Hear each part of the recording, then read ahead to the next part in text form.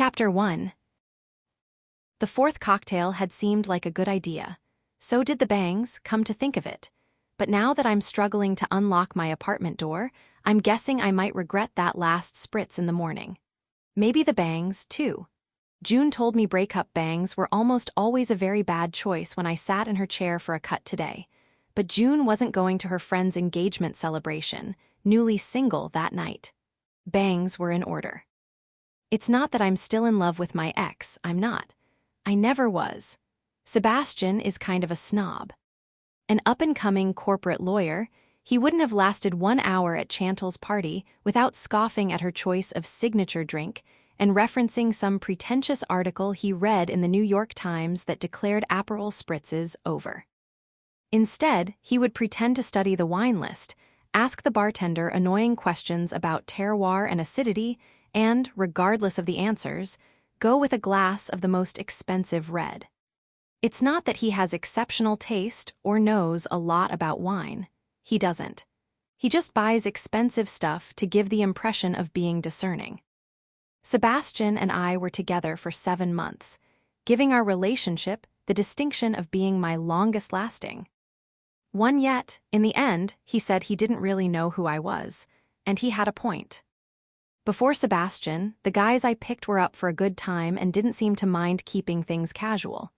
By the time I met him, I figured being a serious adult meant I should find someone to get serious about. Sebastian fit the bill. He was attractive, well-read, and successful, and despite being a bit pompous, he could talk to anyone about almost anything. But I still found it hard to share too many pieces of myself. I'd long ago learned to tamp down my tendency to let random thoughts spew unfiltered from my mouth. I thought I was doing a good job of giving the relationship a real chance, but in the end, Sebastian recognized my indifference, and he was right. I didn't care about him. I didn't care about any of them. There was only the one. And that one is long gone. So I enjoy spending time with men, and I appreciate how sex gives me an escape ladder out of my mind. I like making men laugh, I like having company, I like taking a break from my vibrator once in a while, but I don't get attached, and I don't go deep. I'm still fumbling with my key. Seriously, is something wrong with the lock? When my phone buzzes in my purse. Which is weird. No one calls me this late. Actually, no one ever calls me, except for Chantal and my parents.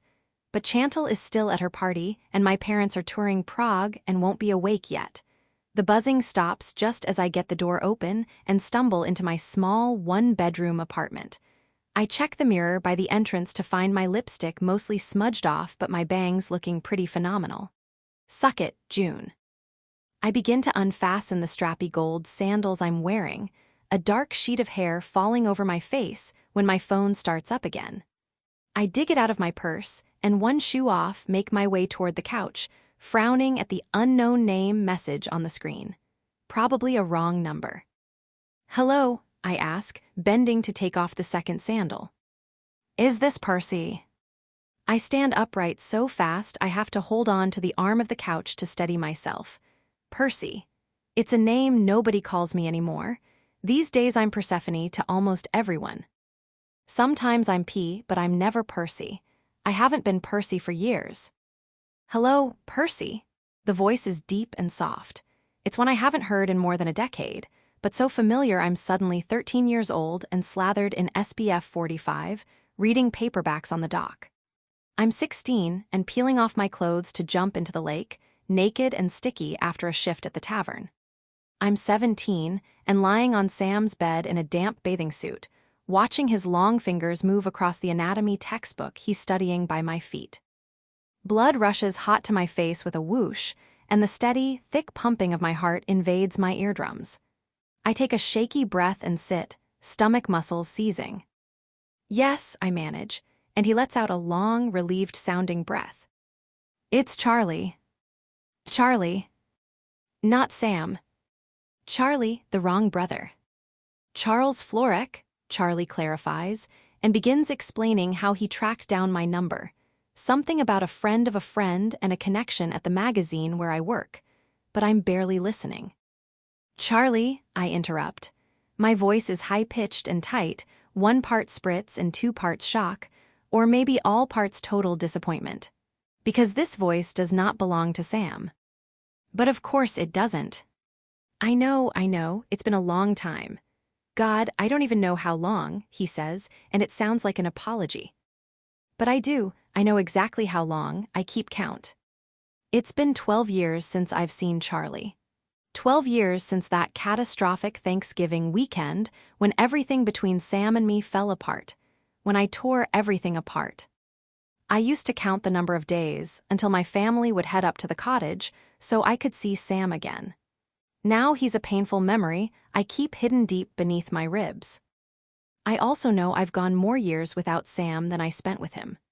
The Thanksgiving that marked 7 years since I'd spoken to him, I had a panic attack, my first in ages, then drank my way through a bottle and a half of rosé. It felt monumental. I'd officially been without him for more years than we'd had together at the lake. I'd cried in ugly, heaving sobs on the bathroom tiles until I passed out.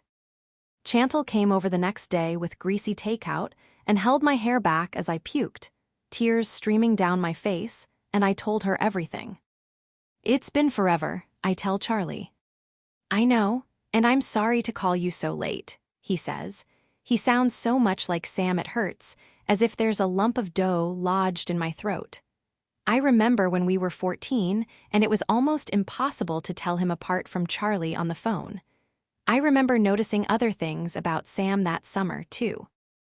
Listen, Pers, I'm calling with some news, he says, using the name he used to call me but sounding much more serious than the Charlie I once knew. I hear him breathe in through his nose. Mom passed away a few days ago, and I thought you'd want to know. His words slam into me like a tsunami, and I struggle to fully understand them. Sue's dead. Sue was young. All I can get out is a rag-sounding, what? Charlie sounds exhausted when he replies, cancer. She'd been fighting it for a couple of years. We're devastated, of course, but she was sick of being sick, you know. And not for the first time, it feels like someone stole the script to my life story and wrote it all wrong. It seems impossible that Sue was sick.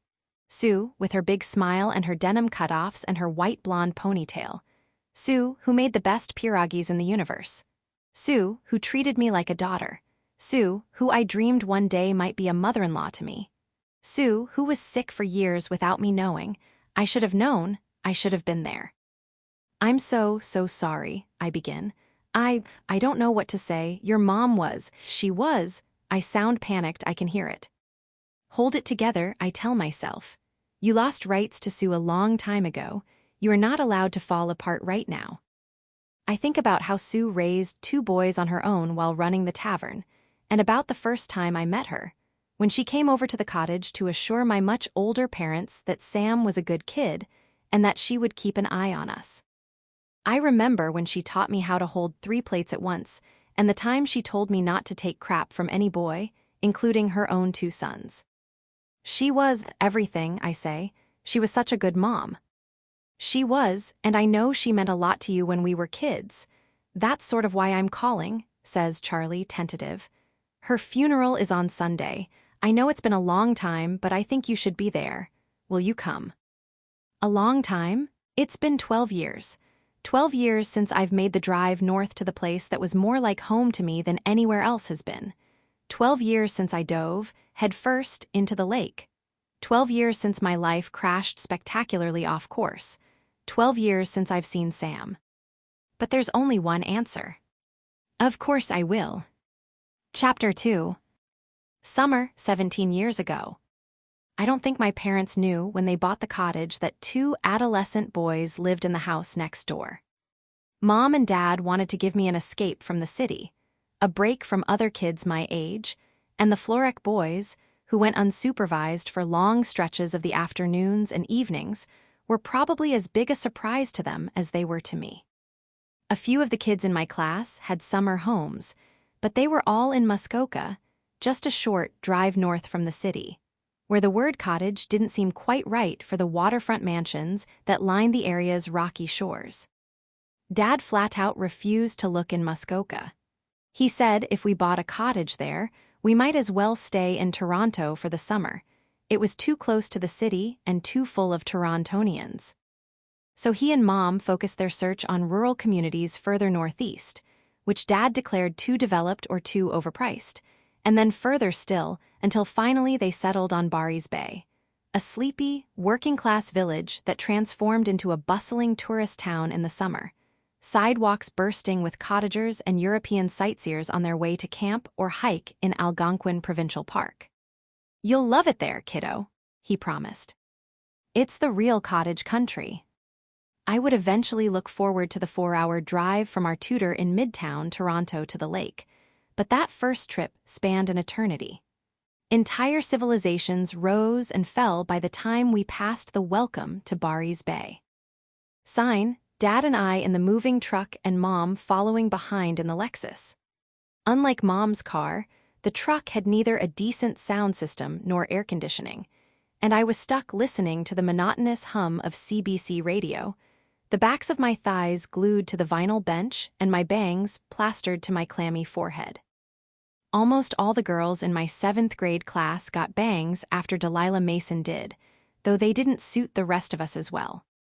Delilah was the most popular girl in our grade, and I considered myself lucky to be one of her closest friends, or at least I used to, but that was before the sleepover incident. Her bangs formed a neat red valance over her forehead, while mine defied both gravity and styling products, jutting out in odd poofs and angles, making me look every bit the awkward 13-year-old I was, rather than the mysterious dark-eyed brunette I wanted to be. My hair was neither straight nor curly, and seemed to change its personality based on an unpredictable number of factors, from the day of the week to the weather to the way I slept the night before. Whereas I would do anything I could to make people like me, my hair refused to fall in line. Winding down the bushland on the western shore of Kaministkeg Lake, Bear Rock Lane was a narrow dirt road that lived up to its name. The drive Dad turned down was so overgrown that branches scraped the sides of the small truck. "Smell that, kiddo?" Dad asked, rolling down his window as we bumped along in the truck. Together we inhaled deeply, and the scent of long-fallen pine needles filled my nostrils, earthy and medicinal. We pulled up to the back door of a modest wood A-frame cabin that was dwarfed by the white and red pines that grew around it. Dad shut off the engine and turned to me, a smile below his graying mustache and eyes crinkling under dark-rimmed glasses, and said, "Welcome to the lake, Persephone." The cottage had this incredible smoky wood smell. Somehow it never faded, even after years of Mom burning her expensive diptych candles. Each time I returned, I'd stand at the entrance, breathing it in, just like I did that first day. The main floor was a small open space, covered floor to ceiling in pale planks of knotted wood. Massive windows opened onto an almost obnoxiously stunning view of the lake. "Wow," I murmured, spotting a staircase leading from the deck and down a steep hill. "Not bad, huh?" Dad patted me on the shoulder. "I'm going to check out the water," I said, already darting out the side door, which closed behind me with an enthusiastic thwack. I fled down dozens of steps until I reached the dock. It was a humid afternoon, every inch of sky carpeted by thick gray clouds that were mirrored in the still, silver water below. I could barely make out the cottages that dotted the far shore. I wondered if I could swim across it. I sat on the edge of the dock, legs dangling in the water, shocked at how quiet it was, until Mom yelled down for me to help unpack. We were tired and cranky from moving boxes and fighting off mosquitoes by the time we unloaded the truck. I left Mom and Dad to get the kitchen organized and headed upstairs. There were 2 bedrooms. My parents forfeited the lakeside one to me, saying that since I spent more time in my room, I'd make better use of the view.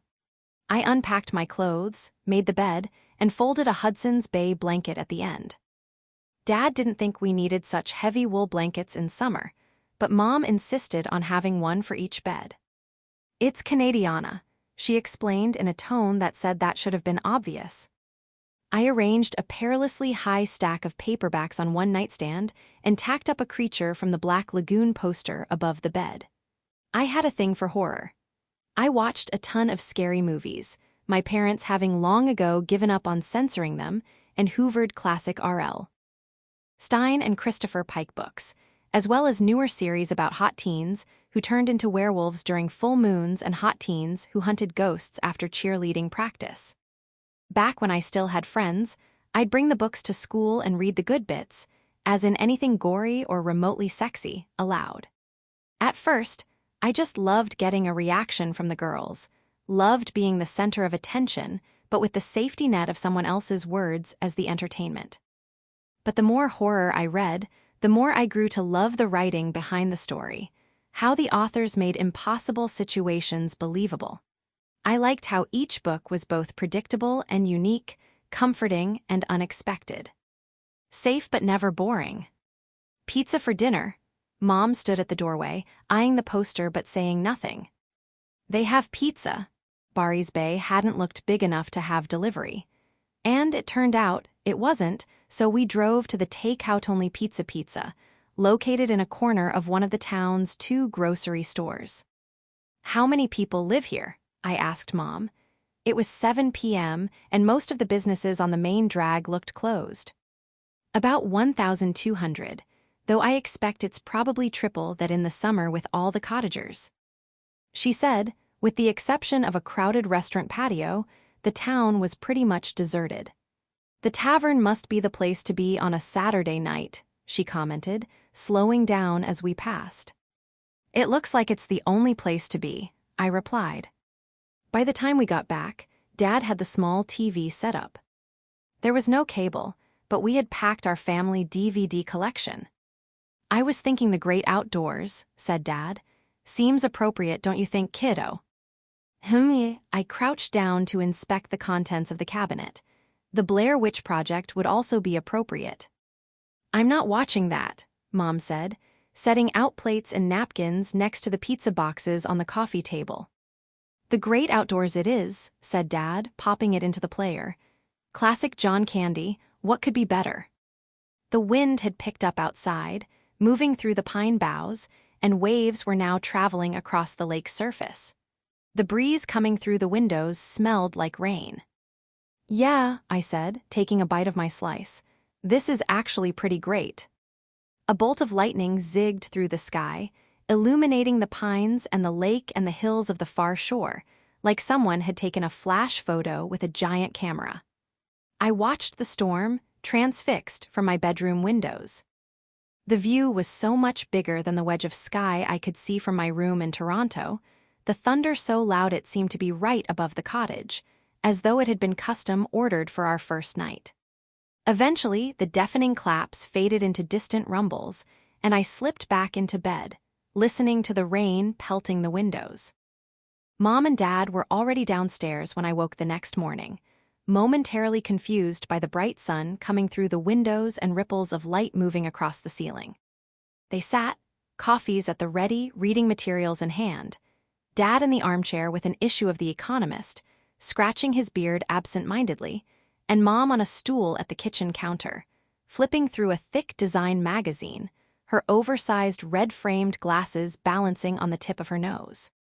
Hear that thunder last night, kiddo? Dad asked. Kinda hard to miss, I said, grabbing a box of cereal from the still mostly empty cupboards. I don't think I got a lot of sleep. After breakfast, I filled a canvas tote with supplies, a novel, a couple of magazines, lip balm, and a tube of SPF 45, and headed down to the lake. Though it had poured the night before, the dock was already dry from the morning sun. I placed my towel down and slathered sunscreen all over my face, then lay on my stomach, face propped on my hands. There wasn't another dock for maybe another 150 meters on one side, but the one in the other direction was relatively close. There was a rowboat tied to it and a raft floating further out from shore. I pulled out my paperback and picked up from where I left off the night before. I must have fallen asleep because I was suddenly jerked awake by a loud splash and the sound of boys yelling and laughing. "I'll get you," one shouted. "Like you could," a deeper voice taunted. "Splash." Two heads bobbed in the lake next to the neighbor's raft. Still lying on my belly, I watched them climb onto the raft, taking turns launching themselves off in flips and dives and flops. It was early July, but they were both bronzed already. I guessed they were brothers, and that the smaller, skinny one was probably close to my age. The older boy stood a head above him, shadows hinting at lean muscles running along his torso and arms. When he tossed the younger one over his shoulder into the water, I sat up laughing. They hadn't noticed me until then, but now the older boy stood looking in my direction with a big smile across his face. The smaller one climbed up on the raft beside him. "Hey," the older boy shouted with a wave. "Hi," I yelled back. "New neighbor," he called over. "Yeah," I hollered. The younger boy stood staring until the older one shoved his shoulder. "Jesus, Sam, say hi." Sam raised his hand and stared at me before the older boy pushed him back into the lake. It took 8 hours for the Florek boys to find me. I was sitting on the deck with my book after washing the dinner dishes when I heard a knock at the back door. I strained my neck but couldn't see who Mom was talking to, so I tucked my bookmark into the pages and pushed myself out of the folding chair. "We saw a girl on your dock earlier today and wanted to come say hi." The voice belonged to a teenage boy, deepish but young sounding. My brother doesn't have anyone his age nearby to play with. "Play? I'm not a baby," a second boy replied, his words cracking in irritation. Mom looked at me over her shoulder, eyes narrowed in question. "You've got visitors, Persephone," she said, making it clear she wasn't exactly pleased about that fact. I stepped outside and closed the screen door behind me, looking up at the tawny-haired boys I'd seen swimming earlier in the day. They were clearly related, both lanky and tanned, but their differences were just as plain. Whereas the older boy was smiling wide, scrubbed clean and clearly knew his way around a bottle of styling gel, the younger one was staring at his feet, a wavy tangle of hair falling haphazardly over his eyes. He wore baggy cargo shorts and a faded Weezer t-shirt that was at least one size too big. The older boy was dressed in jeans, a fitted white crew neck and black Converse, the rubber toes perfectly white. "Hi, Persephone, I'm Charlie," the bigger one said, with deep dimples and celery green eyes dancing across my face. "Cute, boy band cute. And this is my brother, Sam." He put his hand on the younger boy's shoulder. Sam gave me a reluctant half-grin from under a swoosh of hair, then looked down again. I figured he was tall for his age, but all that length made him gangly, his arms and legs twiggy sticks, and his elbows and knees sharp as jagged rocks. His feet looked like tripping hazards. Hey," I started, looking between them. "I think I saw you guys down at the lake today." "Yup, that was us," said Charlie while Sam kicked at pine needles. "We live next door." "Like all the time?" I asked, giving oxygen to the first thought that came into my head. "Year-round," he confirmed. "We're from Toronto, so this," I said, waving around at the surrounding bush, "is pretty new for me. You're lucky to live here." Sam snorted at that, but Charlie went on, ignoring him. "Well, Sam and I would be happy to show you around." "Wouldn't we, Sam?" he asked his brother, not pausing for the answer. "And you're welcome to use our raft anytime." "We don't mind," he said, still smiling. He spoke with the confidence of an adult. "Cool, I definitely will, thanks." I gave him a shy smile back. "Listen, I have a favor to ask you," said Charlie conspiratorially. Sam groaned from under his mop of sandy hair. "Some friends of mine are coming by tonight, and I thought Sam could hang out with you here while they're over. He doesn't have much of a social life, and you look about the same age," he said, giving me a once-over. "I'm 13, I replied, glancing at Sam to see if he had an opinion on this proposal, but he was still examining the ground. Or maybe his submarine-size feet. "Perfect," Charlie purred. "Sam's 13 too, I'm 15, he added proudly. "Congratulations," Sam muttered. Charlie continued, "Anyway, Persephone." "Percy," I interrupted with a burst. Charlie gave me a funny look. I laughed nervously and spun the friendship bracelet I wore around my wrist, explaining, "It's Percy." Persephone is too much name and a bit pretentious.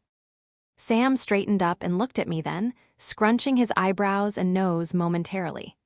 His face was kind of ordinary, no feature especially memorable, except for his eyes, which were a shocking shade of sky blue. "Percy it is," Charlie agreed, but my attention was still on Sam, who watched me with his head tilted. Charlie cleared his throat. "So as I was saying, you'd be doing me a huge favor if you'd entertain my little brother for the evening." "Jesus," Sam whispered at the same time I asked. "Entertain?" We blinked at each other. I shifted my weight on my feet, not sure what to say. It had been months since I'd offended Delilah Mason so fantastically that I no longer had any friends, months since I'd spent time with someone my age, but the last thing I wanted was for Sam to be forced to hang out with me. Before I could say so, he spoke up. "You don't have to if you don't want." He sounded apologetic. "He's just trying to get rid of me because Mom's not home." Charlie belted him across the chest. The truth was I wanted a friend more than I wanted my bangs to behave. If Sam was willing, I could use the company. "I don't mind," I told him, adding with false confidence, "I mean, it is a huge imposition, so you can show me how." To do one of those somersaults off the raft as payback. He gave me a lopsided grin. It was a quiet smile, but it was a great smile, his blue eyes glinting like sea glass against his sunny skin. I did that, I thought, a thrill running through me. I wanted to do it again. Chapter 3. Now my teenage self wouldn't believe it, but I don't own a car. Back then, I was determined to have my own set of wheels so I could head north every weekend possible. These days, my life is confined to a leafy area in Toronto's West End, where I live, and the city's downtown core, where I work. I can get to the office, the gym, and my parents' condo by either walking or public transit. I have friends who haven't ever bothered getting their license. They're the kind of people who brag about never going north of Bloor Street. Their whole world is confined to a stylish little urban bubble, and they're proud of it. Mine is too, but sometimes I feel like I'm suffocating. The truth is, the city hasn't really felt like home since I was 13 and fell in love with the lake and the cottage and the bush. Most of the time, though, I don't let myself think about that. I don't have time to. The world I've built for myself bursts with the trappings of urban busyness, the late hours at the office, the spin classes, and the many brunches. It's how I like it. An overstuffed calendar brings me joy. But every so often I catch myself fantasizing about leaving the city, finding a small place on the water to write, working at a restaurant on the side to pay the bills, and my skin starts feeling too tight, like my life doesn't fit. This would surprise pretty much everyone I know. I'm a 30-year-old woman who mostly has her shit together. My apartment is the top floor of a big house in Roncesvalles, a Polish neighborhood where you can still find a decent enough pierogi. The space is striking, with exposed beams and slanting ceilings, and sure, it's tiny, but a full one-bedroom in this part of the city doesn't come cheap, and my salary at Shelter magazine is modest. Okay, it's crap. But that's typical of media jobs, and while my pay may be small, my job is a big one. I've worked at Shelter for 4 years, climbing steadily up the ranks from lowly editorial assistant to senior editor. That puts me in a position of power, assigning stories and overseeing photo shoots at the country's biggest decor magazine. Thanks in large part to my efforts, we have amassed a dedicated following on social media and a huge online audience. It's work that I love and that I'm good at, and at Shelter's 40th anniversary bash, the magazine's editor-in-chief, Brenda, credited me with bringing the publication into the digital era. It was a career highlight. Being an editor is the kind of job that people think is extremely glamorous. It looks fast and flashy, though if I'm being honest, it mostly involves sitting in a cubicle all day Googling synonyms for minimalist. But there are product launches to attend and lunches to be shared with up-and-coming designers. It's also the kind of job that hotshot corporate lawyers and social climbing bankers swipe right on, which has proved useful in finding dates to join me on the cocktail party circuit. And there are perks, like press trips and open champagne bars, and an obscene amount of free stuff. There's also an endless flow of industry gossip for Chantal and me to chew over, our favorite way to pass a Thursday evening. And my mom never tires of seeing Persephone Fraser in print on the magazine's masthead. Charlie's phone call is an axe through my bubble, and I'm so anxious to get north that as soon as I hang up, I book a car and a motel room for tomorrow, even though the funeral is a few days from now. It's like I've woken from a 12-year coma, and my head throbs in anticipation and terror. I'm going to see Sam. I sit down to write an email to my parents to tell them about Sue. They haven't been regularly checking their messages on this European vacation of theirs, so I don't know when they'll get it. I also don't know whether they were still in contact with Sue. Mom kept in touch with her for at least a few years after Sam and I broke up, but each time she'd mention any one of the Florex, my eyes would well up. Eventually, she stopped giving me updates. I keep the notes short, and when I'm done, I throw some clothes into the Rimua suitcase I couldn't afford but bought anyway. It's now well after midnight, and I have an interview for work in the morning and then a long drive, so I change into PJs, lie down, and shut my eyes. But I'm too wired to sleep. There are these moments I come back to when I'm at my most nostalgic, when all I want to do is curl up in the past with Sam. I can play them in my mind as if they're old home videos. I used to watch them all the time in university, a bedtime routine as familiar as the pilled Hudson's bay blanket I'd taken from the cottage. But the memories and the regrets they carried with them chafed. Like the blanket's wool, and I would lose nights imagining where Sam was at that precise moment, wondering if there's a chance he might be thinking of me. Sometimes I felt sure he was, like there was an invisible, unbreakable string that ran between us, stretching vast distances and keeping us joined. Other times, I dozed off in the midst of a movie only to wake in the middle of the night, my lungs feeling like they were on the verge of collapse, and I'd have to breathe my way through the panic attack. Eventually, by the end of school, I managed to shut off the nightly broadcasts, filling my brain instead with looming exams and article deadlines and internship applications, and the panic attacks began to subside. Tonight I have no such restraint. I cue up our firsts. The first time we met, our first kiss, the first time Sam told me he loved me, until the reality of seeing him starts to sink in and my thoughts become a swirl of questions I don't have answers for. How will he react to my showing up? How much has he changed? Is he single, or fuck, is he married? My therapist, Jennifer, not Jen, never Jen, I made the mistake once and was sharply corrected. The woman has framed quotes on the wall, "Life begins after coffee." And I'm not weird, I'm limited edition, so I'm not sure what kind of gravitas she thinks her full name adds. Anyway, Jennifer has tricks for coping with this kind of anxious spiraling, but deep belly breaths and mantras don't stand a chance tonight. I started seeing Jennifer a few years ago, shortly after the Thanksgiving I spent puking up Risset and spilling my guts to Chantal. I didn't want to talk to a therapist. I thought that panic attack had just been a blip on an otherwise fairly successful path to pushing Sam Florek out of my heart and mind, but Chantal was insistent. "This shit is above my pay grade, P," she'd told me with trademark blunt force. Chantal and I met as interns at the City magazine, where she is now the entertainment editor. We bonded over the peculiar business of fact-checking restaurant reviews, so the halibut is coated in a pine nut dust, not a pistachio crust, and the editor-in-chief's farcical obsession with tennis. The moment that solidified our friendship was during a story meeting that the editor literally began with the words, "I've been thinking a lot about tennis," and then turned to Chantal, who was the only black person in the entire office, and said, "You must be great at tennis." Her face remained perfectly composed when she replied that she did not play, while at the same time I blurted, "Are you kidding?" Chantal is my closest girlfriend, not that there's much competition. My reluctance to share embarrassing or intimate parts of myself with other women makes them suspicious of me. For instance, Chantal knew I grew up with a cottage and that I hung around with the boys next door, but she had no idea about the extent of my relationship with Sam, or how it ended in a messy explosion that left no survivors. I think the fact that I'd kept such a fundamental piece of my history from her was more shocking than the story of what happened all those years ago. "You do understand what it means to have friends, right?"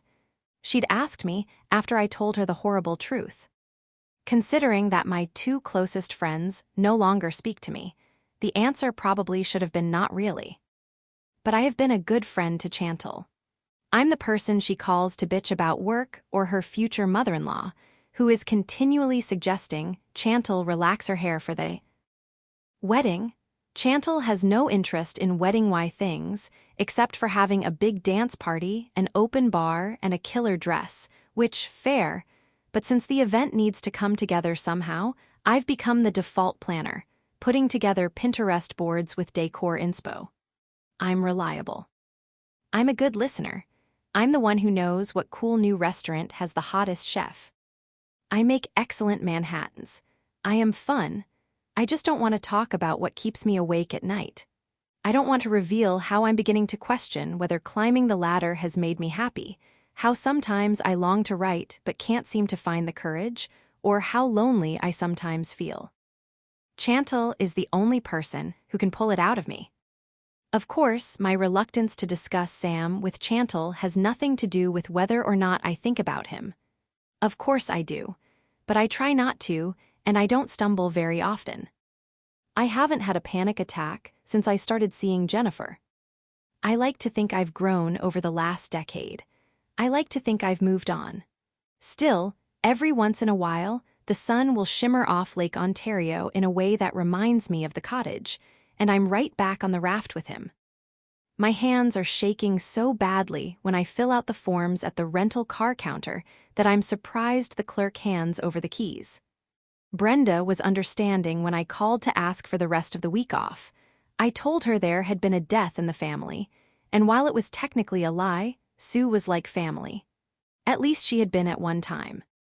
I probably hadn't needed to stretch the truth, though.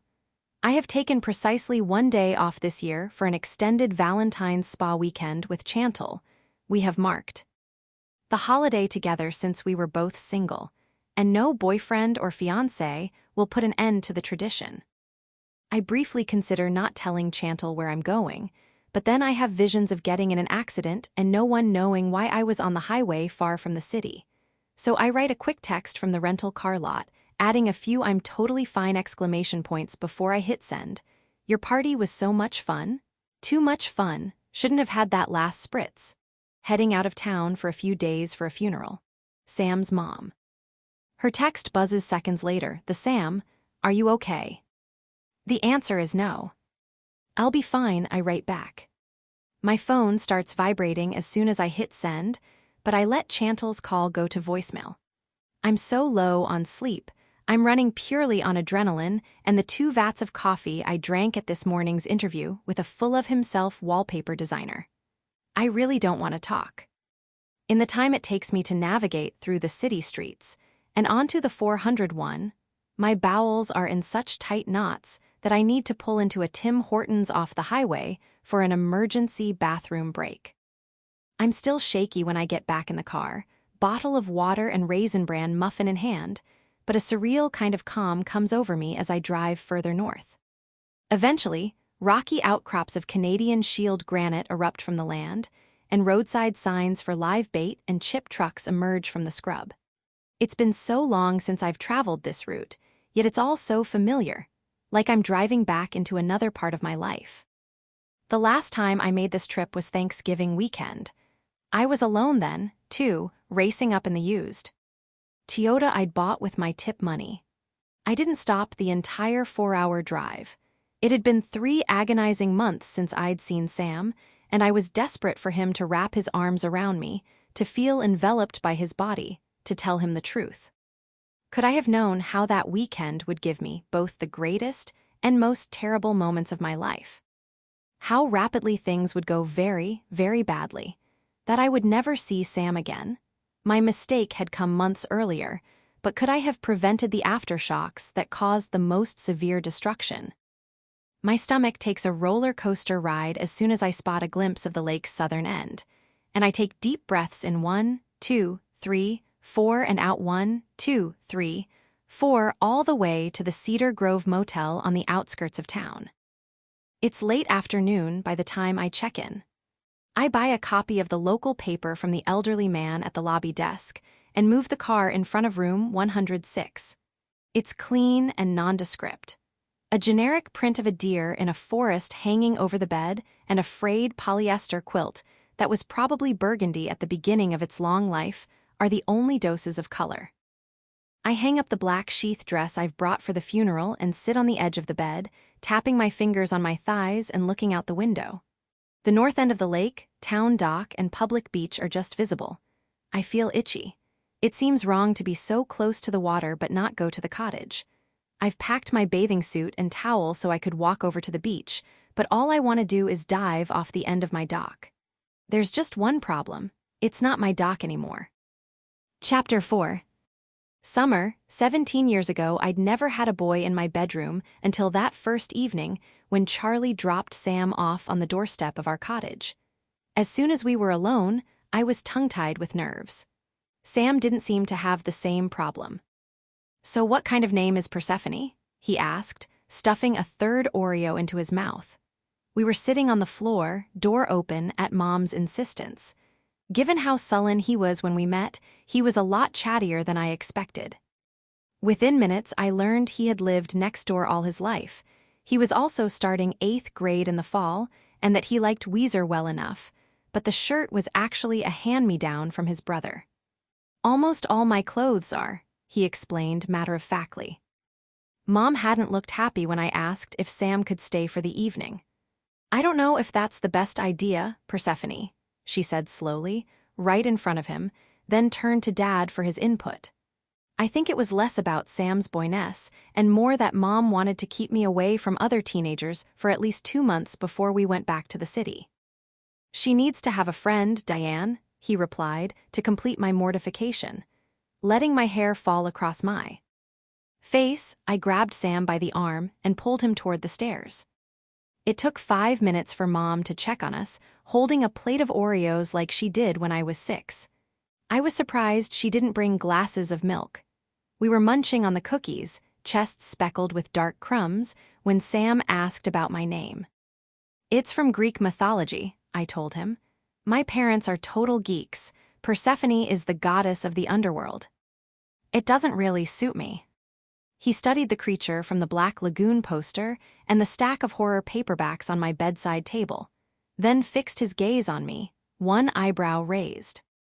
"I dunno, goddess of the underworld, seems like it suits you, sounds pretty cool to me." He trailed off, his expression turning serious.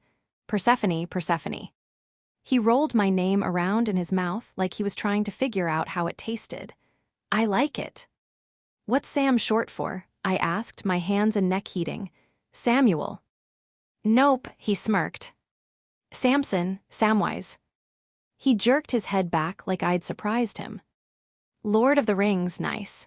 His voice cracked over the nice, and he gave me an off-kilter grin that sent another thrill zipping through my chest. "But nope, it's just Sam." My mom likes one-syllable names for boys, like Sam and Charles. She says they're stronger when they're short, but sometimes, when she's really pissed, she calls me Samuel. She says it gives her more to work with. I laughed at this, and his grin turned into a full-blown smile, one side slightly higher than the other. He had this easy way about him, like he wasn't trying to please anyone. I liked it. I wanted to be just like that. I was polishing off a cookie when Sam spoke again. "So, what did your dad mean downstairs?" I feigned confusion. I'd been hoping he somehow hadn't heard. Sam squinted and added quietly, "About you needing to have a friend." I winced, then swallowed, not sure of what to say or how much to tell him. "I had some," I made air quotes with my fingers, "issues with a few of the girls at school this year. They don't like me anymore." I fidgeted with the bracelet on my wrist while Sam pondered this. When I peered up at him, he was looking right at me, brows drawn like he was working out a math problem. "2 girls in my class were suspended for bullying last year," he finally said. "They were getting the boys to ask this one girl out as a prank, and then they'd tease her for believing it. As much as she despised me, I don't think Delilah would have gone that far." I wondered if Sam was part of the prank, and as if he could see my mind churning, he said, "They wanted me to get in on it, but I wouldn't. It seemed mean and kind of messed up." It's totally messed up, I said, relieved. Keeping his blue eyes trained on me, he changed the subject. Tell me about this bracelet you keep playing with. He pointed to my wrist. This is my friendship bracelet. Before I was a social outcast, I was known for two things at school: my love of horror and my friendship bracelets. I wove them in elaborate patterns, but that was secondary to picking just the right colors. I carefully chose each palette to reflect the wearer's personality. Delilah's was pinks and deep reds, feminine and powerful. My own was a trendy mix of neon orange, neon pink, peach, white, and gray. Delilah had always been the prettiest, most popular girl in our class, and even though the other kids liked me, I knew my status was due to my proximity to her. When I got requests for bracelets from every girl in our class, and even a few of the 8th graders, I felt like I finally had my own thing aside from being Delilah's funny sidekick. I felt creative and cool and interesting. But then one day, I found the bracelets I'd made for my 3 best friends cut up in little pieces in my desk. "Who gave it to you?" Sam asked. "Oh, well, no one did. I made it myself. The pattern is really cool." "Thanks," I perked up. "I've been practicing all year. I thought the neons and the peach were kind of funky together." "Definitely," he said, leaning closer. "Could you make me one?" he asked, looking back up at me. He wasn't kidding. I hopped up and dug out the embroidery floss kit from my desk. I placed the small wooden box with my initials carved on top on the floor between us. "I've got a bunch of different colors, but I'm not sure if I have anything you'll like," I said, pulling out the rainbow loops of thread. I'd never done one for a boy before. "But tell me what you're into, and if I don't have it, I can get Mom to take me into town to see if we can find it. Usually I know people a little better before I make them. It might sound silly, but I try to match the colors to their personality." "That doesn't sound silly," he said. "So what do those colors say about you?" He reached out and tugged on one of the strings dangling from my wrist. His hands were like his feet, too big for his body. They reminded me of the oversized paws of a German Shepherd puppy. "Well, these don't really mean anything," I stammered. "I just thought it was a sophisticated palette." I returned to organizing the embroidery floss, lining them up in a tidy row from light to dark on the wood floor between us. "Maybe I could make it in blues to match your eyes," I said, thinking aloud. "I don't have a ton of blue, so I'll just need to get a few more shades." I glanced at Sam to see what he thought, except he wasn't looking at the floss. He was staring right at me. "That's okay," he said. "I want it to be just like yours." The next morning I scarfed down breakfast, then raced to the water with my kit. I sat cross-legged on the dock and fastened the bracelet to my shorts with a safety pin to work on it while I waited for Sam. When his footsteps tramped across the dock next door, it was almost like they were right beside me. He was wearing the same navy shorts as yesterday. It looked like they might fall off his narrow hips at any moment. I waved at him, and he raised his hand and then dove off the end of the dock and paddled toward me. He was in the water in front of me in under a minute. "You're fast," I said, impressed. "I've taken swimming lessons, but I'm nowhere near as good as you." Sam gave me the crooked grin, then hauled himself out of the water and plopped down next to me. Water dripped off his hair and ran in rivulets down his face and his chest, which was almost concave in form, if he was at all self. Conscious about being half-naked next to a girl, I wouldn't have known it. He pulled on the strands of embroidery floss I was working on. "Is that my bracelet? It looks great." "I started it last night," I told him. "They don't actually take that long to make. I should be able to finish it for you tomorrow." "Awesome," he motioned to the raft. "Ready to collect your payment?" Sam had agreed to show me how to do a flip off the raft in exchange for the bracelet. "Definitely," I said, taking off my Jay's hat and slathering copious amounts of SPF all over my face. "You're really into sun safety, huh?" He picked up the hat. "I guess. Well, no. It's more that I'm not into freckles and the sun gives me freckles. They're okay on my arms and stuff, but I don't want them all over my face. What I wanted was a creamy, unblemished complexion like Delilah Mason's." Sam shook his head, baffled, then his eyes lit up. Did you know that freckles are caused by an overproduction of melanin that gets stimulated by the sun? My jaw dropped. What? He said. It's true. No, I believe you, I said slowly. It's just a really random fact for you to know. He grinned. I'm going to be a doctor. I know a lot of, he made air quotes, random facts, as you call them. You already know what you want to be? I was blown away. I had no clue what I wanted to do, not even close. English was my best subject, and I liked to write, but I never really thought about having a grown-up job. I've always wanted to be a doctor, a cardiologist, but my school kind of sucks. I don't want to be stuck here forever, so I learned stuff on my own. My mom orders used textbooks for me online, Sam explained. I took this in, so you're smart, huh? I guess. And then he stood, a stack of arms and legs and pointy joints, and hauled me up by my arms. He was surprisingly strong for someone so weedy. And I'm an awesome swimmer. Come on, I'll show you how to do that somersault. Countless belly flops, a few dives, and one semi-successful somersault later, Sam and I lay outstretched on the raft, faces to the sky, the already hot morning sun drying our bathing suits. You're always doing that, Sam said, looking over at me. Doing what? Touching your hair. I shrugged. I should have listened to Mom when she told me bangs wouldn't work for my hair type. Instead, one spring evening while my parents were marking papers, I took Matters and Mom's good sewing shears into my own hands. Except that I couldn't get the bangs to lie evenly, and every snip just made things worse. In less than 5 minutes, I had totally butchered my hair. I crept downstairs to the living room, tears running down my face. Hearing my sniffles, my parents turned to see me standing with scissors in hand. Persephone, what on earth? My mother gasped and flung herself at me, checking my wrists and arms for signs of damage before hugging me tightly while Dad sat agape. Don't worry, honey, we'll get this fixed, Mom said, stepping away to make an appointment at her salon. If you're going to have bangs, they need to look intentional. Dad gave me a weak smile. What were you thinking, kiddo? My parents had already put in an offer on a lakeside property in Barry's Bay. But seeing me clutching those scissors must have sent them over the edge, because the next day Dad called the realtor and told her to up the offer. They wanted me out of the city as soon as the school year ended. But even today, I think my parents were probably overreacting. Deanne and Arthur Fraser, both professors at the University of Toronto, doted on me in a way particular to older, upper-middle-class parents with just one child. My mom, a sociology scholar, was in her late 30s when they had me.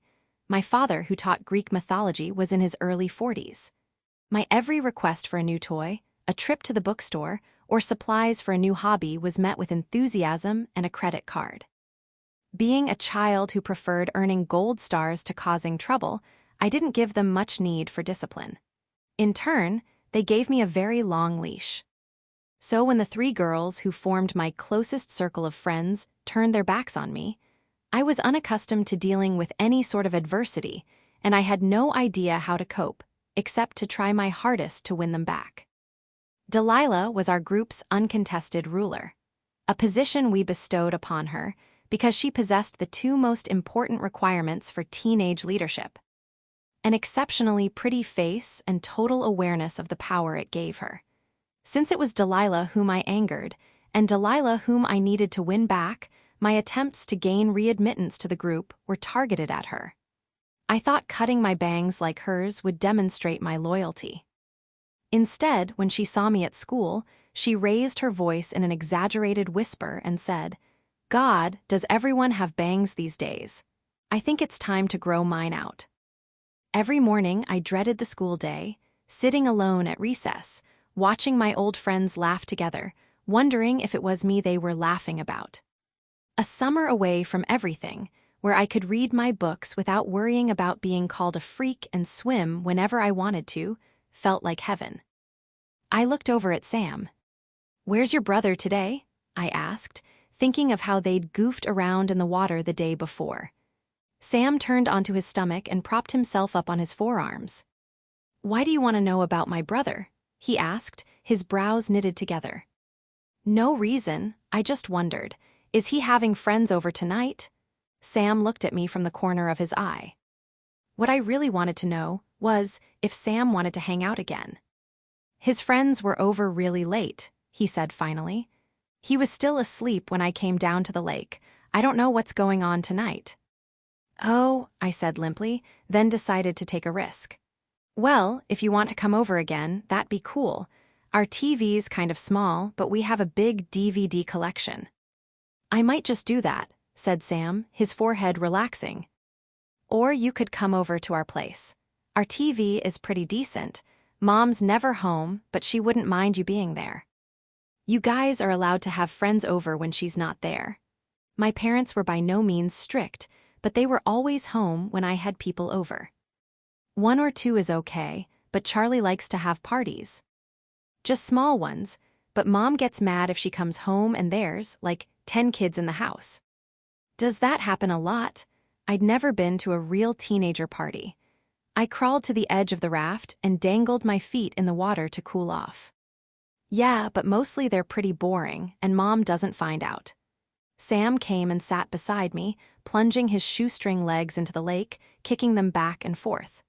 I usually stay in my room, reading or whatever. If he has a girl over, then he tries to get rid of me like last night. Does he have a girlfriend? I asked. Sam pushed back the hair that had fallen over his eye and gave me a suspicious sideways glance. I'd never had a boyfriend, and unlike a lot of girls in my class, getting one wasn't high on my priority list. But I'd also never been kissed and would have given my right arm for someone to think I was pretty enough to kiss. Charlie always has a girlfriend, he said. He just doesn't have them for very long.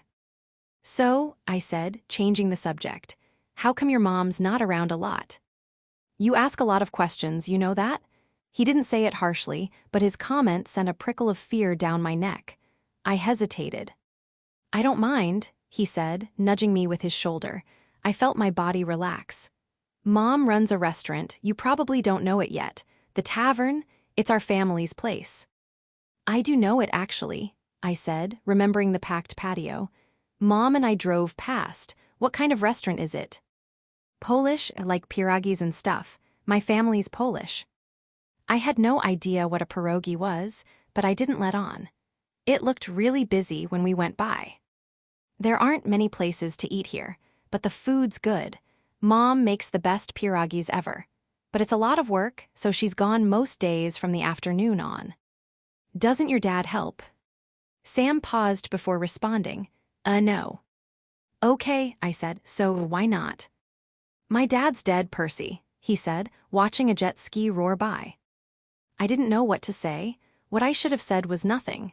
But instead, I've never met anyone with a dead dad before. I immediately wanted to scoop the words up and shove them back down my throat. My eyes went wide with panic. Would it make things more or less awkward if I jumped in the lake? Sam turned to me slowly, blinked once, stared straight into my eyes, and said, I've never met anyone with such a big mouth before. I felt like I was caught in a net. I sat there, mouth hanging open, my throat and eyes burning. And then the straight line of his lips curled up at one corner and he laughed. Just kidding, he said. Not about my dad being dead, and actually you do have a big mouth, but I don't mind. My relief was instant, but then Sam put his hands on my shoulders and gave them a little shake. I stiffened. It was like all the nerve endings in my body had moved to beneath his fingers. Sam gave me a funny look, squeezing my shoulders gently. You okay there? He shifted his head down to meet my eyes. I took an unsteady breath. Sometimes things just come out of my mouth before I think about how they sound or even what I'm really saying. I didn't mean to be rude. I'm sorry about your dad, Sam. Thanks, he said softly. It happened a bit over a year ago, but most of the kids at school are still weird about it. I'll take your questions over the pity any day. Okay, I said. No more questions, he asked with a smirk. I'll save them for later, I said, standing on shaky legs. Want to show me that somersault again? He jumped up beside me, a crooked smile on his mouth. Nope. And then in a flash, he grabbed my waist and pushed me into the water. We fell into an easy routine that first week of summer. There was a narrow path by the shore that ran through the bush between our two properties, and we went back and forth several times a day. We spent the mornings swimming and jumping off the raft, then read on the dock until the sun got too hot, and then we'd hit the water again. Despite how often she was at the restaurant, it took Sue just a few days to figure out that Sam and I were spending more time together than apart. She showed up on our doorstep, Sam in tow, holding a large Tupperware container of homemade pierogies. She was surprisingly young, like, way younger than my parents, and dressed more like me than a grown-up, in denim cutoffs and a gray tank top, her pale blonde hair pulled back into a swishy ponytail. She was small and soft, and her smile was wide and dimpled like Charlie's. Mom put on a pot of coffee, and the three adults sat out on the deck chatting while Sam and I eavesdropped from the couch.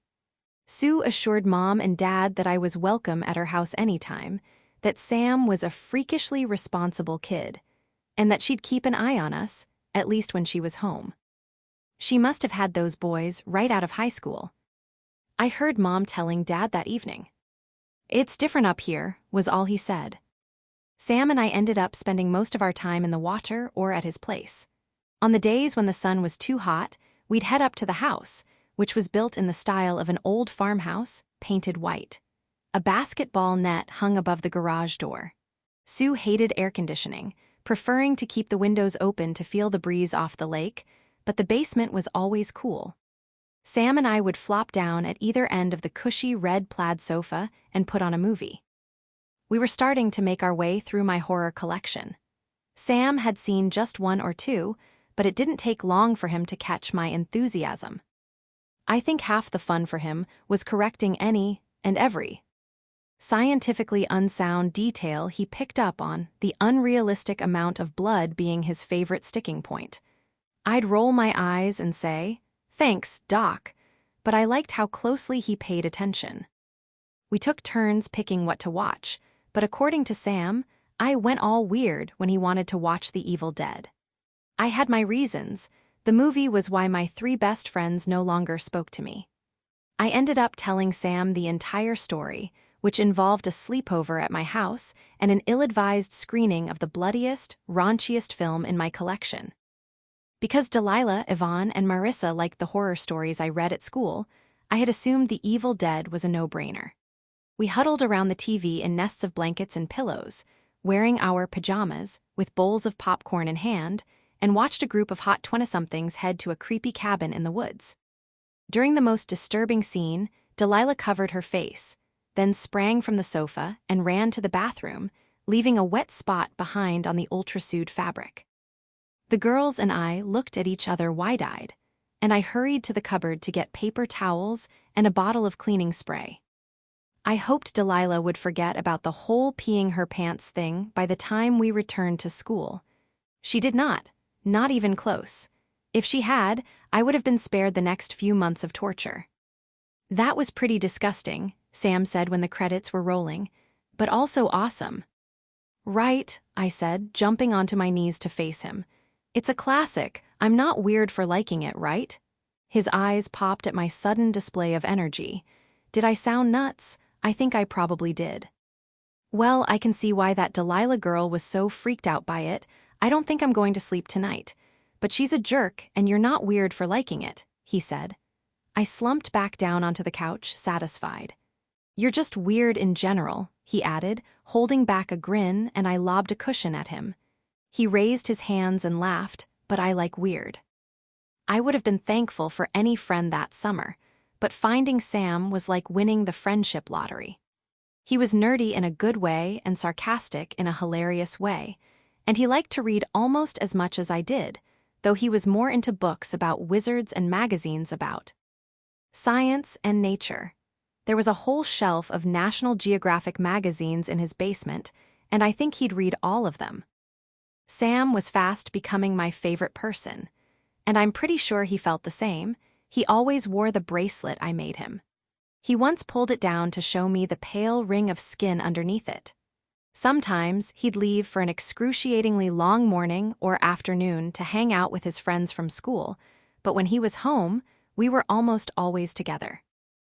By midsummer, a smattering of freckles dotted my nose, cheeks, and chest.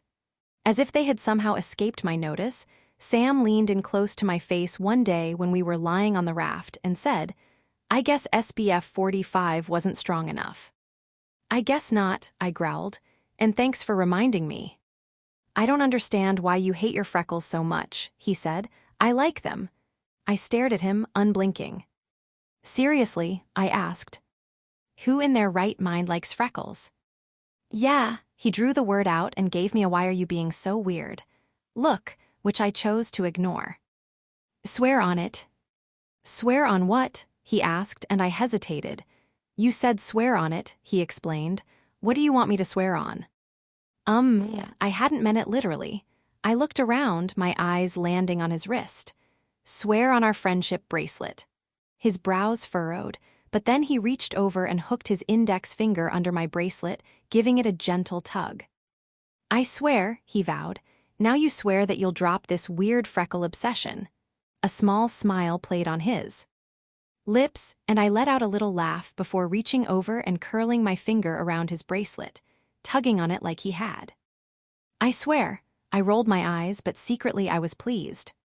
And I didn't worry too much about my freckles after that. Halloween in August was the official name Sam, and I gave to the week we devoted to binging the entire Halloween franchise.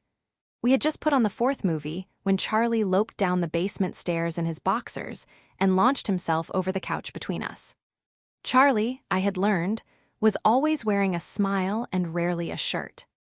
"Could you get any further away from her, Samuel?" he chuckled. "Could you get any more naked, Charles?" Sam deadpanned. Charlie's face split into a toothy smile. "Sure," he cried, jumping up and hooking his thumbs into the waistband of his boxers. I yelped and covered my eyes. "Jesus, Charlie, cut it out," Sam yelled, his voice cracking. Both the Florek boys liked to tease. Whereas I was the object of Sam's gentle ribbing, Sam was subjected to Charlie's relentless digs about his scrawniness and sexual inexperience. Sam rarely talked back, and the only sign of his irritation was the red stain on his cheeks. At the lake, Charlie pushed Sam into the water at every possible chance, to the point that even I found it annoying. "He does it more when you're around," Sam told me one day. Charlie laughed and plunked back down on the couch. He elbowed my side and said, "Your neck's all blotchy, purrs." He pulled my arms away from my face and put his hand over my knee and squeezed. "Sorry, I didn't mean to upset you." I glanced at Sam, but he was staring at Charlie's hand on my leg. We were interrupted by Sue calling us up for lunch. A platter of cheese and potato pierogies waited for us on the round table in the kitchen. It was a sunny space with cream cabinets, windows overlooking the lake, and a sliding glass door onto the deck. Sue stood at the sink in her denim cutoffs and a white t-shirt, her hair pulled back into her usual ponytail, washing up a large pot. "Hi, Mrs. Florek," I said, sitting down and helping myself to 3 massive dumplings. "Thanks for making lunch." She turned around from the sink. "Charlie, go put on some clothes. And you're welcome, Percy. I know how much you like my pierogies." "I love them," I said, and she gave me one of her toothy, dimpled smiles. Sam told me pierogies had been his dad's favorite, and Sue had stopped making them at home before I came around. After I finished my serving, I piled more onto my plate along with a large dollop of sour cream. "Sam, your girlfriend eats like a horse," Charlie laughed. I winced at the G word. "Cut it out, Charlie," Sue snapped. "Never comment on how much a woman eats and don't tease them.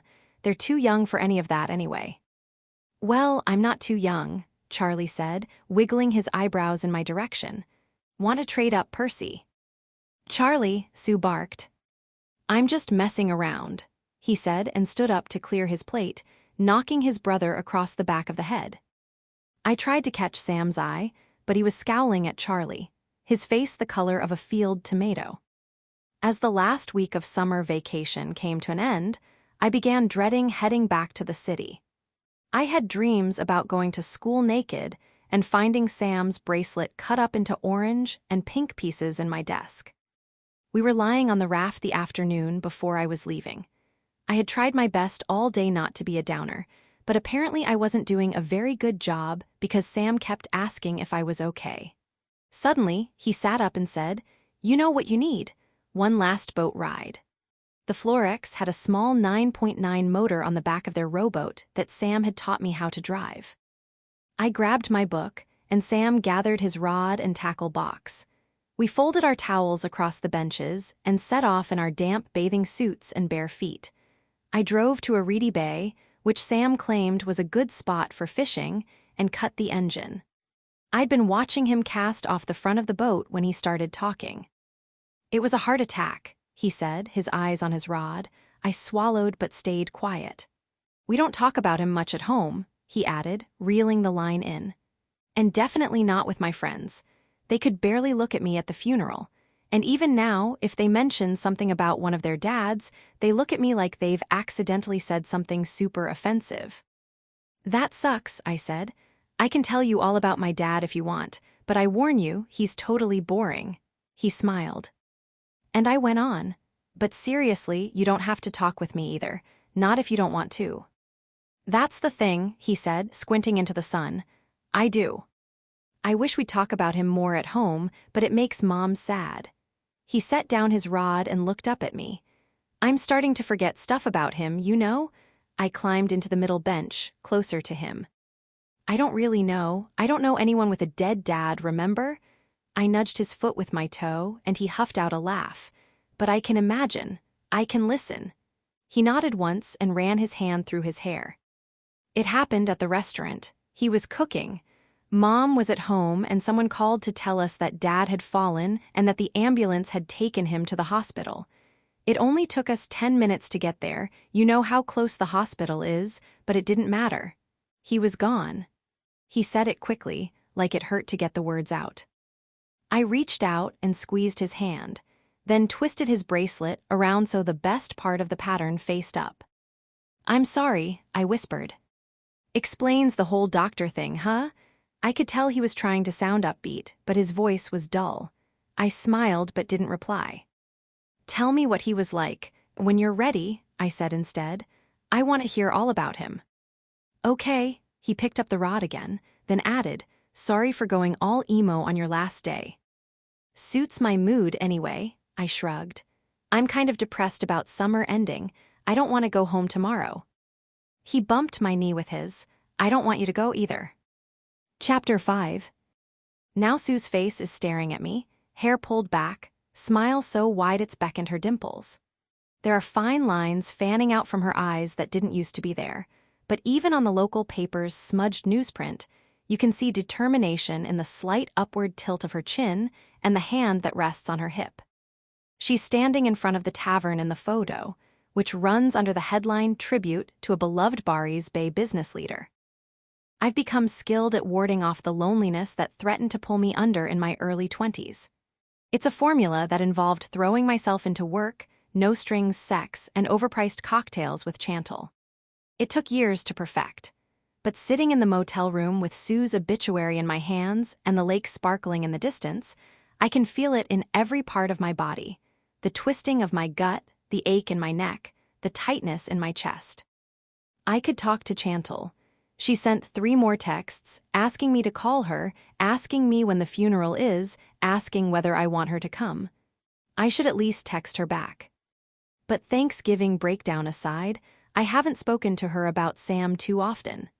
I tell myself I don't have the energy to get into it right now, but it's more that if I start talking about him, about how monumental it feels to be here, how scary, I may not be able to hold it together. What I really need is a bottle of wine. My stomach gurgles, and maybe some food. I haven't eaten anything except for the Raisin Bran muffin from my emergency Tim Hortons stop. It's a blistering late afternoon, so I throw on the lightest thing I've packed, a sleeveless poppy-colored cotton dress that hits above the knees. It has large buttons down the front and a belted waist. I fasten my gold sandals and head out the door. It takes about 20 minutes to walk to the center of town. My bangs are stuck to my forehead by the time I get there, and I hold my hair in a dense pile on top of my head to cool my neck down. Other than a new cafe with a sandwich board advertising lattes and cappuccinos, neither of which you could get in town when I was a kid. The family businesses on the main street are pretty much the same. Somehow I'm not prepared for the wallop of seeing the butter yellow building and the red sign painted with Polish folk art flowers. I stand in the middle of the sidewalk, staring. The tavern is in darkness, the green patio umbrellas folded shut. This is probably the first time since the restaurant opened that it's been closed on a Thursday evening in July. There's a small sign taped to the front door, and without thinking, I move toward it. It's a short message, written with black marker. The tavern is closed until August to mourn the loss of owner Sue Florek. We thank you for your support and understanding. I wonder who wrote it. Sam, Charlie. Butterflies swarm my stomach. I lean into the glass door with my hands cupped around my face and notice a light on inside. It's coming from the windows that lead into the kitchen. Someone's in there. As if drawn by a magnetic force, I head around to the back of the building. The heavy steel door that leads into the kitchen is propped open a few inches. The butterflies become a flock of flapping gulls. I pull the door wider and step inside. And then I freeze. At the dishwasher stands a tall, sandy-haired man, and although his back is turned to me, he is as unmistakable as my own reflection. He's wearing sneakers, a blue t-shirt, and navy and white striped board shorts. He's still slim, but there's so much more of him. All golden brown skin and broad shoulders and strong legs. He's scrubbing something in the sink, a tea towel over one shoulder. I watch the muscles clench in his back as he lifts a platter into the washer rack. The sight of his large hands sends blood rushing to my ears so loudly, it's like waves are crashing inside my head. I remember when he knelt over me in his bedroom, running those fingers along my body like he had discovered a new planet. His name slides softly from my lips. Sam. He turns, a look of confusion across his face. His eyes are the clear blue skies they always were, but so much else is different. The edges of his cheekbones and jaw are harder, and the skin underneath his eyes is tinged purple, as if sleep has eluded him for nights on end. His hair is shorter than he used to wear it, cropped close on the sides and only a little floppy on top, and his arms are thick and corded. He was beautiful at 18, but adult Sam is so devastating I could cry. I missed him becoming this, and the grief of that loss, of seeing Sam grow into a man, is a fist squeezing around my lungs. Sam's gaze moves across my face and then drops down my body. I can see the flint of recognition that sparks when his eyes make their way back up to mine. Sam always kept a snug-fitting seal on his feelings, but I spent 6 years figuring out how to pry it off. I devoted hours to studying the subtle movement of emotions across his features. They were like rain that traveled from the far shore and across the water, unassuming until it was right there, pelting the cottage windows. I memorized his shimmers of mischief, the distant thunder of his jealousy, and the white caps of his ecstasy. I knew Sam Florek. His eyes lock onto mine. Their hold is as unrelenting as ever. His lips are pinched into a flat line, and his chest expands in slow, steady breaths. I take a hesitant step forward, as if I'm approaching a wild horse. His eyebrows shoot up, and he shakes his head once like he's been startled from a dream. I halt. We stand staring at each other silently, and then he takes 3 giant strides toward me and wraps his arms around me so tight it's like his large body is a cocoon around mine. He smells like sun and soap and something new that I don't recognize. When he speaks, his voice is a deep rasp that I want to drown in. You came home. I squeeze my eyes shut. I came home. Sam pulls back from me, his hands on my shoulders. His eyes ping around my face in disbelief. I give him a small smile. Hi, I say. The lopsided grin that curves his mouth is a drug I've never kicked. The faint crinkles at the corners of his eyes and the stubble on his face are new and so sexy. Sam is sexy. So many times I've wondered about what he'd be like all grown up, but the reality of 30-year-old Sam is so much more solid and dangerous than what I could have imagined. Hi, Percy. My name passes from his lips and straight to my bloodstream, a sudden injection of desire and shame and 1,000 memories. And just as quickly, I remember why I'm here. Sam, I'm so sorry, I say, my voice cracking. I'm so raw with grief and regret that I can't stop the tears that roll down my cheeks. And then Sam is holding me again, whispering, "SH," into my hair while he moves one hand up and down my back. "It's okay, Percy," he whispers, and when I peer up at him, his forehead is wrinkled in concern. "I should be comforting you," I say, wiping my cheeks. "I'm sorry." "Don't worry about that." His voice is soft as he pats my back and then takes a step back, running his hand through his hair. The familiar gesture tugs a frayed string inside me. She was sick for years. We had a long time to come to terms with it. I can't imagine any amount of time being long enough. She was so young. 52. I inhale sharply because that's even younger than I had guessed, and I can imagine how this must gnaw at Sam. His dad was young too. "I hope it's okay that I came," I say. "I wasn't sure you'd want me here." "Yeah, of course." He says it as if it hasn't been more than a decade since we spoke, as if he doesn't hate me. He turns back to the dishwasher, emptying a tray of side plates and stacking them on the counter. "How did you know?" He glances at me and squints when I don't immediately reply. Ah. He's already figured out the answer, but I tell him anyway. "Charlie called me." His face darkens. "Of course he did," he says flatly. There are serving dishes and chafing trays lined up on the counters, the kind of equipment needed to cater a big function.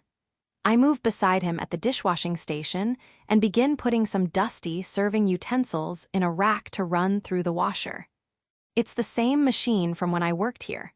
I've run it so many times I could do it with my eyes closed. "So what's all this for?" I ask, keeping my eyes on the sink, but I don't get a response. I can tell from the quiet that Sam has stopped emptying dishes. I take a deep breath in 1, 2, 3, 4 and out 1, 2, 3, 4 before looking over my shoulder. He's leaning against the counter, arms crossed, watching me. "What are you doing?" he asks, voice rough. I turn to face him straight on, taking another deep breath, and from some deep forgotten place, I find Percy, the girl I used to be. I lift my chin and give him an incredulous look, putting a hand on my hip. My hand is soaking wet, but I ignore that as well as the swooping in my stomach. "I'm helping you out, genius." The water seeps through my dress, but I don't budge. I don't look away. A muscle in his jaw twitches and his frown loosens just enough that I know I've stuck a knife under his sealer lid. A smile threatens to ruin my poker face, and I bite my lip to hold it back. His eyes flash to my mouth. "You were always a shit dishwasher," I say, and he bursts out laughing, the rich bellow bouncing off the kitchen's steel surfaces. It is the most magnificent sound. I want to record it so I can listen to it later, again and again. I don't know the last time I've smiled this widely.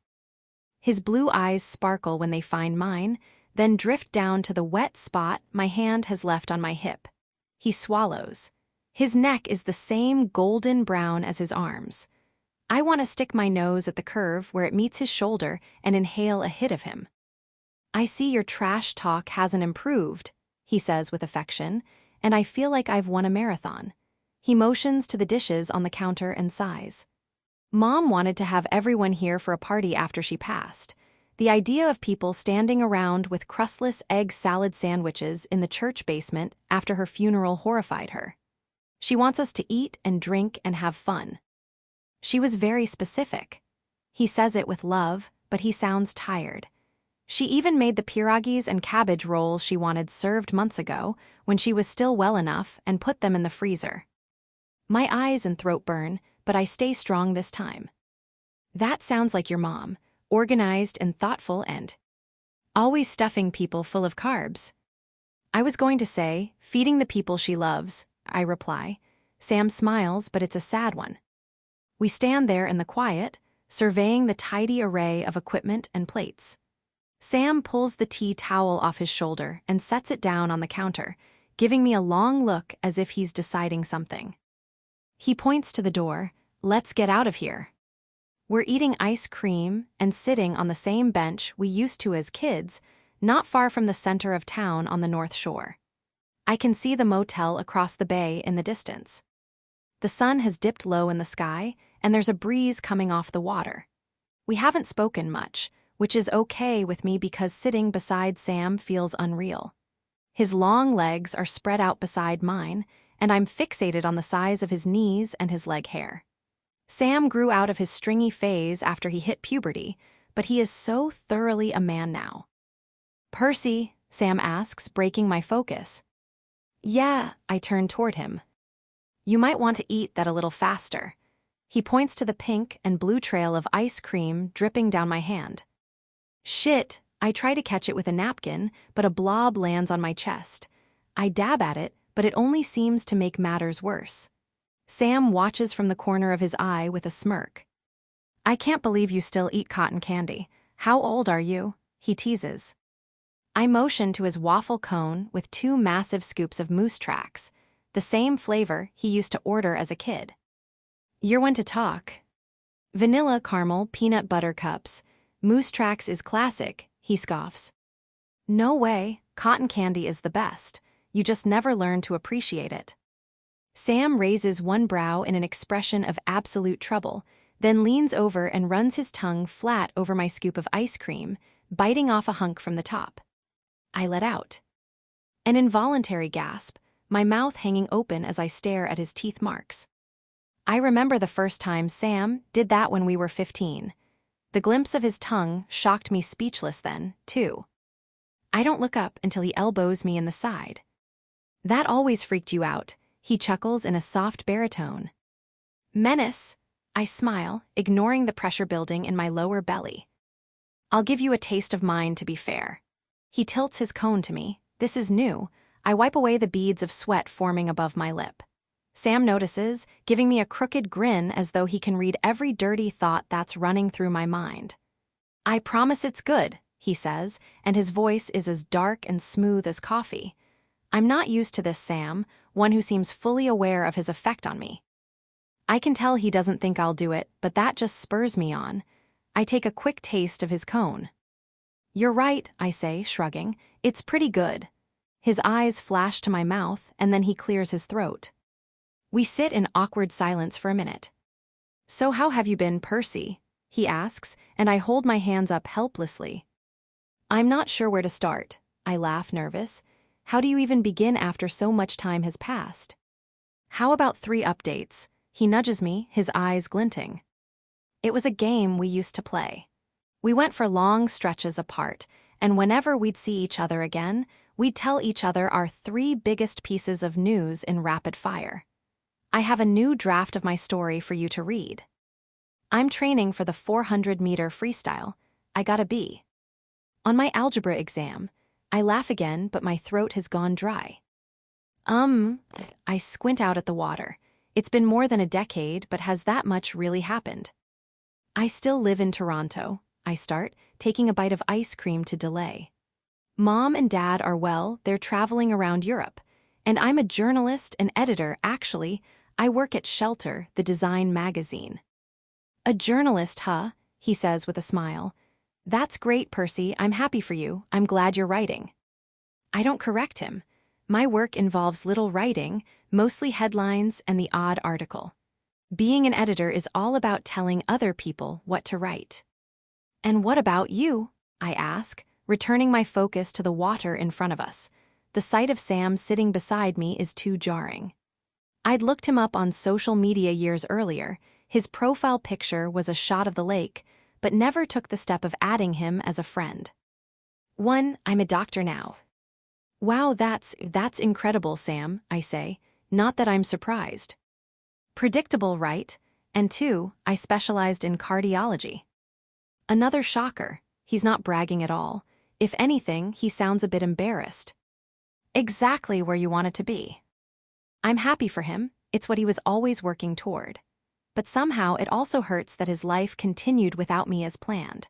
I made my way through my first year of university in a fog, struggling through my creative writing classes, not able to focus on much of anything, let alone character development. Eventually, a professor suggested I give journalism a shot. The rules of reporting and story structure made sense to me, gave me an outlet. That didn't feel so personal, so connected to Sam. I abandoned my dream of being an author, but I eventually set new goals.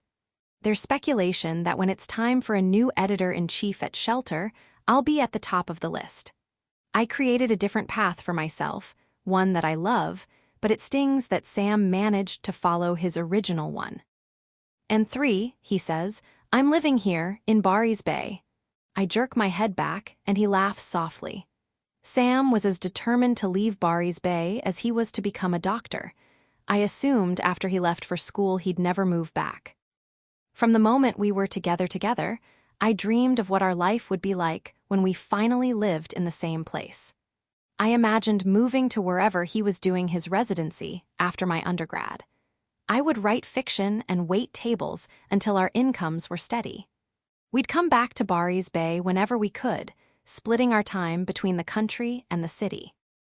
I stayed in Kingston for my residency, he explains, as if reading my mind. Sam attended med school at Queen's University in Kingston, one of the top schools in the whole country. Kingston was nowhere near as large as Toronto, but it sat on Lake Ontario. Sam was meant to be near water, but I've been here for the last year to help Mom. She was sick for a year before that. We were hopeful at first. He looks out over the water. I'm sorry, I whisper, and we sit quietly for a few minutes, finishing our cones and watching someone fish off the town dock.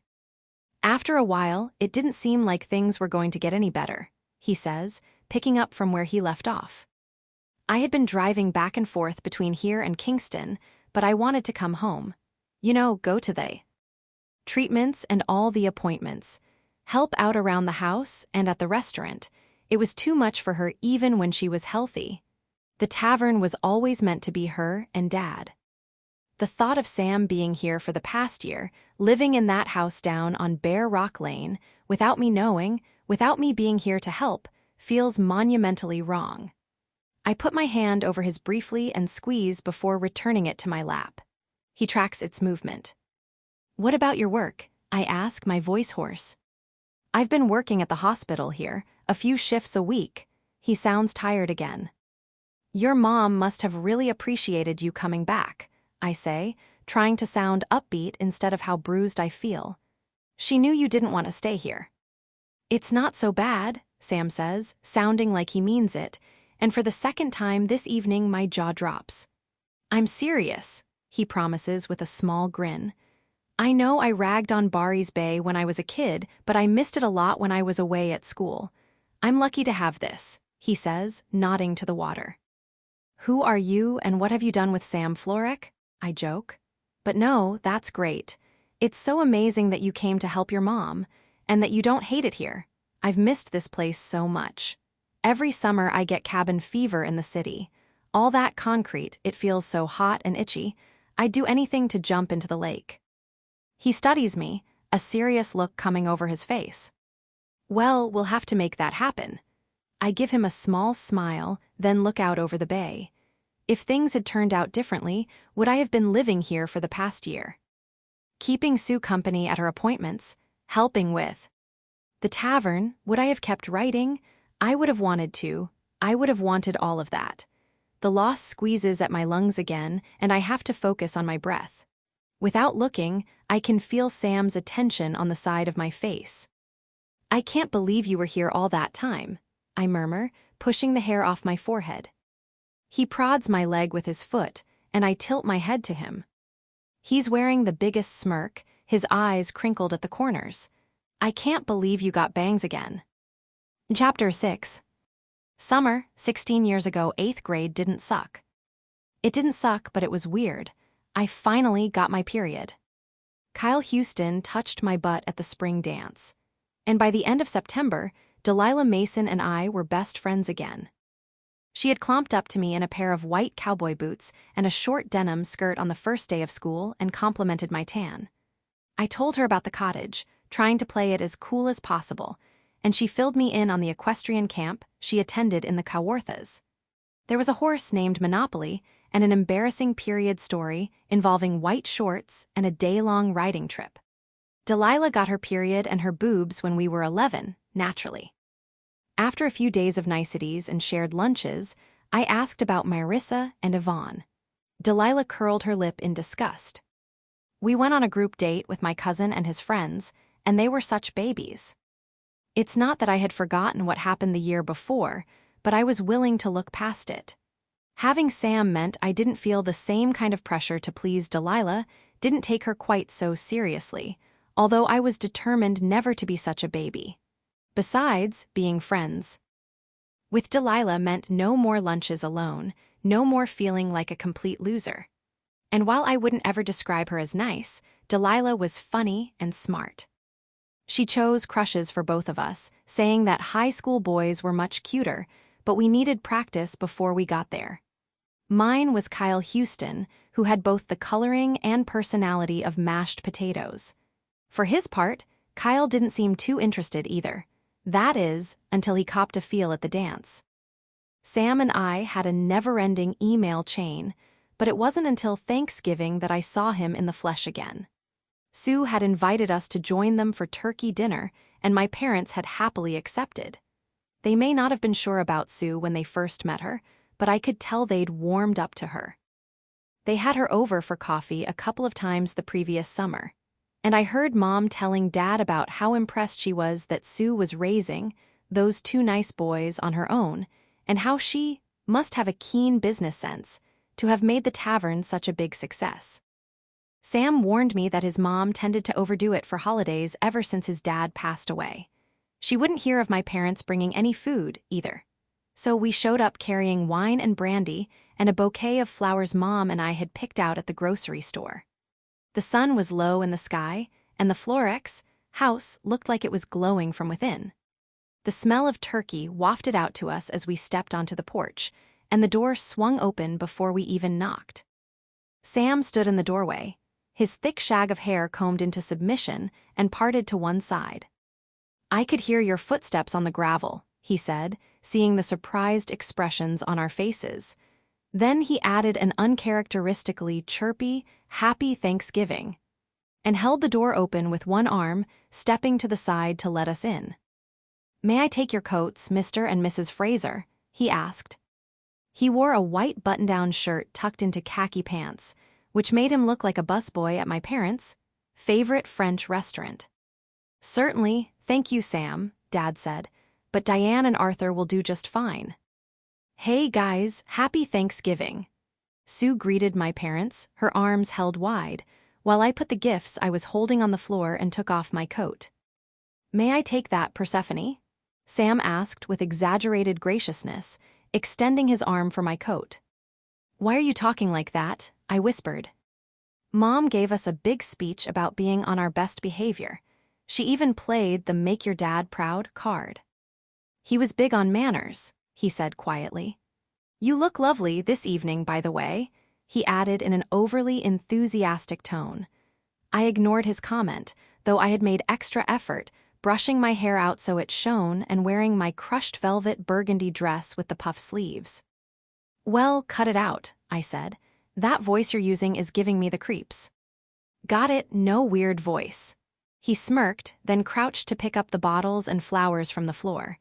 When he stood, he leaned closer and said, "I mean it, though. You do look nice."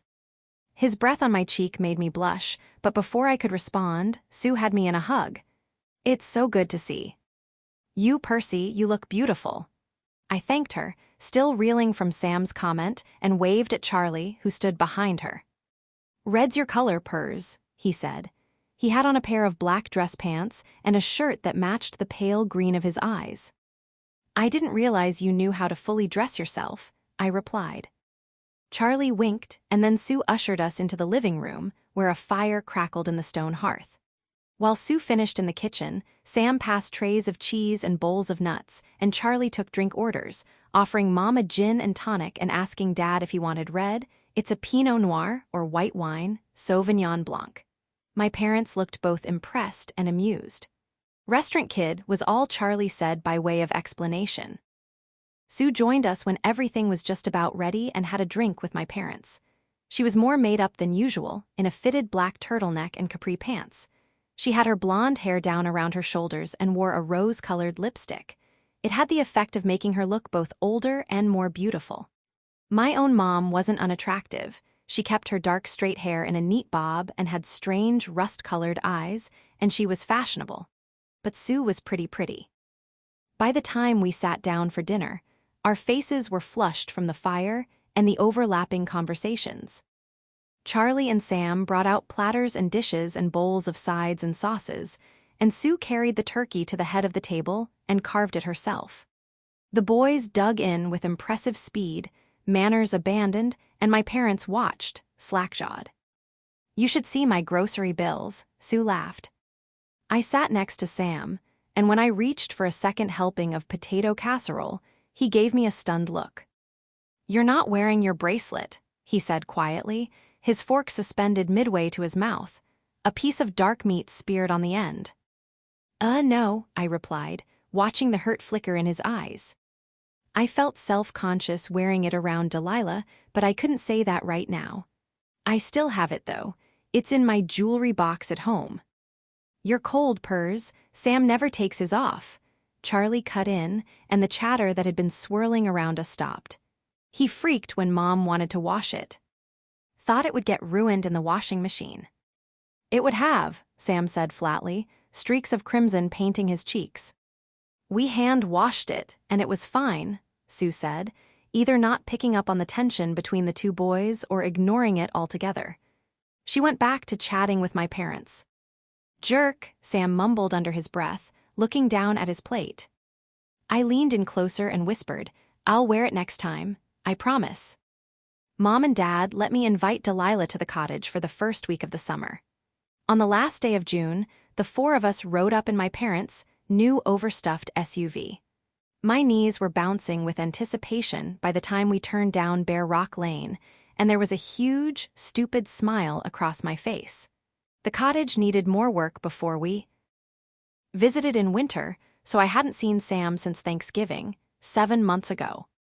"What's with you?" Delilah whispered across a stack of luggage. "You look deranged."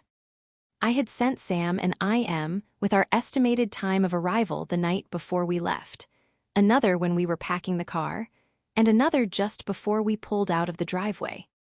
He hated IMs and responded to precisely none of them. Still, I knew he'd be waiting for us when we arrived, but I wasn't prepared to see two very tall figures standing outside the cottage. "Is that them?" Delilah hissed, pulling a tube of lip gloss out of her pocket. "Yeah," I said, not totally believing it. Sam was tall, like really tall. I was out the door before Dad shut off the engine and flung myself at him, stretching my arms around his slim torso. His wiry arms came around me, and I could feel him shake with laughter. I pulled back with a big smile. "Hi, Percy," he said, his eyebrows raised high under his uncombed hair. I paused at the sound of his voice. It was different. It was deep. I quickly pushed aside my shock and grabbed his arm. "Update 1, I said, holding my wrist next to his, lining up our bracelets side by side. "Haven't taken it off since after Thanksgiving," I added. We grinned at each other like lunatics. "This way we'll have something to swear on," I said. Thank God, it was my #1 concern. Sarcasm oozed from Sam's words like caramel from a chocolate egg. He was pleased. "Hey, Pers," Charlie said from over Sam's shoulder, then called to my parents. "Mr. and Mrs. Fraser, Mom sent us over to help unload." "Appreciate it, Charlie," Dad hollered, his head in the trunk of the SUV. "But drop the Mr. and Mrs. thing, okay." "I'm Delilah," said a voice behind me. Whoops. I had completely forgotten my friend. A small part of me, okay, fine, a rather large chunk, didn't want to introduce Delilah to Sam. She was so much cuter than me, and her boobs had gotten huge this year while I remained flat-chested. I knew it wasn't like that between Sam and me, but I didn't want it to be like that between them either. "Sorry, I'm being totally rude," I apologized. "Sam, this is Delilah. Delilah, Sam." They exchanged hellos, though his was noticeably cold. Sam had replied with exactly 3 words when I emailed him about my rekindled friendship with Delilah. "Are you sure?" I was, but evidently Sam was not. "You must be Charlie," Delilah called out, homing in on him like a fox on a baby chick. "Yeah, hey," Charlie said as he walked by carrying a box of groceries, paying her zero attention. Unruffled, she turned back to Sam, her big blue eyes twinkling. She was wearing the tiniest pair of coral shorts and a skin-tight yellow tube top that showed off her boobs and stomach. "Percy didn't mention how cute you are," she said, lavishing upon him one of her signature beaming smiles, all glossy pink lips and fluttering lashes. Sam's face scrunched up and his eyes darted to mine. "Sorry," I mouthed, then grabbed Delilah's arm and pulled her toward the car as she giggled. "Can you come over later?" Sam asked after we finished unloading. "I've got something I want to show you. It's updates 1, 2, and 3. The way he spoke, like Delilah wasn't there, filled my chest with helium. "You haven't told her about the boat yet?" Charlie asked. Sam rubbed his face and pushed his hair off his forehead in one movement of controlled agitation. "No, it was going to be a surprise." "Shit, sorry, man," Charlie said, and to his credit, he sounded like he meant it. "Well, fill us in," Delilah piped up, her hands on the racetrack curves of her hips. "We fixed up Dad's old boat," said Sam in a baritone of pride. His voice would take some getting used to. "And he means old," Charlie added. "It used to be our granddad's, and Dad fixed it up and kept it going until—" Sam's sentence hung there. "It's just been sitting in the garage," Charlie cut in. "Mom always promised I could use it once I turned 16, but it needed a bunch of work. Granddad helped repair it this spring when they got back from Florida, even got this guy helping out." Charlie bumped Sam with his elbow. "You've got to see it, Percy," said Sam with a crooked smile. "It's classic." Delilah tossed her hair behind a pale shoulder. "We'd love to." "Oh my God, Percy," Delilah squealed as soon as we took our suitcases up to my bedroom. "Why did you not tell me how hot Charlie is? I would have worn something way cuter than this." I laughed. Delilah had become seriously boy-crazy over the past year. "Sam's not as good-looking, but he's cute, too," she said, staring up at the ceiling as though in careful thought. "I bet he'll be just as hot when he gets older." The taste of jealousy was bitter on my tongue. I didn't want her thinking Sam was cute. I didn't want her thinking about Sam at all. "He's okay, I guess," I shrugged. "Let us pick our outfits for when we go over this afternoon." She was already opening her suitcase. "It's just Sam and Charlie. Trust me, they don't care how we're dressed," I said, but now I wasn't entirely sure that was true. She looked at me skeptically. "I'll be wearing my bathing suit and my shorts if it makes any difference to you," I added. We changed into our swimsuits after unpacking our things. Delilah put on a black string bikini, impossibly held together with flimsy ties, and wiggled into a pair of fresh white denim cutoffs so short the smile of her ass cheeks grinned out the bottom. "What do you think?" She turned around, and I tried not to stare at her chest, but it was kind of impossible, considering the ratio of breast to bathing suit. "You look insane," I said. "Good insane." I meant it, but the acid burn of envy was spreading down my throat. Mom refused to let me wear a string bikini, but she had allowed a two-piece, neon orange with wide buckled straps on the top. I thought it was cool at the store, but now I felt childish, and my jean shorts seemed entirely too full-bottomed.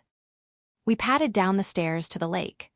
The sky was clear and the water was blue-blue, rippling from a breeze coming from the southeast.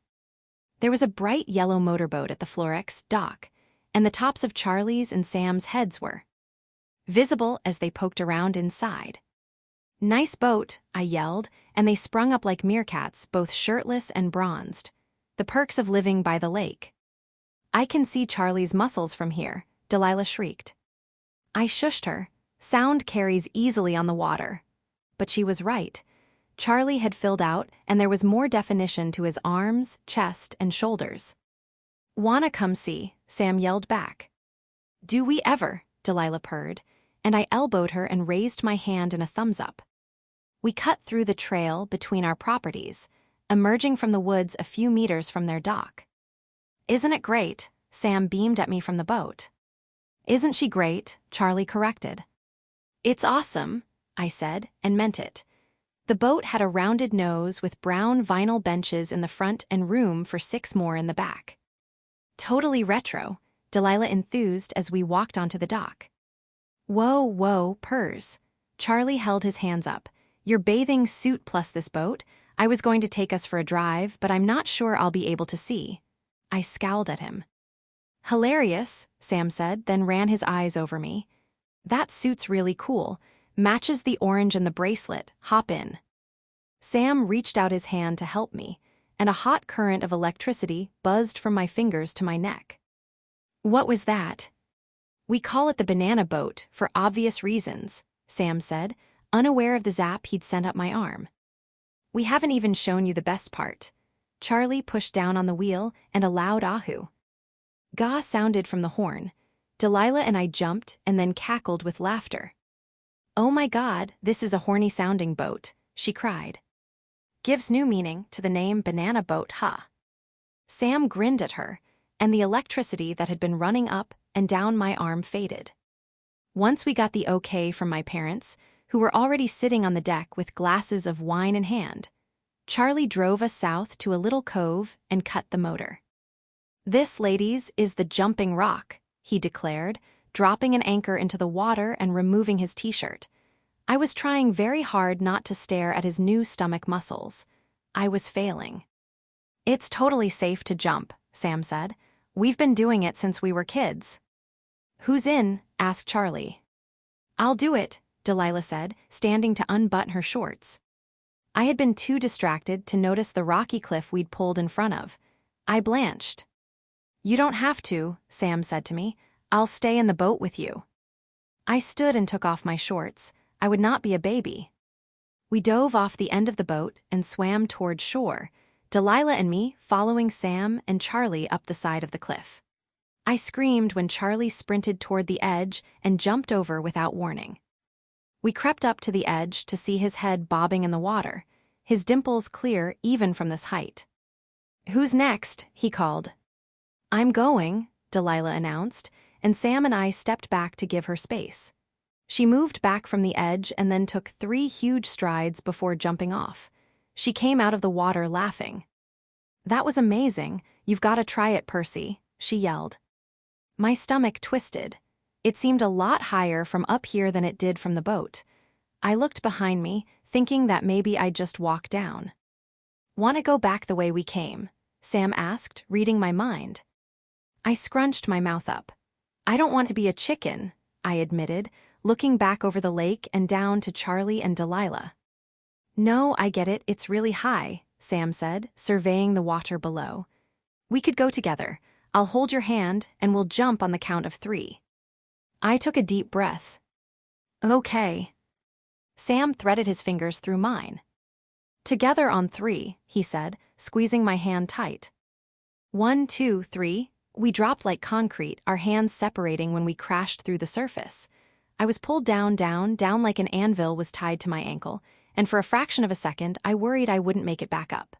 But then the downward momentum stopped and I kicked, swimming up to the light overhead. I came out gasping for air at the same time Sam emerged, spinning around to look for me. He wore a full toothy smile. You okay? Yeah, I gasped, trying to catch my breath, but I am never doing that again. What about you, Delilah? Charlie asked. Want to go again? Definitely, she said, as if there would be another answer. Sam and I swam back to the boat, using the little ladder at the back to haul ourselves up. He passed me a towel, and we sat on the benches at the front across from each other, drying off. Delilah's not as bad as I thought, he said. Oh, really? Yeah, she seems kind of silly, but I still have my eye on her. If she says one mean thing to you, I will have to exact my revenge. His hair dripped onto his shoulders, which didn't look quite as bony as they used to. I've been plotting it since you told me about her. It's all planned out. I laughed. Thanks for defending my honor, Sam Florrick, but she's not like that anymore. He eyed me silently, then moved to the bench beside me, our thighs pressed together. I wrapped my towel around my shoulders, very aware of how my skin prickled where it met his.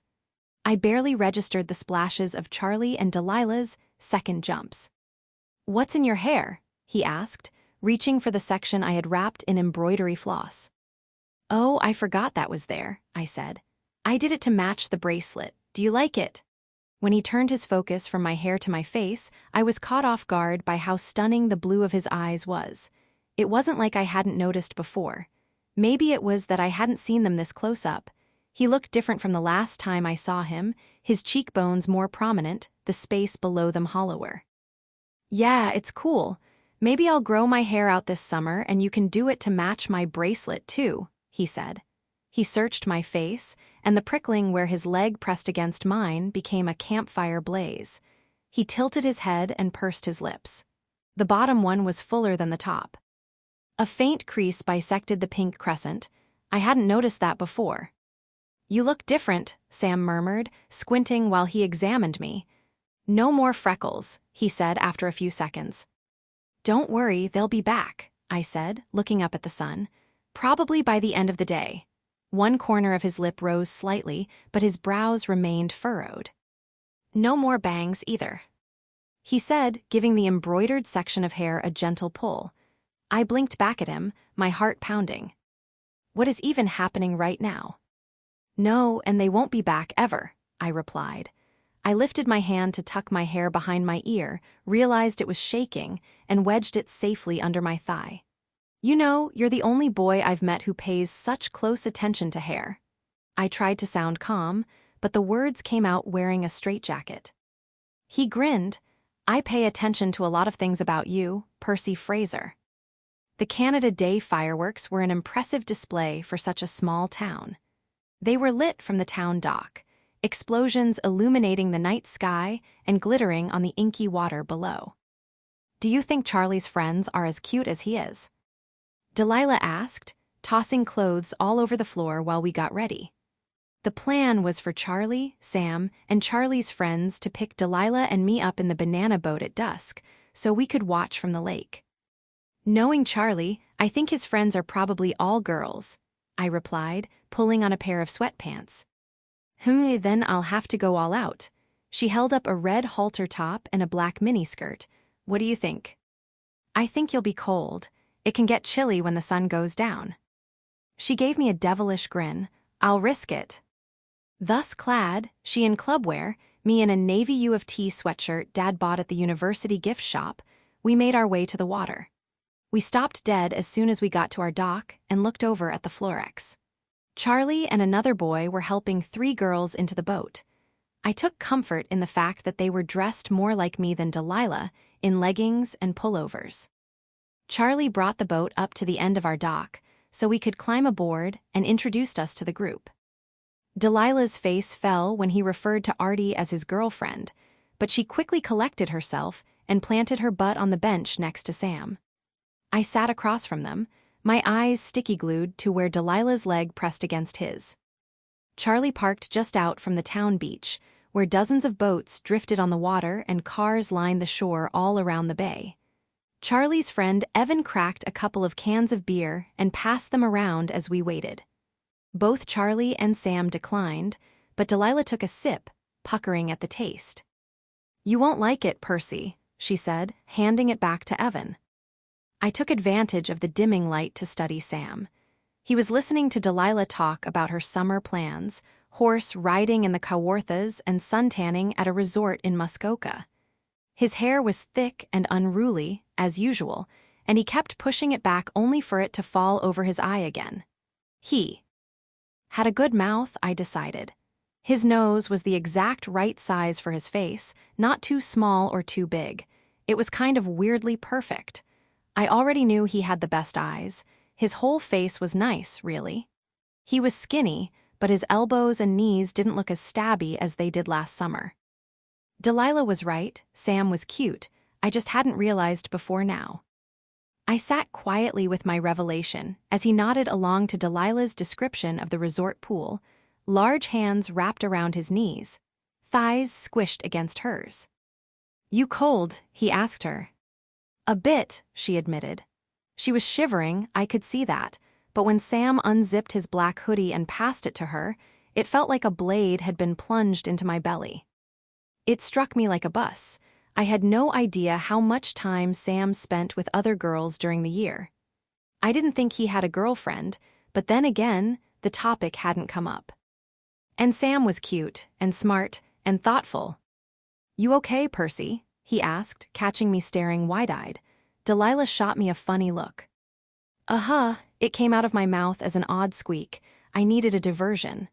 "Hey, Evan, I wouldn't mind a sip of that," I said, pointing to his beer. "Yeah, sure." He passed me the can, and nope, I did not like beer. I gave Evan a smile after my first gulp, then forced back 2 more before handing it back. Sam leaned toward me, his lips pinched together. "You drink beer?" he asked with clear disbelief. "Love it," I lied. He frowned. "Swear on it." He held up his wrist. "Not a chance." He shook his head and laughed, and the sound brought a smile to my face. Delilah's gaze ping-ponged between us, and when the fireworks started, booms echoing around the bay, she moved onto the seat beside me, linked her arm through mine, and whispered in my ear, "Your secret's safe with me." The weather had been perfect for Delilah's visit. Clear skies, not a drop of rain, hot but not muggy, as if Mother Nature had known Delilah was coming and put on her most impressive outfit.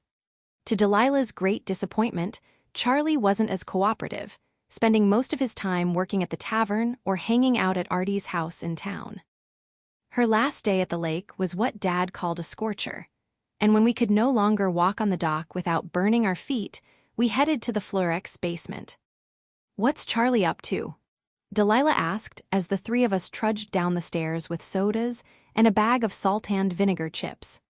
"Sleeping, probably," said Sam, grabbing the remote. "What do you feel like watching?" He and I took our usual spots at the opposite ends of the couch. "I've got a better idea," Delilah said with a toss of red hair. "Let's play truth or dare." Sam groaned. "I don't know." I hesitated, feeling uneasy. "I'm not sure we have enough people to play." "Of course we do. You can play with just 2 people and there are 1, 2, 3 of us." Sam eyed Delilah like she was a poisonous snake.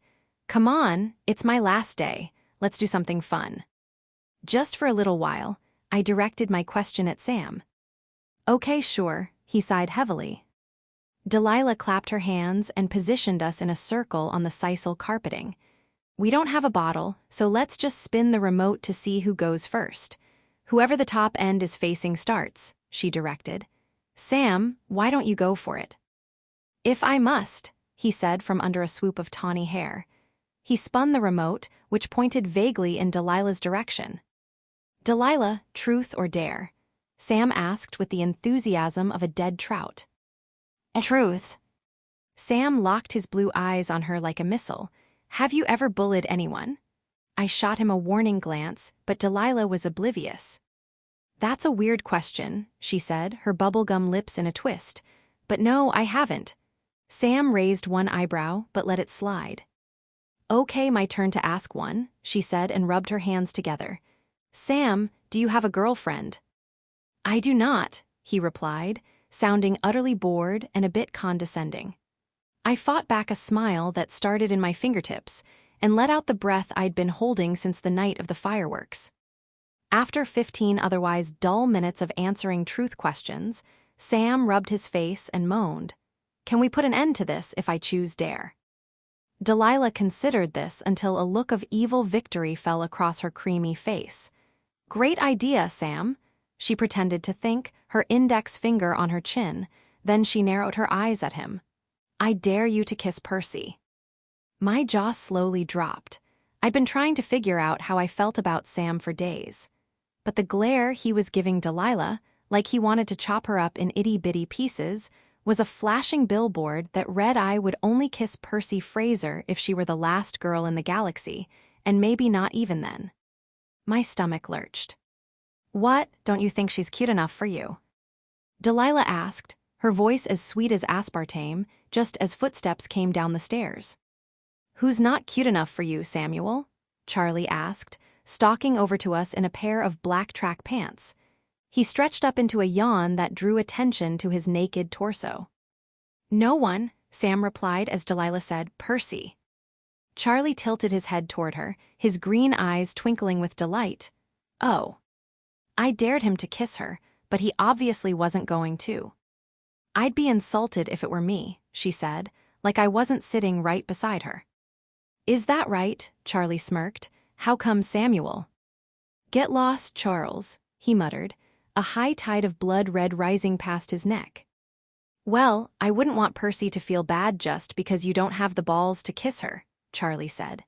He bent down, took my face in his hands, and moved his mouth over mine before I had a chance to react. His lips were soft and warm and tasted of orange juice, and he pressed them to me long enough that I felt awkward with my eyes open. Then it was over. He pulled back a few inches, his hands still on my face. You snooze, you lose, Sam, Charlie said, looking at me with his cat eyes. He winked and straightened to full height, then headed back upstairs, leaving behind the spicy sharp smell of his deodorant. Whoa, Percy, Delilah grabbed my arm. I ran my tongue over my lips, the citrus tang lingering on them. Earth to Persephone, she giggled.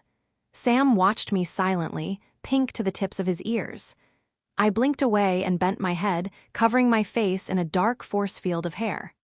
I just had my first kiss, but my mind was stuck on the fact that Sam didn't want to kiss me, not even on a dare. Mom drove Delilah back to the city the next morning. Delilah gave me a hug, saying she had the best time ever and was going to miss me so much. I was relieved she was gone. I wanted Sam to myself so things could go back to normal, and I could forget about Charlie kissing me and Sam very much not kissing me. The going back to normal part was easy. We swam, we fished, we read, we made our way through 80s horror movies. Forgetting about the kissing stuff, not so much, at least not for me. For Charlie, it wasn't a problem. I'm not sure he remembered putting his lips on mine at all. It's possible he was half asleep or sleepwalking at the time because he didn't mention it. I was sitting in the banana boat mulling all this over, while Charlie and Sam dried off from our latest trip to the Jumping Rock. I stayed in the boat in a more supervisory capacity. It's not that I wanted Charlie to mention the kiss again. I just kind of wanted some reassurance that I wasn't a completely crappy kisser. I was studying Charlie's mouth when I felt a tug on my bracelet. It was Sam, and I was busted. When we got back to the Florex, Sam and I swam out to the raft while Charlie went to get ready for his shift at the restaurant. As soon as we climbed on, Sam lay down with his hands behind his head and face to the sun, closing his eyes without a word. What the hell? He'd barely spoken to me since he caught me leering at his brother, and suddenly I was irrationally annoyed.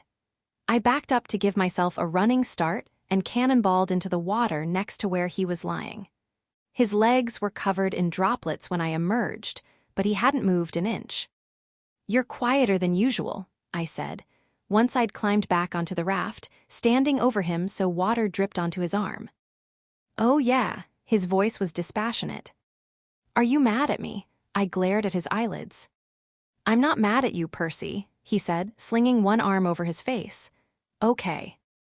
Well, you seem kinda mad, I barked. Did I do something wrong? No response. I'm sorry for whatever it was, I added with an edge of sarcasm, because, reminder, he was the one who rejected me. Still nothing. Frustrated, I sat down and pulled the arm from his face. He squinted at me. Percy, I'm not, seriously, he said, and I could tell he meant it. I could also tell that something wasn't right. Then what's going on with you?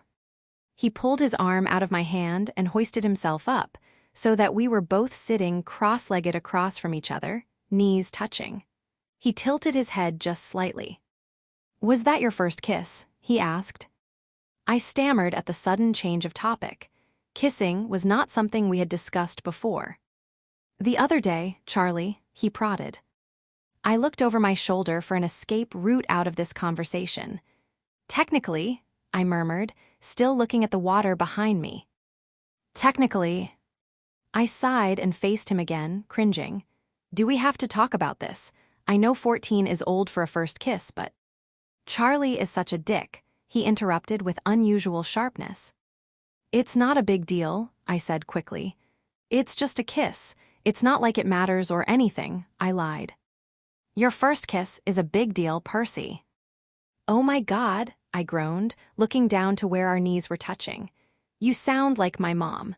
I studied the light hair that sprinkled his shins and thighs. Do you have your period? My eyes popped up to his. You can't ask me that, I screeched. He said it so casually, as if he'd asked, do you like butternut squash? Why not? Most girls menstruate around 12. You're 14, he said matter-of-factly. I wanted to jump off the raft and never come up for air. I can't believe you just said menstruate, I muttered, my neck burning. My period had arrived smack dab in the middle of a school day. I stared at the red stain on my floral underwear for a full minute before pulling Delilah into the bathroom stall. For as much as I had obsessed about getting my period, I had no idea what to do. She ran to her locker and brought back a zippered pouch with pads and long tubes. Wrapped in yellow paper. Tampons, I couldn't believe she used them. She showed me how to put on the pad, then said, "You're going to have to do something about these granny panties. You're a woman now." So do you, Sam asked again. Do you have wet dreams? I snapped. I'm not telling you that, he said, his cheeks turning a deep magenta. I dug in. Why not? You asked me about periods. I can't ask you about wet dreams. It's not the same, he said, and his eyes flashed to my chest. We stared at each other. I'll answer your question if you'll answer mine. I hedged after several long seconds passed.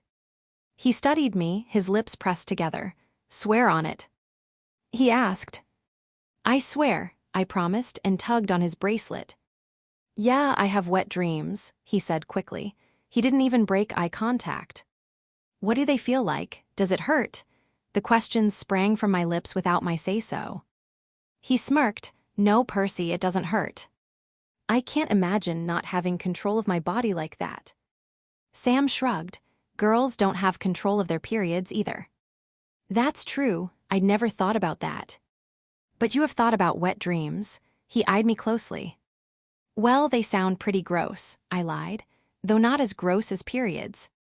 Periods aren't gross. They're part of human biology, and they're actually pretty cool if you think about it, he said, his eyes wide with sincerity. They're basically the foundation of human life. I gaped at him. I knew Sam was smart. I'd peeked at the report card that was tacked to the Florex fridge. But sometimes he said things like periods are the foundation of human life that made me feel years behind. You are such a nerd, I scoffed. Only you would say periods are cool, but believe me, they're gross. So you do have your period, he confirmed. Your deduction skills are outstanding, Doc, I said, lying down on my back and closing my eyes to put an end to the conversation. But after a few seconds he spoke again. They don't feel the same every time. I peered up at him, but his face was silhouetted by the sun. Sometimes I can feel it happening during a dream, and sometimes I wake up and it's already happened. I shielded my eyes with my hand, trying to make out his face. What do you dream about? I whispered. What do you think, Percy? I had a general sense of what boys found sexy. Blondes with big boobs. Sometimes, I guess, he said. Sometimes girls with brown hair, he added quietly. The way he looked down at me made my insides feel like hot honey. What was your first kiss like? I asked. The answer suddenly felt urgent. He didn't speak for several long seconds, and when he did, it came out on a soft exhalation. I don't know, I haven't kissed anyone yet. The rumor at Deer Park High was that Ms. George was a witch. The 9th grade English teacher was an older, unmarried woman whose thinning rust-colored hair was so brittle-looking, I was tempted to try to snap off a piece. She dressed in flowing layers of black and ochre that hid her tiny body, with pointy-toed high-heeled boots that laced up around her skinny calves. And she had this resin bracelet with a dead beetle encased inside that she assured us was real. She was strict and tough and a little bit scary. I loved her. On the first day of class, she handed out pastel-colored workbooks that were to serve as our journals. She told us journals were sacred, that she wouldn't judge their contents. Our first assignment was to write about our most memorable experience from the summer. Delilah looked at me and mouthed the words "Charlie shirtless." Holding back a giggle, I opened the pale yellow book and began to describe the jumping rock. Writing in the journal quickly became my favorite part of ninth grade. Sometimes Ms. George gave us a theme to explore. Other times, she left it up to us. It felt good to give shape and order to my thoughts, and I liked using words to paint pictures of the lake and the bush. I wrote a full page about Sue's pierogies, but I also imagined terrifying tales of vengeful ghosts and medical experiments gone wrong. 4 weeks into the school year, Ms. George asked me to stay after class. Once the other students had filed out, she told me I had a natural talent for creative writing and encouraged me to enter a short story competition being held across the school board. Finalists would attend a 3-day writer's workshop at a local college during March break. "Polish up one of your horror narratives, dear," she said, then shooed me out the door. I took the journal to the cottage Thanksgiving weekend so Sam could help me decide which idea to work on. We sat on my bed with the Hudson's Bay blanket pulled over our legs, Sam flipping through the pages, and my eyes stuck to him like a tongue to a metal pole in winter. Ever since Sam had told me he hadn't kissed anyone, I couldn't stop thinking about how I wanted to put my mouth on his before someone else got there. "These are really good, Percy," he said. His face turned serious and he gave me a there pat on my leg. "You're such a sweet, pretty girl on the outside, but really you're a total freak." I grabbed the workbook from his hands and swatted him with it, but my brain had jammed on the word pretty. "I mean it as a compliment," he laughed, holding his hands up to shield himself. I raised my arm to whack him again, but he grabbed my wrist and yanked me forward so that I tumbled on top of him. We both went still. My eyes moved to the little crease in his bottom lip, but then I heard footsteps coming upstairs and I scrambled off him. Mom appeared in the doorway, frowning behind her oversized red frames. "Everything okay up here, Persephone?" "I think you should go with the brain-blood one," Sam croaked after she left. "Mom and Dad said we could spend March break in Barry's Bay if I didn't get into the workshop, and for a second I wondered if maybe I shouldn't bother entering." I floated the idea to Delilah as we were walking home from school, and she pinched my arm. "You've got better things to worry about than the summer boys," she said. I clutched her arm. "Who are you and what have you done with Delilah Mason?" I wailed. She poked her tongue out. "I'm serious, boys are for fun." "Lots of fun, but don't let one stand in the way of your greatness." It took every ounce of my self-control not to double over with laughter. But that was that. I worked on the story throughout the fall. It was about an idyllic-seeming suburb where the smartest, most attractive teenagers were sent away to an elite academy. Except that the school was actually a nightmarish institution where their brain blood was harvested to formulate a youth-giving serum. Sam helped me work through the details over email. He poked holes in the plot and the science and then brainstormed solutions with me. Once I finished, I mailed him a copy with a signed cover page and a dedication to him for always knowing just the right amount of blood. I called it Young Blood. 5 days later, he phoned the house after supper time. "I'm going to stop thinking about what we can do over March break," he said. "There's no way you aren't going to win." We drove to Barry's Bay on Boxing Day. The bush seemed like a different world than it was in summer. The birches and maples were bare, and a foot of snow covered the ground, the sun bouncing off the crystals in tiny glittering specks. The pine boughs looked as if they were coated in diamond dust. One of the year-round residents had plowed our driveway and lit the fire, and the smoke billowed from the cottage's chimney. It looked like a scene on a Christmas card. As soon as we unpacked, I bundled up in my red wool peacoat and put on my white boots with the furry pompons and a knit hat and matching mittens. I grabbed the parcel I'd carefully wrapped for Sam and headed out the door. My breath hit the air in silvery puffs, and the wind bit my fingers through my mittens. I was shivering when I climbed up the Florex porch. Sue opened the door, surprised to see me. "Percy, it's so good to see you, honey," she said, giving me a hug. Come in, it's freezing." The house smelled like it did at Thanksgiving, of turkey and wood smoke and vanilla candles. "Merry Christmas, Mrs. Florek. I hope you don't mind me coming over without calling. I have a present for Sam and wanted to surprise him." I figured he'd be home. I don't mind at all. You're welcome here anytime, you know that. She was interrupted by a chorus of agonized groans and then laughter. He's in the basement playing video games with a couple of friends. Take your things off and head down. I stared at her blankly. In theory, I knew Sam had other friends. He'd begun mentioning them more than when we first met, and I'd been encouraging him to put the homework aside and hang out with them. I'd just never met them. Do I want to meet them? Do they want to meet me? Do they even know I exist? Percy, Sue gave me an encouraging smile. Hang your coat up, okay? They're nice kids, don't worry. I walked down the stairs in my socked feet, and when I got to the bottom, I was met with 3 sets of surprised eyes. Percy, Sam said, standing up. I didn't think you were here yet. Ta-da, I replied, dipping into a half curtsy as the other 2 boys put their controllers down and got to their feet. Sam gave me a tight hug, just like he would if it were only the 2 of us. I closed my eyes briefly. He smelled like fabric softener and fresh air. He felt thicker, more solid. Oh man, you're cold, he said, pulling away. Your nose is bright red. Yeah, I don't think my stuff is warm enough for up north. Let me grab you a blanket, he offered, then left me standing in the middle of the room while he dug around in a chest. Hi, I said, waving to Sam's friends. Since Sam clearly doesn't know how to make introductions, I'm Percy. Oh, sorry, Sam said, handing me a multicolored patchwork afghan. This is Finn, he said, pointing to the one with unkempt black hair and round glasses. Finn was almost as tall as Sam. And this is Geordie.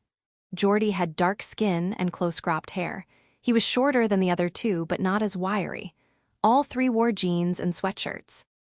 The famous Percy. Nice to meet you, said Finn, smiling. So they do know about me. Bracelet girl, said Geordie with a smirk. Now we can finally see why Sam never hangs out with us in the summer. Because I'm clearly more interesting. I joked and curled up in the leather armchair while Finn and Geordie plunked back down on the couch and picked up the controllers. Sam sat down on the arm of the chair. Exactly, he said. 3 updates, I asked. He pushed his hair back and gestured to the TV. New video game, and his shirt, new hoodie. He pointed to a pile of hockey skates. We made a rink on the lake, you're going to love it. He paused and adjusted the blanket on my lap. We've got extra winter gear you can borrow, your turn. I began, like I hadn't planned what I'd tell him. I got a laptop for Christmas. Mom brought an espresso machine up with us, so if you want to get into latte art, we've got you covered. And I held back a smile. I got into the writer's workshop. His face lit up, an explosion of blue eyes and white teeth.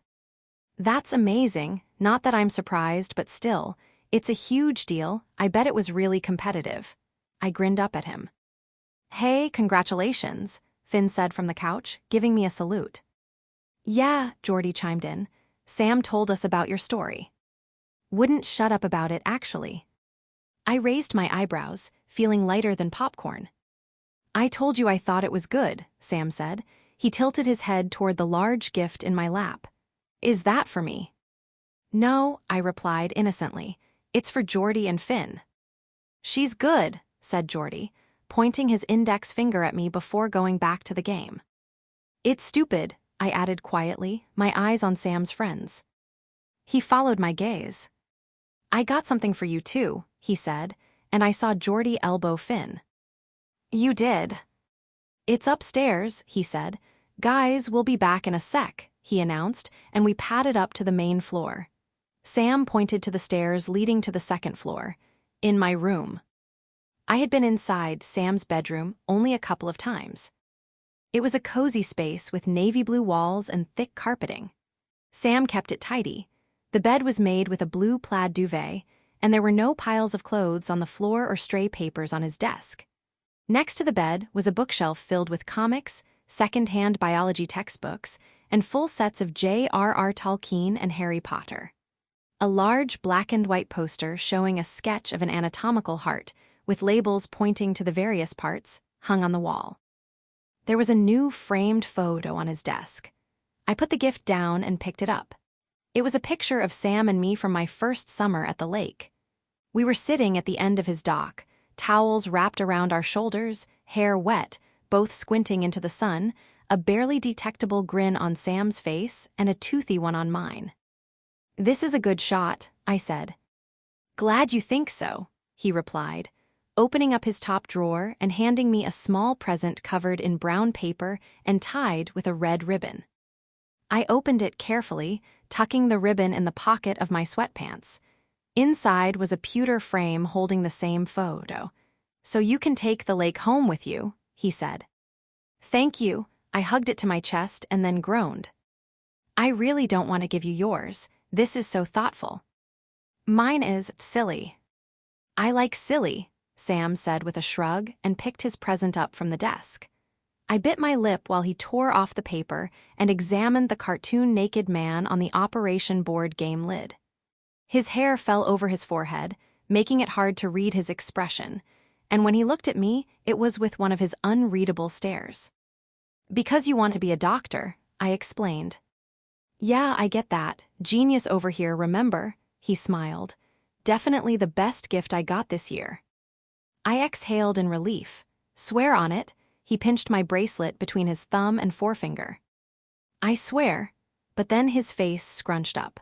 "I don't want this to sound bad, but I think that maybe sometimes you worry too much about what other people think." He rubbed the back of his neck and bent his head so that his face was level with mine. I mumbled something incoherent. I knew he was right, but I didn't like that he saw me that way. "What I'm trying to say is that it doesn't matter what other people think about you, because if they don't like you, they're clearly morons." He was so close I could make out the darker flecks of blue in his eyes. "But you're not other people," I whispered. His eyes flicked down to my mouth, and I leaned a tiny bit closer. "I do care what you think." "Sometimes I think no one gets me the way you do," he said, the pink of his cheeks deepening to scarlet. "Do you ever get that feeling?" My mouth felt dry, and I ran my tongue over my top lip. His gaze followed its path, and I could hear him swallow thickly.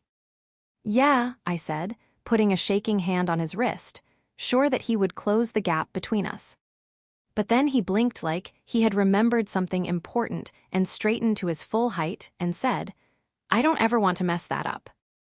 Chapter 7.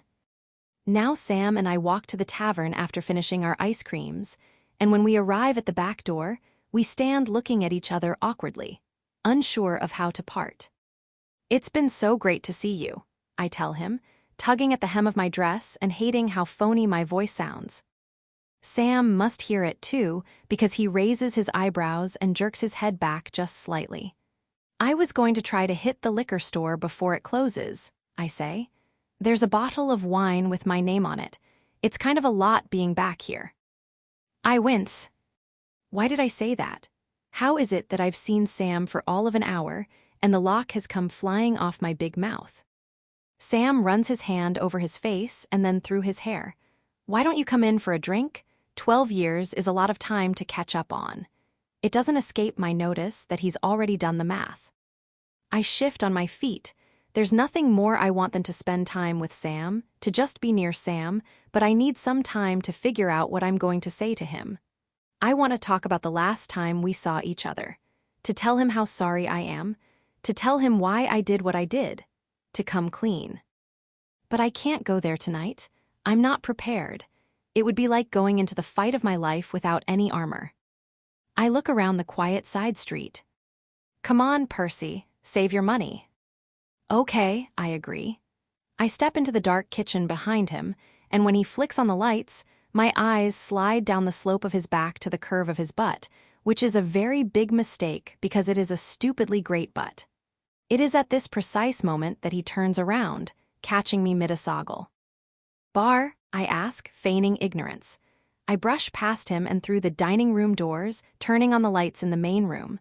With my hand still on the switch, I take in the space.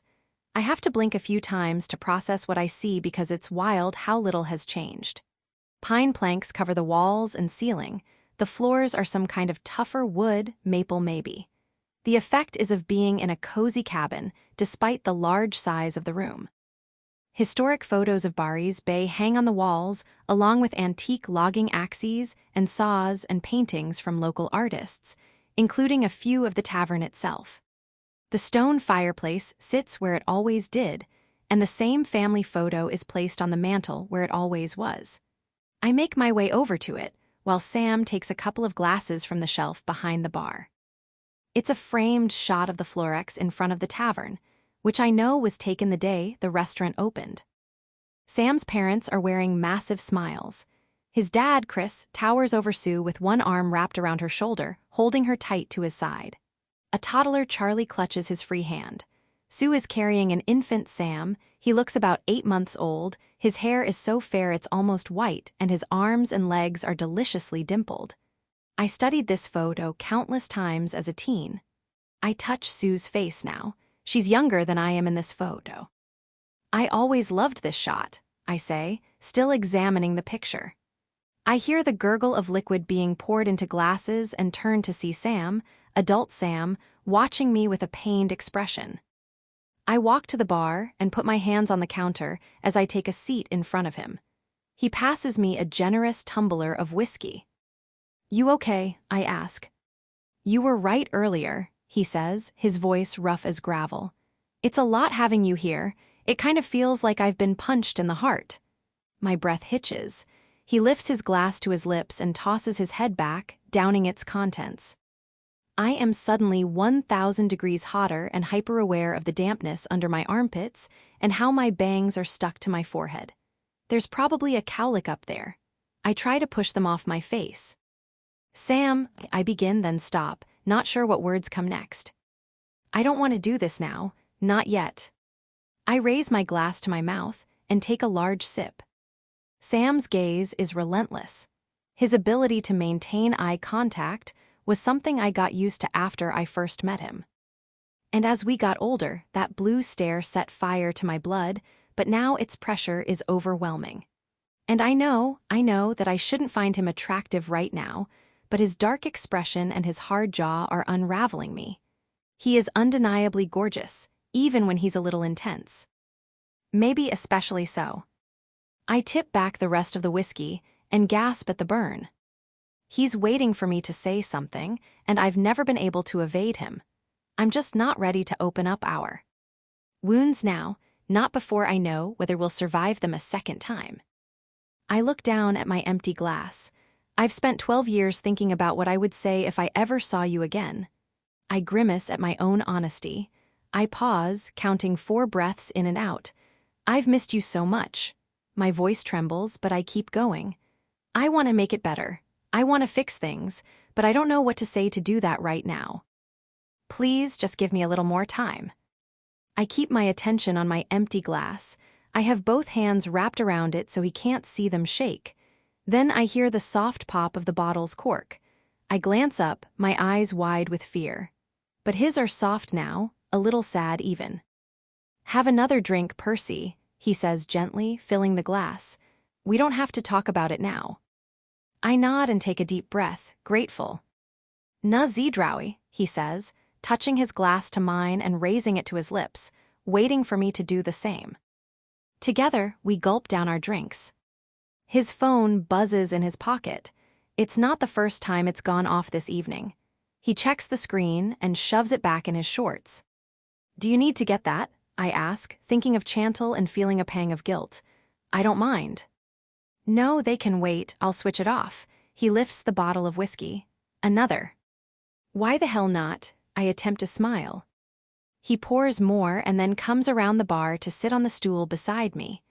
"We should probably take this one slowly," he says, tilting his glass. I ruffle my bangs with my fingers, partly from nerves and partly in the hope of making them somewhat presentable. "You once swore you'd never get bangs again," Sam says, looking at me sideways. I turn in my seat to face him. "These," I pronounce, "are my breakup bangs. And wow, am I drunk already." "You're what?" he asks, swinging to face me with a lopsided grin, brushing my legs with his in the process.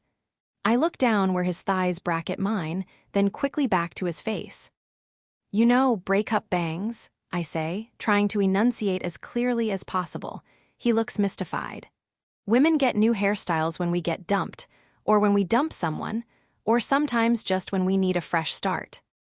Bangs are like the New Year's Eve of hair. I see, Sam says slowly, and it's clear what he means is I really don't see, and also that's crazy. But a smile plays across his mouth. I try not to focus on the little crease in the middle of his bottom lip. Booze and Sam are a dangerous combination, I realize, because my cheeks are toasty, and all I can think is how much I want to suck on that crease. So were you the dumper or the dumpee? He asks. I got dumped just recently. I try to focus on his eyes. Ah, shit, sorry, Percy. He moves his head down to my level so he's right in my eye line. Oh God, did he notice I was staring at his mouth? I force myself to meet his eyes. He's wearing an odd stern expression. My face is burning. I can feel beads of perspiration forming above my upper lip. No, it's okay, I say, trying to subtly dab at the sweat. It wasn't that serious. We weren't together very long. I mean, it was 7 months, which is long for me, the longest for me actually, but like not long for most grown-up people. Oh good, I'm rambling now, and maybe slurring. Anyway, it's fine. He wasn't the guy for me.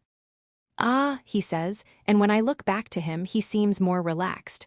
Not a horror fan. You remember that, huh? Delight tingles in my toes. Of course, he says with open, disarming honesty. I smile, a huge, dopey, whiskey-fueled smile. Who could forget being subjected to years of shitty, scary movies? This is classic Sam, teasing but always gentle and never unkind. Excuse me, you loved my movies. I give him a playful punch on the arm, and Jesus, his bicep is like concrete. I shake my fist, looking at him in disbelief.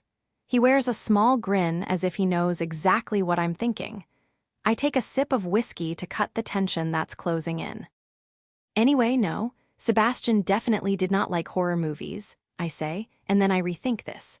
Actually, I don't know, I never asked, and we never watched one together, so who knows, maybe he loved them. I leave out the part about how I haven't told anyone I've dated about this odd passion of mine, that I don't even watch scary movies anymore.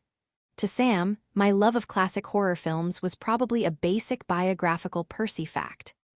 But to me, it was far too intimate a detail to reveal to any of the men I saw. And more to the point, after that first summer at the lake, I've associated those films with Sam. Watching them now would be too painful. You're joking, Sam asks, clearly confused. I shake my head.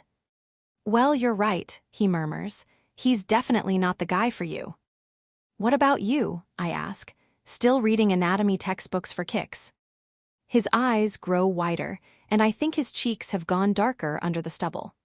I hadn't meant to bring up that particular memory of his hands and mouth on me in his bedroom. I start, but he interjects. I think my textbook reading days are over, he says, giving me an out. But then he adds, calm down, Percy. You look like you've been busted watching porn. I let out a relieved sound that is halfway between a laugh and a sigh. We finish our drinks in a happy silence. Sam pours more. It's dark outside now, and I have no idea how long we've been here. We're going to regret this tomorrow, I say, but it's a lie. I would endure a 2-day hangover if it meant I could have another hour with Sam. Do you stay in touch with Delilah? He asks, and I almost choke on my drink. I haven't spoken to Delilah in years. We're friends on Facebook, so I know she's some kind of political PR ace in Ottawa, but I pushed her away not too long after I messed everything up with Sam. My 2 biggest friendships, gone within months. Both because of me. I run my finger around the rim of my glass. We stopped being close in university, I say. The truth of this still stings, though it's not the whole story, not even close. I look at Sam to see if he can tell. He shifts his weight on the stool, looking uncomfortable, and takes a big drink. I'm sorry to hear that. You two were really tight for a while there. We were, I agree. Actually, I add, glancing up at him, you probably saw her more than I did since you both went to Queen S. He scratches the scruff on his jaw. It's a big campus, but yeah, I ran into her once or twice. His voice is coarse. She'd get a kick out of seeing how you've grown up. My stupid whiskey mouth blurts. I look down at my drink. "Oh," he asks, bumping my knee with his. "And how did I grow up?" "Cocky, apparently," I mutter, squinting at my glass because somehow there are two of them. He chuckles and then leans toward me and whispers in my ear, "You grew up pretty cocky, too." Sam sits back and studies me. "Can I tell you something?" he asks, his words running together just a little. "Of course," I choke out. His eyes are slightly unfocused, but he has them set on mine. "There was this incredible used book and video store in Kingston when I was pre-med," he begins. "They had a huge horror section, all the good stuff you loved. But other movies, too, obscure ones that I thought maybe you hadn't seen. I spent a lot of time there just browsing around. It reminded me of you." Sam shakes his head, remembering. The owner was this grumpy guy with tattoos and a huge mustache. One day he got super pissed at me coming in all the time and never buying anything, so I grabbed a copy of The Evil Dead and plunked it on the counter. And then I just kept going back, but of course I had to buy something each time. I ended up with Carrie, Psycho, The Exorcist, and all those terrible Halloween movies, he says. He pauses, searching my face. I never put them on, though. My roommates thought I was nuts to have all these movies I didn't watch, but I just couldn't bring myself to. It felt wrong without you. This shakes me. I've spent hours, days, entire years wondering if Sam could possibly long for me the way I did for him. In some ways, it seemed like wishful thinking. In the months following our breakup, I left countless messages on his dorm room phone, sent text after text, and wrote email after email, checking to see how he was, telling him how much I missed him, and asking if we could please talk. He didn't respond to a single one. By May, someone else answered the phone. A new student had moved into his room. I considered driving up to Barry's Bay, telling him everything, begging for forgiveness, but I thought he'd probably wiped me, my name, and all memory of us from his mind by that point. There's always been a small, hopeful part buried inside me that felt he must sometimes find his mind drifting to us. He was everything to me, but I know the same was true for him. Hearing him talk about the video store dislodges that deeply hidden sliver of hope, just a little. "I don't watch them either," I admit in a whisper. "No." "No," I clear my throat. "Same reason." We're looking at each other, unblinking. The tightness in my chest is almost unbearable. The temptation to lean into him, to show him what he means to me with my hands and my mouth and my tongue, is almost impossible to ignore. But I know that wouldn't be fair. My heart is a stampede of animals escaping the zoo, but I sit still, waiting for his response. And then Sam smiles and his blue eyes glint. I can feel what's coming before he speaks, and I'm already smiling. "I know you, I think." "You mean you finally got decent taste in films?" His smart-ass comment chases away the heaviness looming over us, and we both fall into a fit of laughter. Clearly the whiskey has taken its full effect because my cackles are broken up with hiccups, and tears are streaming down my face. I put my hand on Sam's knee to steady myself without realizing that I've touched him. We're still cracking up, and I'm taking big gasping breaths to try to calm down, when a woman's voice silences our outburst. "Sam." I look up and Sam turns toward the kitchen doors, my hand falling from his knee as he shifts. In the doorway stands a tall blonde. She looks like she's around our age, but she's dressed immaculately in white sailor-style trousers and a matching sleeveless silk blouse. She's thin and crisp-looking, her hair pulled back into a low bun at the nape of her long neck. I am suddenly fully aware of how crumpled my red dress is and how disheveled my hair must be. "Sorry to interrupt," she says, walking toward us, car keys clenched in one hand.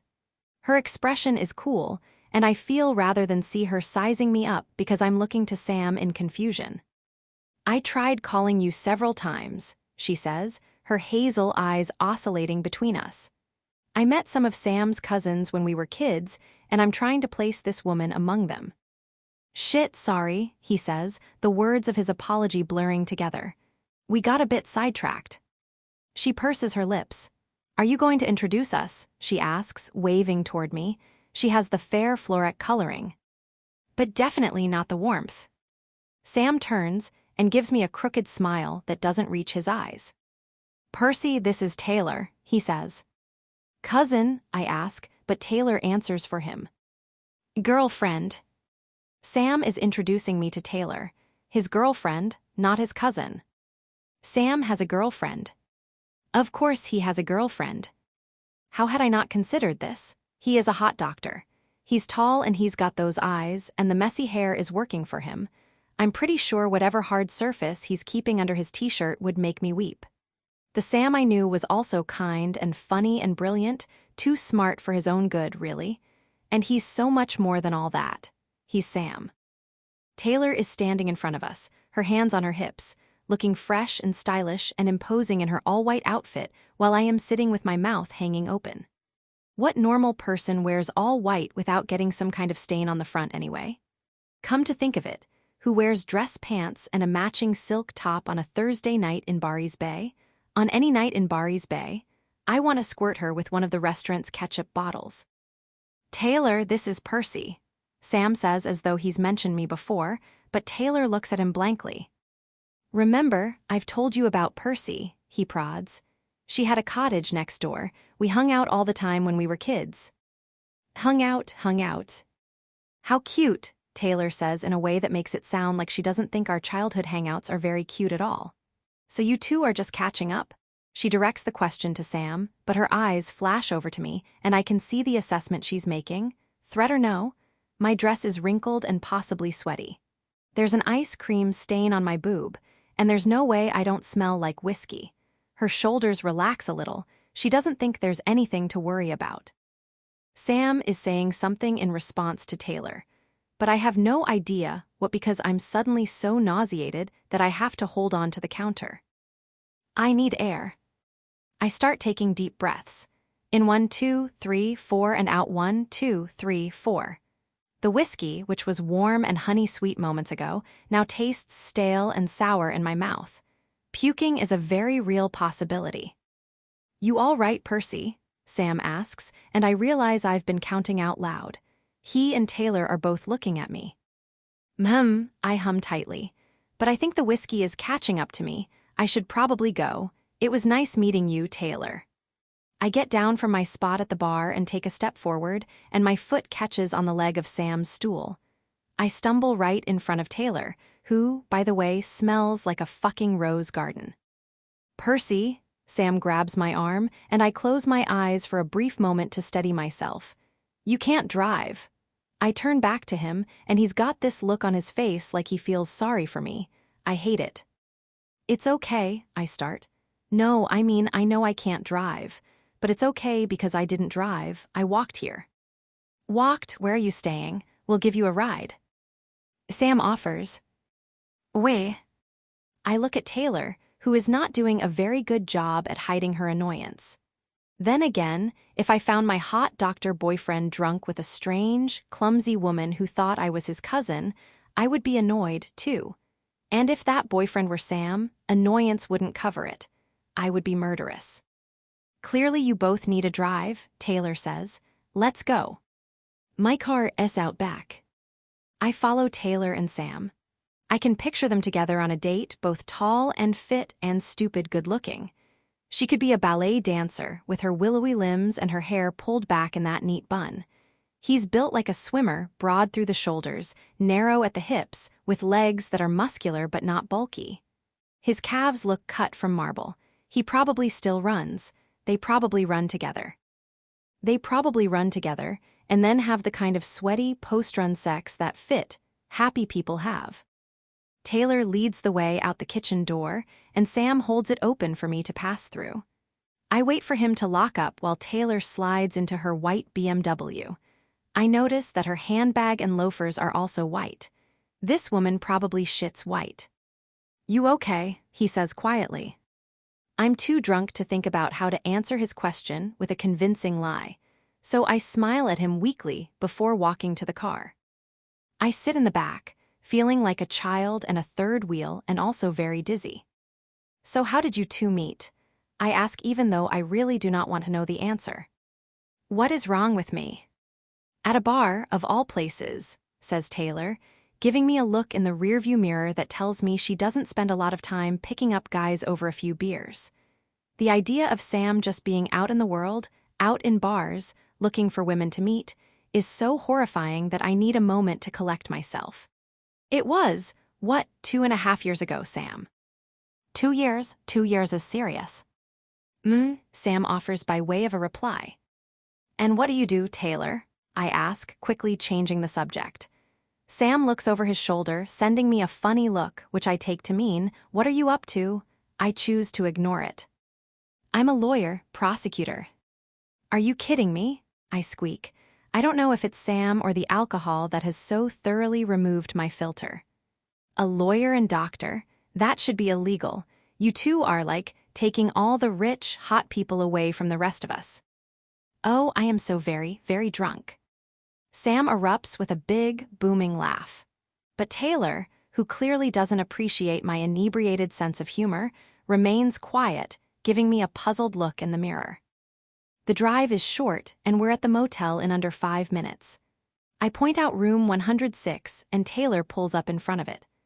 I thank her for the drive in a cheery, possibly demented-sounding, voice, and with zero grace, tumble out of the car and shuffle to the door, getting my key from my bag. Percy, Sam calls from behind me, and I close my eyes briefly before I turn around, the full weight of my humiliation pressing down on my shoulders. I want to crawl into bed and never wake up. He's rolled down the window and is leaning over his muscular forearm that's resting on the edge. We look at each other for a second. What? I say, my voice flat. I'm done pretending to be Perky Percy. I'll see you soon, okay? Sure, I reply and turn back to the door. Once I've got it unlocked, the headlights move, but I don't look back to see the car pull away. Instead, I run to the bathroom and throw my head into the toilet bowl. I lie in bed, blinking up at the ceiling. I know it must be well into the morning because the sun is already high. I haven't turned my head to look at the clock because I don't want to wake the beast of a headache that lurks in my temples. My mouth tastes like I spent the night licking the floor of a roadhouse pub, yet I smile to myself. I found Sam. And I felt it, the pull between us. The one that had been there since we were 13, the one that only got stronger as we got older, the one I tried to deny 12 years ago. I didn't break it, I broke us. I can fix it. And then she emerges through the fog of my hangover in a white pantsuit. Taylor. Bleck. I find a small petty pleasure in her name. Taylor is one of those used-to-be trendy names that now sound dated and pedestrian. My mother would find it vile. We met, 2.5 years ago, Sam? I scrunch my nose at the memory of Taylor's forced casualness. I would be shocked if she didn't know how long they've been together down to the second. Sam has a girlfriend. A beautiful, successful, presumably intelligent girlfriend. Someone whom I'd probably like under different circumstances. I need a distraction. I chance tilting my head toward the clock and am relieved that the pounding doesn't get worse. I spot 2 purple chocolate bar wrappers on the bed beside me and remember taking them from the mini bar after I puked. It's 10:23. I groan. I should get up. I booked today off, so I don't need to work, but I need to shower. Even I can smell me. Taylor probably wakes up in a pressed pantsuit. She probably keeps a bar of 75% fair trade dark chocolate in her kitchen drawer and eats a single square on special occasions. As much as I can mix with pretentious interior designers and architects, or recommend a trendy new restaurant that actually has good food and service, or spend the evening in heels without showing pain on my face, I'll always be messy underneath. Usually I do a good job of keeping that side of myself under wraps. But now and then it'll come out, like the time I called Sebastian's progressive-seeming bearded best friend, the worst kind of misogynist, over dinner after he'd repeatedly looked down our server's shirt and asked me whether I'd go to part-time or quit work entirely after I had children. Sebastian looked at me slack-jawed, having never seen me snap like that, and I apologized for my outburst, blaming it on the wine. Still in yesterday's sundress, I ease out of bed and inch toward the bathroom. I'm stiff, but I'm not nauseated. I loosen my belt and pull the dress over my head, take off my underwear, and then step under the hot spray. As the soap and water lift the smog from my brain, I make a plan to head over to the public beach after breakfast. Sam and I never swam at the beach when we were young. Once or twice, we bummed around the nearby park with his friends, but the beach was reserved for town kids who didn't live on the lake. I know there's no dock and no raft, but I am desperate for a swim. After my shower, I towel dry my hair until it's damp and run a comb through it. I chance a look at my phone. There's another text from Chantal, "Call me." Instead, I write her back, "Hey, can't talk right now. No need to come here, I'm okay. Ran into Sam yesterday." I can picture her rolling her eyes at my response. I know I'm probably not sneaking anything by her, and I feel guilty for not calling, but being here and seeing Sam yesterday feels so surreal, I can't imagine having to put it in words. I press send and then put on my bathing suit, a bright red two-piece that I have rare occasion to use, and a pair of denim shorts. I'm about to throw on a shirt before heading to the motel restaurant when there's a knock at the door. I freeze. It's too early for housekeeping. "It's me, Percy," says a deep, scratchy voice from outside. I unlock the door. Sam is looming in the doorway with damp hair and a fresh shave. He's wearing a pair of jeans and a white t-shirt, a coffee cup, and a paper bag in one hand. It's every straight, hungover woman's fantasy standing at the entrance of my room. He holds them out and then looks me over, slowing down over the one-shouldered bathing suit top I'm wearing. His blue eyes are somehow brighter today. "Want to come to the lake?" "What are you doing here?" I ask, grabbing the coffee and the bag. "Never mind, I don't care why, you're my hero." Sam laughs. "I told you I'd see you soon. I figured you'd forgive me for overserving you if I came bearing food, and I know you don't like sweets at breakfast. Or at least you didn't used to."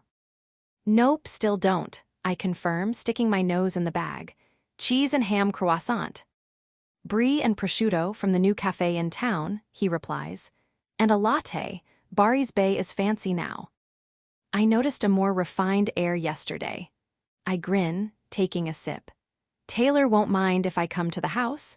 She might feel uncomfortable since we hung out all the time when we were kids."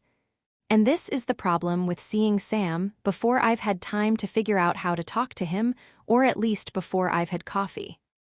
Words come into my head and then out of my mouth with no lag time between. It was that way when we were teenagers, and clearly that hasn't changed, no matter how much I've grown, no matter what kind of successful woman I've become. I sound petty and childish and jealous. Sam rubs the back of his neck and looks over his shoulder, thinking. In the 2 seconds it takes for him to shift his gaze back to me, I've melted into a sticky pool of embarrassment and reassembled myself into what I hope is a normal-seeming human. The thing about Taylor and me, I cut him off with a frantic shake of my head before he finishes the sentence. I don't want to know about the thing with him and Taylor. "You don't need to explain," I say. He stares at me blankly, blinking just once before pressing his lips together and nodding his head, an agreement to move on. At any rate, something urgent. Came up with a case she's been working on. She had to go back to Kingston this morning. "But the funeral is tomorrow." The words come out in a burst, thickly coated with judgment. Sam, rightfully, looks taken aback by my tone. Knowing Taylor, she'll find a way to come back. It's an odd response, but I let it slide. "Shall we?" he asks, pointing his thumb over his shoulder at a red pickup truck I hadn't noticed until now. I look at him in shock. There's nothing about Sam that says red pickup truck, except for being born and raised in rural Ontario. "I know," he says. "It's Mom's, and I started driving it when I moved up here. It's a lot more practical than my car." "Living in Barry's Bay, driving a truck. You've changed, Sam Florek," I say solemnly. "You'd be surprised by how little I've changed, Persephone Fraser." He replies with a lopsided grin that sends heat where it should not. I turn around, discombobulated, and throw my towel and a change of clothes in a beach bag. Sam takes it from me and tosses it into the back of the truck before helping me climb in. Once the doors are closed, the rich smell of coffee mixes with the clean scent of Sam's soap. As he starts the engine, my mind begins racing. I need a strategy, ASAP. I told Sam last night I'd give him an explanation for what happened all those years ago, but that was before I met Taylor. He's moved on. He has a long-term relationship. I owe him an apology, but I don't have to unload my past mistakes on him to do it. Do I? You're quiet, Sam says as we head out of town toward the lake. I guess I'm nervous, I say honestly. I haven't been back since we sold. That Thanksgiving, he glances at me and I nod. Silence falls over us. I used to twist my bracelet when I was anxious. Now I bob my knee up and down. When we turn onto Bear Rock Lane, I roll down the window and take a deep inhale. God, I missed this smell, I whisper. Sam puts his large hand around my knee, stopping its jitterbugging, and gives it a gentle squeeze before moving his hand back to the wheel and pulling into his driveway. Chapter 8. Summer, 15 years ago, my feet crunched on the driveway, the air heavy with dew and the lush smell of moss, fungi, and damp earth. Sam had taken up running in the spring, and he was determined to convert me to his cause. He mapped out an entire beginner's program to start today, my first morning at the cottage. I was instructed to eat a light breakfast no later than 7 a.m. and meet him at the end of my driveway at 8 a.m. I stopped when I saw him. He was stretching, his back turned to me with headphones in his ears, pulling one arm over his head and leaning to the side. At 15, his body was almost foreign to me. Somehow, he'd grown at least another 6 inches since I'd last seen him over the Christmas break. I'd noticed it yesterday when he and Charlie came to help us unload. It's officially an annual tradition, I heard Charlie tell Dad. But I didn't have time to properly inspect Sam before both he and Charlie had to leave to get ready for their shifts at the tavern. Sam was working in the kitchen 3 nights a week this summer, and I was already dreading the time apart. Now, his black running shirt lifted to expose a slice of tanned skin. I watched, mesmerized, a flush creeping up my neck. His hair was the same thick tangle, and he still wore the friendship bracelet around his left wrist, but he must have been well over 6 feet tall now, his legs stretched almost endlessly past the hem of his shorts. Almost as improbable as his height was that he was somehow thicker, too.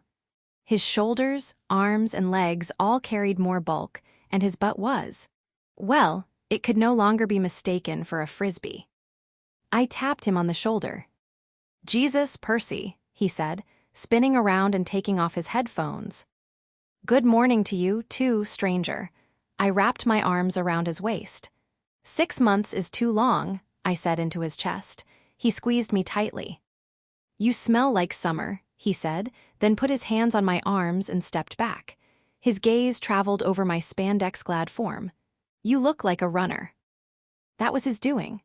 I had a drawer full of exercise gear based on the list of items he'd suggested. I had put on shorts and a tank top as well as a sports bra, which Sam had embarrassingly included on his list, and one of the cotton thongs Delilah gave me before she left for her mother-daughter European vacation, which he had not included. My hair, now well past my shoulders, was gathered into a thick ponytail high on my head. Fake it till you make it, right? He hummed and then turned serious and took me through a series of stretches. During my first squat, he stood behind me and put his hands on my hips. I almost tumbled backward with the shock of his grip. When I was suitably limber, he ran his hand through his hair and went over the plan. Okay, let's start with the basics. The most important part of learning to run is. He drifted off, waiting for me to fill in the blank. Good shoes, I guessed, looking down at my new Nikes. He shook his head, disappointed. Didn't you read the Couch to 5K article I mailed you? He'd clipped it from a running magazine, complete with some kind of complicated time and distance chart. I read it, once-ish. The most important part of learning to run is walking. He said with his hands on his hips. I smothered a giggle. This bossy thing was entirely new and sort of adorable and definitely funny. So we'll spend the first week doing a 3K out and back, increasing the distance you spend running each day until you're running the whole 3K by the end of the week. You'll take 2 rest days a week, and by the end of week 2, you should be running a full 5K. I barely understood a word he'd said, but 5 kilometers sounded pretty far. How far do you usually go? To town and back, it's about 12K. My jaw dropped. I worked my way up to it. You will too. Nope, no way, I cried. There are too many hills. Calm down, we'll take it day by day. He gestured down the road and started walking. Come on, we'll walk for the first 5 minutes. I looked at him dubiously, but picked up my pace to match his. If my elementary school's annual track and field day of hell hadn't already made it obvious years ago, it was now. I was not a natural runner.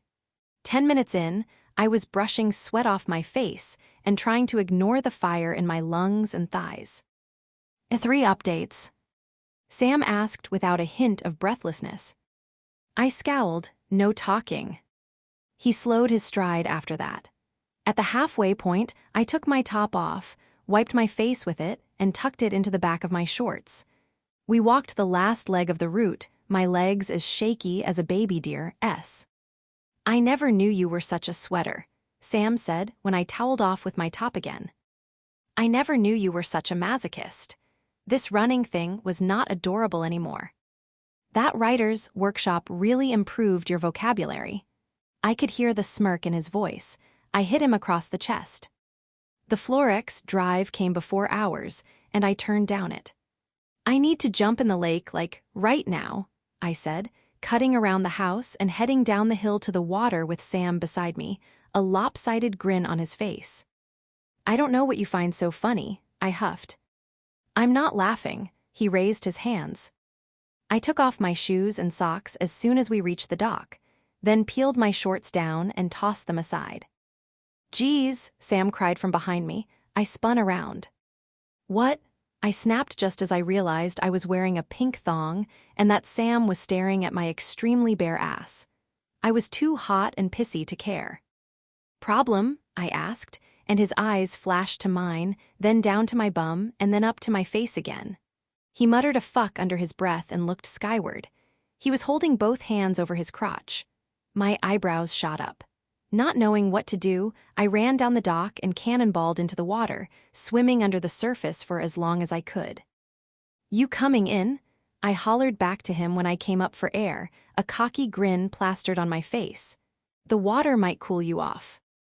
I'm going to need you to face the other direction before I do that, he called back, still shielding himself. And if I do, I swam closer. Come on, Percy, do me a favor.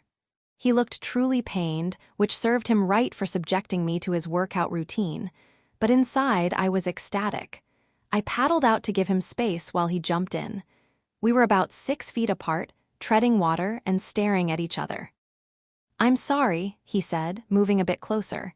It's just my body's reaction. Body's reaction. Got it, I said, more than a little deflated. Half-naked chick equals erection, basic biology. After our swim, Sam turned away when I climbed onto the dock. I lay on my back, letting the sun dry me off, my hands forming a cushion behind my head. Sam spread out beside me in the same position, his shorts sopping wet.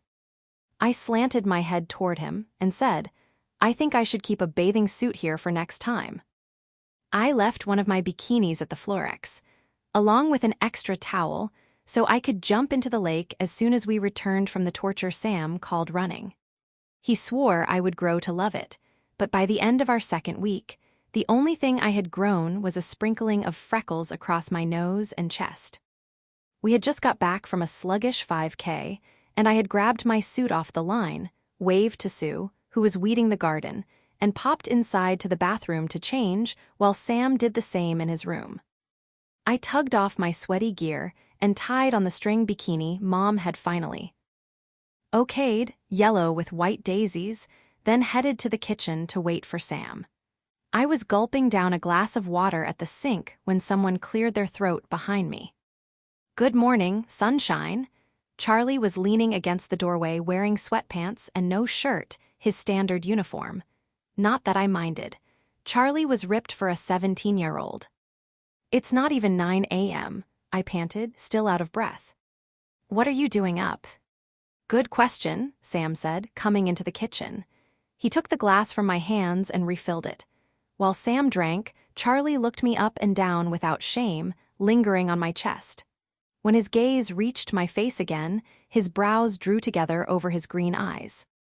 You look like a tomato, Pers, he said, then turned to Sam. Why do you keep forcing your cardio on her? Bad hearts run in our family, not hers. Sam pushed his hair back. I'm not forcing her, am I, Percy? He looked at me for backup and I cringed. No, technically, you're not forcing me. I drifted off when Sam's expression crumpled. But you do like it, Charlie finished, eyes narrowed at me. I like how it feels afterward when it's over, I said, trying to find something positive to say. Charlie grabbed an apple from the fruit basket on the kitchen table and took a big bite.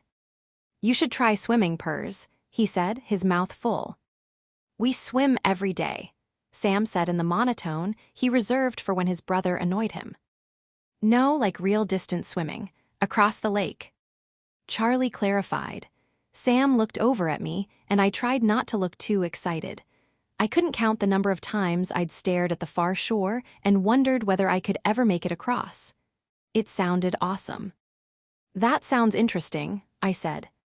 I can help you train if you want, Charlie offered. But before I could respond, Sam cut in, No, we're good. Charlie looked me over again, slowly. You'll need a different bathing suit. Training for swimming was way more fun than running. It was also a lot harder than I thought it would be. Sam collected me from the cottage every morning after his run, and we'd walk back to his place together so he could change into his suit. We devised a warm-up routine, involving a series of stretches on the dock and laps to and from the raft. Sometimes Sam swam beside me, giving pointers on my form, but usually he bobbed on a pool noodle. Charlie had been right about the bathing suit, too. During my first warm-up, I had to keep adjusting the top to keep everything from falling out. That afternoon, Sam drove us in the little boat to the town dock and we walked to Stedman's. It was half general store, half dollar store, and it had a little bit of everything, but there was no guarantee they'd have what you were looking for. As luck would have it, there was a rack of women's suits right at the front. Some had those old lady skirts attached to them, but there was also a handful of plain one-pieces in cherry red. Practical, cheap, and cute enough, the perfect Stedman's find. Sam found a pair of swim goggles in the sporting section, and I paid for both with one of Dad's 50s. We spent the change on ice creams at the dairy bar, moose tracks for Sam and cotton candy for me, and walked back to the dock, taking a seat on a bench by the water to finish the cones. We were looking over the lake quietly when Sam leaned over and circled his tongue around the top of my cone where it was melting in rivulets of pink and blue. I don't get why you like this so much. It tastes like sugar, Sam said, before he noticed the shock on my face. What was that? I asked. My voice came out an octave higher than usual. I tried your ice cream, he said. Which, okay, I know was obvious, but the way a current buzzed across my skin, he might as well have licked my earlobe. As my distances increased, Sam rode beside me in case I ran into trouble and as protection from other boaters. When I suggested he turn on the motor so he could relax, he brushed me off, saying I didn't need gasoline in my lungs while I swam. I practiced daily, dead set on making it to the other side of the lake by the end of August. The week before my big swim, I waited in the Florex kitchen for Sam to change into his bathing suit, helping Sue unload the dishwasher. Did he tell you he's lifting his dad's old weights every morning before his run? Sue asked me as she put a pair of glasses into the cupboard. I shook my head. He's really into the whole fitness thing, huh? Sue hummed. I think he wants to make sure he can pull you out if he needs to, she said, squeezing my shoulder.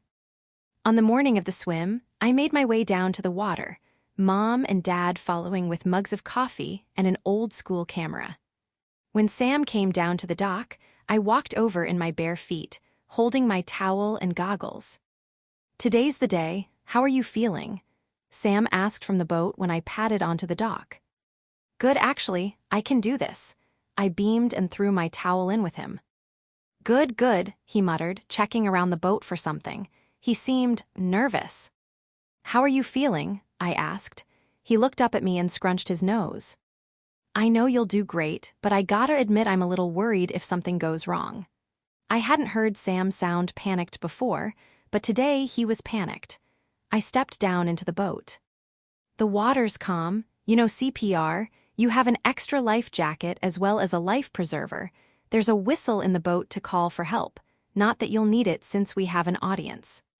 I pointed up to where my parents had joined Charlie and Sue on the deck and waved at them. "We're rooting for you, Percy," Sue called down. "And," I continued, "I'm an excellent swimmer, there's nothing to worry about." Sam took a deep breath. He looked a bit pale. I wrapped my finger around his bracelet. "I swear, okay." "You're right," he sighed. "Just remember to take a break if you need to, you can always float for a bit." I patted him on the shoulder. "So, should we do this thing?" "Let's," Sam said. "I'd wish you luck, but you don't need it." Once I was in the water, I pulled my goggles on, gave Sam a thumbs up, and then turned my attention to the far shore. A small, rocky beach was my target destination. I took 3 deep breaths, then pushed off from the lake bottom with my feet and set off in a steady front crawl, my arms and feet working in tandem to propel me forward. I didn't rush my strokes, and soon the rhythm became almost automatic, my body taking over from my mind. I could see the side of the boat when I tilted my head for air, but I didn't pay it much attention. I was doing it.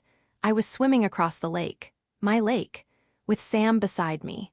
A rush of pride ran through me, powering me on and distracting me from the burning in my legs and the ache in my neck. I kept going, slowing down when I needed to catch my breath.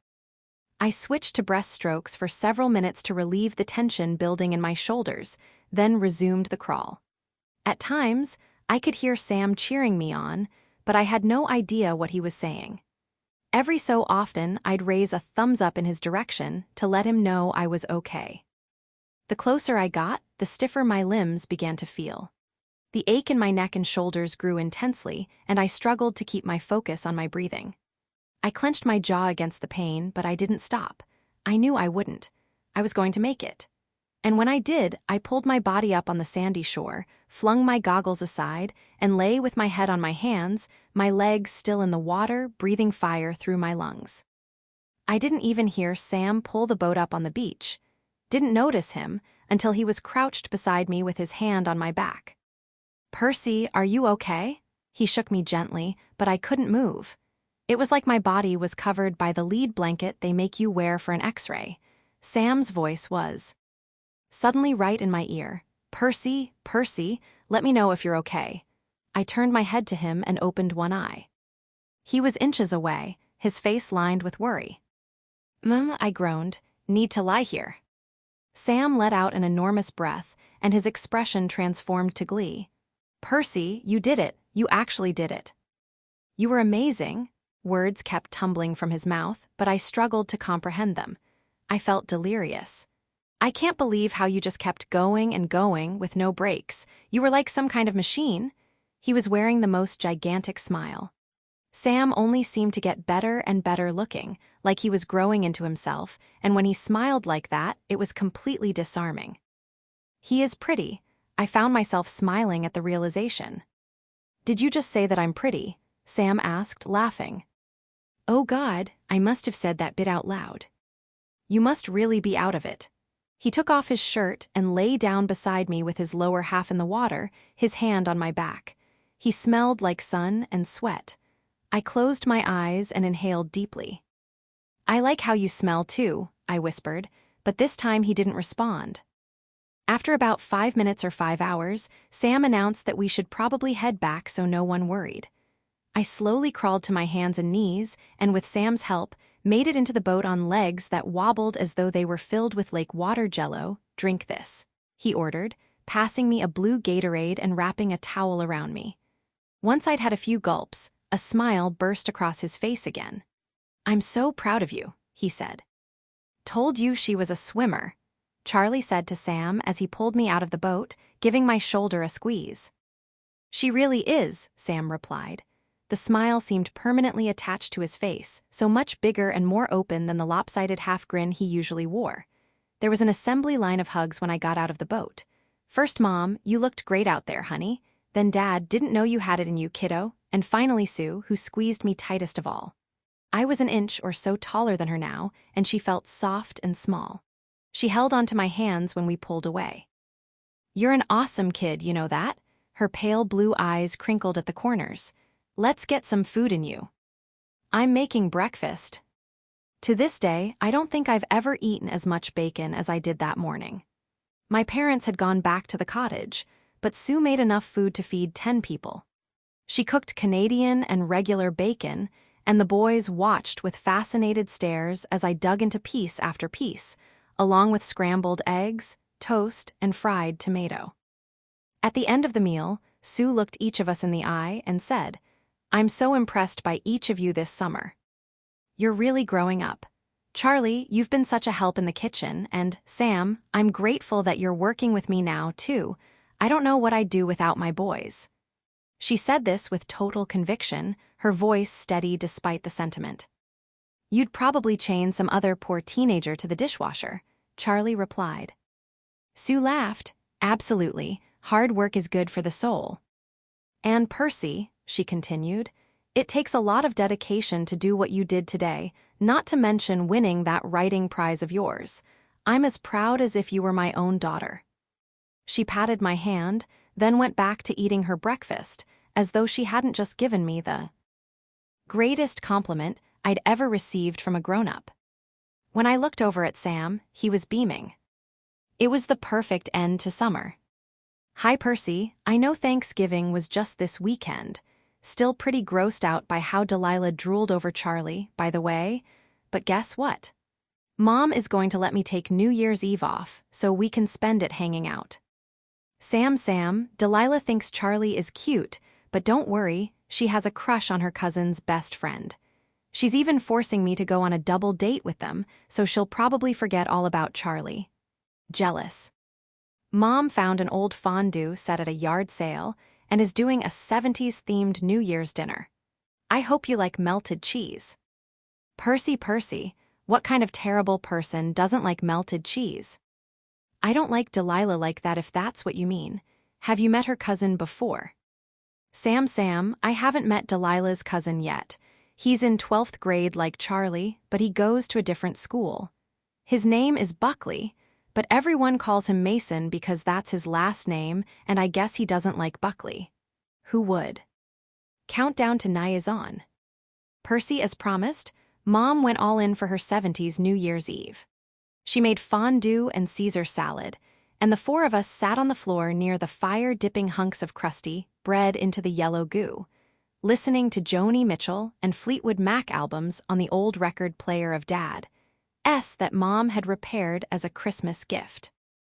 "This is actually a little gross, all of us putting our forks back into the cheese," I said, and Mom gave me a look. "But it's so delicious," said Sam, waving a piece of drippy bread in my face. "Couldn't agree with you more, Sam," Dad said, and plucked the bread from Sam's fork and then popped it into his mouth. Mom served carrot cake for dessert, and then we played poker with wooden matchsticks until Sam bankrupted us all. I'm not sure whether to be disturbed or impressed that a 15-year-old can keep such a straight face, my dad commented when he handed over the last of his matches to Sam. At midnight, Mom let Sam and me have a glass of champagne each, and the bubbles made my hands and face warm. Not long after, my parents made up the couch for Sam with sheets tucked around the cushions, poured the remaining champagne into our glasses, then went to bed. Sam and I sat facing each other on opposite ends of the couch, the quilt spread over our legs. I was bummed about going back to the city in 2 days' time and wanted to stay up all night talking. He tapped my leg with his foot under the blanket. "Are you going to tell me about how your date with Buckley went?" We hadn't discussed Delilah's cousin Mason since I first mentioned him in an email, hoping it would prompt Sam to confess his love. It didn't quite work out according to plan, and I figured Sam had forgotten all about it. The truth was that Delilah and I had been on a couple of double dates with Mason and his friend, Patel. Last names as first names seemed to be a thing in their circle. They both went to a boys' private school not far from where I lived, and played on the same hockey team. I was surprised that Delilah would date someone as quiet and soft-spoken as Patel, but he had these huge brown eyes and an even bigger smile. "I can tell he's deep," she explained when I asked her about it. "Goalies are sexy, and I bet he's an amazing kisser." Mason was obsessed with hockey and building muscle for hockey, and growing out his dark hair so it would curl just right from under his hockey helmet. He had blue eyes like Delilah and was gorgeous like Delilah, and I think he probably knew it like Delilah did too, but he was actually a pretty nice guy. I just didn't think of him constantly like I did Sam. "It's Mason," I corrected Sam, "and there's not much to tell." "Let's start with the basics. Do you like Buckley?" He smirked. I kicked him, then shrugged. "He's okay." "Just okay, huh? Sounds serious." After a moment, he asked, "Don't you think he's a bit too old for you?" "He's turning 18 in a few weeks, and I'll be 16 in February. Besides, we've only been on 2 dates." "You didn't tell me about the second one." Was I supposed to tell him about other boys? He didn't talk to me about girls. "I didn't think you would care, and it's not like he's my boyfriend or anything," I said defensively. "But he wants to be. It wasn't a question." "I'm not sure. I don't think boys think of me like that." "Like what, Percy? Was he teasing me, or did he not know what I meant?" My head was fuzzy with confusion and champagne. "They're not interested in kissing me," I said, looking down at our legs. He tapped me with his foot again. "That's not true, and for the record, I do care." Sam was right. Mason was interested. Delilah and I went to 2 of his and Patel's hockey games in January. We sat in the stands clutching foam cups of bad hot chocolate to keep our hands warm in the frigid arena. At each game, Mason waved to me from the ice before taking his position at right wing for the puck drop. I could see why he loved hockey. He was the best player on the team by far. Each time he scored, he'd look up to me in the stands with a big smile on his face. After the second game, Delilah and I waited for the guys outside the locker room so we could all go for a pizza. Mason came out, hair damp and smelling of shampoo, with a huge gym bag slung over his shoulder. He wore jeans and a tight long-sleeved crewneck that stretched over his chest and arms.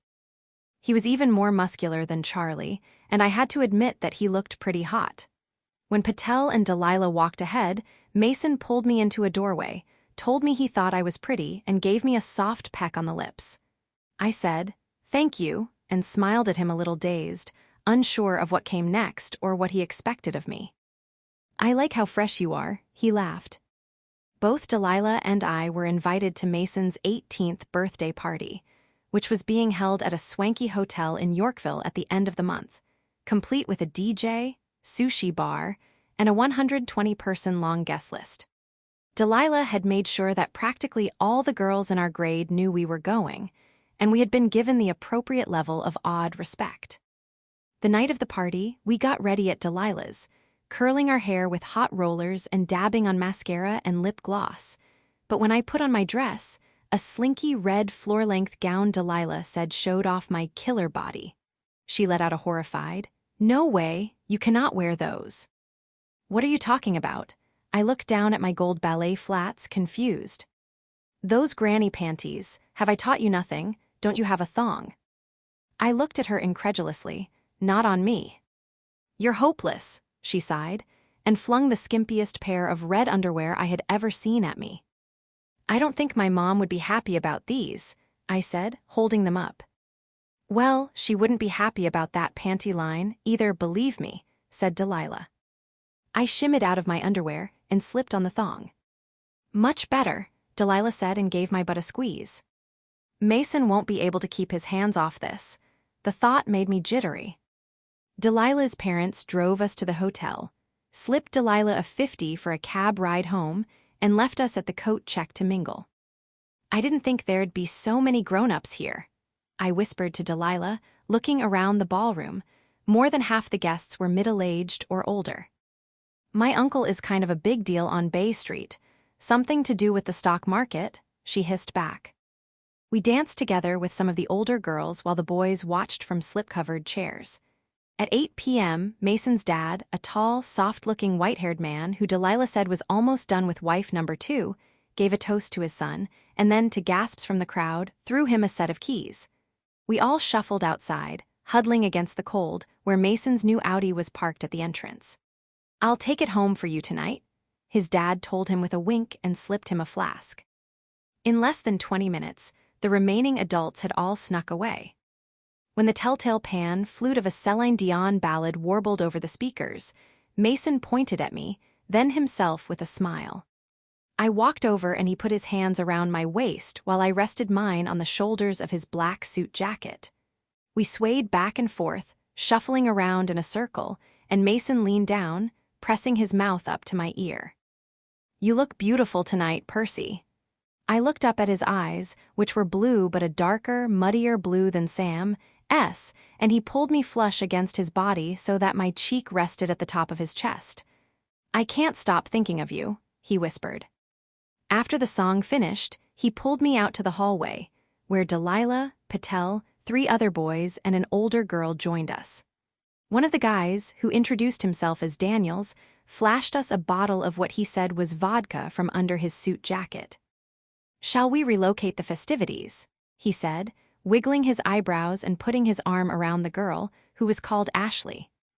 The boys all had rooms upstairs, and we congregated in the living area of Mason and Patel's suite. Daniel sat in an armchair with Ashley on his lap, Delilah and Patel took the sofa, and the 2 guys sat on the floor, leaving a chair for Mason and me. I perched on the side, but Mason pulled me onto his lap and put an arm around me, resting it on my hip. Daniels passed each of us a glass of vodka and ice. It smelled like nail polish remover, and burned my lips even before I took a tiny sip.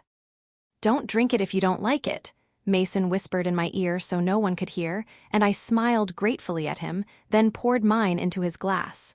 "Works for me," he smiled back. His thumb moved back and forth on my hip while the group talked about his new car and hockey season. It was pretty tame, considering we were a group of unsupervised teens with a bottle of alcohol, and I noticed that other than Daniels, who was kneading Ashley's butt like pizza dough, no one had a refill.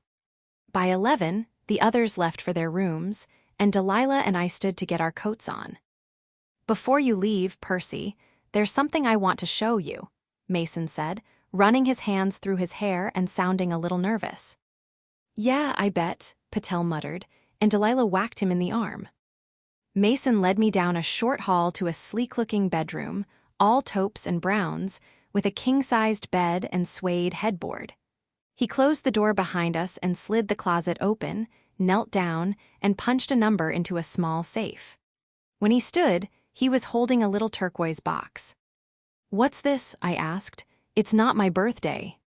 "I know," he said, moving closer. "I was going to save it for your 16th, but I couldn't wait. Open it." His eyes moved expectantly over my face. I lifted off the lid to find a turquoise velvet pouch. Inside was a silver bracelet with a chunky, modern clasp. "I was thinking you might want to be my girlfriend," he said and smiled, "and that maybe you needed something a little more special than this." He held up the arm that wore my friendship bracelet. I had not seen this coming. "It's gorgeous. Wow, I'm not sure what to say," I stammered. Mason fastened the bracelet around my wrist. "You can think about it, but I want you to know that I really like you." He put his hands on my hips and pulled me toward him, then brought his lips down onto mine. They were soft as he moved them gently over my mouth. He pulled back enough to look into my eyes and said, "You're so smart and funny and so beautiful and you don't even know it." He kissed me again, harder this time, and I closed my eyes. Images of Sam flashed through my mind, and when Mason ran his tongue over the seam of my lips, my knees felt as though they might buckle, and I grasped his biceps. He placed a string of light kisses on the corner of my mouth, then my nose, and then back on my mouth, and ran his tongue over my lips again.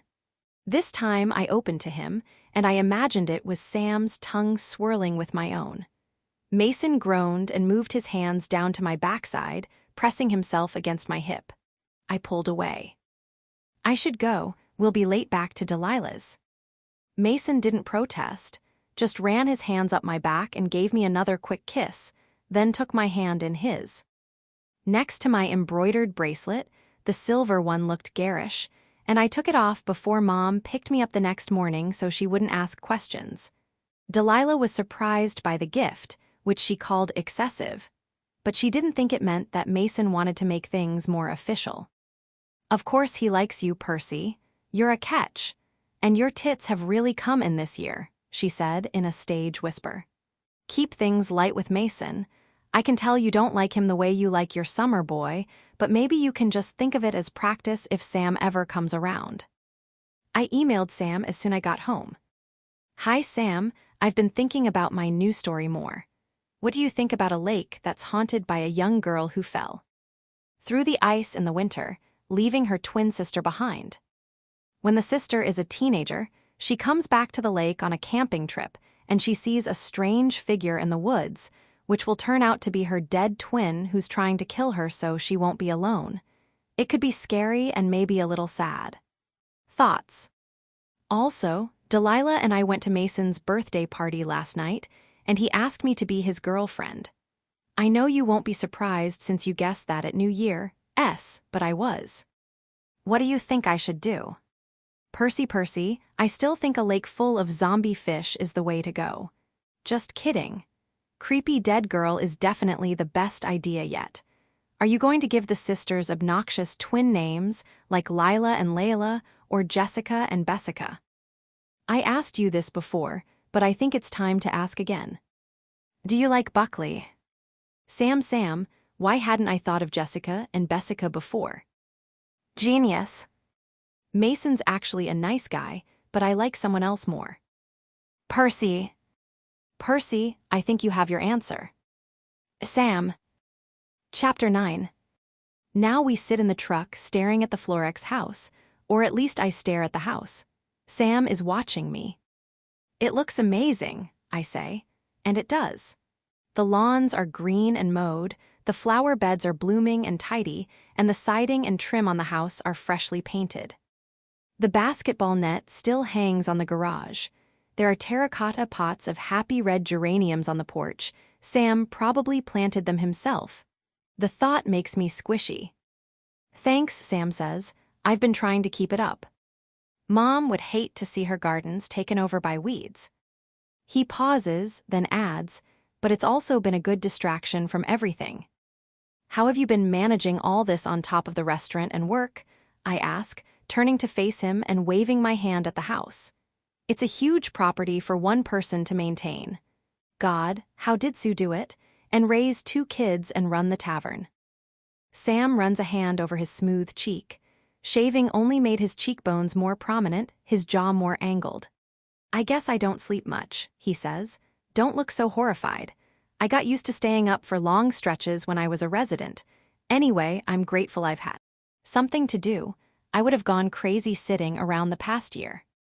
Guilt curls around my heart. I hate that he did this alone. Without me. Does Charlie help much? Nah, he offered to come back, but he's busy in Toronto. I cock my head, not following. He works in finance on Bay Street, Sam explains. He was up for a big promotion. I told him to stay in the city. I had no idea, I murmur. I guess his boss has better luck getting him to wear a shirt than your mom did. Sam chuckles, pretty sure he wears a suit and everything. I clear my throat and ask the question I've been wondering all morning. And Taylor? She lives in Kingston. Yeah, her firm is there. She's not exactly a Barry's Bay girl. Didn't notice, I mutter, looking out the window. I can see Sam smile from the corner of my eye before he gets out of the truck and walks around to my side. Opening the door, he offers me a hand to hop down. I know how to get out of a truck, you know, I say, taking his hand anyway. Well, you've been gone a long time, city slicker. He grins while I get out. He's got one arm on the door of the truck and the other on the side, caging me with his body. His face turns serious. Charlie should be home later, he says, eyeing me closely. He went into the restaurant this morning to help Julian with a few last-minute things for tomorrow. It'll be great to see him again, I say with a smile, but my mouth has gone dry. And Julian, he's still there, huh? Julian Chen was the long-suffering chef at the tavern. He was terse and funny, and kind of like a big brother to Sam and Charlie. Julian's still there. He's been a big help to me and Mom. He took her to chemo when I had shifts at the hospital, and when she was in there for the last few months, he stayed with her almost as much as I did. He's taking it pretty hard. I can imagine, I say. Do you ever think he and your mom? You know, the idea hadn't crossed my mind as a teen, but as I got older, I thought it might explain why a young, single man whose cooking skills far surpassed boiling pierogies and cooking sausages would live in a small town for so long. I don't know. He runs his hand through his hair. I always wondered why he stuck around for so long. He didn't plan on spending his life up here. It was just a summer job for him. I think he had big dreams of opening his own place in the city. Mom said he stayed for me and Charlie. The last couple of years, though, I wondered if it was for her. He looks back down to me with a sad smile, and without saying a word, we both walk around the side of the house and head to the water. It feels instinctive, like I had walked down this hill only days ago rather than more than a decade earlier. The old rowboat is tied to one side of the dock, a new motor attached to the stern, and the raft floats out from the dock just as it used to. My throat is thick, but my whole body relaxes at the view.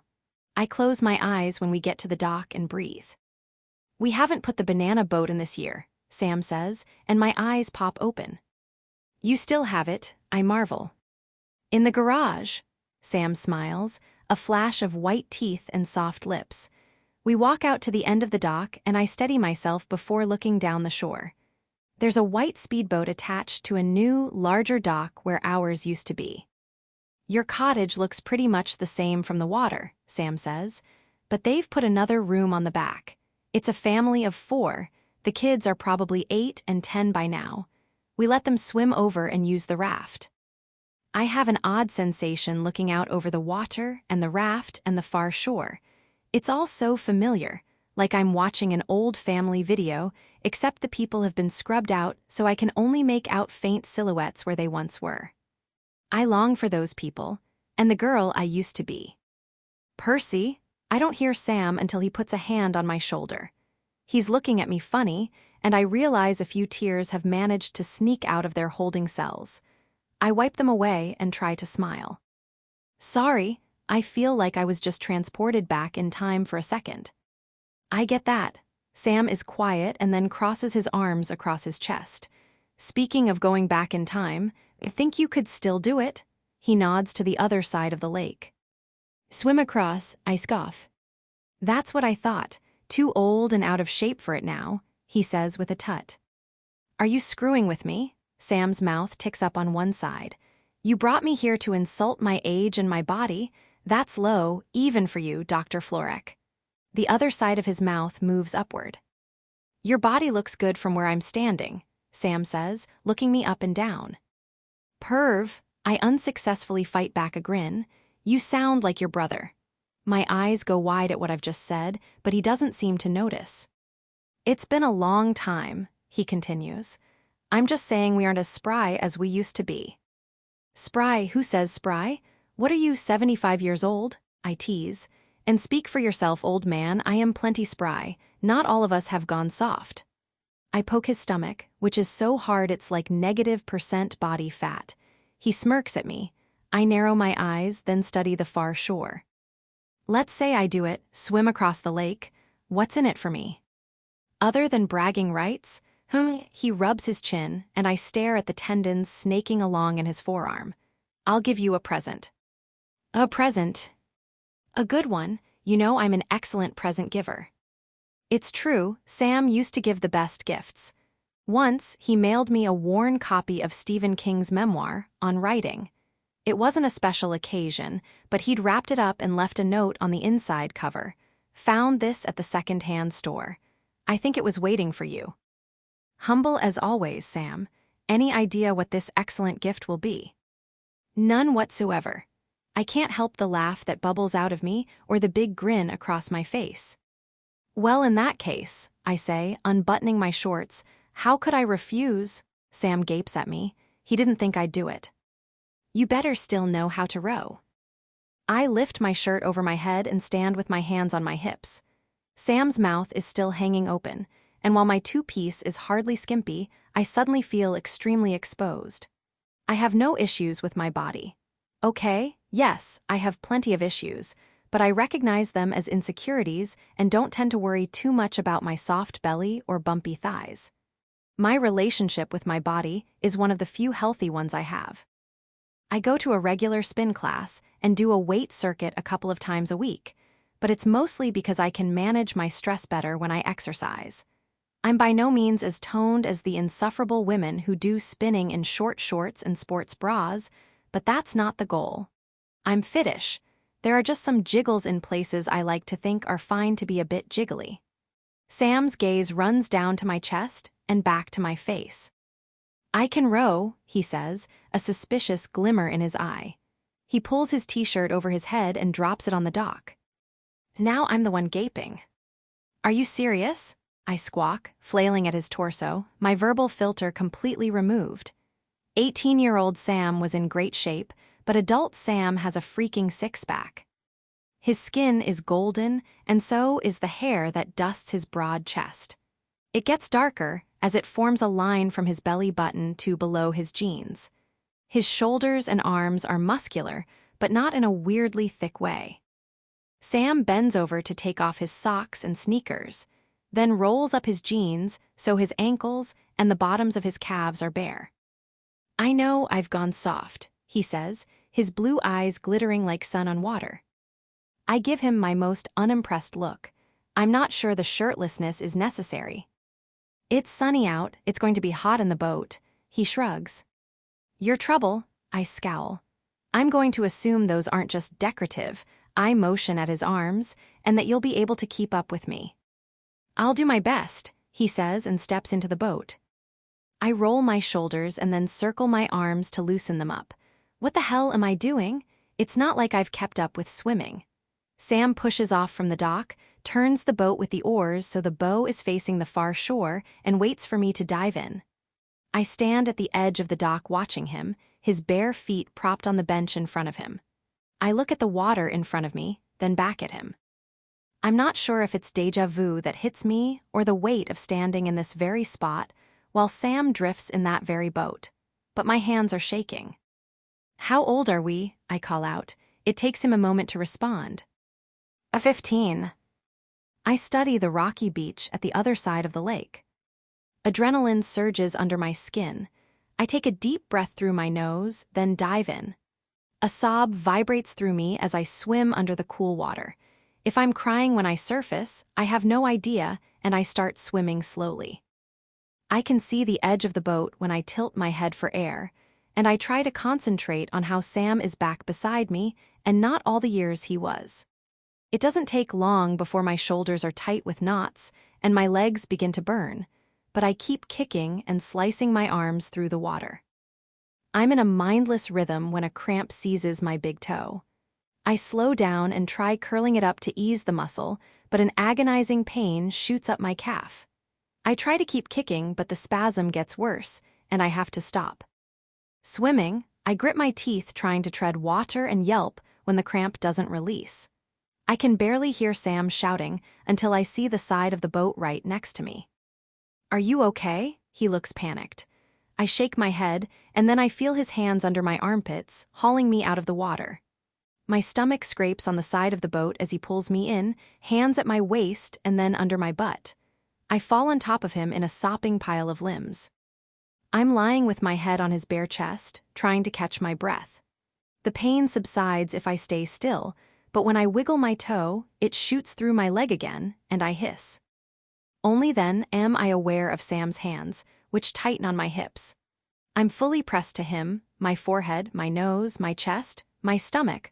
All I want to do is run my tongue across his warm chest and roll my hips against his jeans to relieve what's happening between my thighs. It's totally inappropriate, considering the amount of pain I'm in. You okay, Percy? His voice is strained. Cramp, I breathe into his chest, in my toe and calf. Hurts to move. Which leg? Left. I feel Sam's hand move down my thigh to my calf to the muscle. Goosebumps radiate from under his fingers, and a shudder runs through me. He pauses for a second, and I lift my head to look at him. His eyes are dark and unblinking. "Sorry," I whisper. He shakes his head so slightly it's almost imperceptible. "It helps to relax the muscle," he says, and wraps his whole hand over my calf, applying pressure, then moving in slow circles, kneading gently. My heart is beating so fiercely I wonder if he can feel it too. I shut my eyes and involuntarily squeeze my thighs together. He must feel the movement because his left hand increases its grip on my hip. I can feel his breath on my forehead. "Better?" The question comes out in a rasp. I shift my leg slightly, and it does feel better. "Yeah," I push myself up, but now I'm straddling him awkwardly on the floor of the boat. His chest is slick with the water. I start brushing it off, but he puts his hand around my wrist. He's looking up at me, eyelids heavy. "Your trouble," he says, echoing my words from earlier. The air between us pulls tight like a rubber band. I take a deep breath, and Sam's gaze follows the rise of my chest, and yep, my nipples are obscene under my top. To be fair, I'm cold and wet. Sam swallows and meets my eyes again. I've seen this look from him before, stormy and focused and completely consuming, like I could fall into his eyes and never get out. His fingers move slightly at the back of my hip, just under the edge of my bathing suit. His other hand runs up and down the back of my thigh. What is happening? Taylor, I think. Sam has Taylor. Sam's hand leaves my thigh and he rubs his thumb over the creases between my eyes, smoothing out the frown lines, then runs it down over my cheek, cupping my face. "You're still the most beautiful woman I've ever known," he says, and it sounds like coarse sandpaper. I blink at him. His words are confusing and wonderful, and I feel a little high and a lot turned on. But I know we shouldn't be doing this. I shouldn't want this. He traces my lips with his thumb, and the fingers of his other hand dig more deeply into the flesh at the back of my hip. "This is a bad idea." I choke the words out. His eyes move rapidly across my face, and he sits up beneath me so that I'm on his lap. He rests his forehead on mine and closes his eyes, taking shallow breaths. Is he shaking? I think he's shaking. I move my hands to his shoulders and rub them up and down his arms. "Hey, it's okay. Old habits, right?" I say, trying to lighten the mood, but my heart is screaming at me. "Why don't we head back and have a swim to cool off?" I say, looking around, seeing now that I hadn't even made it halfway across the lake. When I look back to Sam, his jaw is clenched as though he's trying to decide something, but he only says, "Yeah, okay." Sam heads up to the house to change when we get back from our very short, very quiet boat ride. I had gotten a quick glimpse of my cottage from the water, a flashback of my parents sitting on the deck with cold glasses of wine. Now, I sit at the edge of the dock waiting for Sam with my feet in the water, replaying what just happened, lingering on the moment when his fingers slipped under my suit. My hips still tingle where his hands grip them. I once wanted Sam in every way I could have him. That hasn't changed. And if he had kept going, I would have too. I'm ashamed by that truth, but it is the truth. I know myself. My self-control is on ice when I'm around him.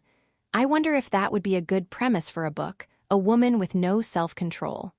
I smile to myself. I haven't daydreamed about stories in a long time. I hear Sam's footsteps behind me, and I look over my shoulder. He's wearing a pair of coral-colored swim trunks that look amazing against his tanned skin, and holding a pair of towels and a water bottle. "What are you thinking about?"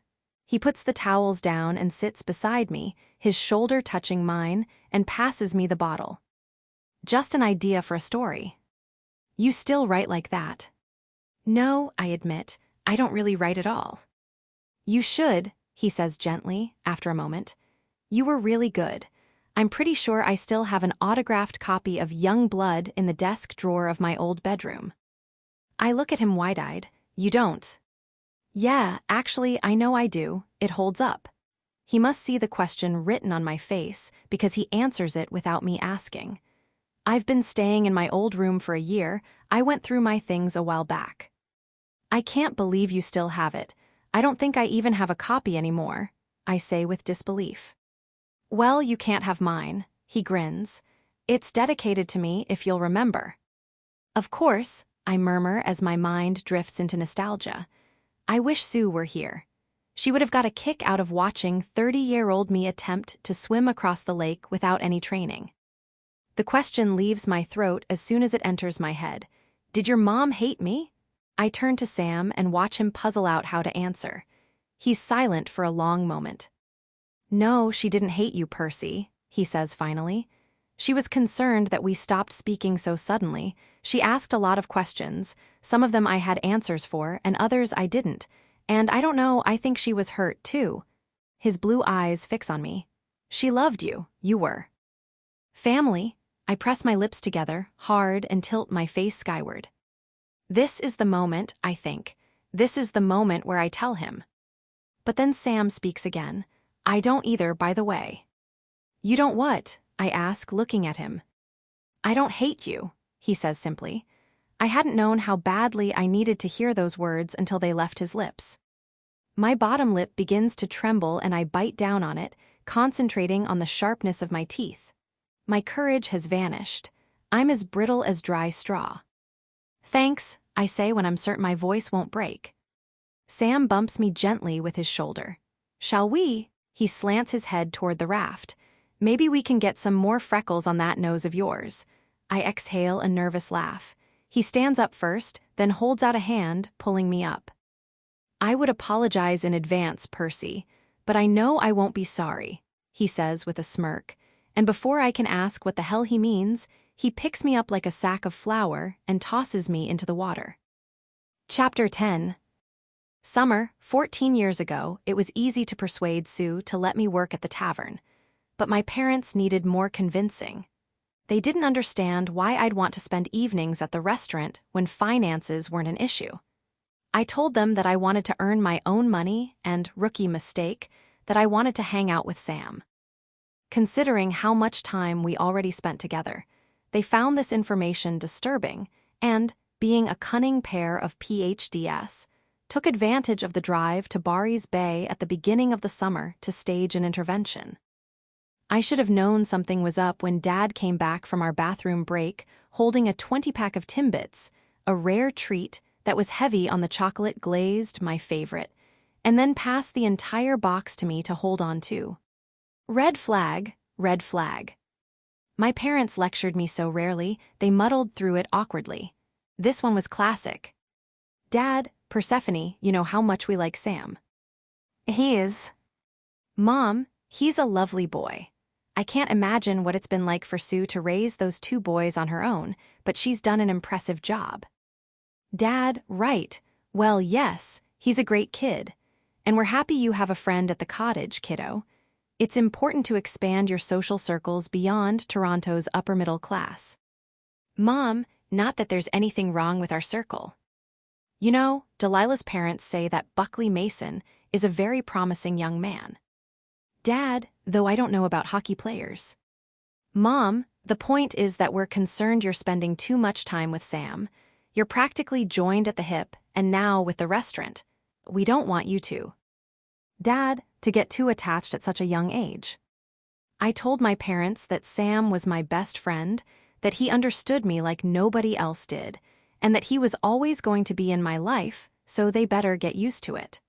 I said having a job would teach me to be more responsible. I left out the unrequited crush part. Working at the restaurant felt like being a part of a highly choreographed dance, all the performers working together to execute a near-flawless routine that looked a whole lot easier than it was. Sue was a great boss. She was direct but not condescending or short-tempered. She laughed easily and knew at least half of the guests by name, and she managed the crowds with ease. Julian controlled the back of the house with unspoken power and a glare that could turn your skin icy even in the kitchen's inferno. He was younger than Sue, maybe in his early 30s, but his back was shot from years of lugging sides of pigs and kegs of Polish Pilsener. I was terrified of him until I overheard him teasing Charlie on his after-dinner rush cigarette break. Good thing you're going to university soon, because you're about 3 girls away from. running through the whole town. Anyone who poked fun at Charlie was okay in my book. Charlie and Julian manned the stoves, grill, and deep fryer together. They had a silent way of communicating, working off the order sheets in a system Julian first learned from Charlie's dad. It was unsettling at first, seeing Charlie like he was at the restaurant, sweaty and serious, his forehead tight with concentration. Every once in a while I'd catch his eye, and he'd toss me a quick smile, but just as fast, he was back to focusing on the food. Sam, being the younger of the boys, was relegated to the dishwasher and to breaking out each order. He'd pass the sheets to Julian, who'd shout out the series of dishes, and Sam would gather the necessary supplies, running up and down to the basement walk-ins when needed. The best part of all of it was that Sue put Sam and me on the same schedule: Thursday, Friday, and Saturday nights. I liked catching his eye when I brought back the dirty dishes and how the kitchen steam turned his waves into curls. And I liked cleaning up at the end of the night with him, even though Sam's dishwashing skills often meant running a rack of cutlery through the machine twice. But I liked that, too. Sam was perfect at almost everything but washing up. It was a dry summer with fire bans across the county, and I was a tightly wound ball of frustrated teenage sexual energy.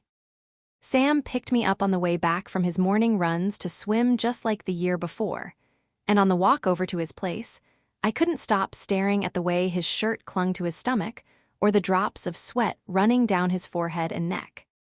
Now that he was 16, Sam was allowed to drive the banana boat, and we took it to the town dock for a couple of ice creams early one evening in July. We sat on a bench by the water, finishing our cones, debating the merits of animal dissection in biology class, when Sam leaned over and ran his tongue around the rim of my cone, catching the drips of pink and blue. He'd done the same thing last summer, but this was the sexiest thing I'd ever seen. "You've got the taste buds of a 5-year-old, he said as I stared at him with wide eyes. "You licked my ice cream." "Yeah, what's the big deal?" he frowned. "Like with your tongue, you've got to stop doing that." "Why? Are you worried your boyfriend will be mad or something?" He sounded a little angry. Delilah had been the one to convince me to keep seeing Mason, saying there was no point waiting around for my summer boy to get a clue. But I had explained to Sam on multiple occasions that Mason was not my boyfriend, that we were dating, but that it wasn't serious. Neither Sam nor Mason seemed to understand the distinction. For the millionth time, Mason is not my boyfriend. "But you kiss him," Sam said. "Yeah, sure, it's no big deal," I replied, not sure where he was going. He took a bite out of his cone, then squinted at me. "Would you think it was a big deal if I told you I kissed someone?" My heart exploded into tiny particles. "You kissed someone?" I whispered. I could tell Sam was nervous because he broke eye contact and looked out at the bay. "Yeah, Maeve O'Connor at the end-of-year dance," he said. I hated Maeve O'Connor. I wanted to murder Maeve O'Connor. "Maeve is a pretty name," I choked out. His blue eyes met mine again, and he pushed his hair off his face. It was no big deal. The civic holiday loomed large that summer. For the first time, Mom and Dad were leaving me alone at the cottage. It was also the weekend I'd chosen to swim across the lake again. My parents didn't want to miss my now annual feat of athleticism, but they were headed to a party in Prince Edward County, where a dean at the university had purchased a farm to turn it into a small winery. It was a must-attend event, and almost all they could talk about until they waved goodbye early Saturday morning. The air was sticky, promising a rain that probably wouldn't fall if the first half of summer was any indication. The grass around the Florex house had long ago turned brown, but Sue was determined to keep the flower beds in shape. She went into the restaurant earlier than usual to make extra batches of pierogies for the long weekend crowds, and Sam, Charlie, and I were tasked with watering all the gardens in the baking heat before we left for our shifts. Like most evenings, we took the banana boat to the town dock and walked to the restaurant. I wore my usual, a dark denim skirt and a sleeveless blouse, and I was slick with sweat by the time we got there. I splashed my face with cold water in the bathroom and redid my ponytail, smoothing down the strands that had frizzed in the humidity, then applied a little mascara and pink lip gloss, the sum total of my makeup routine. The tables were full from the moment we opened the doors, and by the time the last customers had been served, Sue was exhausted. Julian told her she looked like shit and forced her out the door while the rest of us closed up. I feel like I've been boiling in pierogi water all night, I told Carley and Sam when I was done, joining them outside the back door where they always waited for me, sitting with their backs against the wall once they had finished in the kitchen. I handed them their tip-outs. I've been standing over pierogi water all night, Carley said, standing to tuck the money in his pocket and pulling on his shirt to show me how damp it was. You've got nothing to complain about. I'm jumping in the lake when we get home. He wasn't joking.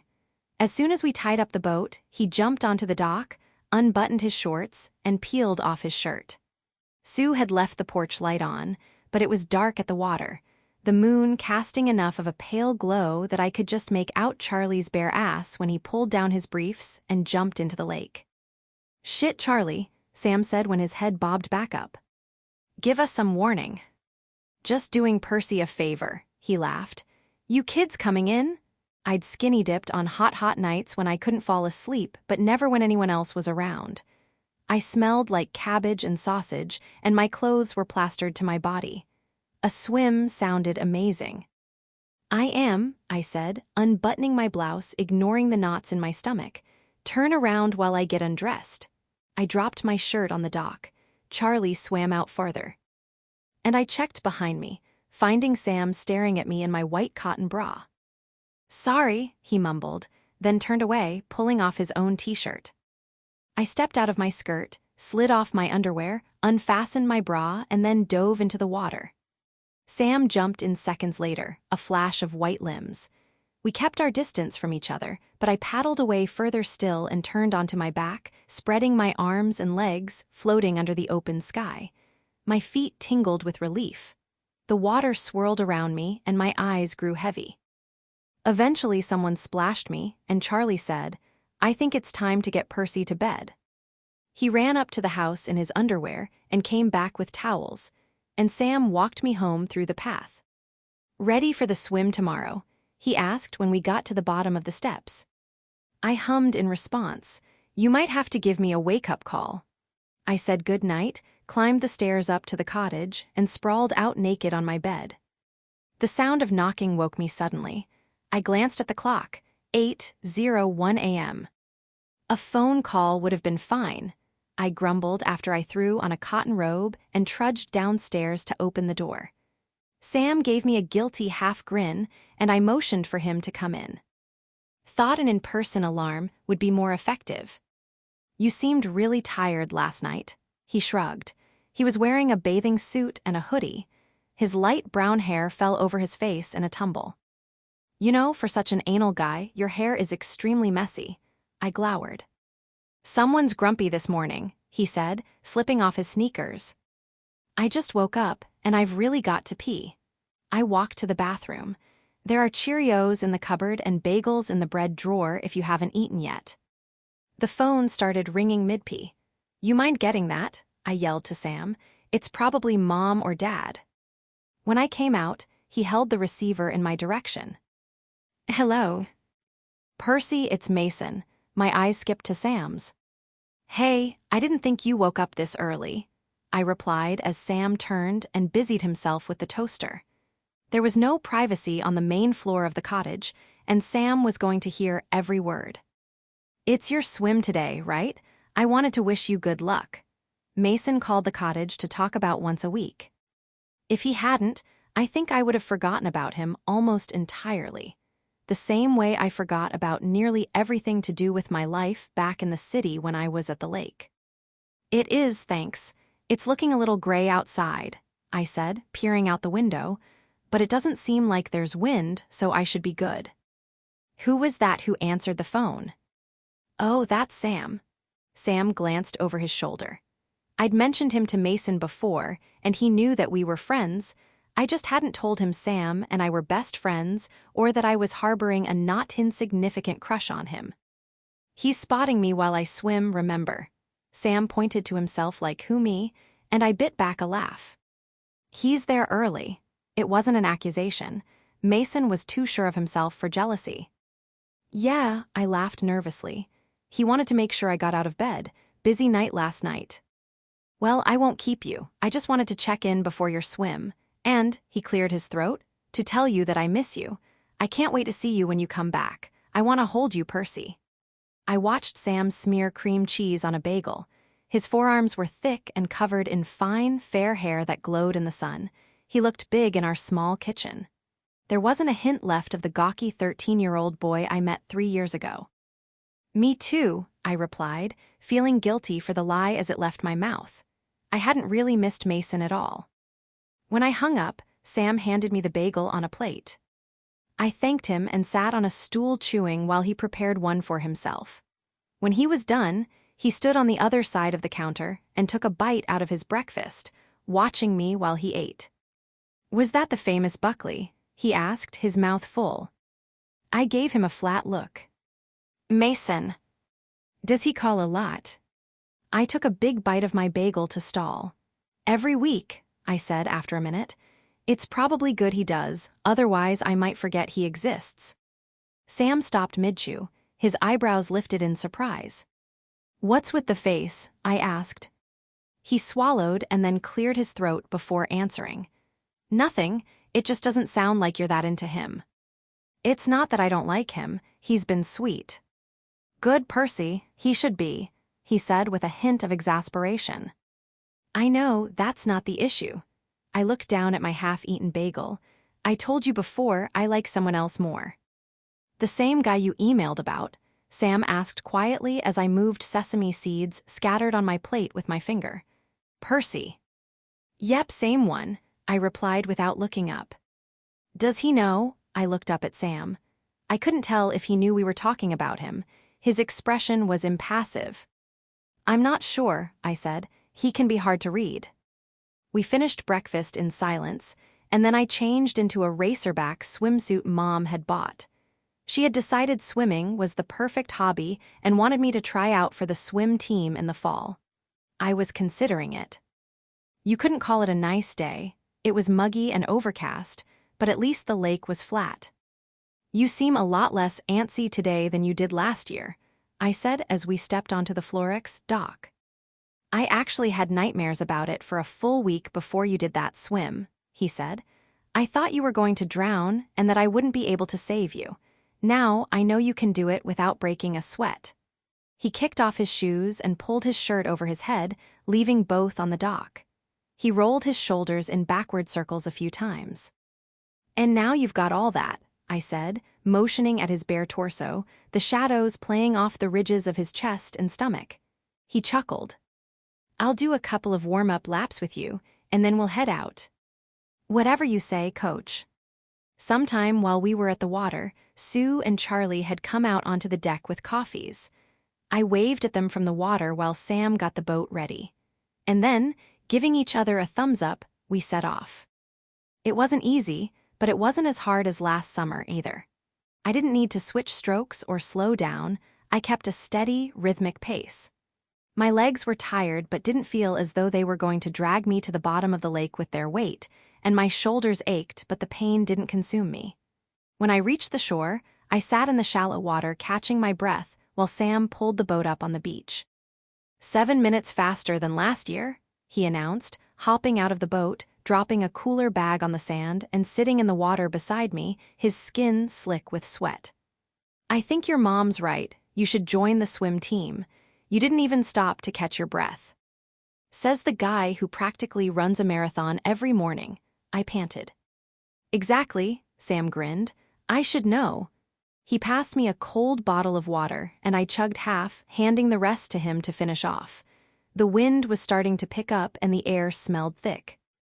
Looks like it could finally rain, I said, watching the breeze dance through the leaves of a poplar. That's the rumor. Mom says a big storm is supposed to hit, Sam said, wrapping his arms around his knees. Too bad she needs me to work an extra shift, otherwise we could do a scary movie night. Blair Witch, I suggested. Totally, how have we not done that one yet? Well, I have many times, I said. Obviously. But never with you, I added. A huge oversight, Sam replied. The hugest, we grinned. I was almost catatonic by the time I got back to the cottage. My belly bloated from one of Sue's epic breakfasts, and my body completely drained. I passed out on the couch and didn't wake up until well after 5, which meant Sam would already be at the tavern, whereas I had the night off. My parents left me home alone all the time in the city, but they were always around when we were at the lake. I had fallen asleep so quickly the night before that it had barely registered that they were gone. Now, I wasn't quite sure what to do with myself. Groggy, I shuffled into the bathroom and splashed water on my face, then slurped the cold liquid from my hands. I headed down to the lake with a notebook and sat on one of the Muskoka chairs at the foot of the dock. The wind had picked up since morning and was throwing whitecaps over the gray water. I jotted down a few ideas for my next story, but soon raindrops began to fall on the pages, and I was chased inside. I boiled a hot dog for dinner and ate it with some of the rice and beans salad Mom had left. Bored, I riffled through our DVD collection until I found The Blair Witch Project. It was a terrible choice. It scared me every single time I'd seen it, and I had never watched it alone. In a cabin, in the woods, on a dark and stormy night. Halfway through, I paused the movie, locked the doors, and did a sweep of the cottage, checking the closets, beneath the beds, and behind the shower curtain. Just as I pressed play again, a loud crack of thunder shook the cottage, and lightning quickly followed. With every flash, I expected to see a gruesome face pressed up against the back door window. By the time the movie ended, the storm had passed, but it was dark and rainy, and I was totally freaking out. I made myself popcorn and put on Uncle Buck, hoping for a comedic distraction, but not even John Candy and Macaulay Culkin could calm me down. The wind wasn't helping things, sending bits of bark and small branches flying onto the roof in a symphony of scratches and thunks. And wow, I had never noticed how much the cottage creaked. It was just after 11 when I broke down and called the Flurex number. The phone had barely rung when Sam picked up. Hey, sorry to call so late, but I'm kind of losing it here. The wind is making weird noises, and I just watched Blair Witch, which I guess was pretty stupid. There's like no way I can sleep here by myself tonight. Can I stay over there? You can stay over me, you can stay under me, the voice on the other end drawled. Any way you want, Pers. Charlie, I asked. The one and only, he replied, disappointed. Not at all. I've never been more turned on, I deadpanned. You're a cruel woman, Percy Fraser. Let me hang up on the other line, and I'll get Sam for you. Sam was at the door in less than 5 minutes, standing under an umbrella. I thanked him for walking over and apologized for being so childish. I don't mind, Percy, he said, then took the tote I'd thrown my toothbrush and PJs into. He rolled his eyes when I asked if he'd brought a flashlight, because when had he ever needed a flashlight? And as we set out, I linked my arm through his, staying as close to him as possible. I almost screamed when I heard rustling in the bush and then the snap of a twig, and I wrapped my free arm around Sam's waist, gluing myself to his side. It's probably a raccoon or a porcupine, he said, laughing, but I kept a tight grip on him until we stepped onto the porch. We'll have to be quiet, he whispered as we crept inside. Mom's already asleep, busy night. You're not going to lock that. I pointed to the door behind us as Sam moved toward the kitchen. We never lock it, not even when we go out, he said, then seeing the sheer terror in my eyes, walked back over and turned the deadbolt. The main floor was in darkness, and the faint sound of Charlie watching TV in the basement drifted up the stairs. Sam poured 2 glasses of water, and I studied the shadows that filled the hollows beneath his cheekbones. I couldn't remember when they had gotten so prominent. I'll take the couch down here, and you can sleep in my bed, he said, handing me a glass. I really don't want to sleep alone, I whispered. Can't we both just sleep in your room?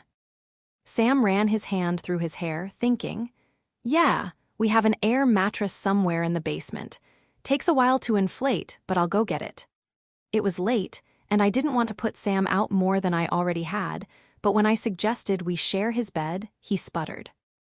"I swear I don't kick in my sleep," I promised. His jaw twitched and he ruffled his hair again. "Yeah, okay," he said uneasily. "But I need to shower. I smell like onions and deep fryer grease." I brushed my teeth in the main floor bathroom and changed into the cotton shorts and tank top I usually slept in, arranged my hair in a thick braid, and then waited for Sam in his bedroom, which was neat and orderly even though he hadn't planned on having a guest over. The photo of us sat on his desk, and Operation stood upright on the top of his bookshelf next to a photo of him with his dad. I had knelt down to get a better look at his set of tall keens when he came in, softly closing the door. "I've never read these," I said without looking up. He crouched down beside me and took out The Hobbit. His hair was damp and neatly combed off his face. He smelled soapy. "I'm pretty sure you'd hate it, but you're welcome to borrow it." He handed me the book. "There's a lot of singing." I'll give it a try, thanks." We stood at the same time, and Sam loomed over me. When I looked up at him, he was turning a very pink shade of pink. "That's the shirt you wear to bed?" he asked. I looked down, confused. "It's a little low from up here," he croaked. The tank top was white with thin straps, and, come to think of it, was kind of on the revealing side. A prickly heat climbed up my chest and neck. "You could solve that problem by not looking down it," I muttered, though a part of me, a big, hungry part, was thrilled. He ran his hand through his hair, messing it up. "Yeah, sorry, they were just there." I eyed his cozy pants and t-shirt. It seemed like a lot of clothes for such a warm night. "Is that what you usually wear to bed?" "Yeah, in the winter it is." "You do know it's the middle of summer, right?" He shifted on his feet. It hit me then that Sam was nervous. Sam was almost never nervous. "I'm aware. When it's hot, he rubbed his neck. "I usually, sleep in my boxers." "Okay," I murmured. "Sweats it is." We both looked over at the single bed. "This isn't going to be weird, right?" I asked. "Nope," he said without confidence. Sam folded back the navy blue top sheet, and I climbed in. I wasn't sure what the protocol was here. Should I face the wall, or was that rude? Maybe I should lie on my back. I hadn't made a decision when Sam sat down beside me, our bodies touching from shoulder to hip. I could smell his peppermint toothpaste. "Do you want the light on to read?" He eyed the book I was still holding. "I'm still pretty tired from the swim today, actually." I passed him the paperback, and he placed it on the nightstand and shut off the lamp. I decided lying on my back was best, and shuffled down the bed so my head was on the pillow. Sam followed suit. We were squished up against each other.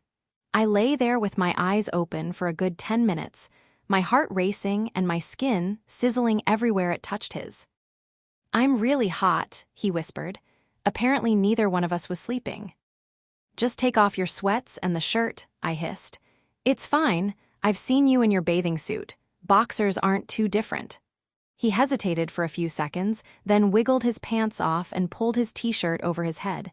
I couldn't tell, but I think he folded them before putting them on the floor. We were still both awake when Sam turned his head toward me, his breath hitting my cheek. "I'm glad this isn't weird," he said. I burst out laughing. He tried to shush me through his own laughter, but that just set me off even more. He rolled over to face me, putting his hand over my mouth. Every cell in my body came to a halt. "You'll wake Mom, and believe me, you don't want to do that," he whispered. She was so tired she took her wineglass to bed with her. He slowly took his hand away, and I fought the urge to put it back on my face. We lay there silently, him turned toward me, until he spoke. "Percy?" he asked, and I rolled onto my side. I could barely make out the shape of his body. The nights up north gave new meaning to the word dark. "Do you remember when I told you about kissing Maeve?" My heart picked up a pair of drumsticks. "Yeah," I murmured, not sure I wanted to hear what came next. "It didn't mean anything. I mean, I do like her like that." The question flew out like a reflex. "Why did you kiss her then?" We went to the end-of-year dance together, and the last slow song of the night was playing. And, I don't know, it just seemed like the obvious move. "You asked her to the dance." He had told me he went, but he didn't say he had gone with a date. She asked me, he clarified. I know I didn't tell you, but I figured we don't really talk about this stuff. I wasn't sure. I chewed on this for a second, then asked, was that your first kiss? Sam was quiet. You're not going to tell me you were there for mine. No, he replied. No, it wasn't your first kiss. Or no, you aren't going to tell me. It wasn't my first kiss. I'm 16, Percy. When? My voice was hoarse. You sure you want to know? He asked. Because you sound a little weird. Yes, I hissed. I wanted to scream. Just tell me. It was last year, a girl from school. She asked me to go skating, and she pushed me in the penalty box and then kissed me. It was kind of crazy. She sounds psycho. Yeah, we didn't go out again. He paused. But I went out a couple times with Jordy's sister's friend, Olivia. Jordy's sister is a year older than us. And you kissed her? My voice was strangled. My head was spinning. 3 girls. Sam had kissed 3 girls. Sam had kissed an 11th grade girl. It shouldn't have surprised me. He was cute and sweet and smart, but he was also mine, all mine. The thought of another girl spending time with him, let alone kissing him, made me nauseated. Yeah, we kissed, he hesitated, and we fooled around a bit. You fooled around with an 11th grade girl, I squeaked. Yeah, Percy, is that so surprising? He sounded offended. You don't make out with your boyfriend? I took a deep breath. He is not my boyfriend. I was whisper yelling. I shoved Sam's shoulder once, then again, and he grabbed my wrist, holding it against his bare chest. And you don't make out with your non-boyfriend? He asked. I'd rather make out with someone else, I blurted, immediately wanting to suck the words back into my throat. Who? Sam asked. My skin went tight with adrenaline, but I kept my mouth shut. He squeezed my wrist slightly, and I wondered if he could feel how quickly my pulse raced. Who, Percy? He asked again. I groaned. Don't make me tell you, I said so quietly I wasn't sure if I'd said it out loud. But then I felt Sam's hot breath on my face and the press of his nose and forehead against mine. Please tell me, he pleaded softly. I was overwhelmed by him, this smell of his shampoo, his damp hair, the heat coming from his body. I swallowed thickly, then whispered, I think you know. Sam stayed silent, his mouth inches from my own, but his thumb began to move in back and forth strokes across my wrist. I want to be sure, he murmured. I closed my eyes, took a deep breath, and let the words fall from me. I'd rather kiss you. As soon as the admission left my mouth, Sam's lips were on my lips, pressing and urgent. It felt like jumping off a cliff into warm honey. Just as quickly, he pulled back and rested his forehead against mine, taking quick, shallow breaths. Okay, he whispered. I shook my head. More. He closed the gap between us, peppering kisses on my lips, sweet and soft, but not nearly enough. And when he let go of my wrist, I put my hand in his hair, holding him. Closer, I ran my tongue over the crease of his bottom lip, then pulled it into my mouth. He moaned, and suddenly his hands were everywhere all at once, on my back, over my hips, across my stomach. And then his tongue met mine, minty and teasing. I wrapped a leg around his and pulled our hips together. A pained, desperate noise vibrated from the back of Sam's throat, and he gripped my side, putting a sliver of space between us. You all right? I asked. He didn't respond. Sam. I'm nodding, he said. Sorry, I whispered. I got a little carried away. Don't be sorry, I liked it. He took a deep breath, then paused before adding, but I think we should probably try to sleep. Otherwise, I'll get carried away. I nodded. Percy, he asked. I'm nodding. And then he kissed me again. At first it was slow, all hot tongue and gentle sucking. I whimpered, wanting more, and moved my hands down his back and into the waistband of his boxers. In reply, he grabbed my butt and pulled me against him. I could feel his excitement, and I pressed into him. He sucked in his breath and froze. We need to stop, Percy. Before I could ask if I'd done something wrong, he rasped, I'm like really close. I exhaled in relief. Okay. He brushed my face with his fingertips. So, sleep. Or something like that, I laughed quietly. Eventually, I turned to face the wall, a smile on my face. Somehow I did fall asleep, and just before I drifted off, I heard Sam whisper, "I'd rather kiss you too." Something woke me suddenly. I opened my eyes, not sure where I was, feeling a weight across my middle. I blinked at the wall a few times before remembering. I was in Sam's bed. With Sam, who had kissed me, who had his arm wrapped around me. Two hard knocks sounded on the door. I gasped. Sam's hand moved over my mouth. "Sam, it's 9 o'clock, Sue called. "I just wanted to make sure you didn't want to get out for a run."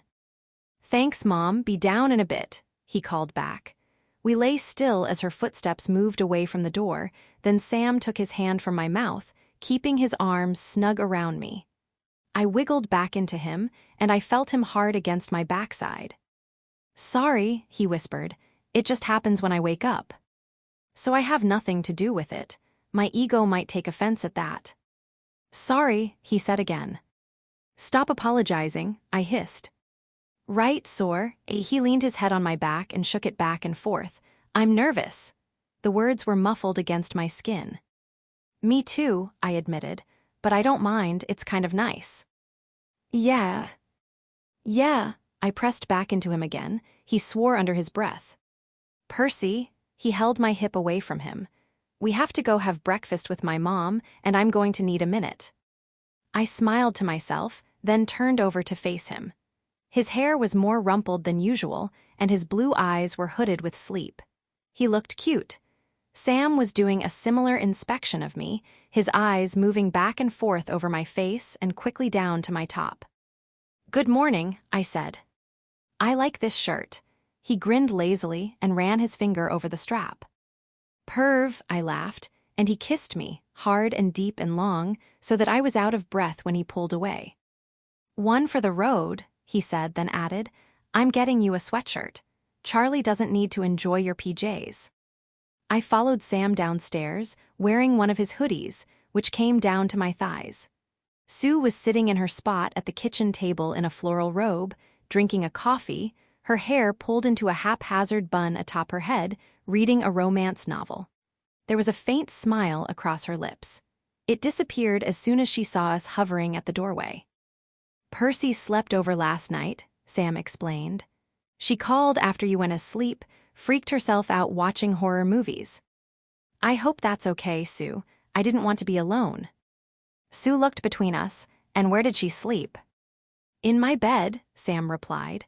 I would have lied to my parents before admitting a boy slept in my bed, but Sam wasn't much for lying.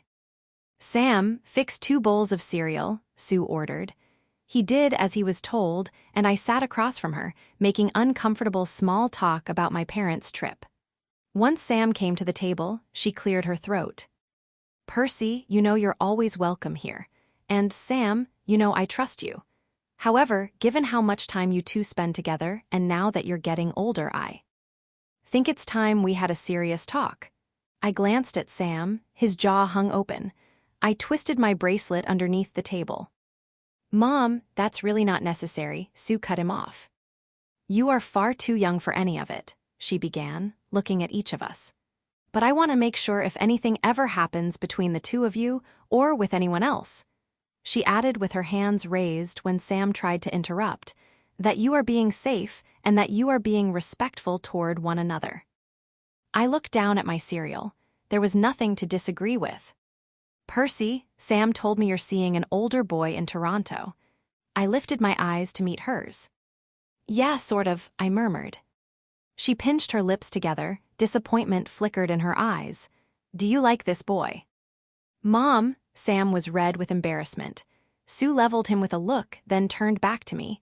I could feel Sam's eyes on me too.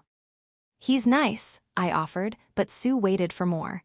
"I'm pretty sure he likes me more than I like him." Sue reached over and put her hand on mine, fixing me with her eyes. I knew where Sam got that from. "I'm not surprised. You're a kind, smart girl." She squeezed my hand and then leaned back. She went on in a sterner voice, "I don't want you to ever feel like you have to do anything you don't want to with any boy, no matter how nice he is." There's no rush, and anyone who wants to rush isn't worth rushing for. Does that make sense? I told her it did. Don't take any crap from any boy, not even my own son's, okay? Okay, I whispered. And you, she said, looking to Sam. The best girls are worth waiting for. Trust and friendship come first, then the other stuff. You're only 16, just about to start 11th grade, and life, hopefully, is long. She smiled sadly. Okay, that's enough mom talk, she said, putting both hands on the table and pushing herself out of the chair. Oh, one more thing. If Percy wants to sleep over again, you, my dear son, will be on the couch. My parents returned, and so did the hot, dry days, turning the air thin and dusty. A small brush fire started on the rocky point across from the cottage. We saw smoke billowing from the scrub and then watched boaters pull up to help put it out. Sam, Charlie, and I took the banana boat over and anchored it just out from shore. I waited while the boys joined the water bucket chain. The flames were only ankle height, but when Sam and Charlie climbed back into the boat after it had been put out, they were so chuffed with themselves you'd have thought they had rescued a baby from a burning building. Sam and I swam and worked and talked about pretty much everything. How tired he was of small-town life and small-town thinking, how I was considering trying out for the swim team, the finer points of the Saw movies, but we never talked about the night we kissed. I wasn't sure how to bring it up. I was waiting for the perfect moment. Mason phoned the cottage landline now and then, but we only talked for a few minutes until the conversation fizzled out. After one of our calls, Dad looked at me over the top of his glasses and said, "Every time you talk to that kid, you look like you're trying to go to the bathroom after." Eating too much cheese. Gross, but he had a point. I just didn't want to break things off with Mason on the phone. I was waiting until I got back to the city. The weather changed the third week of August. A thick cover of dark clouds settled over the province, their overstuffed bellies drenching everything from Algonquin Park to Ottawa.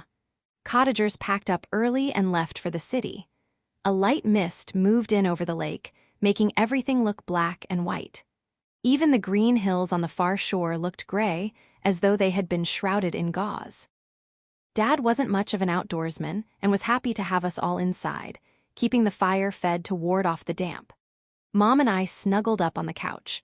I worked on my story while she made her way through a half-dozen books she was considering adding to her gender relations course syllabus. Sam sat at the table working on a 1,000-piece puzzle of fishing lures with Dad, who talked animatedly to him about Hippocrates and ancient Greek medicine. I tuned it out, but Sam was captivated. Just like working at the restaurant, gave me a taste of freedom in the form of a paycheck. I got the sense that talking with my dad gave Sam a window into a larger world of possibilities.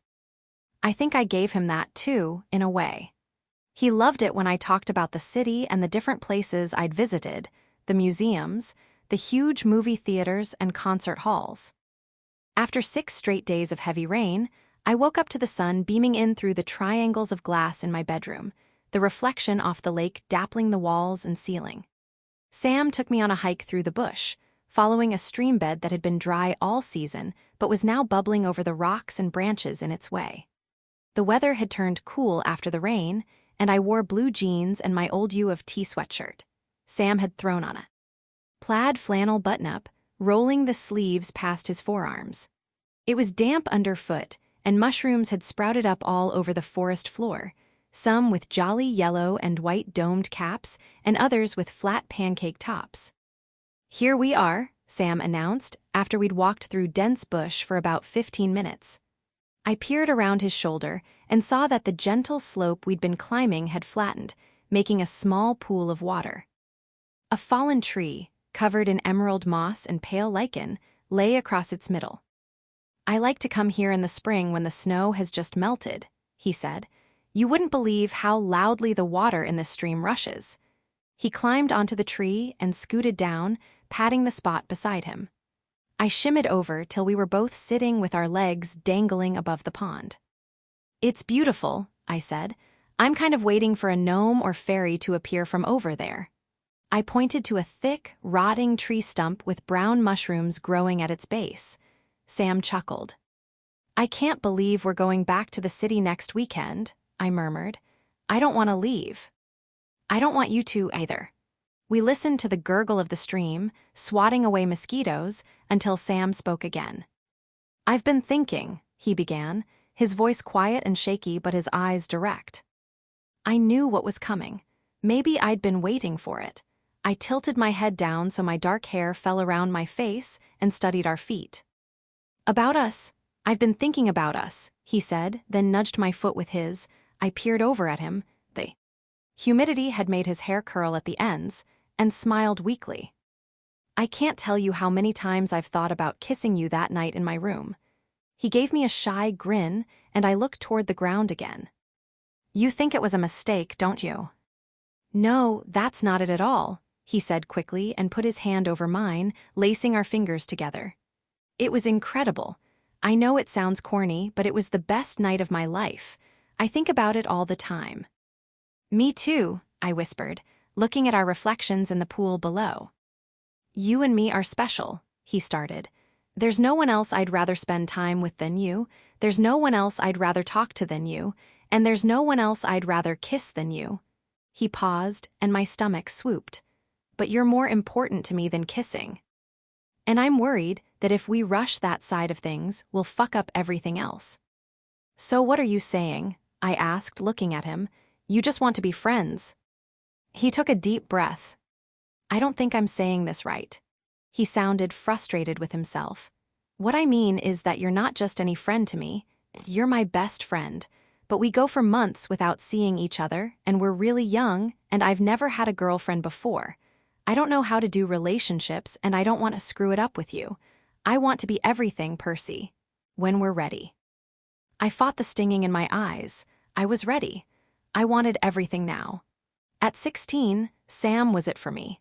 I knew it then, and I think I knew it that night 3 years ago when Sam and I sat on my bedroom floor eating Oreos and he asked me to make him a bracelet. I moved my eyes to his wrist. He pulled my hair back from the side of my face, and I squeezed my eyes shut. Can you look at me, please? I shook my head. Percy, he pleaded while I wiped a tear with my sleeve. I don't want to put pressure on you and me that we can't handle. We've both got big plans. 11th and 12th grade will decide what schools we can get into and whether I can get a scholarship. I knew how important grades were to Sam, how expensive his schooling would be, and how he was counting on an academic prize to help with tuition. So we just go back to being friends like nothing happened, and then what?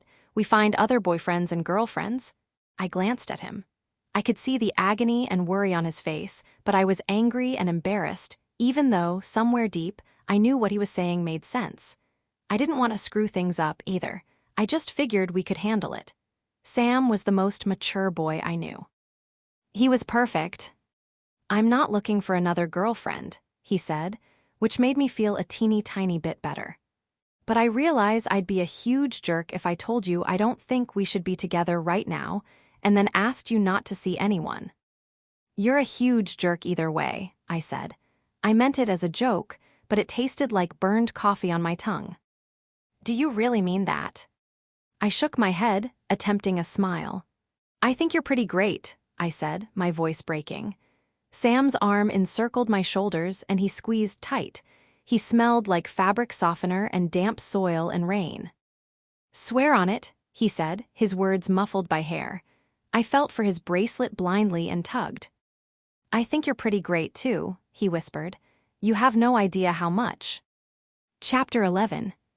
Now Sam and I are lying on the raft, eyes shut to the sun.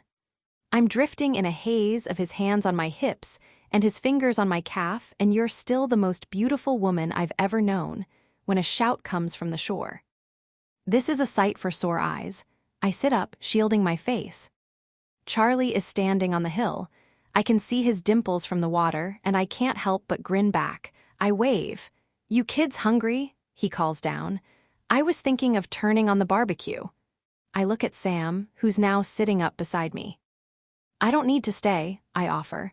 Sam scans my face briefly. Don't be weird, he says. Food sounds great, he yells back to Charlie. We'll be up in a sec. Charlie is on the front deck lighting the barbecue when we join him. I'm wearing a towel wrapped around my shoulders, and Sam is rubbing his hair dry. I sneak a peek at the muscles that run up the side of his torso before Charlie turns to face us. When he does, his eyes light up like fireflies. His hair is cropped so close to his head, it's only a little longer than a buzz cut. His square jaw looks like it's made from steel. It's in direct contrast to the sweetness of his dimples and his pretty plush lips. He's barefoot and wearing a pair of olive-colored shorts and a white linen shirt, the sleeves rolled up and the top 3 buttons undone. He's not as tall as Sam, and he's built like a firefighter, not a banker. He's still movie star good-looking. Those summer boys did an exceptional job of growing up. Delilah Mason's squeal rings in my ears, and her absence gnaws at my gut. Charlie glances at Sam before embracing me tightly, apparently not worried about my wet bathing suit. "Persephone Fraser," he says when he pulls away, shaking his head. "It's about fucking time." Charlie makes sausages he grabbed from the tavern with grilled peppers, sauerkraut, and mustard, and a Greek-style salad that looks like it could be photographed for a food magazine. There's something different about Charlie. He's paying closer attention to Sam than he ever did when we were kids. Every so often, he sneaks a long look at Sam as if he's checking on him, and he's been ping-ponging between us like we're some kind of riddle he's trying to unravel. His eyes still dance like spring leaves in the sunlight, and he wears his smile easily, but he's lost the lightness he had when we were younger. He seems sad and maybe a bit on edge, which I guess makes sense given the circumstances. "So, Charlie," I say with a grin as we eat, "I've met Taylor already. Tell me about the woman you're seeing this month."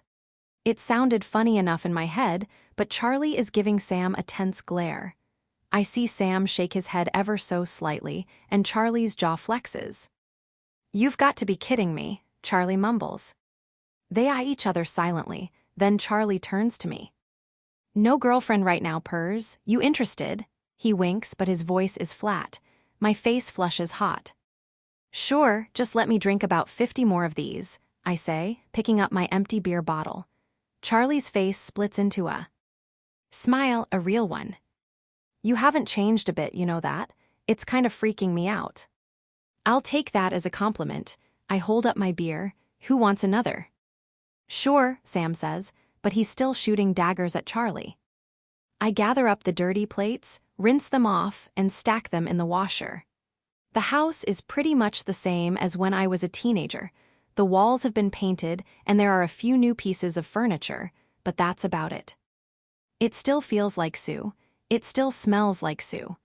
I grab 3 more beers, and just as I'm about to head back out, I hear Charlie's raised voice. "You never learn, Sam. It's the same shit all over again." Sam murmurs something harshly, and when Charlie speaks again, he's quieter. I can't make out what he says, but he's obviously upset. I leave the beers on the counter and slip away to the bathroom. Whatever's going on, I know I'm not supposed to hear it. I splash water on my face, count to 30, then head back to the kitchen. Charlie is grabbing his wallet off the top of the fridge. "You're leaving already?" I ask. "Did I say something wrong?" Charlie walks around the counter to me. "No, you're perfect, Pers."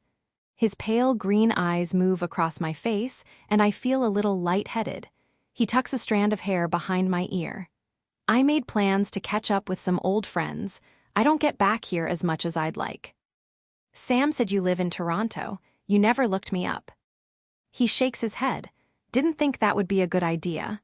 He looks over his shoulder at the sliding door that leads to the deck.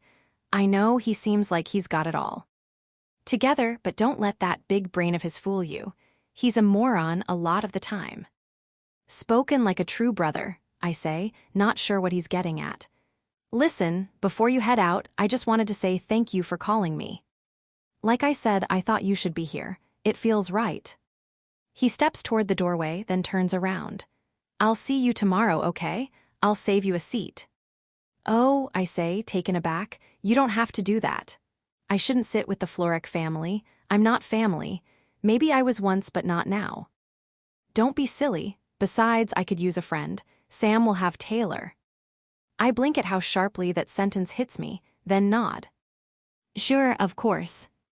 After Charlie closes the front door behind him, I head out to the deck with a couple of beers. It's early evening now, and the sun is starting its slow descent into the western sky. Sam is standing, his forearms on the railing, staring out over the water. "You okay?" I ask, moving beside him and handing him a beer. "Yeah, believe it or not," he says, looking at me from the corner of his eye. "Charlie and I get along way better than we used to. But he still knows how to push my buttons." We finish our beers in silence.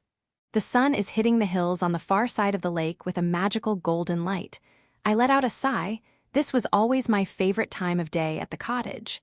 A boat full of cheering teens roars past, pulling a young woman on water skis. A few seconds later, waves from the lake crash against the shore. "I haven't been sleeping," Sam says, still staring ahead. "You mentioned that," I reply. "It makes sense, you're going through a lot right now." I'm used to functioning with hardly any sleep because of work, but I could always crash when I had the chance.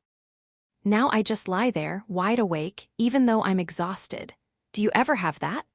I think about all the nights I used to lie in my bed, thinking about Sam for hours on end, wondering where he was, wondering who he was with, counting the years and days since I'd seen him last. "Yeah, I've had that," I say, glancing at him. The setting sun is kissing the high points of his cheekbones and the tips of his eyelashes. I'd blame it on my old bed, but I've been using it for the past year. "Wait a sec, the same bed you used to have, it must be half your size." He laughs softly. "It's not that bad.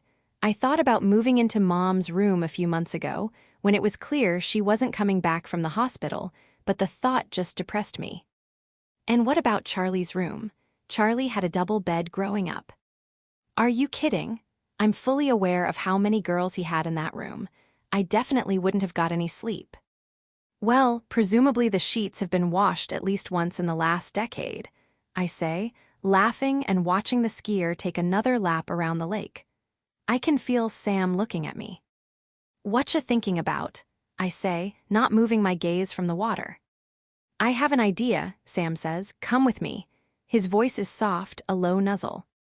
I follow him through the sliding door, into the kitchen, and then he opens the door to the basement, flicking on the light in the stairwell. He holds his arm out for me to descend first. I walk down the creaky stairs and stop suddenly when I get to the bottom landing. Other than a new flat screen, it's exactly the same. Same red plaid couch, same brown leather armchair, same coffee table, all in the exact same spot. The patchwork afghan hangs over the back of the couch, and the floor is still covered with scratchy sisal carpeting.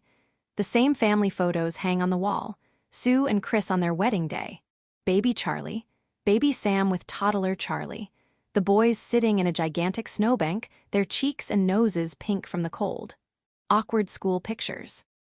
Sam stands behind me on the landing, and his closeness makes the back of my neck prick. Is this a time machine? Something like that. He moves around me and crouches beside a large cardboard box in the corner of the room. I'm not sure if you'll think this is awesome or if you'll think I'm nuts. "Can it be both?" I ask and kneel down beside him. "It's definitely both," he agrees. He lifts the corner of the lid and then pauses, his eyes meeting mine. "I think I bought these for you." He untucks the 4 flaps over the top of the box and holds them open so I can see inside. I look back up at Sam. "Are these all?" "Yep," he says before I finish my question. "There must be dozens." 93 to be precise. I begin pulling out the DVDs. There, Carrie and The Shining and Aliens. The Japanese and American versions of The Ring, The Evil. Dead, Misery, Poltergeist, Scream, Creature from the Black Lagoon, The Silence of the Lambs, A Nightmare on Elm Street, Leprechaun, Alien, Land of the Dead, It, The Changeling. And you've never watched them. Told you you'd think I was crazy. That's not what I'm thinking. I'm thinking that maybe Sam missed me as much as I missed him. "I think I rubbed off on you, Sam Florek." "You have no idea," he replies. "I think I do." I hold up the first and second Halloween movies and smile. He chuckles and rubs his forehead. "It's your turn to pick," he announces. You want to watch one? Somehow I didn't see that coming. Yeah, I thought we could. Sam narrows his eyes. Like right now. This almost feels more intimate than what happened in the boat earlier. That's the idea, he says, then adds, I wouldn't mind the distraction. Do you even have something to watch these things on? He points at the PlayStation. I screw my mouth up. Looks like we're watching a movie. Do you have popcorn? Sam smiles. Of course. Okay, you go make some, and I'll choose a movie. I give the order with confidence, but really I just need a minute alone, away from Sam, because I feel like I've been scraped over a cheese grater. Once Sam heads upstairs, I take my phone out of my back pocket. There's a missed call from Chantal and several texts wanting to know how my run-in with Sam went. I cringe and shove the phone back in my pocket, and then riffle through the DVD box. I can do this, I think. I can be friends with Sam. I don't know how to do that anymore, but I am determined not to leave here on Monday and never see him again. Even if it means dealing with him being in a relationship with someone else. Even if it means planning his fucking wedding. I'm standing in front of the TV, holding the movie behind my back, when Sam returns to the basement. A large bowl of popcorn in one hand and 2 more beers in the other. Wanna guess which one I picked? Sam puts the bowl and drinks on the coffee table and faces me with his hands on his hips. His eyes scan my face, and then a grin touches his mouth. Nulla, I say before he speaks. The Evil Dead. Are you kidding me? I wave the DVD in the air. How did you do that? Sam stalks around the coffee table to me, and I hold the movie above my head, like I'm playing keep away. He reaches around me to take the movie from my hand, brushing his chest against mine in the process. He pulls the DVD, and my arm along with it, down to our sides, his fingers overlapping mine. We are a few inches apart. Everything goes blurry, except for the details of Sam's face. I can see the darker specks of blue that encircle his irises and the purplish rings under his eyes. I glance down at his mouth and stop on the crease that parts his bottom lip. Friends, friends, friends. Old habits, right? Sam asks, and it sounds like velvet. Huh, I blink up at him. The movie, you want to watch it for old time's sake. Right, I say, and let go of the DVD. Did you mean what you said earlier? He asks. That you don't want to know about Taylor and me? I can respect that if it's not something you want to talk about. Charlie has other opinions, but he drifts off. Percy.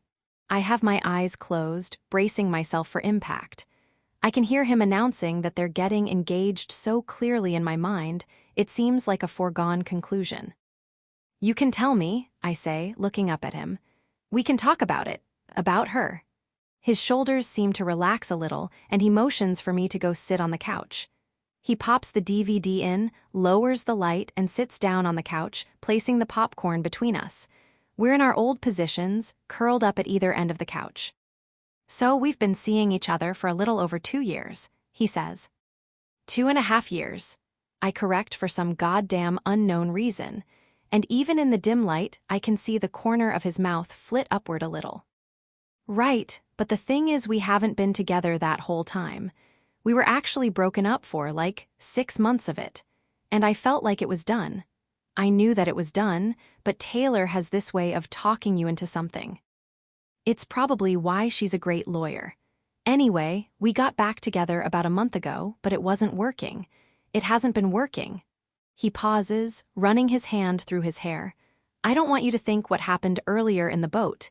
He stops himself and starts again. What I'm trying to say is that we're not together. Does she know that? I ask.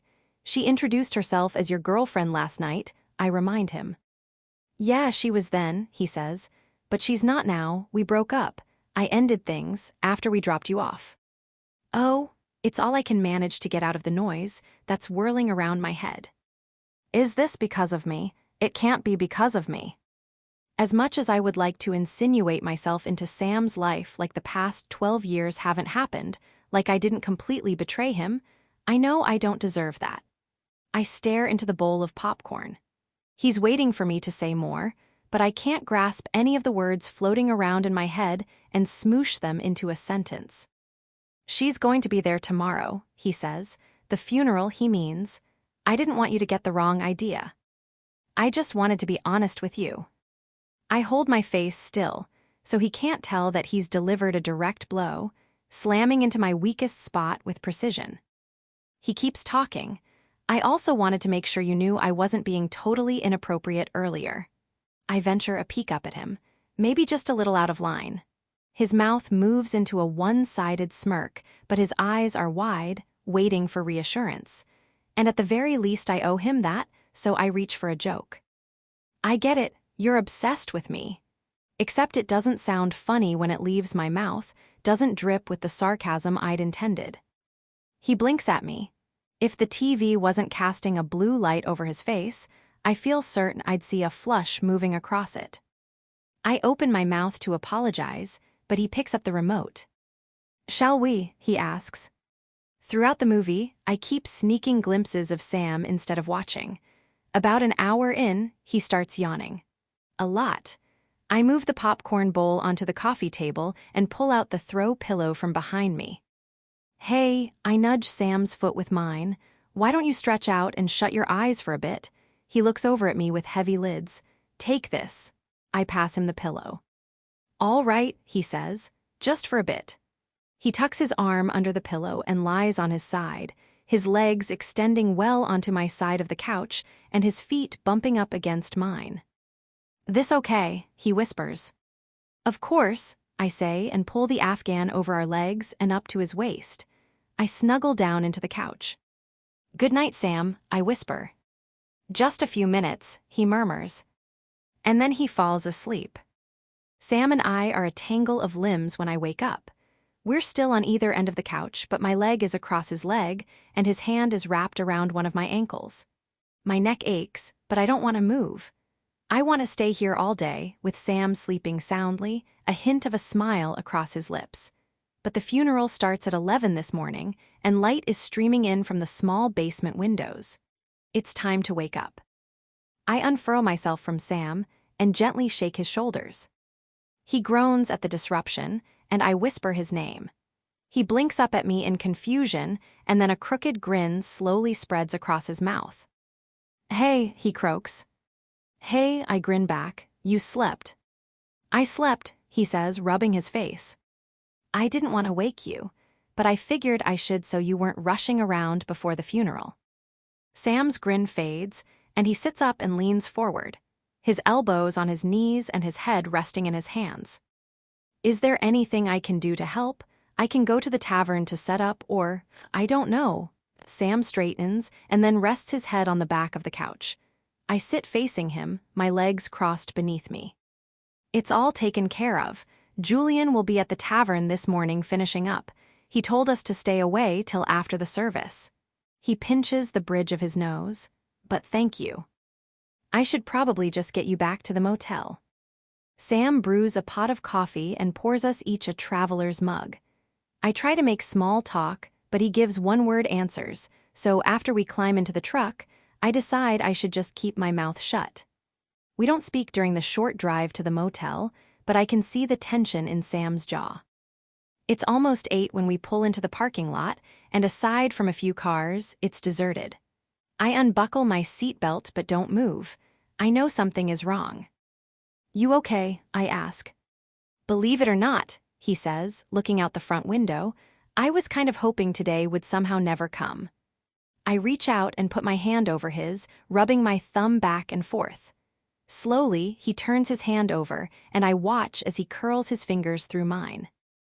We sit there, saying nothing, and when I look up at Sam, he's staring out the windshield, tears streaming down his face. I move over on the seat and lean against him, placing our clasped hands onto my lap and wrapping my free hand around them both. His body is shaking with silent sobs. I place a kiss on his shoulder and squeeze his hand tighter. My instinct is to tell him it's going to be okay, to soothe him, but I let the grief wash over him instead, waiting it out with him. Once his body is still and his breaths are steady, I pull my head back and brush away some of his lingering tears. Sorry, He mouths the word, barely a thread of a whisper. I hold onto his eyes with my own. You have nothing to be sorry for.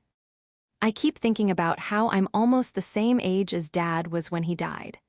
I always hoped I had Mom's genes, that I wasn't cursed with his bad heart and his short life. But Mom wasn't even 50 when she got sick. His voice breaks and he swallows. I can't believe how selfish I am for thinking about this when her funeral is today, but I don't want that. I feel like I haven't even started to live yet. I don't want to die young.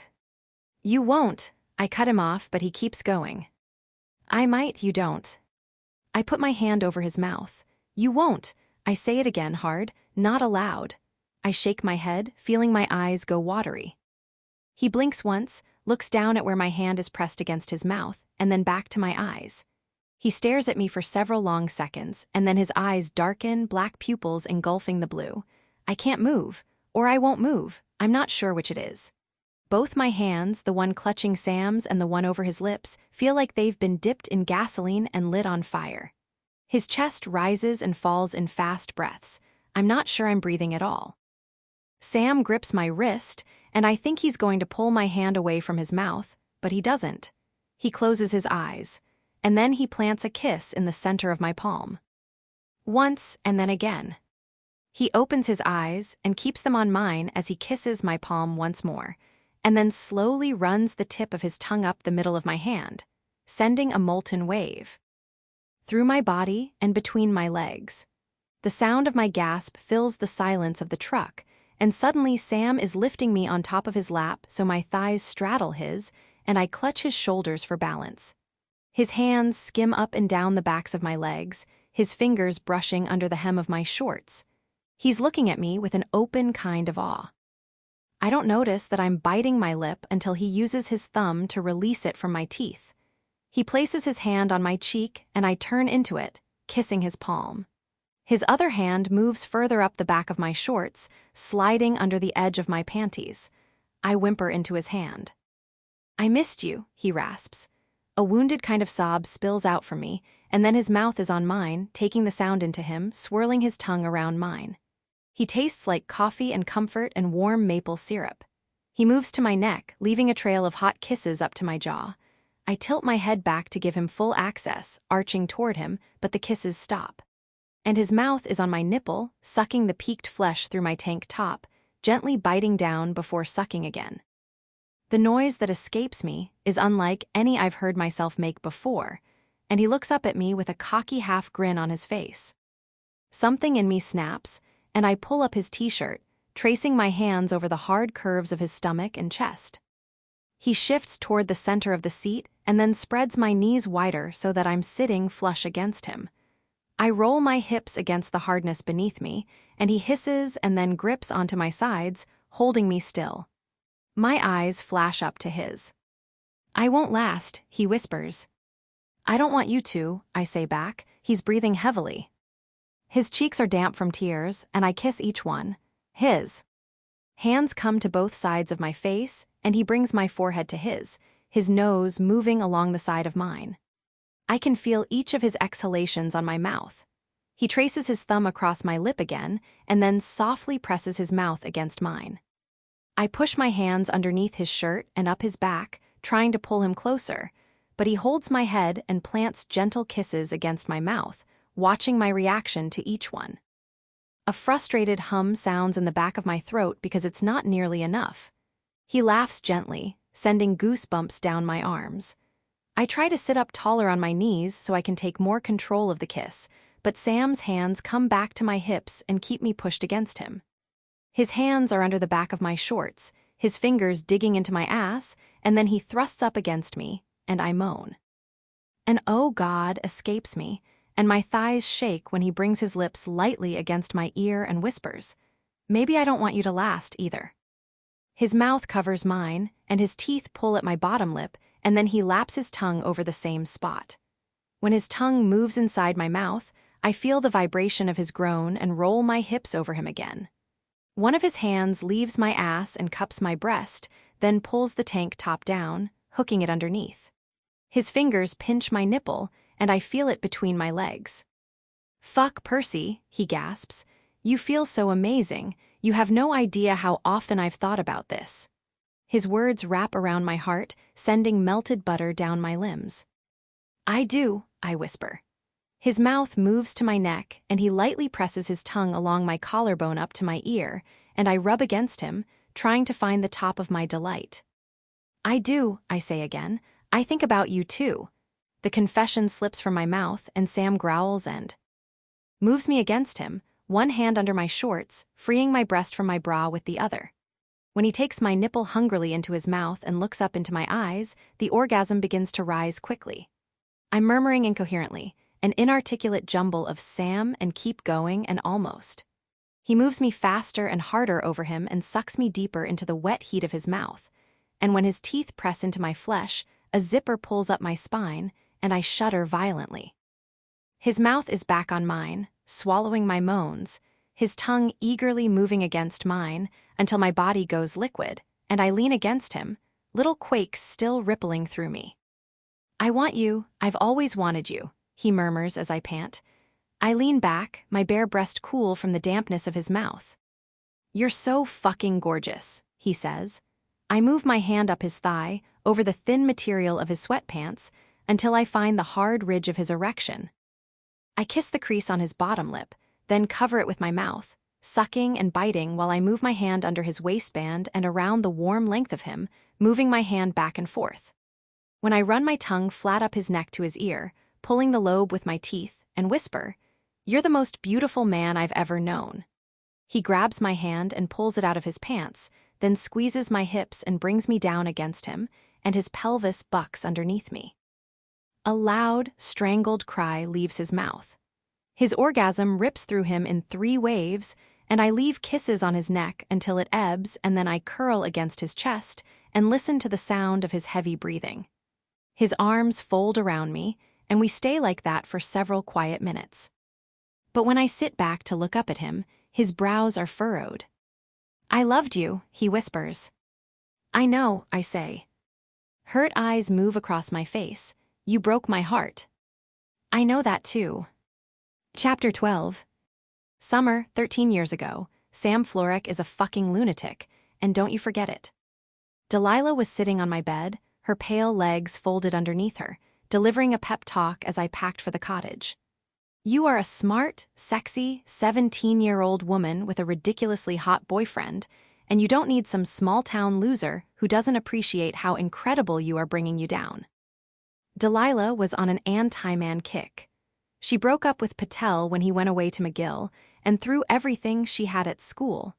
She had gotten it in her head that she was destined to change the world, and she wasn't going to let any guy stand in her way. Her grades were better than mine, though she and Patel were now on again for the summer. "You know it's weird to call your cousin ridiculously hot, right?" I said, cramming bathing suits into my overstuffed suitcase. "It's not weird if I'm just stating a fact," she replied. "But you're missing my main point, which is that I don't want you to get hurt again. You're too good for Sam." "That's not true. I may have spent the past 10 months convincing myself that I was over him and that he was right to want to keep our relationship purely platonic, but I didn't believe for a second that I was too good for him. And he's not a loser," I added. Sometimes I wondered if Sam called things off last summer because he didn't want to attach himself to me when he had all these big plans to go away to school and become a doctor and never look back. He didn't want to get stuck in Barry's Bay, but at my most anxious, I thought that maybe he didn't want to get stuck with me either. I had joined the swim team to my mother's delight and had distracted myself with practice, writing, and Mason's hockey games, while Sam had spent the year studying or working to save for university. He barely took a break. I had to convince him to go to parties or spend a night playing video games with Finn and Jordy. He never mentioned girls, but I knew he wouldn't waste time dating, not that I cared. Okay, I cared. He was still my best friend, but that was it, best friend, nothing more. "I'll be the judge of that once and for all when we come up to visit," Delilah said, reaching into the suitcase and pulling out my team suit. "I get that you actually swim when you're up there, but please tell me you're packing something a little more exciting than this," she said, holding up the navy one-piece. I smiled. Delilah was nothing if not predictable. I grabbed a gold string bikini and threw it at her. Happy. Thank God. What's the point of all that time you spend pickling yourself in chlorine if you aren't going to show off the results? Some people call it exercise, I laughed. You know, for health. PFF. As if you and Mason don't lie around naked talking about how hot your hot athletic bodies are. She is scoffed. Again, he's your cousin. Delilah and Patel started having sex a while ago, and she assumed the same was true of Mason and me. To correct her would mean having a detailed conversation about exactly what was happening between us, which I preferred to keep to myself. I can't help it if the Mason family gene pool is prone to extreme good looks. Delilah tossed her hair over her shoulder. She wasn't wrong. Even with her red hair and explosive personality, she looked softer than me, with roller coaster curves that were irresistible to the boys in our high school, who constantly stopped by our lunch table to flirt. She dismissed them all with a flick of her wrist. I gathered up a couple of notebooks and paperbacks and placed them on top of the piles of clothing. I'll never get this zipped up, I said, trying to shove everything down in my suitcase. Good, then you'll have to stay.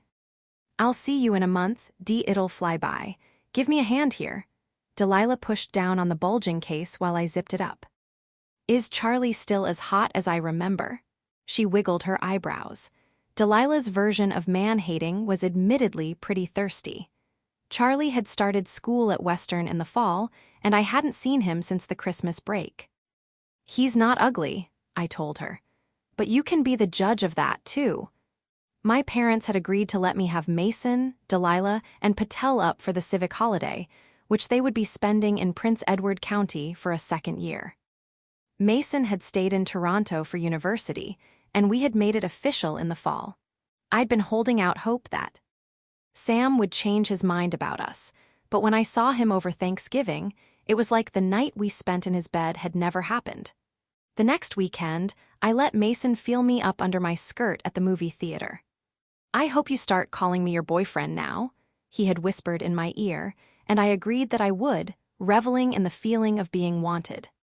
Sam had spotted the silver bracelet around my wrist as soon as he walked through the door to the cottage on Christmas Eve. My parents had invited the Florex for holiday cocktails, and he pulled me aside and held up my wrist that wore the friendship bracelet as well as the one Mason had given me. Have any updates for me, Percy? He asked, his eyes narrowed. It wasn't exactly how I planned to tell him about our relationship, with our parents standing nearby and Charlie within earshot, but I didn't want to lie to him either. The silver doesn't really go with ours, was his only response. That summer, the tension between Sam and Charlie was obvious almost as soon as I got out of the car. The Florek brothers stood towering by the back door of the cottage a full meter apart. You're looking more gorgeous than ever, Pers, Charlie told me, his eyes on Sam, before pulling me into a long hug. Subtle, Sam mumbled. Charlie helped unload, but had to leave early to get ready for his shift, giving me another lingering embrace before he departed. For the record, he whispered in my ear so no one else could hear, my brother is a fucking idiot. What's going on with Charlie? I asked Sam when we were lying on the raft later that afternoon. We're not exactly seeing eye to eye on a couple of things, he said vaguely. I rolled onto my stomach and rested my face on my hands. Care to elaborate, Dr. Florek? Nah, said Sam, it's nothing. That night, Sam invited me to come over after dinner. I showed up in my sweats with a copy of my latest story for him. I brought homework, I said when he opened the door, holding up the pages. I've got something for you, too, he smiled. I followed him to his room, trying not to think about what happened the last time we were in there. He pulled out a stack of 3 somewhat worn books, tied up with white ribbon, from the top shelf of his closet. Rosemary's Baby, Misery, and The Handmaid's Tale. I spent months tracking these down at yard sales and the second-hand store, he said, sounding a bit nervous. The Atwood isn't really horror, it's dystopian, but we read it in English and I think you'll love it. And I got the other too because I thought you might want to see the words that created some of your favorite movies. Wow, I said. Sam, these are so amazing. Yeah, he seemed unsure. Not as fancy as a silver bracelet, though. I wasn't even wearing the bracelet. Was it jealousy? I hadn't known Sam to be insecure about money before, but maybe that was it. Not as fancy, but way better, I said, and he looked relieved. I passed him the revised version of the ghost story I'd long been tinkering with. Reading time, he asked, flopping onto the end of his bed. He patted the spot beside him. You're going to read it in front of me.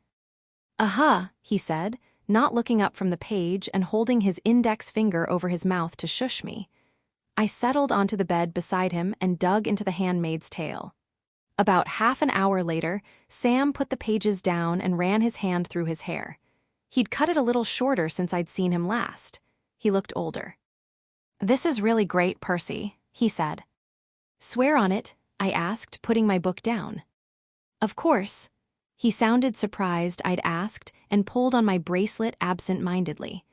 I'm not sure if I'm terrified of the dead sister or if I feel sorry for her, or both. Really, that's exactly what I was going for. Really, I'm going to read it again and make notes, okay? It was more than okay. Sam was my best reader. He always had ideas to make the characters stronger or questions that pointed out a hole in the story's logic. Yes, please. Delilah's critique was very Delilah and totally useless, as always. More sex. Exactly, I laughed. An awkward silence fell upon us, and I racked my brain for something not sex-related to say, but Sam spoke up. So when did you and Buckley get serious? He asked, squinting at me. Are you ever going to call him Mason? Probably not, Sam deadpanned. Well, I'm not sure if I'd say we're serious, I said. But he's your boyfriend now. Yeah, he is. I played with the frayed hole in the knee of my jeans. So I think I know the basics. He's Delilah's cousin, plays hockey, went to a Shutter private school for boys and is now at U of T, buys his girlfriend expensive-looking jewelry, has a terrible name. I was surprised by how much he'd remembered from our emails. But you haven't really told me what he's like. He's nice. I shrugged and studied the woman in a red robe on the cover of the book. What was she hiding? You've mentioned that. Sam bopped my knee with his. What does he think about your writing? He tapped the sheets of paper on the bed. I don't know, really, I said. I haven't given him any of it to read. It's kind of personal, you know. Too personal for your boyfriend? Sam asked, smirking. You know what I mean. I kicked him. I'll share one with him at some point, but it's scary to have other people read your work.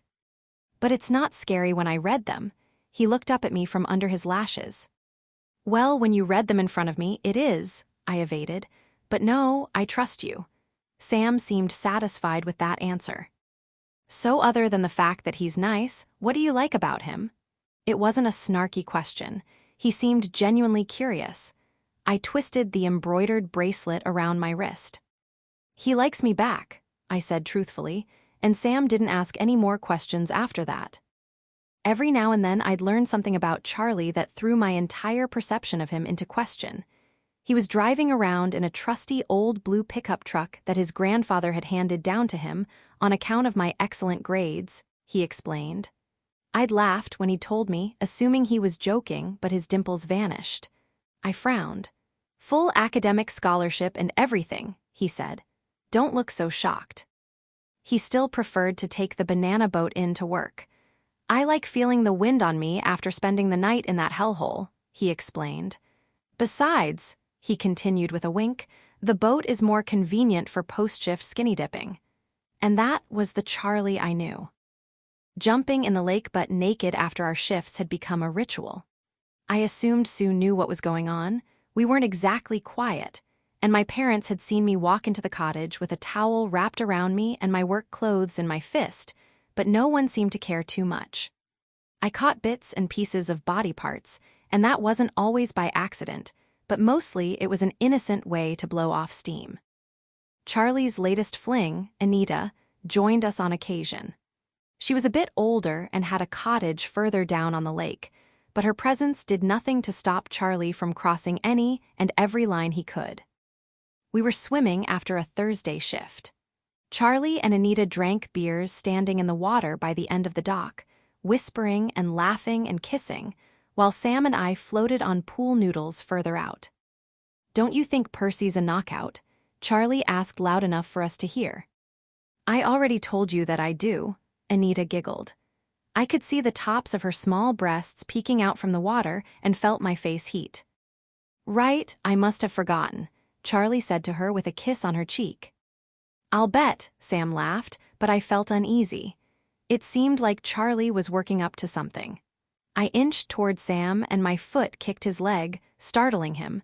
We were close enough now that I could see the way his chest glowed milky white under the water.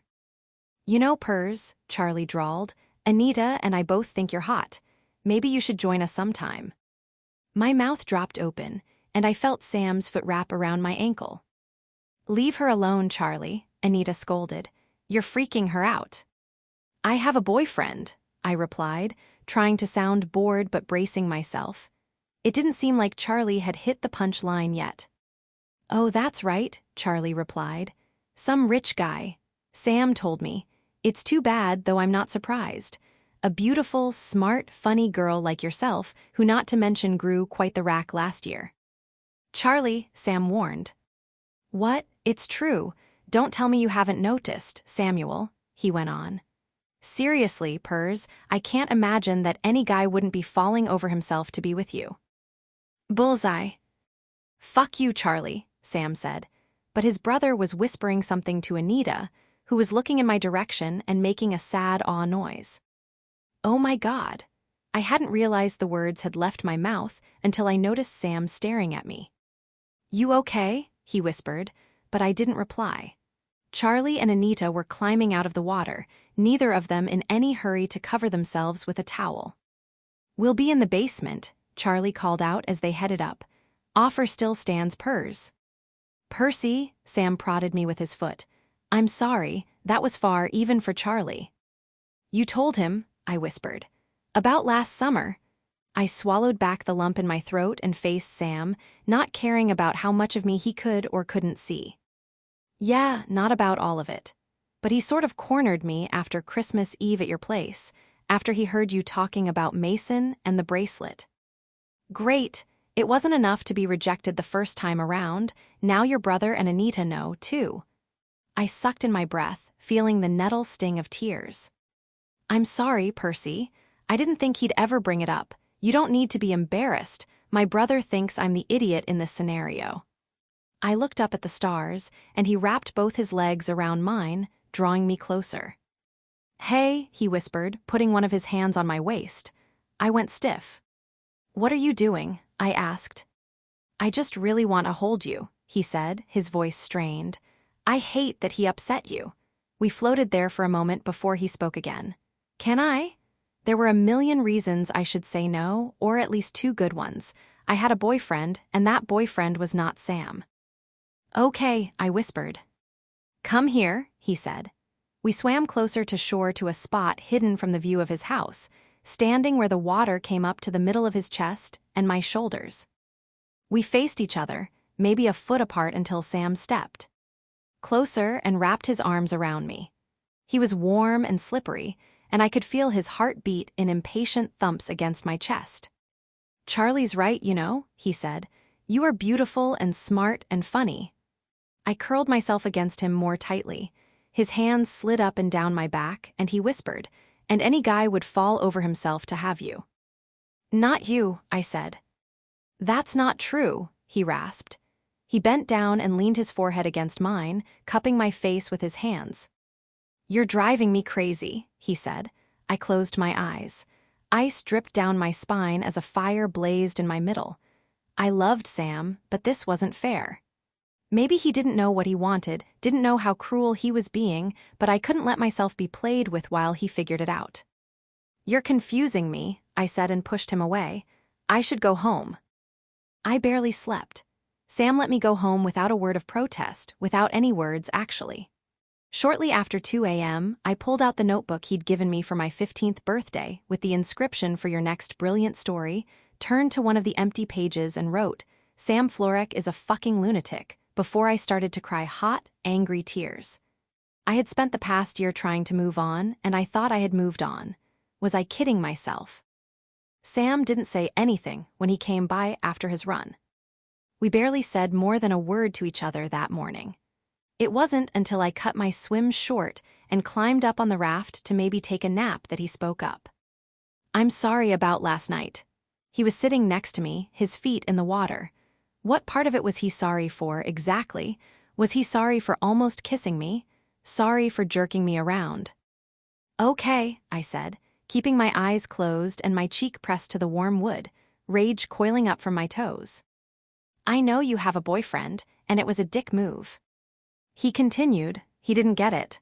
I pushed myself up to sit beside him. His face was full of apology. "Whether I have a boyfriend or not is for me to worry about, not you," I sneered. "What you need to think about, Sam, is how your actions are in complete contrast to your words." He took a deep breath. "You're right, Percy." He lowered his face so that our eyes were level. "You said I was confusing you, and I'm sorry for that. Can we just go back to how things were?" "I do know, can you?"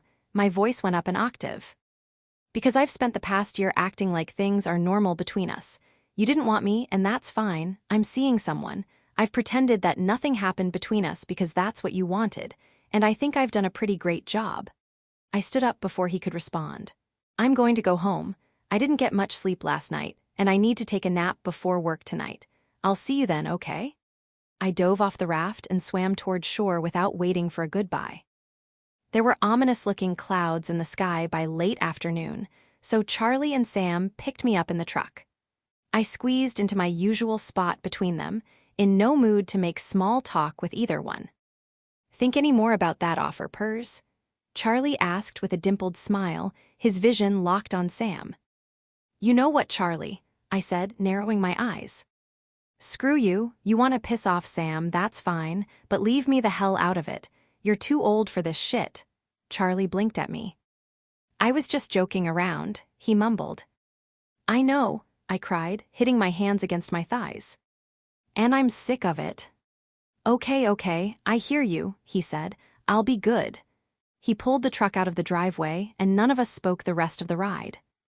It was raining the next morning when Sam showed up at the cottage dressed in his running gear and dripping wet. "Sam, you look like you've been drowned," my dad bellowed when he opened the door for him. Sam's shirt was plastered to his body, emphasizing the muscles in his chest and stomach. He looked good for a drowning victim. It pissed me off. "Wait here, I'll get you a towel," Dad said. "You better get him a change of clothes, too," Mom called from the couch. Dad tossed him a bath sheet and headed upstairs to find something dry for Sam to wear. "What are you doing here?" I asked while he rubbed the towel over his head. "I always come after my run. Also," he added in a lower voice, "I want to talk to you. Can we go upstairs?" I didn't see any way to disagree in front of my parents without causing a scene, and I'd had my fill of Sam-related drama this week. Dad handed Sam a stack of clothes as we passed him on the steps, and he changed in my parents' room while I waited in mine, sitting cross-legged on my bed, listening to the patter of rain on the roof. As mad as I was at him, when Sam entered the room wearing a pair of my dad's track pants that were several inches too big in the waist and a green fleece pullover that was several inches too short in the arms, I burst out laughing. "I hope you don't plan on having a serious conversation while wearing that." "I don't know what you're talking about," he said with a grin, his eyes sparkling. I missed this, I thought, and felt the smile vanish from my face. Sam closed the door and sat across from me on the bed. "I was wrong," he began, "so wrong." My eyes collided with his. "And you were wrong, too, yesterday when you said I didn't want you." He spoke softly, his blue eyes fixed on mine. "I did want you. I do want you. I've always wanted you." I felt a sharp pressure in my lungs, like his words had sucked all the oxygen out of them. "I'm sorry for making you think otherwise, for confusing you. I thought we should focus on school for now." What my mom said last summer, that we had plenty of time to be in a relationship, made sense to me. And I thought we would mess things up if we tried to be something more, but I messed things up trying not to be. "You really did," I said, a poor attempt at humor. He smiled anyway. I told you last summer that I don't know how to do this. He motioned between us. I said we should wait until we're ready. He took a deep breath. I don't know if we're ready, but I don't want to wait anymore. He put his hands over mine and squeezed. I wanted to jump onto his lap and throw my arms around his neck and kiss the crease on his lip. I also wanted to pummel him, because what if he changed his mind again? I didn't think I could survive that. Sam, I have a boyfriend, I told him, forcing the words to sound strong. A boyfriend who, by the way, is going to be here in just over a week. I just need you to respect that right now. Of course, he said, though his voice was ragged. I can do that. So that's him. Sam peered through the kitchen window into the dining room, where Mason, Delilah, and Patel were sitting at a foretop while my former favorite server, Joan, handed out menus. They didn't arrive at the cottage until mid-afternoon, just a couple of hours before my Saturday shift, so they decided to show up for dinner to spend more time with me. Mason said they wanted to surprise me. It worked. I wasn't going to mention their presence to Sam, but Joan had burst into the kitchen after seating them to tell me I was one lucky bitch for having such a hot boyfriend. I used to like Joan. Mason did look good, though. Now that hockey season was over, he'd cut his dark hair shorter, which had the effect of drawing attention to his jawline. He was wearing a tight black tee that made all the hours he spent at the gym abundantly clear, a pair of aviators tucked into the neck of his shirt. Yep, I said, feeling the heat from another body behind us. Charlie leaned over me, taking a quick look through the window. I'm better looking, he declared, then went back to his station. Things got more awkward when Delilah insisted on Sam coming out to say hello. I apologized as he made his way to the table, wiping his hands on his jeans and pushing his hair off his face. He shook hands with Mason and Patel, but Delilah threw her arms around him, mouthing "holy shit" to me from over his shoulder. Come over after your shift tonight, Sam, Delilah told him, and bring that handsome brother of yours. Sam raised his eyebrows and looked to Patel, who just grinned and shook his head in amusement.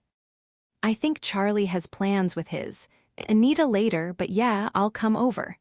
After washing off the sausage and sauerkraut, he added, unless you like that sort of thing. He grinned at Delilah, who beamed back. Mason watched the exchange with a smile on his lips that didn't quite reach his eyes. The three of them were already drunk by the time I got home. I could hear Mason and Patel arguing in slurred voices about whether beards or mustaches were the superior form of facial hair before I got inside. Delilah was sprawled over Patel's lap on the couch reading a Joan Didion memoir, her tank top riding up her stomach. She was very clearly not wearing a bra. She lifted her head when I walked in, her eyes slow to focus on my face. Persephone, she called, holding her arms outspread and waving me in for a hug. We missed you. I bent over to give her a squeeze. Looks like you survived without me. Empty beer bottles were lined up in a row on the kitchen counter. A few of Dad's records were scattered on the floor, but someone had managed to put on Revolver. There was a melting bowl of ice and a bottle of tequila open on the coffee table, and the guys each held glasses of the clear liquid.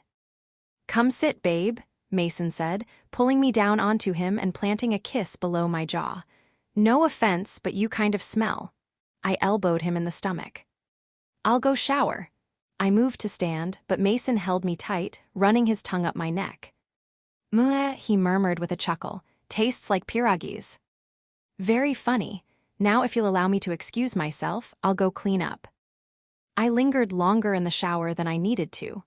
I knew that Sam would be arriving any minute, and I was half dreading it and half excited.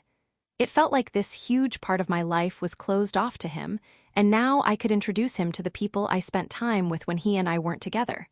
I wanted Delilah to see him. I wasn't worried about Sam and Mason. Mason wasn't the jealous type, and Sam wasn't the confrontational type. And I thought maybe if I saw them in the same room together, I would be reminded that Sam was just a regular guy.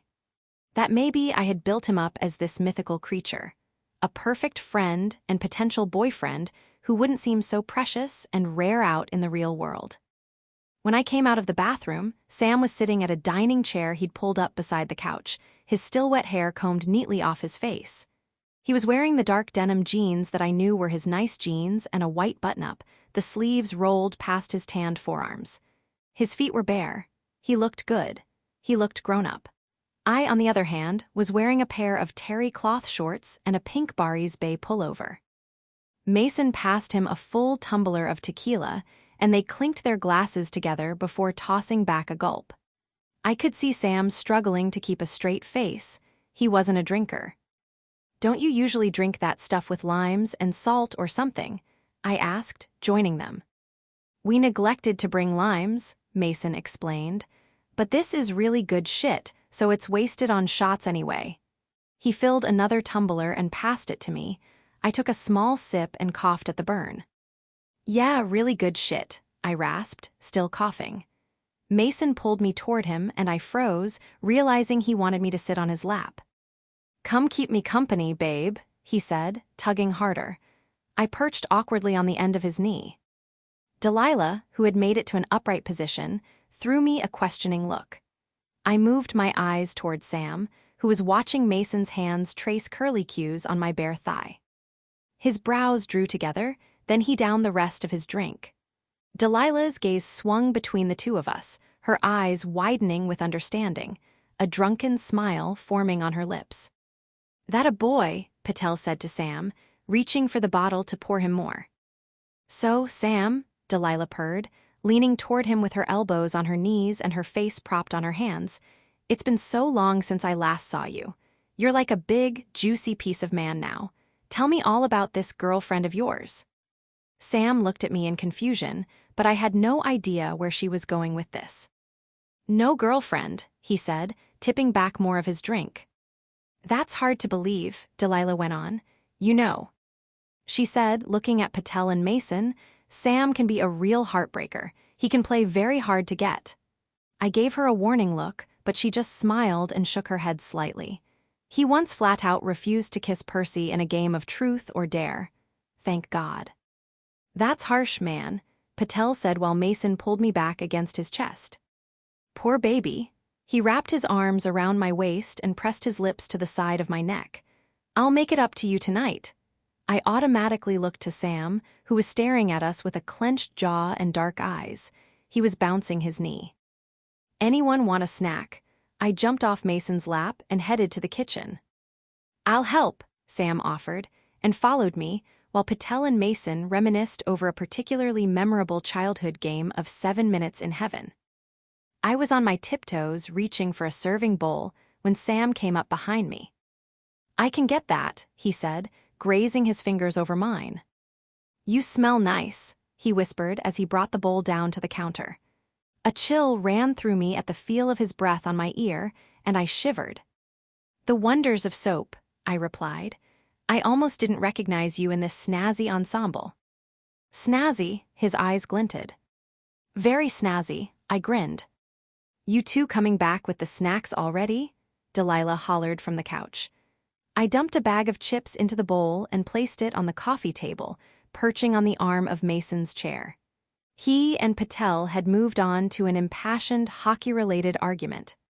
"Don't mind them," Delilah told Sam. "They're slightly obsessed, but we've got better things to discuss, like our dear Persephone." She poked him on the leg. "I hear that you are her very favorite reader. She won't shut up about how great your feedback is." Sam's face cracked into a wide grin. "Is that so?" he said, looking at me. I rolled my eyes. His ego is healthy enough as it is, D. "I disagree," said Sam. "Tell me more about how smart I am, Delilah."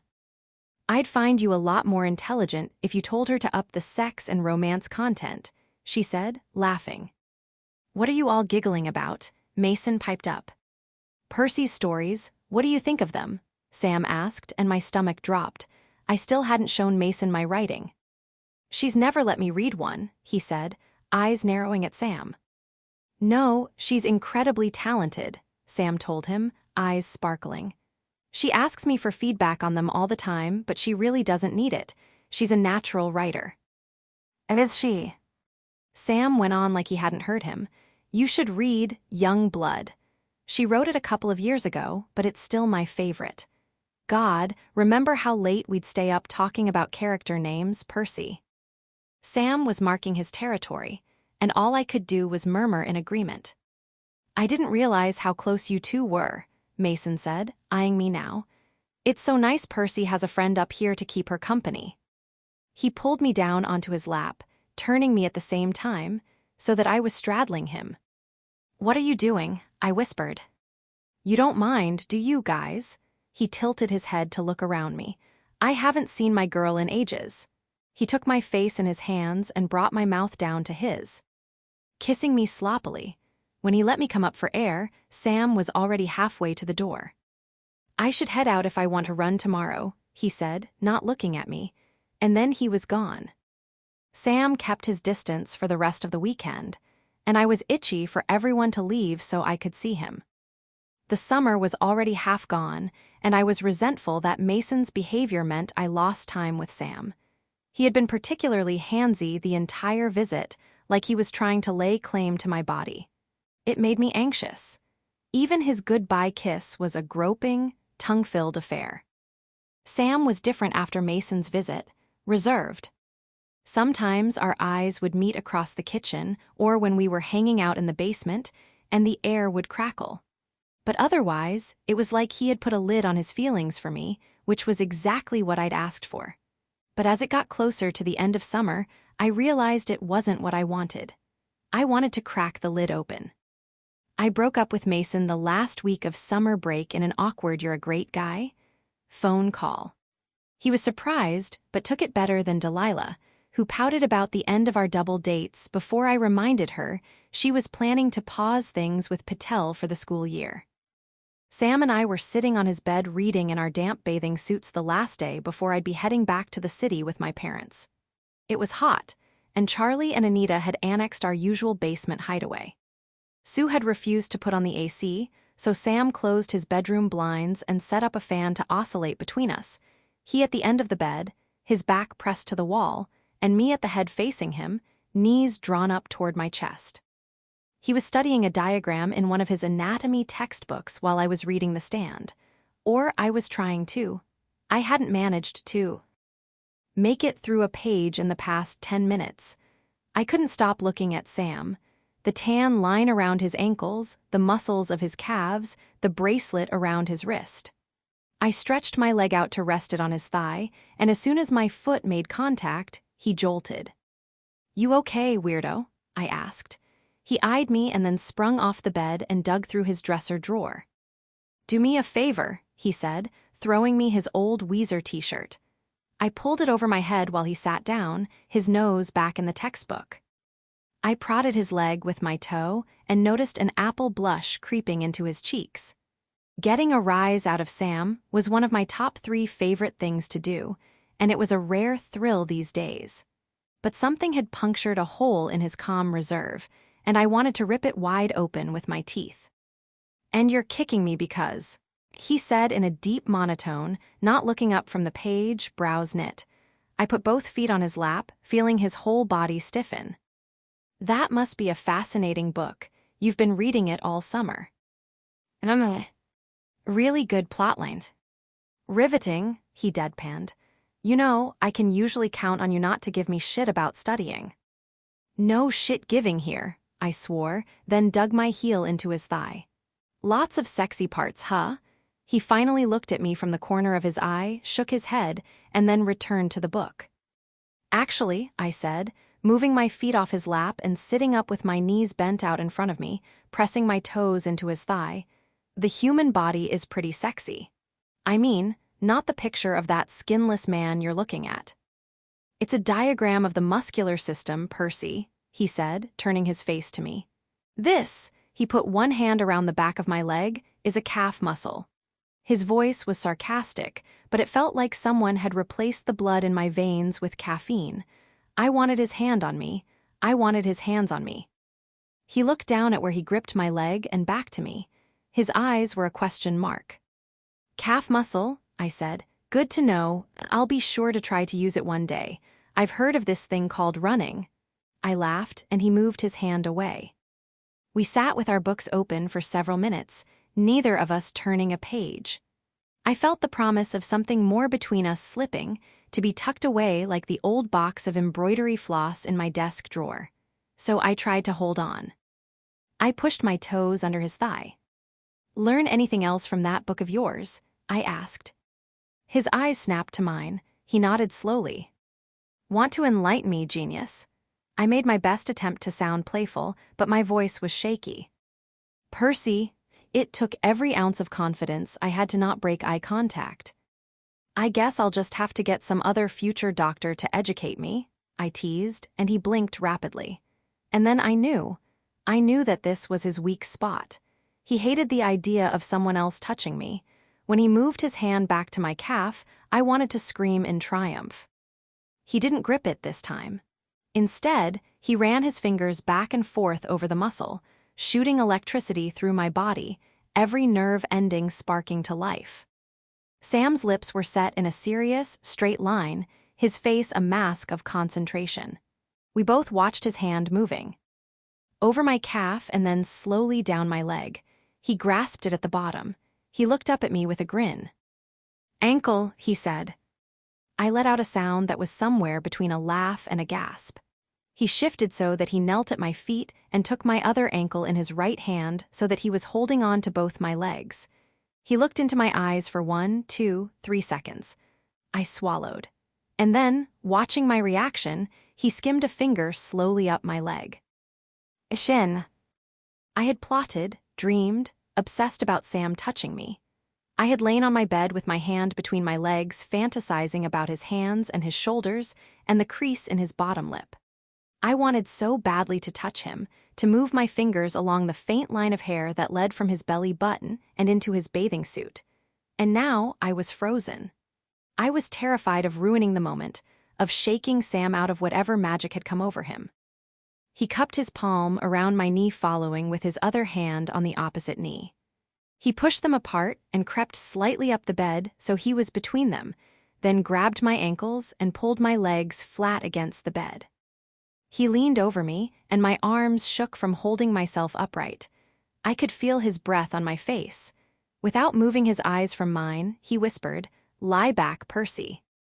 I did what he told me to, my heart pounding in my chest, and he knelt between my legs, looking down at me, his eyes dark. His long torso blocked the breeze from the fan, and suddenly I was overheating. I could feel sweat forming on my upper lip. Not taking his eyes off mine, he put his hand back on my knee. "Knee," he whispered. I blinked up at him. The air felt heavy. "Knee, huh? What grade level is that book at?" I teased. A small smile played at his lips. "Vastus medialis, vastus lateralis, tensor fasciae lati," he said softly, moving his fingers higher. It felt like all my nerve endings concentrated underneath his fingers. He grazed the soft flesh on the inside of my thigh. "Adductor longus," he murmured, and I sucked in a breath. He trailed his index finger from the sensitive part of my inner thigh, following the crease between the top of my leg and my pelvis, under the hem of the t-shirt. He flattened his hand over the protrusion of my hip bone, then wrapped it around my hip, over the ties of my bikini. He held it there, watching me, the smile gone from his face. I wanted to pull him down on top of me and feel his weight pressing me into the bed. I wanted to tug at the waves in his hair and put my mouth on his warm neck, but I kept still, my chest rising and falling. He pushed the shirt up over my stomach, and slowly he untied the bow at one side of my bathing suit.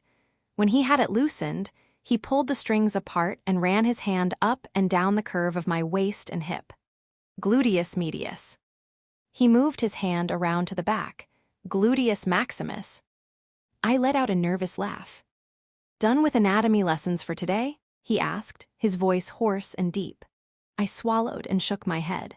His eyes flashed with victory, and he shimmied the shirt up higher.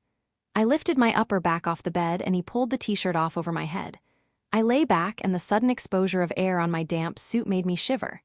His eyes dropped to the pieces of triangular fabric that covered my chest, where my breasts spilled from the sides, my nipples tight peaks against the cool material. His gaze lingered, and when he looked back at me, his eyes were the deepest shade of blue I'd ever seen them. He moved his body down the bed slightly, then leaned down, pressing his mouth to the skin below my belly button, whispering the names of muscles as he moved his mouth across my stomach, leaving a trail of kisses on my body. He ran his tongue over the crevice of my belly button and then moved it in a hot, wet line up the middle of my stomach, pausing to deliver kisses to different parts of my abdominals. My hips jerked, and I gripped the sheets in my fists. He passed the space between my breasts, and when he pressed his tongue to the hollow between my collarbones, a guttural moan sounded in my throat. I flattened my hands against his back, where his skin was hot and smooth, and he sucked on my neck just below my jaw, then ran his tongue to my ear, nipping at it slightly. "Auricular lobule," he whispered, his lips moving against my earlobe. Then he hovered over me, his face directly above mine. He held himself up with one arm while his hand moved to my waist, down over my bare hip. I moved my arms around his neck, and he brought his lips to mine softly. I kissed him back, harder, parting his lips with my tongue. His mouth was a warm cave that I wanted to explore. It tasted like salt and oranges. I dug one hand into his hair and bit his lower lip. When we pulled away, he moved his hand to my inner thigh. "I want to touch you, Percy," he whispered roughly. "Can I?" I let out a strangled-sounding yes. He shifted his weight onto his side, and we both watched as his fingers crept under the gold fabric. He traced the damp cleft between my legs, my bathing suit falling to the side with the movement. He pressed his finger gently inside and then looked up at me, his face filled with amazement. "Are we doing this?" he said quietly, and I didn't know if he meant what was happening right now or some bigger question about us, but either way my answer was the same. "Yeah, we're doing this." Chapter 13. Now Chantal is deeply committed to Sunday brunch. Right now, she will almost certainly be in her favorite booth at her favorite restaurant, splitting the paper with her fiancé. She will take Arts first, and he will have opinions, and then they'll switch. They will have their coffees, and her eggs Benny will be on its way. I would be disturbing her ritual. She's barely verbal, let alone ready to deal with my crisis, until she's had at least 2 cups of caffeine. At least that's what I tell myself as I quickly write a message to her, delete it, and then put the phone on the bed beside me. Again, I shake my head at myself. 5th time's the charm, right? I pick up the stupid thing and type out another text, punch send, and then throw the phone down. I sit and wait for 1 minute, then 5, and when no reply comes, curse myself for sending it in the first place and shuffle off to the bathroom. I run the shower until it steams up the mirror, then step under the hot spray and put my head against the tile, letting the anxious stream of thoughts billow around me like mustard gas. What the fuck is wrong with me?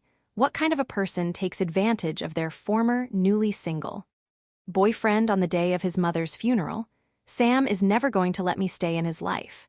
And why should he? I'm a shitty, selfish person who is clearly incapable of being his friend. I don't register that I'm crying until I feel my shoulders shaking. Disgusted with my own self-pity, I push off the wall, scrub myself roughly with soap, wash my hair, and dry off. I arrive at the church 10 minutes early, and the lot is already full with dusty pickup trucks and well-used sedans. A young man is directing cars to park in the adjoining field. I leave the car at the end of a haphazard row and walk toward the church, the heels of my black pumps digging into the grass, making me look as off-kilter as I feel. Sam is standing in a small cluster of people in front of the church steps. I stop short at the sight of Taylor beside him, legs as long as a giraffe's, hair as golden as a sunbeam. Even though Sam and Charlie had mentioned she was coming, I somehow didn't expect to see her. I feel like the wind has been knocked out of me. I squeeze my eyes shut, trying to steady myself. When I open them, Charlie is looking at me from across the parking lot. He raises his hand, and the whole group turns my way. As I move closer, I immediately recognize the thin, middle-aged man as Julian. There's an elderly couple who must be Charlie and Sam's grandparents on their dad's side. Sue's parents aren't around anymore. There's another couple, who I think are Sue's brother and sister-in-law from Ottawa. I take a deep breath and paste a warm smile on my face, though my stomach is roiling. "Everyone, this is Percy Fraser," says Charlie as I join them. "You probably remember her. She and her parents had the cottage next door when we were kids. I greet the family with hugs and condolences, pretending that this is a funeral like any other, and that I don't feel Sam watching me intensely. "You look well, Percy," Julian says, giving me a loose hug. I rub his upper arms with both hands as he pulls away. His eyes are red, and he smells like stale cigarette smoke. I turn to Sam and Taylor last. He shut down so quickly this morning after what happened, because of course he did. Who wants to open up the "you left me broken-hearted" conversation the morning of their mother's funeral? I'm afraid to meet his eyes now, afraid of what I'll find there. Regret, anger, hurt. So I fix my gaze on Taylor instead. Her hand is resting on Sam's shoulder in a way that screams mine. Sam may have ended things with her, but she is clearly not done with him. In reply, I glue on a serene smile that says, "I didn't just make your ex-boyfriend come in his pants and keep it there, though bile is rising up my throat." She's stunning in a tailored black jumpsuit, her hair in a glossy low ponytail. My black sheath dress feels drab in comparison. She's wearing very little makeup and no jewelry and somehow manages to look intentionally minimal. If I walked around wearing only mascara and lip gloss, I'd just look tired. As it is, I spent 5 minutes alone applying several layers of concealer around my puffy eyes and red nose. When I finally look at Sam, it's like seeing him for the first time. He's standing as straight as a red pine, wearing a crisp white shirt and an expensive-looking black suit that's cut close to his body. He's freshly shaven and his hair is combed and held in place with some kind of styling product. He looks like an actor who plays a doctor on TV rather than an actual doctor. Sam and I were always bumming around in bathing suits or work clothes, and I've only seen him in a suit once. Before, now he looks like such an adult, such a man. A man who should have a gorgeous lawyer on his arm instead of a basket case around his neck. He and Taylor make a striking couple, and it's hard not to feel that they're designed to have smart, successful, impossibly gorgeous babies together. I lean in to give him a hug, and it feels like coming home and saying goodbye and 4,000 days of longing. "We should probably head in," Taylor says, and I realize I've been pressed to Sam's chest for a second too long for polite company. But just as I pull back, he squeezes his arms around me a little tighter. Just for a second, before releasing me with an unreadable look on his face. This is the biggest church in town, but it's still not large enough to seat everyone who's shown up this morning. People are standing in rows behind the back pews, crowding around the doorways and spilling outside. It's an incredible show of love and support, but it also means the church is hot and stuffy. By the time we get to the front pew, my neck and thighs are already damp. I should have worn my hair up. I sit between Charlie and Sam, where a large photo of a smiling Sue stares out at us, surrounded by arrangements of lilies, orchids, and roses. I wipe at the sweat on my upper lip, then rub my hands on my dress. "You okay, Pers?" Charlie whispers. "You seem twitchy." "Just hot," I tell him. "How about you?" "Nervous," he says, holding up a folded piece of paper that I assume contains his eulogy. "I want to do her proud." When it's time for Charlie to speak, he grips the edge of the podium with white knuckles. He opens his mouth, then closes it again, looking out into the crowd for several long seconds until he starts to speak, his voice audibly shaking. He stops, takes a deep breath, and then begins again. Steadier now. He talks about how Sue held the family and the business together after his dad died, and though he has to pause a couple of times to collect himself, he makes it through, no tears shed, an obvious look of relief in his green eyes. To my surprise, as Charlie returns to the pew, Sam rises. I hadn't realized he was speaking today. I watch him as he strides confidently to the front of the church. "Many of you will find this scandalous, but Mom didn't really like pierogies." He begins with a small smile across his lips, and the room rumbles with low laughter. What she did love, however, was watching all of us eat them. He keeps his eyes mostly on his page, but he's a beautiful speaker. While Charlie's eulogy was earnest and reverent, Sam's is gently teasing, breaking the sadness in the room with lighthearted stories about Sue's struggles and triumphs in raising 2 boys. Then he looks up and scans the crowd until he settles on me briefly before looking down again. I can see Taylor observing me from the corner of my eye, and my heart laces up its running shoes and takes off in a sprint. Mom lived without my dad for 20 years, he says. They had been friends since kindergarten, started dating in 9th grade, and got married after high school. My grandfather will tell you that there was no way to convince either one of them to wait just a little bit longer. They knew. Some people are lucky like that. They meet their best friend, the love of their life, and are wise enough to never let go. Unfortunately, my parents' love story got cut far too short. Just before she died, Mom told me she was ready. She said she was tired of fighting and tired of missing Dad. She thought of death as a new beginning, said she was going to go spend the rest of her next life with Dad, and I'd like to think that's exactly what they're doing now, best friends together again. I'm mesmerized by him. Every word is an arrow to my soul. I'm about to throw my arms around him when he sits, but then Taylor pulls his hand onto her lap and holds it between hers. The sight of their intertwined hands slaps me with reality. They make sense together. They are a carefully wrapped gift with crisply folded edges and a satin bow. Sam and I are a trash fire with more than a decade of time and a big fat secret between us. Tomorrow I'll head back to Toronto, away from this town, away from Sam. It was crazy to come back, to expect I could make things better. Instead, I threw myself at him at his most vulnerable. And as right and perfect and good as it felt with his lips against mine again, I shouldn't have let this morning happen without being honest with him first. Despite everything I've done to move on, I'm right back where I was at 18. Charlie offers me his arm as we amble out of the church, and then I walk slowly back to the car with a heaviness pressed against my chest. I rest my head on the steering wheel. I shouldn't be here, I shouldn't have come. But I can't leave now, not when there's a wake to get through. So I wait for the heavy feeling to lift a little, and then I drive to the tavern. The restaurant is more boisterous family reunion than post-funeral gathering. I watch the smiling relatives and friends mingle with plates of Sue's pierogies. The tables have been cleared out of the way to make room for the crowd, and someone has made a mix of Sue's favorite country songs. It doesn't take long before a group of children forms a dance circle, hopping and flailing to Shania Twain and Dolly Parton. The scene is so sweetly wholesome, and I am an imposter standing within it.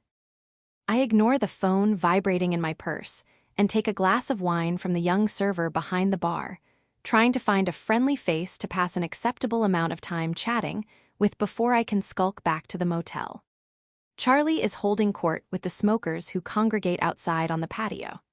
Sam and Taylor are nowhere to be seen, and Julian has been either hiding in the kitchen or refilling the chafing dishes on the buffet table. I head back to help him, but the space is empty, the back door propped open. I step toward it to see if he's out back smoking but hesitate when I hear voices. "You're nuts, man," says a deep voice. "Are you sure you want to go down this road again?" "No," I hear Sam reply. "I don't know." He sounds confused, frustrated. "Maybe I do." "Do you need us to remind you what a mess you were last time?" A third voice asks. I know I should leave, but I don't. My feet are stuck to the floor while my phone starts buzzing again. "No, of course not. I was there, but we were just kids." And now I know it's me they're talking about. I stand there in my dress, damp with perspiration, holding still for the firing squad. "Don't give me that bullshit. I was there too," the first guy spits. "Just kids. You were pretty fucked up for just being a kid." I don't want to hear the rest. I don't want to hear about how badly I broke Sam. "Sam," the other voice says more gently, "it took years, remember?" I am going to be sick. I turn and dart through the swinging doors into the dining room and run right into Charlie. "Whoa, got somewhere better to be." Charlie's dimples fade once his eyes focus on my face. "You look pale and kind of sticky, Pers. Is everything okay?" I can't seem to find enough air to reply, and my heart is beating so rapidly I can feel it pulse against every inch of skin. Maybe this time it actually is a heart attack. I might die. Right now. I try to breathe, but the edges of the room are going fuzzy. Charlie leads me back into the kitchen before I can tell him not to. I hear an awful wheezing gasp and realize it's coming from me. I bend over, trying to catch my breath, then crumple onto my hands and knees. I hear muffled voices, but they sound far away, like I'm swimming beneath mud and they're up on the shore. I squeeze my eyes shut. There's a feather-light pressure on my shoulders. Through the mud, I can hear a voice counting slowly. 7, 8, 9, 10, 1, 2, 3. It keeps going, and after a little while I start to adjust my breathing to its pace. 4, 5, 6, 7. What's happening? Someone asks. Panic attack, the voice replies, then it continues counting. 8, 9, 10.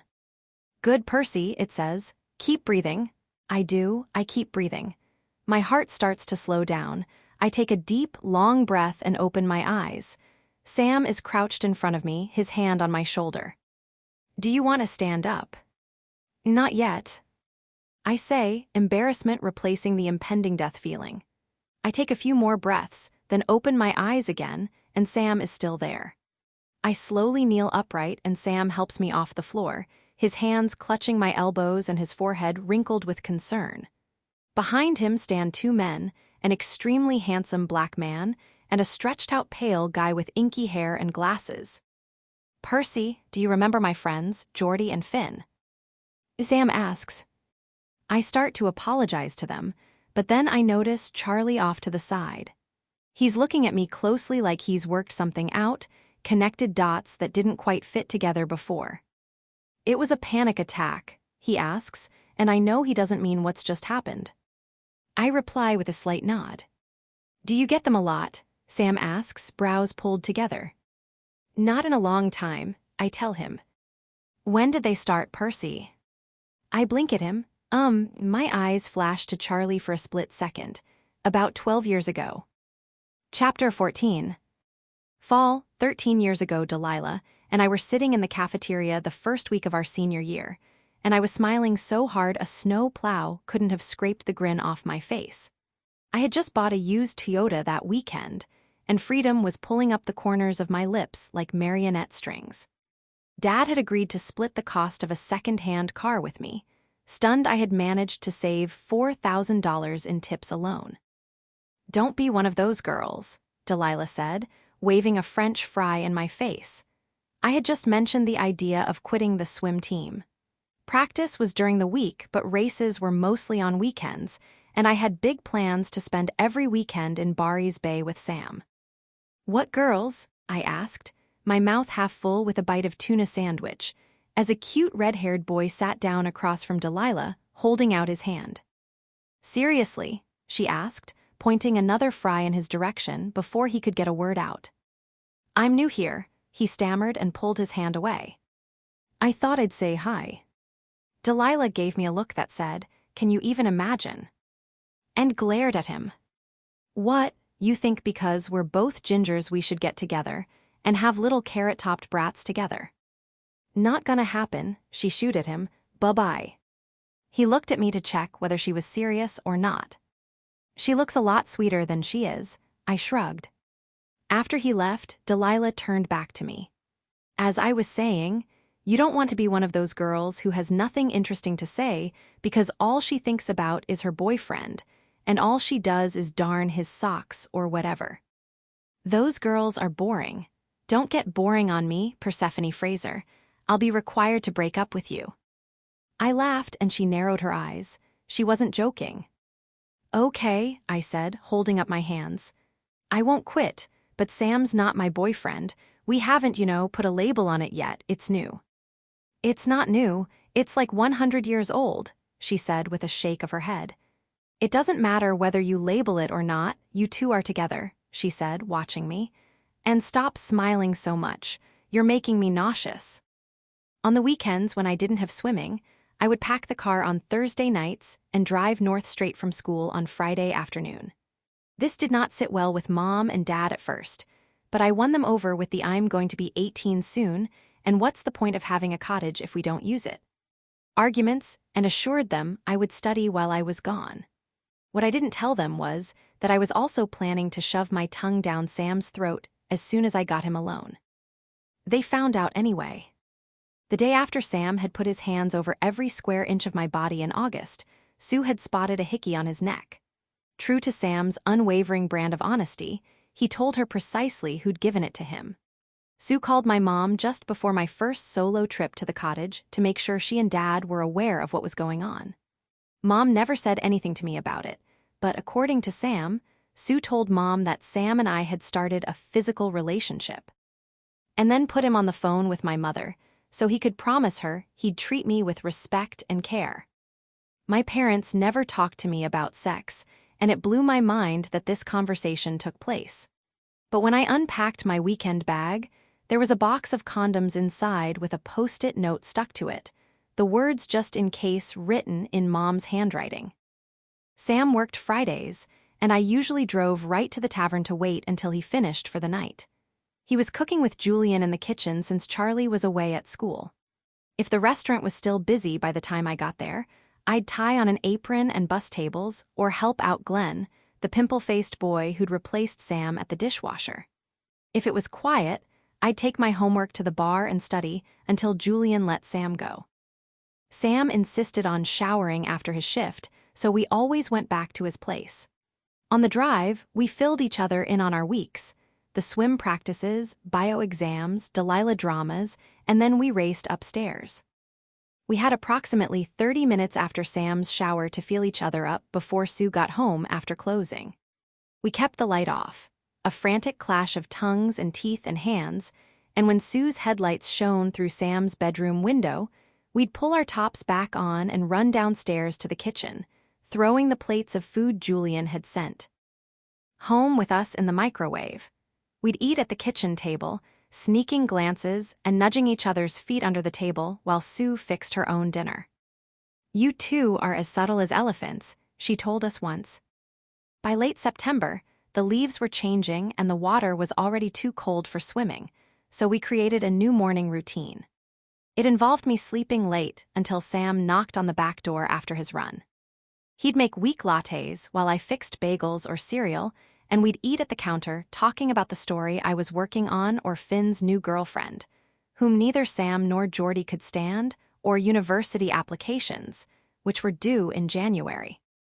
Delilah, Sam, and Geordie all had their hearts set on Queen S in Kingston. The university had a beautiful, historic campus and was considered one of the top schools in the country. Delilah wanted in for poli-sci, Sam for pre-med, and Geordie for business. Queen S was renowned for all three programs. Sam was still gunning for a scholarship. As hard as Sue worked, there wasn't enough to put a dent in the hefty tuition and residence fees. Unless my grades took a sudden nosedive, I would be heading to the University of Toronto, as per my parents' dream, fueled partly by their allegiance to the school, and partly because half of my tuition would be covered by their faculty discount. I was applying to the English program and wanted to take as many creative writing courses as possible if I got in. U of T was a great school, but needless to say, I would have preferred if Sam and I were planning to go to university together. Toronto was almost 3 hours away from Kingston by car, 2.5 if I drove fast and traffic was good. A small, parasitic worm of worry was burrowing inside my brain, telling me that this wouldn't last once Sam went away to school.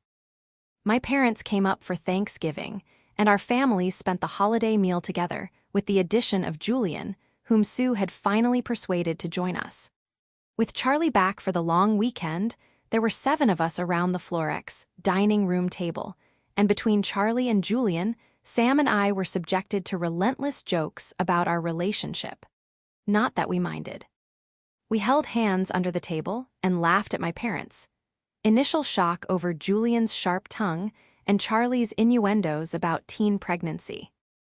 We were all together again at Christmas, but my parents returned to the city for New Year's while I stayed and worked at the tavern. At midnight, Sam dragged me downstairs to the walk-in refrigerator and kissed me against the boxes of citrus. "I'm so in love with you," he said when we pulled apart, his breaths escaping in cold puffs of air.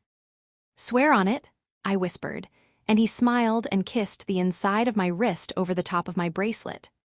With my parents' blessing, Sue agreed to let me stay the night at their place. And after we all showered and changed into our PJs, she popped a bottle of Prosecco, poured herself a fishbowl-sized glass, and headed to her room, leaving Sam and me with the rest. We put something in the DVD player, then cuddled up under a blanket on the basement couch. I waited 10 minutes to make sure Sue wasn't going to check on us, and then crawled onto his lap, my knees on either side of his thighs. I was wired from work, and my insides fizzed with his "I love you" and also with Prosecco. I pulled his t-shirt over his head and then kissed my way up. His chest, his neck, and then to his mouth, where our tongues found each other. He began to unbutton my pink flannel top, his fingers shaking with excitement, and then stopped when he saw there was nothing underneath. He looked up at me, his pupils swallowing the blues into a midnight ocean. With the exception of what had happened in his room in August, we hadn't gone further than making out with shirts off, bra on. I opened the remaining buttons. "I'm so in love with you, too," I whispered and shrugged out of the shirt. His eyes dropped to my chest, and he grew harder beneath me. "You're perfect," he rasped when his eyes found mine again, and I smiled brightly, then moved against him. His hands grabbed my waist, then roamed over my breasts, and he groaned. I leaned close to his ear so our skin was pressed together and said softly, "I want to show you how much I love you." I moved my hand between us and put my fingers around the shape of him. He bit down on his lip and waited, his chest moving with his deep inhalations. "Okay," he breathed, and we both worked his pants off his legs. "I'm not going to last long," he said, his voice deep and gravelly. He moved his hand across my breast, pinching the stiff pink peak. "I could come like this just looking at your hard nipples." My eyes flashed to his. I'd never heard him talk like that, and it sent a hot current through me. I pulled at the waistband of his boxers and then shifted so he could slide them all the way off, watching wide-eyed. I put my hand around him, tentative and unsure. I had no idea what I was doing. "Show me how," I said, and he wrapped his hand over mine. Sam, Jordy, and Delilah all got acceptance letters to Queen's that spring, and I was thrilled for them and especially for Sam, who won one of a handful of academic scholarships that would cover the bulk of his tuition. My acceptance to U of T was met with great fanfare from my parents and Sam, but I couldn't help feeling like I was standing on the ground while everyone else boarded a rocket ship. Not that Sam gave me any reason to feel that way. We emailed constantly when we were apart, already making plans for when we could see each other when we both started university. He sent me the schedule for the train that ran between Kingston and Toronto. The trip was under 3 hours, and the sweetest, nerdiest list of bookstores and hospitals he thought we should visit in both cities. By April, Toronto was in bloom with tulips and daffodils, and the buds on the magnolia and cherry blossom trees were getting fat. But up north, clumps of icy snow still hung around the edges of Bear Rock Lane and throughout the bush. Sam and I trudged up along the stream bed, our boots sinking in where the snow was still surprisingly deep, and slipping on the damp ground where the sun had managed to break through the boughs. It smelled both fresh and fungal, like one of Mom's expensive mud masks, and there was so much rushing water, we had to raise our voices over the roar. The stream was quieter by the swirling pool where the old fallen tree lay across its belly. It was a bright day, but chilly in the shade of the pines, and the bark was soggy even through my jeans. I was glad for the quilted jacket Sam convinced me to wear. "So there's this big party at the end of the year," he said once we settled, handing me one of Sue's oatmeal raisin cookies from the pocket of his fleece. "It's right after graduation, and, everyone gets dressed up." He pushed his hair out of his eye. He hadn't cut it in months, and it tumbled over his forehead in a waterfall of swooshes and swoops. "You mean prom?" I asked, grinning. "There is a prom, but it's nothing special. This is like a grad party except it's in a big field in the middle of the bush." He raised his eyebrows as if to ask, "So, what do you think?" "Sounds fun, which you have time for now," I said, taking a bite of the cookie. He cleared his throat. "So I was wondering if it doesn't conflict with your grad if you wanted to go with me." He winced slightly and clarified, "You know, as my date." "Will you be wearing a suit?" I smiled, picturing it already. Some people wear jackets, he said slowly. Is that a yes? If you wear a suit, then I'm in, I elbowed him in the ribs. Our first date. The first of many, he elbowed me back, and my smile fell. There'll be other dates, Percy, he promised, reading my mind and lowering his face to mine. I'll come see you in Toronto, and you'll come to Kingston whenever we can. There was a stinging in my nose, like I had eaten a spoonful of wasabi. 4 years apart is a long time, I whispered, playing with my bracelet. For you and me, it'll be nothing, he said softly, and before I could ask, he hooked his index finger around my bracelet and gave it a gentle tug. I swear, he said, and besides, we've got time, we've got all summer. But he was wrong, we didn't have all summer at all. Sam read school textbooks, for fun, in his downtime, and landed a full academic scholarship to one of the most competitive programs in the country, so obviously I knew he was smart. But finding out that he had the highest GPA in his class rocked me. So you're like smart, I said when he called to tell me the news. Why didn't you tell me? I study and school comes pretty easy to me, he replied. I could almost hear him shrug. It's not that big of a deal, really. But it was that big of a deal. Having the top marks in his graduating class meant Sam was its valedictorian, and therefore required to give a speech at his graduation. I drove to Barry's Bay the day of his grad ceremony, which was also the night of the big after-party, the strapless white-dressed Delilah, and I picked out at the mall hanging from a hook in the back of the car. My graduation, a sweltering, uneventful affair held late afternoon on the school's soccer field, had been a few days earlier. When I got to the cottage, I had just enough time to shower, change, put on a little makeup, and fix my hair in a side braid that hung down over one shoulder. I had made Sam find out what kind of footwear the girls wore to a fancy bush party, so I headed to the Florex, in a pair of silver flip-flops with rhinestones on the straps. Charlie was already home from his second year at Western, and Sue and the boys were sitting on the porch with sweaty glasses of iced tea when I walked down the driveway. The three of them together at home early on a Friday evening in summer was a rare sight. Sam rose from his wicker chair and walked across the porch to greet me, wearing a black suit, a white shirt, and a black tie. He'd cut his hair, and he looked like a teenage James Bond. I can't believe he's mine, I thought as I ran my hands along his shoulders and down his arms, but what I told him was, I guess this will do. He gave me a smile that said he was probably aware of how well he cleaned up and a chaste kiss on my cheek before Sue had us pose for photos. From the moment we stepped inside his school, it was clear Sam wasn't just a brain, he was well-liked. It wasn't a surprise, exactly. I knew Sam was awesome, I just didn't know everyone else did, too. Guys threw him high fives and handshake back pat combos, and several girls threw their arms around his neck with sighs of I can't believe it's all over, not bothering to look in my direction. I knew Jordy and Finn a little, but this whole other world he was a part of, maybe was at the center of, was totally foreign to me. In some ways, Sam had remained in my mind the scraggy boy I first met, a kid who had trouble relating to his classmates after his dad's death, and then a teenager too busy to party unless I pushed him. But watching him stride onto the stage in his cap and gown to the cheers of his classmates was like seeing his metamorphosis happen in an instant. He delivered his speech in a deep, clear voice. He was self-deprecating and funny and hopeful. He was completely charming. I was transfixed and proud, and as I stood with the rest of the audience applauding him, a seed of dread sprouted inside me. Sam had been tucked away. Safe for me in Barry's Bay, but in September, he would be part of a much bigger world, one that was sure to sweep him up in its infinite possibilities. You okay? Sam asked quietly as Charlie drove us to the grad party, the three of us wedged into the front bench of his pickup.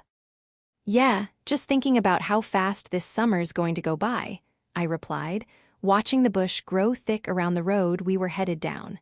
At least we still have 2 more months. I gave him a small smile as Charlie coughed something under his breath. What did you just call me? I snapped. Not you. He looked at Sam from the corner of his eye, but neither said anything more.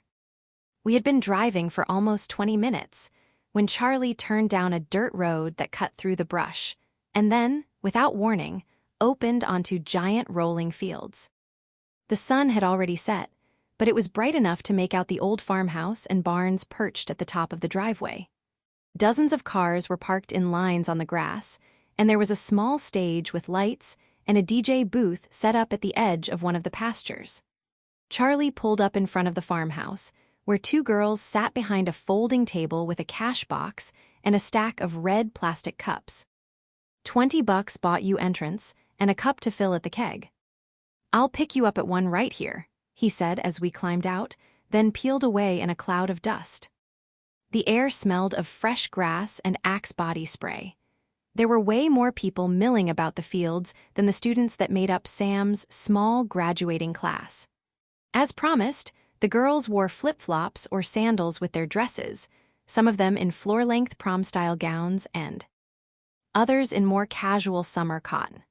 Most of the guys were in dress pants and button-down shirts, but a few, like Sam, wore jackets.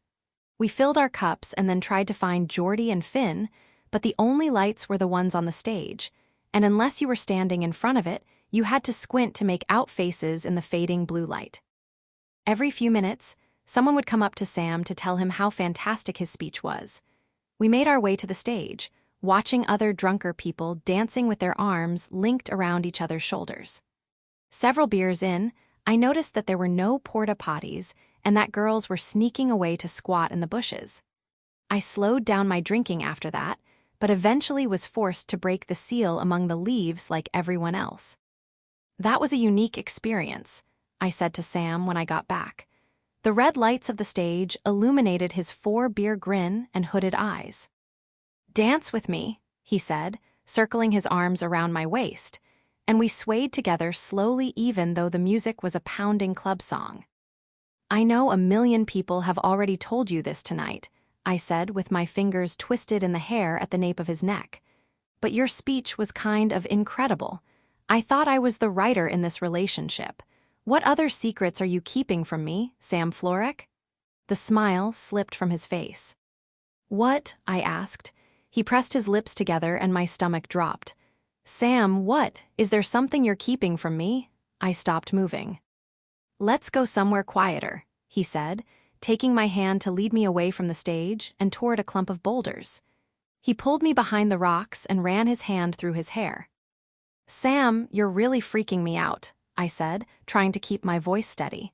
The beer was making my head fuzzy. "What's going on?" He took a deep breath and shoved his hands in his pockets. "I got accepted into this intensive workshop for pre-med students." "A workshop?" I parroted. "You didn't tell me you had applied." "I know, it was a long shot. They only accept 12 first years. I really didn't think I'd get in." "Well, that's great," I said, my words slurring. "I'm proud of you, Sam." "The thing is, Percy," he hesitated, shifting on his feet. "It starts early. I have to leave in 3 weeks." Battery acid dripped down my spine. 3 weeks, I repeated. 3 weeks was no time at all. When would I see Sam after that? Thanksgiving. I shut my eyes, everything was starting to spin. "I'm going to be sick," I groaned. "I'm sorry I didn't tell you sooner. I should have, but I knew how much you were looking forward to spending the summer together," he said, taking my hand. "I thought you were too," I murmured. Then I threw up all over his new dress shoes. Charlie took one look at me when I climbed into the truck, cheeks stained with mascara tears, and said to Sam, "Finally told her, huh?" Sam shot him a dark look, and no one spoke for the rest of the drive. 3 weeks went by as if they were seconds, and my dread formed roots in my feet and grew branches that spread to my shoulders and arms. Sam spent much of our time together with his nose in various textbooks, as if he was cramming for a major exam. He refused to break our annual lake crossing tradition and insisted I do the swim on his last day before heading to school. It was a gorgeous sunny morning, and I went through the motions of stretching and warming up. Since I started competitive swimming, paddling across the lake wasn't a challenge for me like it used to be. I felt almost numb when I made it to the far shore, pulling my knees up to my chest and gulping down the water Sam had packed for me. Your fastest time yet, he said happily when I was done, throwing an arm around me and pulling me against his side. I thought I might not be able to keep up. I let out a bitter laugh. That's funny, I said, hating how resentful I sounded. I feel like I'm the one being left behind. You don't really think that, do you? I wouldn't look at him but could hear the worry in his voice. What am I supposed to think, Sam? You didn't tell me that you applied to this course. You didn't tell me when you were accepted. I swallowed back tears. I understand why you want to go. It's amazing that you got in. And I 100% think it's going to be great for you. But you keeping all this from me until the very last minute hurts. A lot. It makes me feel like this is a one-sided thing we've got going on. It's not, he said, his voice cracking. He pulled me onto his lap so I was facing him and took my head between his hands so I couldn't look away. God, of course it's not. You're my best friend, my favorite person. He kissed me and pulled me against his bare chest. It was warm with sweat and he smelled so much like summer, so much like Sam, that I wanted to curl up inside him. We'll talk all the time. It feels like I'm never going to see you again, I admitted, and then he smiled at me with pity, like I was being truly ridiculous. It's just university, he said, kissing the top of my wet head. One day, you won't be able to get rid of me, I promise. Sue and Sam left early the next morning, while Charlie and I waved from the porch, tears streaming down my face. Come on, he said after the car had driven out of sight, throwing his arm around my shoulders. Let's go for a boat ride. It turned out that Charlie was a lot less of a jerk without Sam around to harass. Much to my parents' confusion, I decided to pick up extra shifts at the tavern. Even when Charlie wasn't working, he would give me a ride. Most days, he'd swim over when I was down at the lake to see how I was doing. I was not doing well. More than a week had gone by without me hearing from Sam, even though he had finally got a cell phone before he left for Kingston. I knew he wouldn't be big on texting, but I couldn't fathom why he hadn't responded to any of my "How are you?" "I miss you," and "Can you talk?" messages. And when I called his dorm landline, he didn't answer. Charlie kept giving me questioning looks whenever I came into the kitchen to pick up an order. On the way home one night, he cut the motor in the middle of the lake and turned to face me. "Spill it," he ordered. "Spill what?" "I don't know, Pers. You tell me. I know you're bummed that Sam's gone, but you've been moping around like Miss Havisham." "You know who Miss Havisham is," I grumbled. "Fuck off." I sighed. I still haven't heard from him, not an email. No phone call. Charlie rubbed his face. "I don't think he's got his internet set up yet, and Mom told you he called home. He's fine." "But why didn't he call me?" I whined, and Charlie laughed. "You know how expensive those long-distance calls are, Pers." "Or text." Charlie sighed, then hesitated. "Okay, you want to know what I think?" "I don't know, do I?" I narrowed my eyes. You never knew what you were going to get with Charlie. "Honestly, I think my brother was a coward to keep the course a secret." He paused. "And if it were me, I would have called you as soon as I got to Kingston." "Thanks," I said, my face hot. "Sam has it in his head that you belong to him. Not in a creepy, possessive way, but it's more like he has this belief that everything is meant to work out between you two in the end. And I think that's pretty much bullshit." I blanched. "You don't think it's meant to work out?" I whispered. "I don't think anything is meant to be," he said flatly. "He already screwed things up when you got that hockey player boyfriend. I hope he fights harder this time," he said, starting the engine. "Or someone else will." Chapter 15. Now I sneak out to the car to reapply my makeup and have a few minutes alone. It's bad enough having an attack in front of Sam and Charlie, but Jordy and Finn seeing me on my hands and knees is a special kind of humiliation. I'm frustrated with myself for not recognizing the signs early enough to find a quiet place to fall apart instead of what I did. Jumped to the conclusion that my heart was about to peace out on me, amping my panic up to 1,000. I'm dotting on another round of concealer when my phone buzzes. The name on the screen is one I can't ignore any longer. "Hello," I answer. "P," cries Chantal. Are you okay? I've been calling you all day. I wince, remembering the message I sent her this morning. Sorry, I got a little caught up here. I trail off because I'm not sure what I am. Persephone Fraser, are you serious right now? She screeches. You can't send me a text that says you need help, that you need to talk ASAP, and then not answer your phone. I've been going nuts trying to reach you. I thought you had a panic attack and passed out in the woods somewhere and got eaten by a bear or a fox or something. I laugh. That's not far from the truth, actually.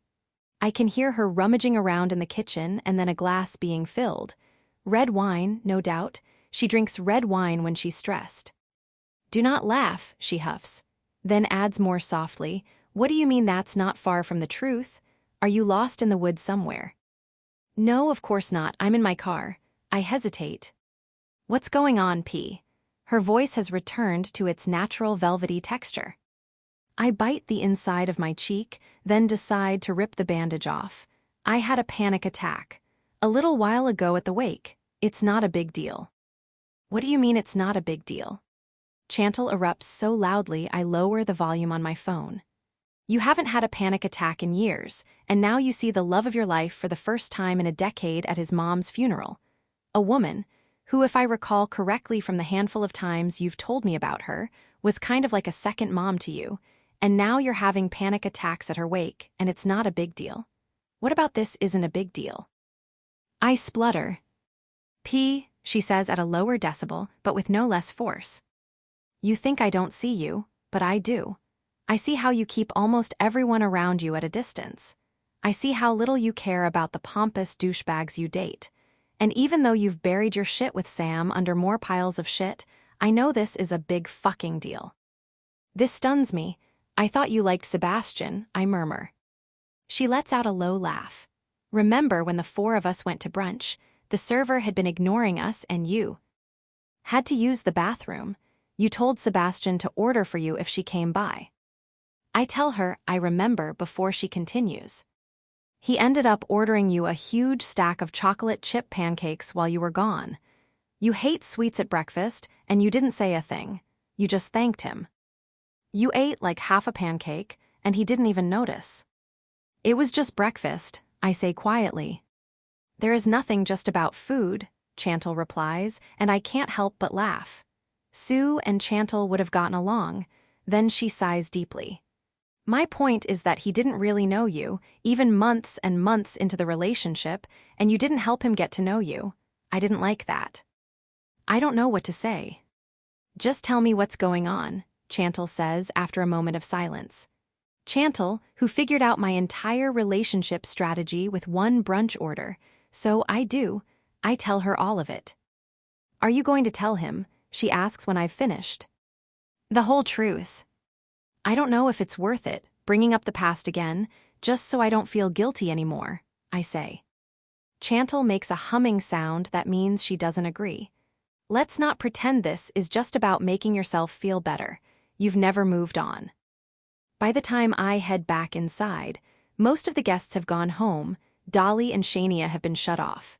And Sam, Charlie, their grandparents, and a small group of aunts, uncles, and cousins are sitting around a row of pushed together tables with glasses of wine and brandy. Sam and Charlie look tired, but mostly they seem relieved, not so bunched up in the shoulders. I leave the Florex to reminisce, find a spare red apron in the linen closet and a serving tray behind the bar, and start clearing the dirty plates and glasses, bringing them to Julian, who's hunched over the dishwasher in the kitchen. We've been working mostly in silence for almost an hour and finishing up the last of the cutlery when Julian says, I always wondered where you went to. His eyes still on the silverware. I didn't really go anywhere, I just didn't come back, I tell him. My parents sold the cottage. A few long seconds go by. I think we both know that's not why you disappeared. He says, and I pause. I dry off the last fork and I'm about to ask Julian what he means when he speaks. We all thought you should come. He turns to me, his eyes boring into mine. Just don't vanish again. What do you mean we? I start to say, when the door swings open and Sam steps in, holding a half-dozen dirty glasses. He stops when he sees us and the door swings shut, bumping him in the shoulder. He eyes the apron and the tea towel I'm holding. Deja vu, he says with a lazy half grin. He seems a little blurry around the edges. He's removed his jacket and loosened his tie. The top button on his shirt is undone. Still got it, I say, sticking my hip out and motioning to the apron, feeling Julian's eyes on me. You know where to come if you're short-staffed. Julian scoffs. She's only a little less shit than you at dishes, he tells Sam just as Charlie walks in with a few empty snifters.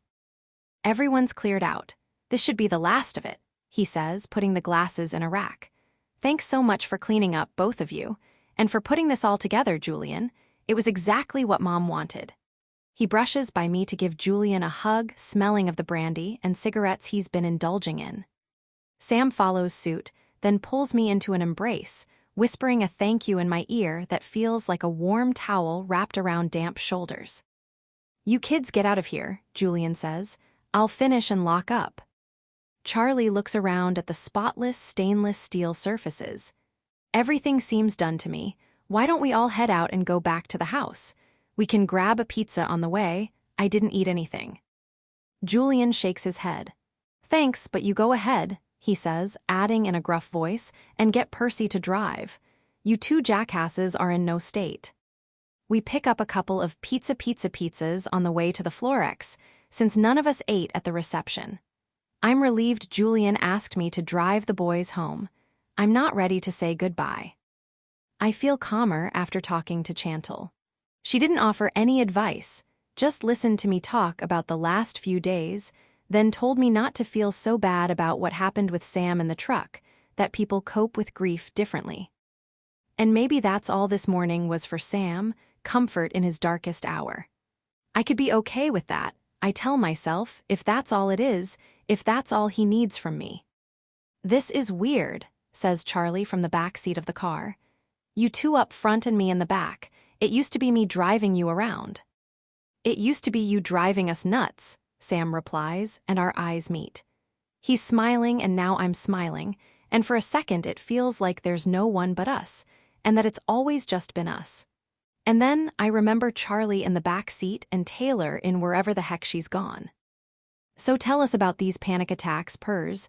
You a head case or what? Charlie asks. Charlie, Sam's voice is hard as concrete. When I look in the rearview mirror and meet Charlie's eyes, there are no sparkles of mischief, only soft concern. They let me out just for the funeral, I tell him, and he laughs, but the lines between his eyebrows have become canyons. I have a bit of an anxiety thing, I say, looking back out at the road. I wait for the pressure to build up in my lungs, but it doesn't, so I keep going. I can usually manage it. You know, therapist, breathing exercises, mantras, the basic self-care practices of a privileged white girl. But sometimes the anxious thoughts get a bit out of control. I find Charlie in the mirror again and smile gently. I'm okay, though. That's good, Percy, Sam says, and I glance at him expecting pity, but I don't find it. I'm surprised how easy it is to tell them both. Once we get to the house, they change out of their suits and we each grab a beer from the fridge, taking the pizza out to the deck and eating it straight from the box with squares of paper towel in lieu of plates. We scarf down the first slices without talking. I'm glad all that's done with, says Charlie when he comes up for air. Just the ashes now. I don't think I'm ready for that, Sam replies, taking a sip of his beer and gazing out over the shore, where a boy and girl are climbing onto the Florex raft. Me neither, Charlie replies. Squeals and splashes carry up from the lake. The kids from next door, Sam says, noticing me looking at them. At your cottage. They're both dark-haired, the boy a bit taller than the girl. Don't you dare, she shouts just before he pushes her off the raft. They break into a fit of giggles when she climbs back on. How much longer will you be here for, Charlie? I ask. About a week, he says. We have a few loose ends to tie up. I assume he's referring to the house and the restaurant, but I don't ask. The idea of them selling this place is almost as heartbreaking as losing the cottage, but it's none of my business. And what about you, Pers? When are you heading back? Tomorrow morning, I say, peeling the label off the beer bottle. Neither one of them replies, and the silence feels dense. Did Taylor go back to Kingston after the funeral? I ask to change the subject, and because I can't shake the feeling that she should be the one sitting here right now. Sam murmurs a yes, but Charlie's frowning. That's too bad, I say, reaching for another slice. Are you fucking kidding me, Sam? Charlie growls, and I jerk my arm back, knocking a half-full beer onto my lap. Shit. It's none of your business, Charlie, Sam snaps as I stand, trying to brush the liquid off my dress. But it's as though they've forgotten I'm here. I can't believe you, Charlie bellows. You're doing the same thing all over again. You're a goddamn coward. Sam's nostrils flare with each deliberate breath before he speaks. You have no idea what I'm doing, he says quietly. You're right, I don't, Charlie replies, pushing back his chair so hard it tips over. Jesus, Charlie, Sam shouts. She knows Taylor and I aren't together, not that it's your business. You're right, it's not, Charlie snaps, his chest rising and falling with heavy breaths, anger radiating from him. Charlie, I take a step forward. Are you okay? He looks at me with a stunned expression, like he's surprised to find me standing there. His eyes soften. Yeah, Pers, I'm fine. Or I will be after I roll a joint and take a long walk, he says, and heads toward the house. Get her some dry clothes, he tells Sam over his shoulder, and then he's gone. I start grabbing the dirty paper towels and empty bottles with unsteady hands, not looking at Sam. Here, he says, taking the empties from me and bending down to my eye level. If it were anyone else, I'd say he was strangely calm for someone who was just told off by his brother, but it's classic Sam, and I can see the scarlet streaks staining his cheeks. Will he be all right? I ask. Yeah, he sighs and looks toward the sliding door that Charlie disappeared through.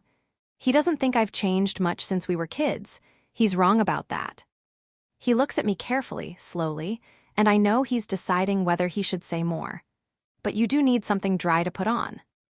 I can't wear her clothes, Sam, I tell him, my voice as wobbly as my hands. Agreed, he says, gesturing toward the house with his head. You can wear something of mine. In some ways, this whole trip has been a time warp, but I'm still not ready for the wave of nostalgia that bashes against me when I follow Sam into his old bedroom. The dark blue walls, the anatomical heart poster, the desk, the twin bed that seems so much smaller than it once did. He hands me a pair of sweatpants and a t-shirt. I'll let you change, he says and steps outside, closing the door behind him. Sam's clothes are about 6 sizes too big. I fold up the sleeves of the shirt and tie it in a knot at the waist, but there's not much I can do about the pants, except to tighten the drawstring and roll up the legs. You're going to laugh when you see me, I call as my eyes catch on a yellow and red box on the top of the bookshelf. It's no longer standing upright on display, but it's there nonetheless. I'm reaching for it when Sam walks back into the room. I can't believe you still have this, I say, holding the operation box out to him. You know, that dress was hot, but this is a much better look on you. He smirks and motions to the pants. Especially the saggy crotch. Leave my crotch alone, I tell him. One of his eyebrows quirks up in response. Shut up, I mumble. He takes the box from me and puts it back on the shelf. Unless you want to play, he asks, and I shake my head. What else do you still have? I wonder aloud, leaning closer to the shelves. Pretty much everything, Sam says from beside me. Mom didn't pack up my stuff, and I haven't touched it since I've been back. I squat down in front of the Tolkien novels and sit cross-legged on the carpet. I never finished this. I tap the Hobbit and look up at him. He's watching me with a tight expression. I remember, he says quietly, too much singing. He kneels beside me, his shoulder touching mine, and I nervously adjust my hair so it falls over my face, putting a barrier between us. I run my fingers over the thick medical tomes. I stop on the anatomy textbook, remembering what happened in this room when we were 17. The thought enters my head unbidden and leaves my mouth at the same time. That was the hottest thing that's ever happened to me. And then, shit!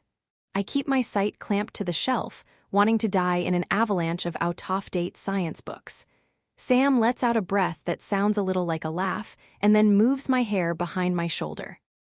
"I've picked up 1 or 2 moves since then," he says, his voice low and close enough that I can feel the words on my cheek. I put my hands on my thighs, where they're safe. "I'm sure," I say to the books. "Percy, can you look at me?" I close my eyes briefly, but then I do, and I immediately wish I hadn't because his gaze drops to my mouth, and when it returns to my eyes, his are dark and wanting. "I'm sorry about this morning," I blurt. "It should never have happened." I fidget with the drawstring on the pants. "Percy," he says again, framing my face with his hands so I can't look away from him. "I'm not sorry." "What did you mean when you said you've changed since we were young?" I ask, partially because I want to know, but also because I'm stalling for time. He takes a deep breath and runs his hands down the sides of my face to grasp my neck, his thumbs tracing the curve of my jaw. "I don't take things for granted anymore. I don't take people for granted, and I know time is not infinite." He smiles softly, sadly maybe. I think Charlie always understood that. Maybe because he was older when Dad died. He thought I was wasting time with Taylor. But I think it's more like I've been following the path of least resistance. "Isn't that a good thing?" I ask. "To have as little friction as possible in a relationship?" His answer is quick and sure. "No." "Why did you break up with her?" "You know why." Instead of relief, I'm sticky with panic. I can feel my heart picking up its pace. I try to shake my head in his hands, but he holds it firmly and then slowly brings his face down to mine, pressing his mouth so gently to mine it's barely a kiss, barely a whisper. He pulls back slightly. "You drive me crazy, you know that. You always have." He kisses me again with so much care I can feel my heart relax a little, like it thinks it's safe, and my lungs must agree because I let go of a sigh. "And I never laughed with anyone like I laughed with you. I've never been friends with anyone like I was with you." He takes my hands and puts them around his neck, pulling me up so we're both kneeling. I want to tell him we need to talk before we head down this path, but he hugs me tight to his chest, and my bones and muscles and all the bits holding them together liquefy so that I melt into him. He releases me enough to brush the hair back from my ear and whisper into it. "I've tried to forget about you for more than 10 years, but I don't want to try anymore."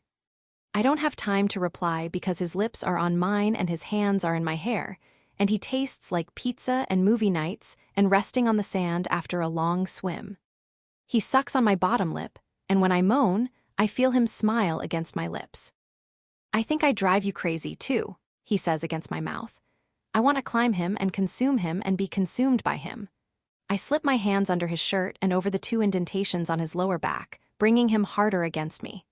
I feel his groan rather than hear it, and he pulls off his shirt, then mine, throwing them both on the floor while I stare at the expanse of tanned skin.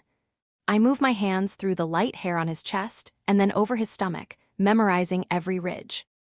"Not bad, Dr. Florrick," I breathe. But when I peer back up at him, the slant of his grin and sky blue of his eyes are so familiar, so much like home, that I know I have to tell him, even if it means losing him again. I drop my hands to my sides. "What's wrong?" His eyes flit across my face. "We need to talk," I say, then look at the ceiling, but not before 2 fat tears roll down my cheeks. I brush them away. "You don't have to tell me anything," he says, taking my hand, but I shake my head. "I have to." I squeeze his fingers tight. 12 years ago you asked me to marry you," I whisper. "Breathe." "I remember," he says with a sad smile.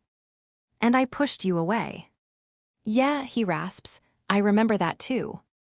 "I need you to know why I said no, when I loved you so much, when all I wanted was to say yes." Sam wraps his arms around me and draws me to him, his warm chest against mine. "I wanted you to say yes, too."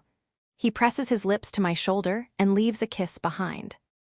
"I overheard you talking with Jordy and Finn earlier today," I say into his skin, and I can feel his body tense. I look up at him. "It sounded like you were talking about us." "We were." "What did they mean when they said you were messed up after what happened?" "Percy, Do you really want to talk about this now? Because there are other things I'd rather be doing. He kisses me softly. I want to know, I need to know. He sighs and his brows knit together. I went through a tough time after, that's all. The guys knew. Jordy went to university with me, remember? He saw it all firsthand, lots of partying, drinking, that sort of thing. They're just overprotective. This doesn't sound like the full truth, and Sam must see my suspicion. It's in the past, Percy, he says. And even though I know it's not, at least not for me, when he pulls my hair off my neck and sets a kiss just above my collarbone, I tilt my chin back and put my hand in his hair, holding him against me. Sam, stop, I manage to say after several seconds, and he does, leaning his forehead against mine. I'm not good enough for you, I tell him. I don't deserve you or your friendship, and especially not anything more than friendship. I'm about to go on, but he puts 2 fingers over my mouth and looks at me with wide eyes. Don't do this, Percy. Don't shut me out again, he pleads. I want this. He's breathing rapidly, his forehead creased in question. Don't you want this too? More than anything, I tell him, and one corner of his mouth ticks up. He brings my hands up to his lips and kisses each, not taking his eyes off mine. Then let me have you, he says. And I don't know if he means right now or for good, but as soon as the yes leaves my mouth, he's kissing me. The kiss is fierce and clumsy, and when our teeth knock together, we both laugh. Fuck, Percy, I want you so much, he says, biting at my bottom lip. The sharpness sends a shudder through me, and he moves his mouth down, nipping at my collarbone along the way. I used to lie awake at night thinking about these freckles, he murmurs, kissing the constellation of brown dots on my chest. I don't notice him unhooking my bra, but when he pushes the straps off my shoulders, the whole thing falls away. He brings his hands to my breasts, moving the nipples between his thumbs and fingers, and when they tighten at his touch, he leans down, circling his tongue around one, then sucking it into his mouth and pinching hard on the other. My hands fly to his shoulders to steady myself. When his name moves across my lips, he kisses me wetly before moving his mouth back down to my breasts.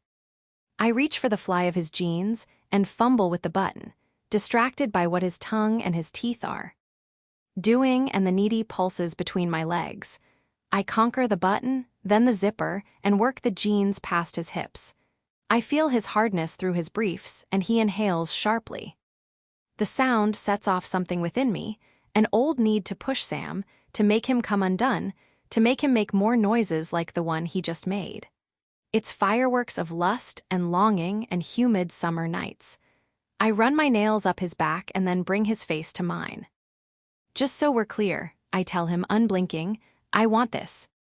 I want you, you can have me, but I want to have you too. When I kiss him, it's with every last drop of every bit of myself that I have.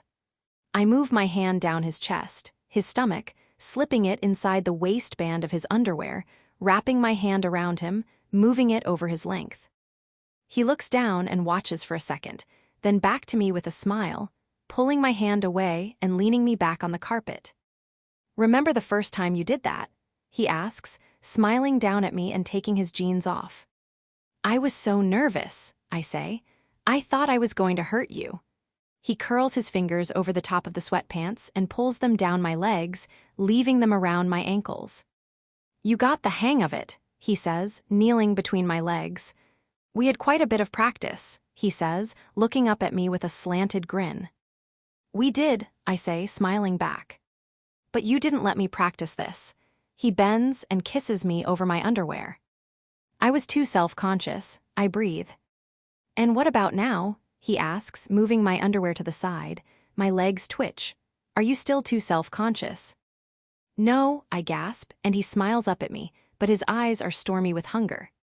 Good. He hooks his fingers around the edge of my panties and pulls them down around my ankles, then pins my wrists by my hips so I can't move my arms. Because I have a lot of time to make up for. He buries his tongue inside me, then brings it up over my clit, flicking and swirling and sucking, telling me how many times he's thought of this, how good I taste. I cry out, and he sucks harder. I try to spread my legs, but my ankles are restrained by the fabric around them. You like that? he asks softly, and I lift my hips closer to his mouth in response. He lets go of my wrists, gets rid of the clothes around my ankles, and grabs the flesh of my ass, holding me up to his mouth, while my fingers grab at his hair. He moves his tongue inside me again, his moan vibrating through me, his fingers tracing lightly where I need them. I squeeze my thighs around him, and he bites my inner thigh while he reaches up to my nipple, squeezing and pinching. His mouth follows, his tongue hot on my breast, while his fingers work the swollen flesh between my legs. I whisper his name over and over, and he presses his finger inside me. My body is hot and damp with sweat, and I ask for more. He looks up at me, his eyes burning as he adds another finger and another, until I'm full of him. My legs start shaking, and he moves down my body, sucking on me, hard and long, and then he grazes his teeth against me, and I scream and fall into tiny little jagged pieces. He kisses his way back up my limp body, and I wrap my arms and legs around him. "Just think of all the time you wasted being self-conscious," he says with a grin. "Shut up." I squeeze him with my legs, and he laughs and kisses me more, brushing my bangs off my damp forehead. "Told you I had a few new moves," he says, kissing me again.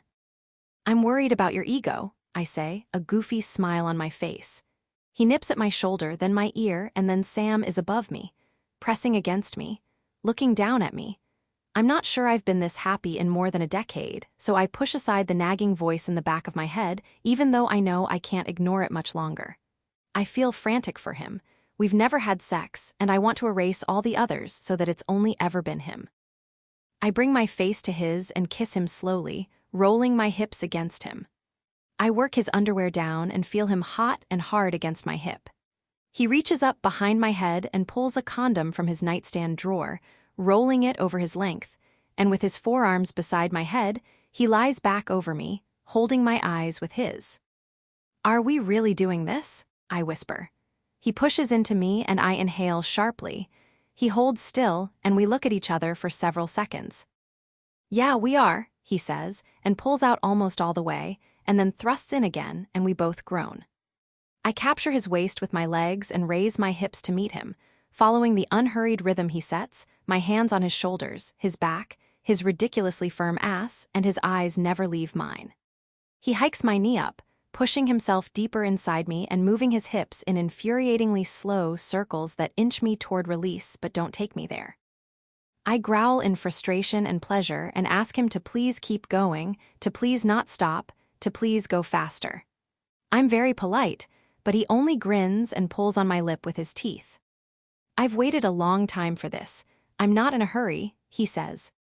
And he's not in a hurry, not at first, not until his back is slick and his muscles are taut and he's shaking from restraint. He holds back until I grow impatient and needy and bite on his neck and whisper, "I've waited a long time for this, too." After, we lie on the floor facing each other, the early evening sun glowing golden over us. Sam's eyes are heavy, a tired smile on his lips. He's running his fingers up and down my arm. I know I have to tell him. The words run in a loop in my mind.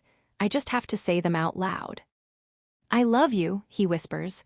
I don't think I ever stopped. But I barely hear what he says, because at the same time, the words I should have said 12 years ago bubble up my throat and out of my mouth. Chapter 16. Summer, 12 years ago by the time I finally heard from Sam. It was 2 weeks after he'd left for school, and I was furious. He was apologetic and full of "how are you" and "I love you" and "I miss you," but he was also off. He evaded my questions about the workshop, his dorm, and the other students, or gave one-word answers. 5 minutes into the call, a knock sounded in the background, and a girl's voice asked if he would be ready to leave soon. "Who was that?" I asked, the words tight. "That was just Joe." "A girl, Joe." "Yeah, she's in the workshop," he explained. "Most of us are on the same floor. We're having a potluck and, well, I should go." "Oh," I could hear the blood rushing through my ears, hot and angry. "We haven't even done 3 updates." "Listen, I'll email you later. I finally got my internet working this week." "You got your email working this week? Like earlier this week?" "A couple days ago, yeah." "Oh." I didn't write because there really wasn't much to say. But I will, okay. True to his word, Sam did email, dashing off quick, unsatisfying notes, promising fuller updates in the future. He even sent a couple of texts. I relayed everything to Delilah, who promised to keep an eye on him when she got there and report back on any skanky-ass losers she saw him with, and to Charlie, who listened but didn't offer much feedback. "You need to start swimming again," Charlie said as we pulled up to the restaurant one drizzly evening after I told him about Sam's latest message. He would be switching to a 2-person dorm room so Geordie and he could bunk together in September. "Like you did with Sam?" Charlie continued without a look in my direction. "Get out of that head of yours. We'll start tomorrow. If you're not at the dock by 8, I'll come drag you there." He hopped out of the truck, not waiting for a response, and swung open the back door to the kitchen, while I watched him with my mouth open. The next morning, he was waiting for me on the dock, in sweats and a t-shirt, a mug of coffee in hand. I'd rarely seen Charlie awake so early in the morning. "I didn't know your species could function before noon," I said as I walked up to him, noticing the pillow creases on his face as I got closer. "Only for you, Pers," he said, and it sort of sounded like he meant it. I was about to say thank you, because as much as swimming was a thing Sam and I did together, it was also my thing and I had missed it, but Charlie nodded his head to the water, his message obvious. "Get in." We met every morning. Charlie rarely joined me in the water and sat watching at the edge of the dock, sipping from his steaming mug. I quickly learned that he was basically non-functional until he'd gotten halfway through his first cup of coffee, but once it was drained, his eyes would spark up, fresh as spring grass. On the hottest mornings, he'd dive in and swim laps beside me. After a week of mornings at the water, Charlie decided that I was going to swim across the lake again before the end of summer. "You need a goal, and I want to see you do it up close," he'd said when we were heading up to the house from the lake. I thought back to the summer. Charlie suggested that I take up swimming and offered to help me train, and agreed without argument. Sometimes we'd have coffee and breakfast with Sue after the swim. At first, she seemed uncomfortable with our friendship, looking between us with a slight frown. I'd mentioned it to Charlie once, but he'd brushed me off. "She's just worried you're going to figure out who the better brother is," he said, and I'd rolled my eyes. But I wondered.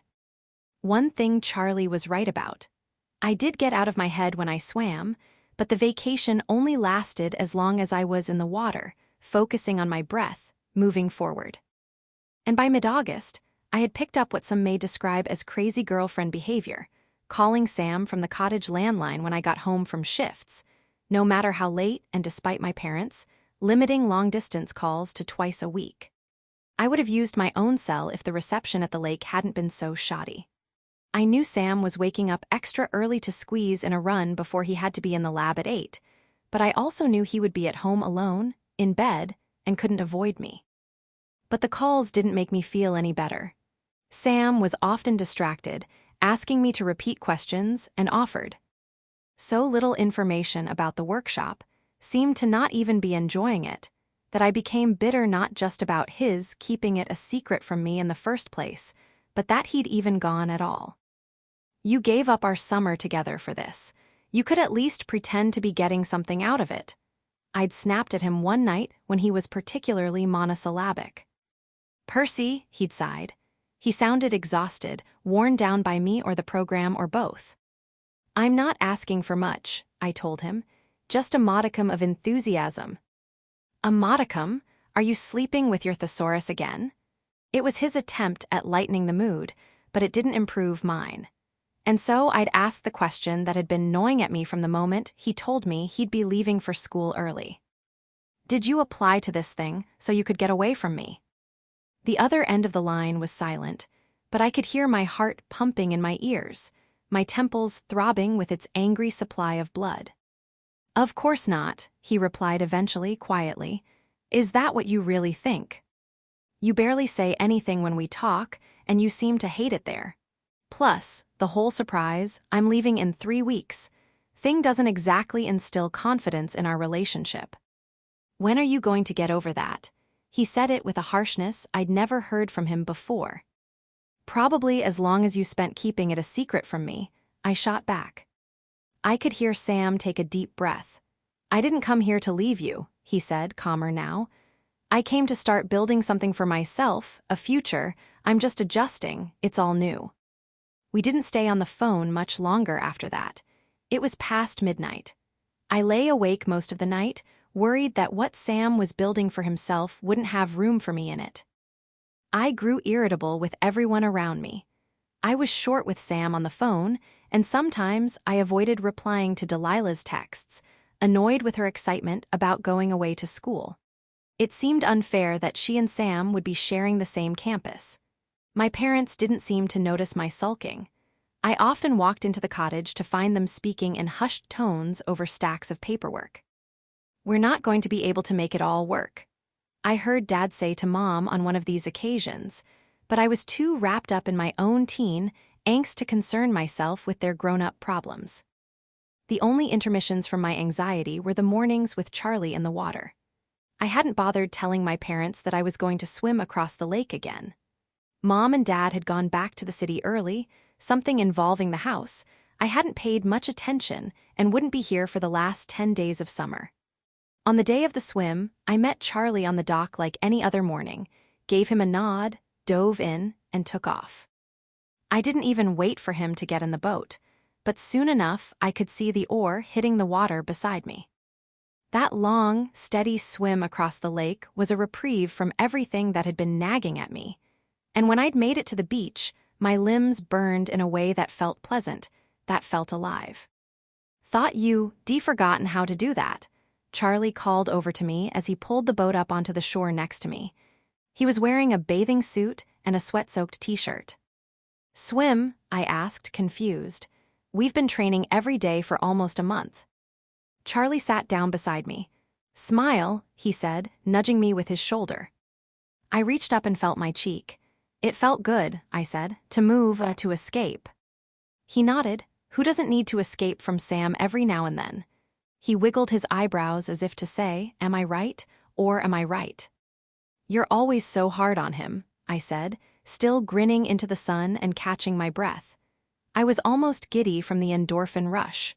I wasn't looking for a response, and he didn't give me one. Instead, I asked, "So did it meet your expectations?" He tilted his head.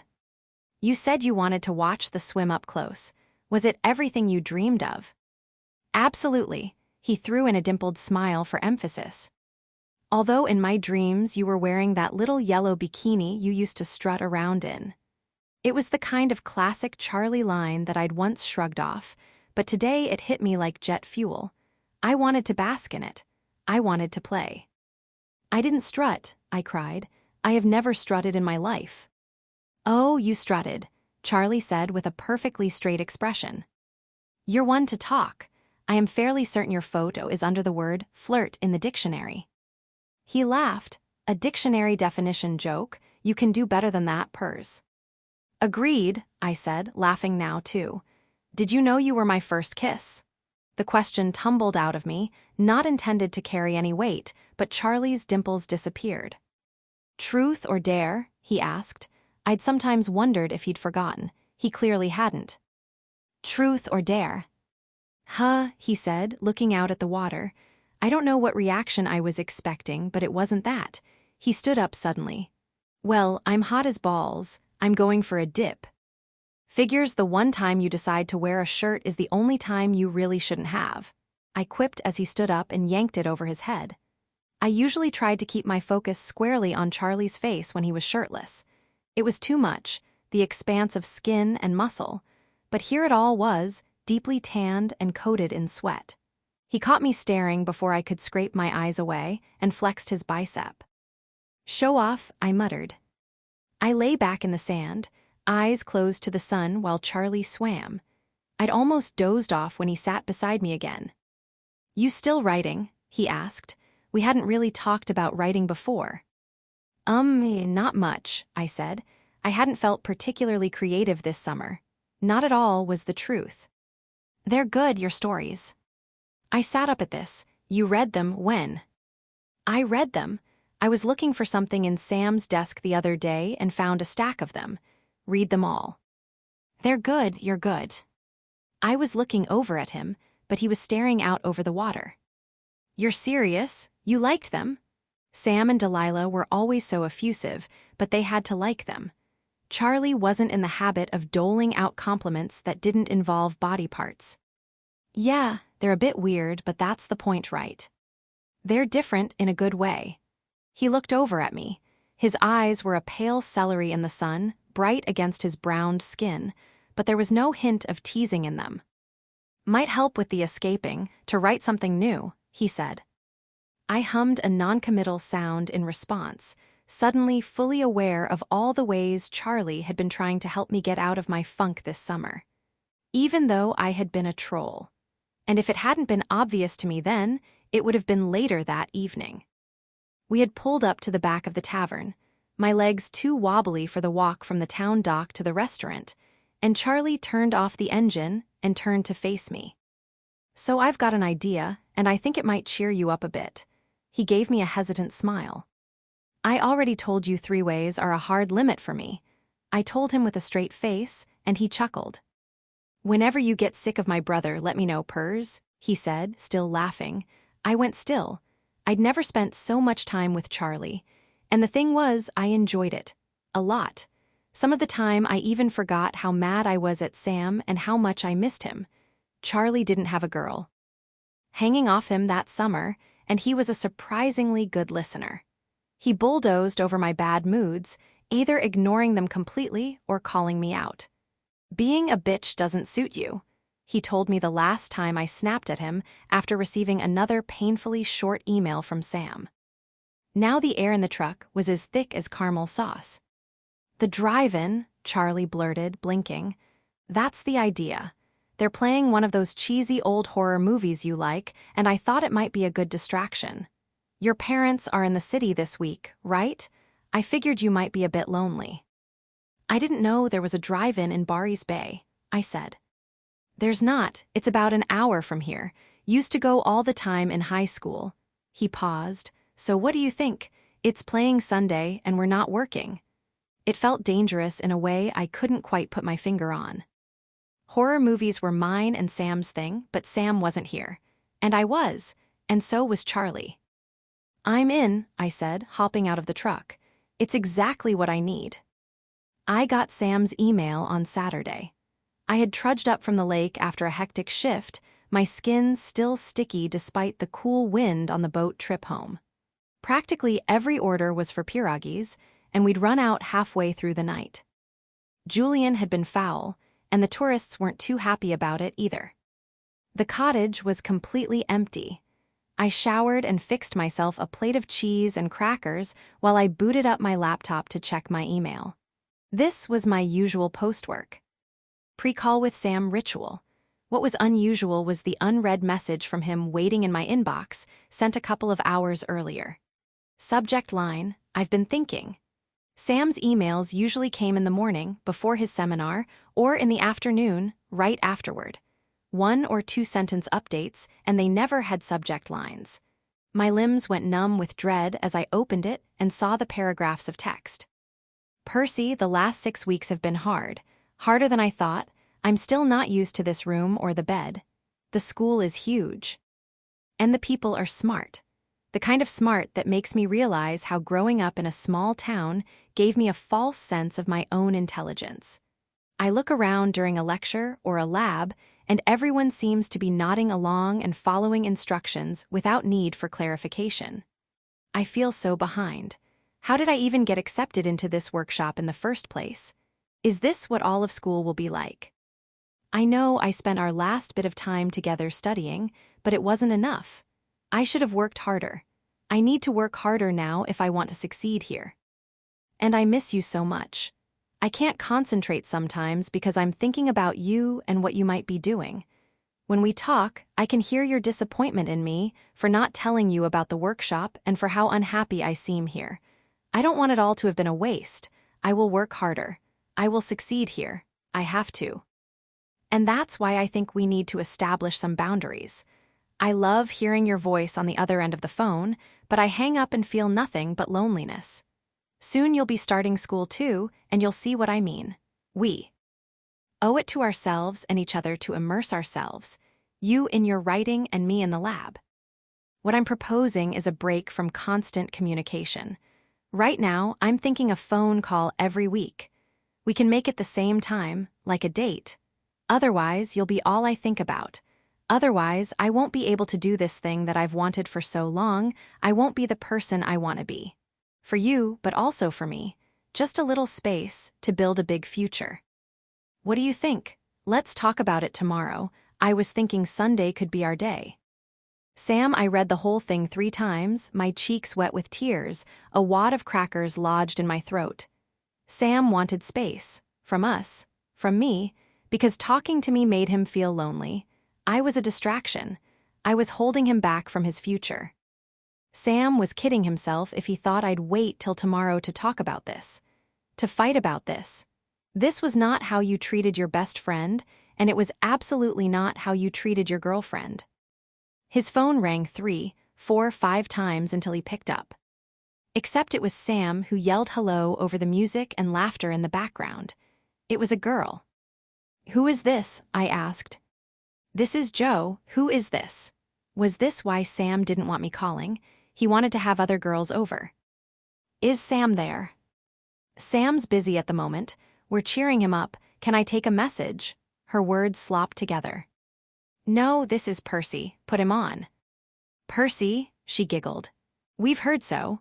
Suddenly she was gone, the music went quiet, and there was muffled laughter before a door closed. Then silence until Sam spoke. "Percy." From the one word, I could tell Sam was drunk. So much for needing space to work harder. So was this whole email bullshit. You just want more time to get drunk with other girls? I was yelling. No, no, no, Percy, look, I'm really wasted. Joe brought over raspberry vodka. Let's talk. Tomorrow, okay? Right now, I think I'm gonna. The line went dead, and I curled up on the couch and cried till I passed out. Charlie picked me up a bit before 8 the next evening. By that time, I was all out of tears. I had sobbed through a long conversation with Delilah, and then again when Sam sent a short apology for hanging up on me to puke. He wrote that he wanted to talk tonight. I didn't reply. I didn't think it would be possible to laugh, but the mountain of snacks Charlie had assembled on the front seat was truly insane. There are burgers, dogs, and fries there if you want something more substantial, he said as I eyed the packages of chips and candy. Yeah, this probably won't be enough, I joked, and it felt nice. Light. I usually go through at least 4 party-sized bags of chips a night, and there's only 3 in here, so. Smartass, he said, glancing my way as he headed down the long driveway. I didn't know what flavor you like. I was covering my bases. I've always wondered what happens to all those girls you date, I said, holding up a box of Oreos. Now I know. You fatten them up and eat them for dinner. He shot me a mischievous grin. Well, one of those things is true, he said in a low drawl.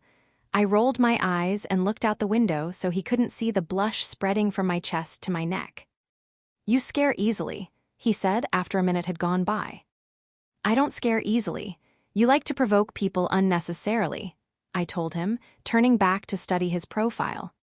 He was frowning. What, am I wrong? I barked and he laughed. No, you're not wrong. Maybe scare is the wrong word, but it's easy to get you worked up. He looked over at me. I like it. I could feel the flush move down through my body. He turned back to the road wearing a big enough smile that a hint of a dimple appeared on his cheek. I had a strong urge to run my finger over it. You like to make me mad? I asked, trying to sound indignant but also trying to flirt. He glanced over again before answering. Sort of, I like how your neck gets red, like you're hot all over. Your mouth gets all twisty, and your eyes look dark and kind of wild. It's pretty sexy, he said, his eyes on the empty stretch of highway. And I like that you stand up to me. Your insults can be pretty savage, Pers. I was shocked. Not by the sexy part, that was just Charlie being Charlie, at least I thought so. but by the fact that he'd so obviously been paying attention to me. Spending time with him had been the only thing keeping me halfway sane, but I was getting the impression that he'd started paying attention before he'd taken pity on me this summer. At least I thought it had been pity. Now I wasn't so sure. "When it comes to insults, you deserve only the best, Charles Florek," I replied, trying to sound easy.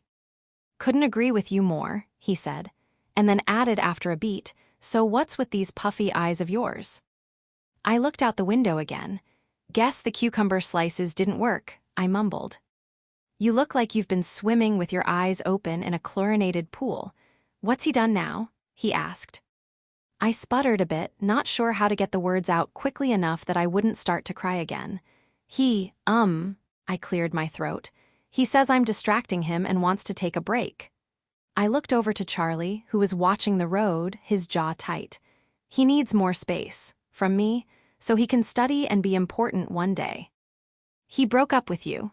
The words were quiet, but there was so much anger behind them. "I don't know," I said, my voice cracking. "I don't think that's what it was, but he only wants to talk to me once a week. And when I called last night, there were people in his room, and this girl he's been hanging out with. He was drunk." A muscle twitched in Charlie's jaw. "Let's not talk about it," I whispered, even though we had both been silent for seconds. Then I added with more certainty, "I want to have fun tonight. There's 1 week left of summer and one of the best horror movies of all time ahead of us." Charlie looked over at me with a pained expression. "Please?" I asked. He looked back out the windshield. "I can do fun." The movie was Rosemary's Baby, one of my favorites from the 60s, and not exactly the cheesy slasher film. Charlie had expected. As the credits rolled, he stared at the screen, mouth hanging open. "That was some messed up shit," he murmured and turned slowly to me. "You like this stuff?" "I love it," I cooed. We had gone through a bag of salt and vinegar chips, a bunch of gummy worms and licorice, and 2 slushies from the concession stand. I was amped from the sugar. It was the most fun I'd had all summer, which was shocking since I'd spent most of the day in the fetal position. "You're one disturbing girl, Pers," he said, shaking his head. "And that's saying something coming from you." I grinned, and when he grinned back, my eyes dropped to his dimples before noticing that his were on my mouth. I cleared my throat, and he quickly looked at the clock on the dash. "We better get you back," he said, starting the truck. We spent the drive home talking, first about his economics program at Western and the rich kids he was sharing a house with in the fall, and then about how I felt like everyone was moving on to bigger and better things while I stayed in Toronto, following the path my parents laid for me. He didn't try to make me feel better or tell me I was overreacting. He just listened. There weren't more than a few seconds of dead air the entire hour drive back. We were cracking up over a story about his first school dance when he pulled up to the cottage. His dad had taught him the proper way to dance beforehand, which ended up with Charlie two-stepping a thoroughly freaked-out Meredith Shanahan across the gymnasium floor. "You want to come in?" I asked, still laughing. "I think there are a few of Dad's beers in the fridge." "Sure," Charlie said, cutting the engine and walking me to the door. "If you play your cards right, I might ask you to dance." "I only tango," I said over my shoulder as I turned the key in the lock. "I knew it would never work between us," he said in my ear, scattering goosebumps down my arm. We kicked off our shoes and Charlie took in the small, open space. "I haven't been in here in ages," he said. "I like that your parents have kept it as a real cottage. Well, other than that," he said, pointing to the espresso machine that took up way too much of the kitchen counter. I walked to the other side of the room and flicked on the floodlight that shone up into the towering red pines. "It's my favorite place in the world," I said, watching the swaying boughs for a moment. When I turned around, Charlie was studying me with a strange expression on his face. "I should probably get home," he said hoarsely, pointing over his shoulder. I tilted my head. "You literally just got here." I moved by him to open the fridge, "and I promised you a beer." I passed him a bottle. He scratched the back of his neck. "I'm not really in the habit of drinking alone." I rolled my eyes and pulled the sleeve of my sweatshirt over my hand so I could twist off the cap. I took a long drink, then handed him the bottle. "Better?" I asked. He took a sip, eyeing me warily. "You really made an effort tonight, huh?" he said, gesturing to my outfit, a pair of ripped jean shorts and a gray sweatshirt. I'd thrown my hair up into a ponytail. It was only then I registered that he was wearing nice dark jeans and a new-looking polo shirt. "Left my ball gown in Toronto," I replied. He smirked, his eyes dropping to my legs. "My dates don't wear ball gowns, Pers," he said, his gaze returning to mine. "But usually they wear clean clothes." I looked down and yep, there was an orangey stain on the leg of my shorts. "You know, as a sign of a basic level of hygiene," he added. I could feel myself heating, and his smile split open. "Told you," he said, his voice deep and low. He put his bottle down and took a step toward me. "Red neck. Twisted up mouth, and your eyes are even darker than usual." We stood like that, neither of us breathing, for several long seconds. "It's sexy as hell," he rasped. "You're so fucking sexy I can't stand it." I blinked once and then threw myself at him, slinging my arms around his neck and bringing his mouth down to mine. I wanted to be wanted so badly. He met me just as eagerly, grabbing my waist and pulling me against his hard body. He held my hips against him with one hand and wrapped the other around my ponytail, pulling my head back and then sucking on the exposed flesh of my neck. When I moaned, he cupped my butt and lifted me off the floor, guiding my legs around his waist, parting my lips with his tongue and backing me up so I was sitting on the counter. He spread my legs wide and stepped between them, trailing a hand up my calf. "I didn't shave," I whispered between kisses, and he laughed into my mouth, sending vibrations through me.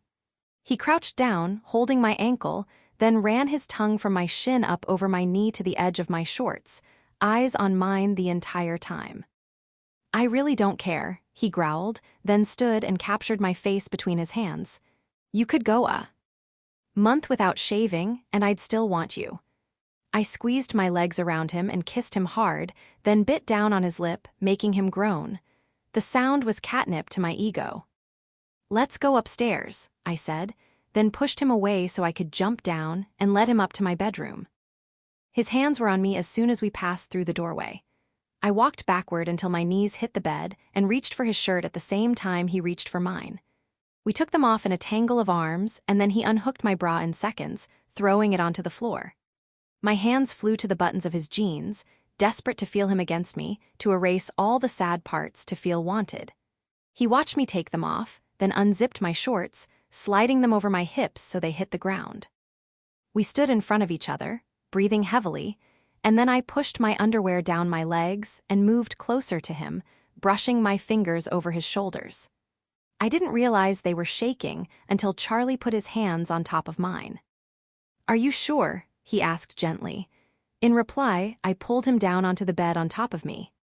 I must have fallen asleep immediately after, because when I woke, pink morning sky glowed through the windows. Still groggy, I felt breathing on my shoulder before I realized there was a thigh thrown over me. The box of condoms my mom had given me last year sat open on the nightstand. "Good morning," a gravelly voice rasped in my ear. It sounded so much like Sam. I squeezed my eyes shut, hoping it was a bad dream. He shifted his weight over me and kissed my forehead, nose, then my lips, until I opened my eyes and stared up into a pair of green eyes. The wrong eyes. The wrong brother. I inhaled raggedly, seeking oxygen, feeling my pulse, fast and uncomfortable, all over my body. "Pers, what's wrong?" Charlie moved off me and helped me into a seated position. "Are you going to be sick?" I shook my head, looked at him wild-eyed and gasped, "I can't breathe."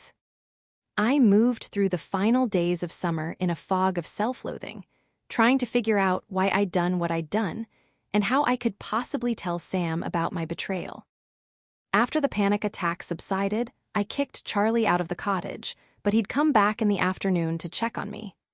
I yelled and screamed at him through hot tears, telling him it was a huge mistake, telling him I hated him, telling him I hated me. When I started hyperventilating, he held me tightly until I'd calmed down, whispering how sorry he was, how he didn't mean to hurt me.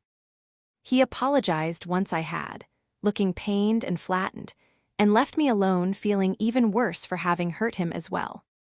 Charlie apologized again when he picked me up for my last shift at the tavern a day later, and I nodded, but that was the last we spoke of what had happened between us.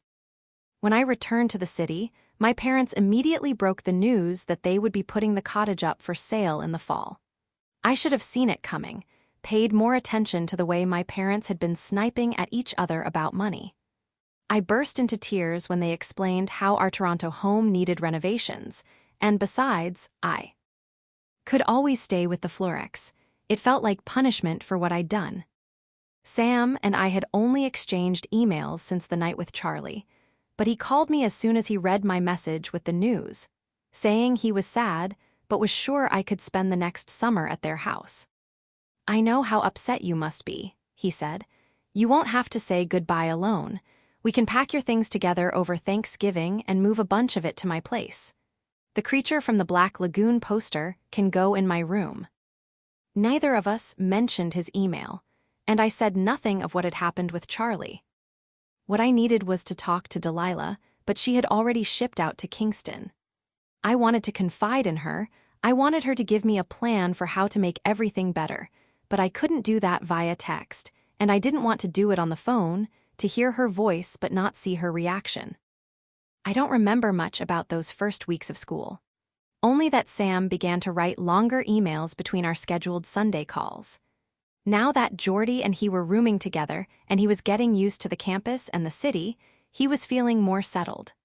Also, while his workshop wasn't graded, he had received a glowing review from the supervising professor and an offer to work part-time on his research project. He hadn't yet bumped into Delilah, but he was keeping his eyes open for a head of red hair. He explained how lonely he'd been when he first got to school, how he kept his notes short so as not to worry me. He apologized for the drunken state he'd been in when I called him, and told me that when he thought of building a future, it was always a future with me in it. He also apologized for not making that clear. He told me I was his best friend. He told me he missed me. He told me he loved me. Sam's classes ended early on Fridays, and he wanted to take the train to Toronto to see me on weekends, but I pushed him off, telling him my professor had asked for a 20,000-word short story to be completed in a matter of weeks. It wasn't a lie, but I also finished the assignment well ahead of time without letting Sam know. By the time Thanksgiving rolled around, I was humming with nervous anticipation. I still hadn't told Delilah what had happened, but I had talked myself into telling Sam the truth. I would do anything I could to make it right between us, but I couldn't lie to him. I drove up Friday, not even stopping to pee, so I could make it to the cottage by the time Sue got back to Barry's Bay with Sam. My parents had already moved most of our knickknacks out of the cottage and weren't coming back for the holiday. They left my room for me to take care of. The realtor would be there the following week to stage the place and start the showings. I had emailed Sam that I had something important to talk to him about as soon as he got home. "That's funny. I have something I want to talk to you about too," he wrote. I kept myself busy waiting for him, my stomach in knots and my hands shaking as I untacked the creature from the Black Lagoon poster from over my bed. I cleared out my desk, flipping through the cloth-bound notebook Sam had given me, and running my fingers over his slanted inscription on the inside cover, "For your next brilliant story," before packing it in a box. I set the wooden box with my initials carved on its lid on top. I knew without having to peek inside that it still contained the embroidery floss I made our bracelets with. He has to forgive me, I thought to myself over and over, willing it to be true. I was just getting started on the nightstand when I heard the back door open. I flew down the stairs and threw myself into Sam's arms, knocking him backward and against the door, his laugh reverberating through me, our arms tight around each other. He felt bigger than I remembered. He felt solid and real. "I missed you too," he said into my hair, and I breathed him in, wanting to climb inside his ribs and snuggle up beneath them. We kissed and hugged, me through tears. And then he led me over to the middle of the room and leaned his forehead against mine. 3 updates, I whispered, and his eyes crinkled with a smile. 1, I love you, he replied. 2, I can't stand the idea of leaving again, of you not coming back to this cottage, without you knowing how much I love you. He took a shaky breath, then knelt on one knee, taking my hands in his. 3, he looked up at me, his blue eyes serious and wide and hopeful and scared. I want you to marry me. My heart exploded in a burst of happiness, molten pleasure, seeping into my bloodstream. And just as fast, I remembered what I'd done and who I'd done it with, and the color drained from my face. Sam rushed to go on. Not today, or this year. Not until you're 30, if that's what you want, but marry me. He reached into the pocket of his jeans and held out a gold ring with a circle of small diamonds surrounding a center stone. It was beautiful, and it made me feel violently ill. My mom gave me this. It was her mom's ring, he said. You're my best friend, Percy. Please be my family. I stood in silent shock for 5 long seconds, my mind racing. How could I tell him about Charlie now, when he was down on one knee, holding his grandmother's ring? But how could I accept without telling him? I wouldn't. I couldn't. Not when he thought I was good enough to marry. There was only one option. I knelt down in front of him, hating myself for what I was about to do, what I had to do. Sam, I said, closing his hand over the ring and biting back tears. I can't. He blinked, then opened his mouth and closed it again, then opened it, but still nothing came out. We're too young, you know that, I whispered. It was a lie. I wanted to say yes to him and screw you to anyone who questioned us. I wanted Sam forever. I know I said that before, but I was wrong, he replied. Not many people meet the person they're meant to be with when they're 13. But we did. You know we did. I want you now. And I want you forever. I think about it all the time. I think about traveling, and getting jobs, and having a family. And you're always there with me. You have to be there with me, he said, his voice cracking and his eyes moving over my face for a sign that I'd changed my mind. You might not always feel that way, Sam, I said. You've pushed me away before. You kept the course from me, and then I spent most of the summer wondering why I barely heard from you. And then that email. I can't trust that you'll love me forever when I don't even know if you'll love me next month. The words tasted like bile, and he jerked his head back like I'd hit him. I think we should take a break for a while, I said softly enough that he wouldn't be able to hear the agony in my voice. You don't really want that, do you? He croaked out the words, his eyes glassy. I felt like I'd been punched in the stomach. Just for a while, I repeated, holding back tears. He studied my face like he was missing something. Swear on it. He said it as though he was issuing a challenge, as if he didn't quite believe me. I hesitated, and then I wrapped my index finger around his bracelet and tugged. I swear. Chapter 17. Now I slept with Charlie, I say to Sam, barely registering that he's just told me he loves me. He's silent. I'm so sorry, I tell him, tears already streaming down my face. I say it over and over, and still he says nothing. We're facing each other on the floor. He's looking over my shoulder, his eyes dull and unfocused, his fingers frozen on my arm.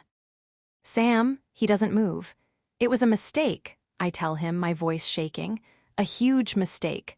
I loved you more than anything, and then you left. And then you wrote that letter, and I thought you were done with me. I know that's no excuse. The words spill out in a sopping mess. And that's why I broke us. I loved you, Sam. I did so much. But I wasn't good enough for you. I'm still not. I trail off because Sam is opening and closing his mouth, like he's trying to say something, but nothing comes out. I'd do anything to take it back, to make it better, I say. Tell me what to do. He looks at me, blinking in shudder-fast bursts. He shakes his head. Sam, please say something, anything, I plead, my throat dry. His eyes narrow and his cheeks darken. His jaw is moving back and forth, like he's grinding his teeth. How was it? He asks in a voice so low, I think I must have misheard him. What? You fucked Charlie. I asked you how it was. It's venomous and so unlike Sam that I flinch. I lie completely still, a prickly feeling spreading across my chest and down my arms like his words really were toxic. I've imagined what it would be like to tell Sam, what his reaction would be, hurt or anger or maybe indifference now that so much time has passed, but I didn't ever think he'd be cruel. He's staring at me intensely, and I'm suddenly aware of how naked I am. I need to get out of here. I thought I could handle this, but I was wrong. I sit up, covering myself with one arm while I reach for my clothes with the other, my hair falling around my face. I dress as quickly as possible, facing the bookshelf, trembling and numb, and then rush to the door. "I can't believe you," Sam says from behind me, and I pause. "You're just going to leave." I wipe my tears away roughly. When I turn, Sam's standing completely naked, his arms folded across his chest, his feet planted wide apart. I want to respond, but my thoughts have congealed. He shakes his head once. "You're running away just like before." Every word is sharp and acrid, 6 poison darts. "I left for school, but you left and never came back." I stammer, searching for something solid among the mush, but I'm confused by the subtle change in topic. The only thing that seems to be working is my heart, and it's in overdrive. I can feel my pulse in my fingertips. "I didn't think you'd want to see me," I finally manage. "We sold the cottage. There was nothing to come back to." His eyes flash with hurt. "I was here to come back to. Every holiday, every summer, I was here." "But you hated me. I wrote to you. You never wrote or called back." He puts his hands on his head, and I shut up. He sucks in air through his nose, and then he explodes. "How did you expect me to react?" he yells, the tendons in his neck bulging. I can only look at him, my mouth open. "You slept with my brother." He roars the final word, and I cringe. Something in my brain isn't working right because I can't process what he's just said. The timelines are all mixed up. I slept with Charlie. I broke up with Sam. We never spoke again. My chest is tight. I rub my face and try to focus again. I slept with Charlie, but that's not why Sam didn't speak to me. He stopped speaking to me because I turned down his proposal. And then the pieces start clicking together, and I have to gasp for air. My head feels like it might float off my neck. Tiny spots race across my vision like ants, and I squeeze my eyes shut. I need to get out of here now. I spin on my heels, fling the door open, and bolt down the hallway, then the stairs to the entrance. Sam is calling my name, and I can hear him following behind me. I grab my purse from the hook by the door and run outside, down the porch steps, and then stop suddenly. My car is gone. Where the hell is my car? I turn around wildly as if I'm in a parking lot and maybe I've just got the wrong row. But there's nothing, just grass and trees and Sam standing naked in the doorway. I could swear I drove here after the funeral, but now I'm not so sure. What is happening? There's a loud wheezing noise coming from my mouth. I must be dreaming, I think. This is all a dream. I charge up the gravel to the road. Sam is yelling and swearing, but I keep going, the sharp pebbles digging into my feet. It's like my body has turned on autopilot while my lungs struggle to find oxygen, because without thinking, I head toward my cottage. I don't stop when I come to the top of the long driveway. This is just a bad dream. All I want is to curl up in my bed and sleep until it's tomorrow. I'll wake up, have breakfast with my parents, and Sam will be there a little while later, sweaty from his run, to take me swimming. And everything will be back to the way it should be. Me and Sam and the lake. When the cottage comes into view, I almost don't recognize it. An entirely new section juts out from the back, and the pines have been cleared from around the building. There's a fire pit that never used to be there, and a red minivan parked beside the door. It's not my cottage, and this isn't a dream. Somehow I stumble back to the road, but my legs buckle at the top of the driveway, and I drop onto the ground, gulping for air, closing my eyes against the sting of tears. I don't hear Sam approaching. I don't notice him at all until his sneakers are right in front of me. 2 panic attacks in one day is a little excessive, don't you think? He says, but there's no bite to his words. I can't reply. I can't even shake my head. I can only keep trying to breathe. He squats down in front of me. "You need to slow down your breaths," he says, but I can't. It feels like I'm running a marathon at a sprinter's pace. He sighs. Come on, Percy, we can do it together. His hands come around my face so his thumbs are on my cheeks and his fingers are in my hair. Look at me, he says, and tilts my face up to his. He starts breathing slowly, counting the breaths like he did earlier, his forehead creased. It takes me a minute to focus, but eventually I can breathe a little easier, then a bit slower, and my heart follows not long after. Better now? He asks. But it's not better, not even close, because now that the fog has started to clear, I remember what stirred this tornado of anxiety in the first place. No, I croak. I look at him, my chin trembling, his hands still around my face, and force myself to say the words. You already knew. He swallows and presses his lips together. Yeah, he rasps, I knew. I close my eyes and collapse into a heap on the dirt, silent sobs shaking my body. I hear him say something, but all I can focus on is how long he's known and how deeply he must have hated me all that time. First, I feel his hands on my back and his arms coming around me, and then everything goes black. Chapter 18. Winter, 12 years ago, Delilah took a taxi from the train station straight to my house as soon as she got home for Christmas break, dragging her suitcase behind her. She threw her arms around me as soon as I opened the door. I can still remember the smell of her as I pressed my face into her shoulder, a mix of her wool coat, damp from the heavy snowfall, and her herbal essences shampoo. You look like a piece of shit, she said when she released me.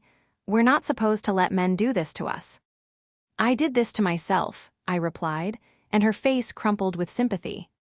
I know you did, she whispered, and then hauled her suitcase up to my room and lay with me on my bed, while I recounted everything I had already told her on the phone, including the many messages I had left for Sam that he never returned. I haven't spotted him on campus, she told me when I'd asked, but I promise I won't keep it from you if I do. Having Delilah back in Toronto for those short weeks of winter break was the first slice of normal I'd had since summer. She and Patel had gotten back together for the 100th time. Delilah said it was a purely casual hookup relationship, but I wasn't sure I believed her. They had plans to get together over the holiday, but Delilah spent almost all her time with me. We took the subway downtown and bummed around the mall, eating poutine in the food court and sprawling out in the movie theater when our feet got sore. We sat together on my bedroom floor one day, digging into a whole cheesecake with our forks, and I told her how I'd been struggling at school, how the words weren't coming to me as easily as they used to when I wrote. I miss his feedback, I told her through a chocolatey mouthful. I don't know who I'm writing for anymore. You write for you, Percy, just like you always did, she said. I'll be a reader for you. I promise to keep sex-related requests to a minimum. Is that even possible? I asked, feeling a rare smile creep across my mouth. For you, I'd do anything, she said with a wink, even give up erotic literature. On New Year's Eve, we went to the big concert and countdown in the square outside City Hall, huddling against the icy wind and taking covert sips of vodka from her dad's flask. We didn't talk about Sam, and when we were together, I felt like I could see past the haze I'd been stumbling through for months. But when she left for Kingston, the fog descended again, draining me of my energy, my appetite, and any ambition I'd once had for excelling at school. Delilah kept her promise. She called me in early March. I saw him, she said when I picked up. No hello, no small talk. I was walking between buildings at the university and sat down on the nearest bench. Okay, I said, exhaling loudly. It was at a party. She paused. Percy, he was really drunk. There was something un-Delilah about the way she spoke, something too gentle. Do I want to hear the next part? I asked. I don't know, she said. It's not good, Percy. You tell me if you want to hear it. I put my head down so my hair fell around my face, protecting me from the bustle of students. I have to hear it. Okay, she took a deep breath. He hit on me. He told me I looked good and asked if I wanted to go upstairs. The world stopped moving. I didn't, obviously. I told him to go screw himself and left. Sam wouldn't do that, I whispered. I'm sorry, Percy, but Sam did do that. But he was really, really wasted, like I said. You must have done something, I cried. You must have flirted like you always do, or told him how cute he was or something. I didn't, Delilah said, sounding angry now. I didn't do or say anything to make him think I was interested. How could you think that? You can't blame me for thinking that, I said crisply. You know you're a bit slutty. You're proud of it. The shock of what I said stretched between us. Delilah was silent. I only knew she was there because I could hear her breathing. And when she spoke again, I could also hear that it was through tears. I know you're upset, Percy, and I'm sorry about Sam, but never speak to me like that again. Call me when you're ready to apologize. I sat with my head bent and the phone pressed to my ear long after she hung up. I knew I shouldn't have said what I did. I knew how ugly it was, and I hadn't meant it. I thought about calling her back. I thought about saying I was sorry. But I didn't. I never did. Chapter 19. Now I wake up in Sam's bed with a pounding headache. There's a faint bluish-pink light coming in the window. How long was I asleep for? I push the sheet back, hot. I'm still wearing his t-shirt and sweatpants, the knees covered in dirt. I lie there listening, but the house is quiet. On the nightstand are a glass of water and a bottle of Advil. Sam must have put them there. After popping 2 pills and drinking all the water, I sit on the edge of his bed, my feet on the carpet, and my head in my hands, taking inventory of the wreckage I've caused. I bulldozed Sam with the truth at the worst possible moment, on the day of his mother's funeral. I didn't think about him, I only thought about getting the ugliness off my chest. And he knew, and he hadn't wanted to talk about it, at least not then. Sam has put my purse on the floor beside the bed. I dig around for my phone. Determined not to push anyone else out of my life, I call Chantal. P, she says, groggy with sleep. I still love him, I whisper. I screwed everything up. And I love him. And I'm worried that even if I can get him to forgive me, I'm still not good enough for him. You're good enough, Chantal says. But I'm such a mess, and he's a doctor. You're good enough, she says again. What if he doesn't think so? Then you come home, P, and I'll tell you why he's wrong. I close my eyes and let out a shaky breath. Okay, I can do that. I know you can. When we hang up, I cross the dark hallway to the bathroom. I turn on the light and grimace at my reflection. Underneath the streaks of mascara, my skin is blotchy and my eyes bloodshot and puffy. I splash some cold water on my face and scrub at the black makeup stains until my cheeks are red and raw. The smell of coffee hits my nose as I tiptoe down the stairs. There's a light on in the kitchen. I take a deep breath before I have to face Sam again, but it's not Sam.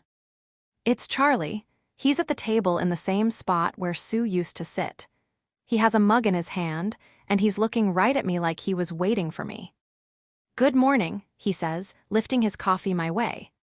You took my car, I say, standing in the doorway. I took your car, he replies, then takes a sip. Sorry about that. I didn't realize you would be needing to leave in such a hurry. Clearly Sam has filled him in on a couple of details.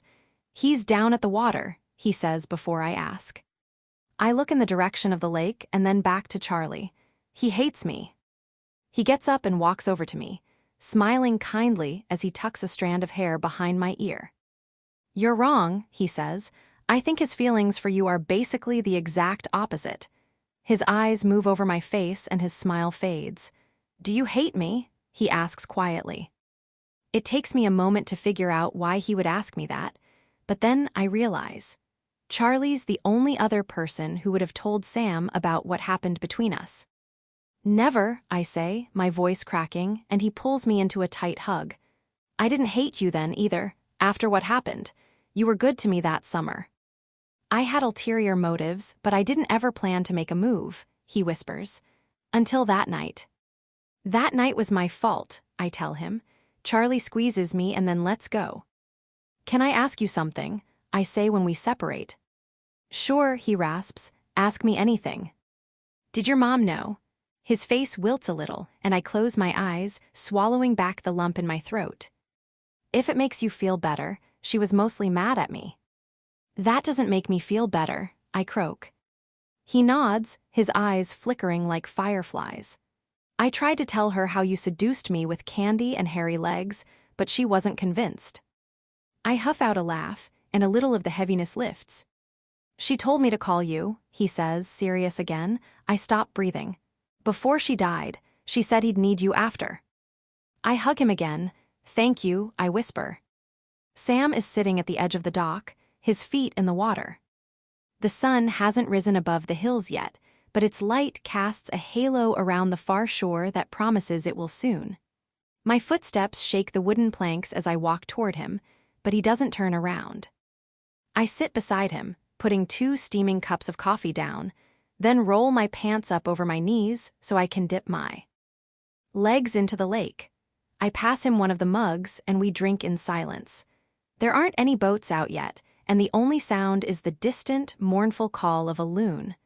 I'm half finished with my coffee, trying to figure out where to begin when Sam starts talking. Charlie told me about the 2 of you over Christmas break when we came home from school, he says, looking out over the calm water. I want to cut in and apologize, but I can tell he's got more to say. And, at the very least, I owe him the chance to tell his side despite how afraid I am to hear it, to hear about what it was like for him to know what I'd done all this time, to hear him get to the part where he never wants to see me again. His voice is husky, like he hasn't spoken yet this morning. I was in rough shape after we broke up. I didn't understand what had gone wrong and why you would shut down like that. Even if you weren't ready for marriage or to even talk about getting married, breaking up didn't make sense to me. I felt like maybe I had experienced our entire relationship completely differently from how you had. I felt like I was going crazy. He pauses and looks at me from the corner of his eye. I can feel the shame tighten its grip on my throat and my heart beating harder, but instead of fighting it, I accept that this is going to be uncomfortable and focus instead on Sam and what he needs to say.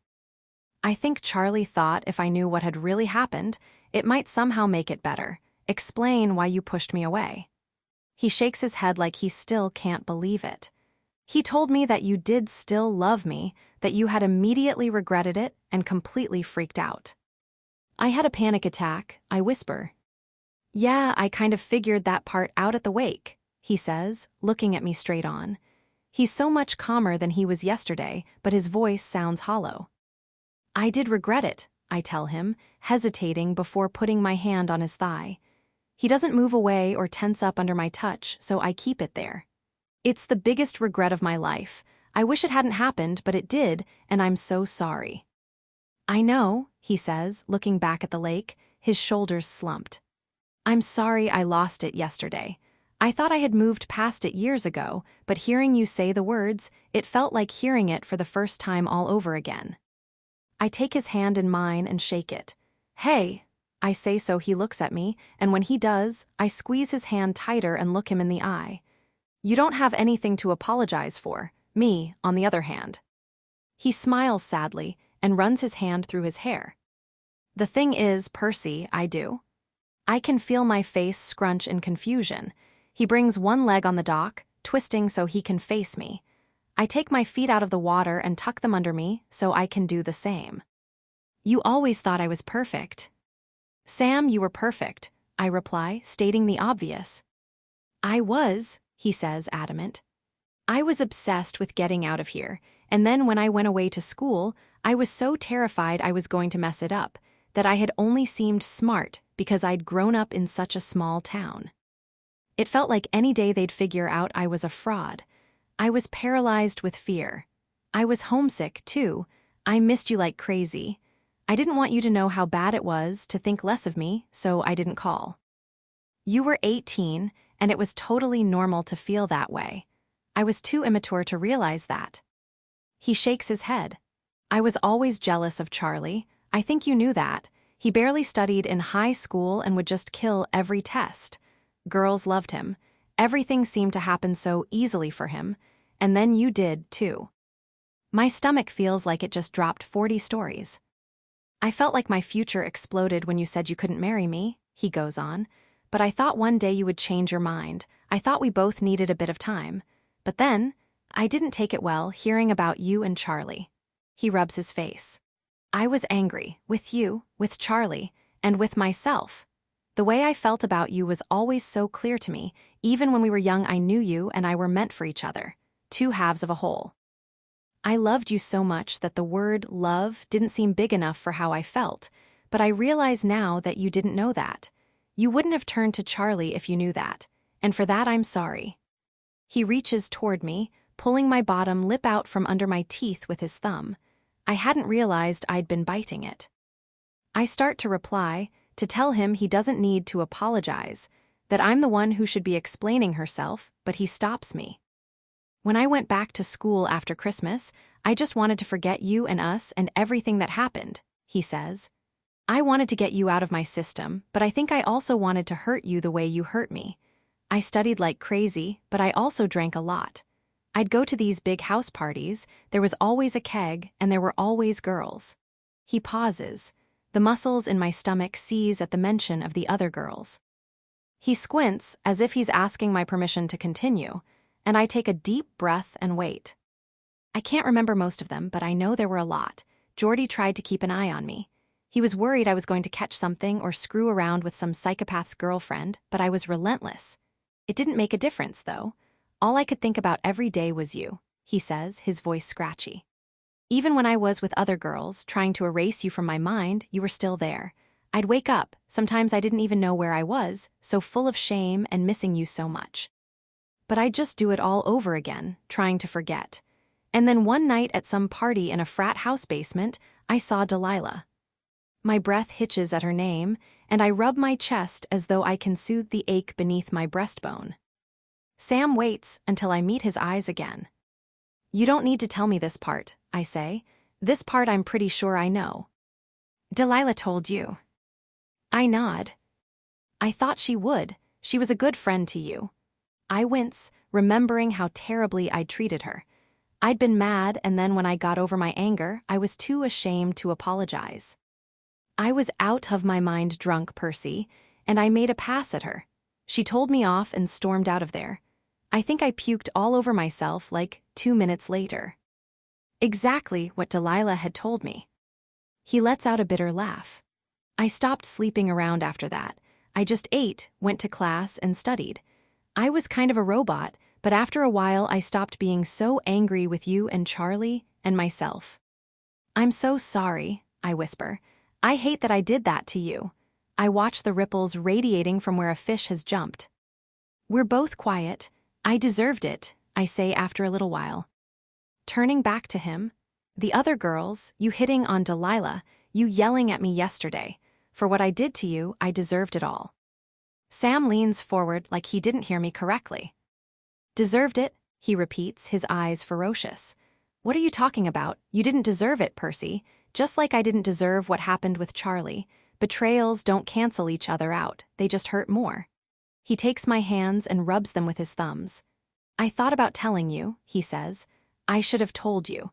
I got all the emails you sent, and I even tried writing back, but I blamed you for a long time.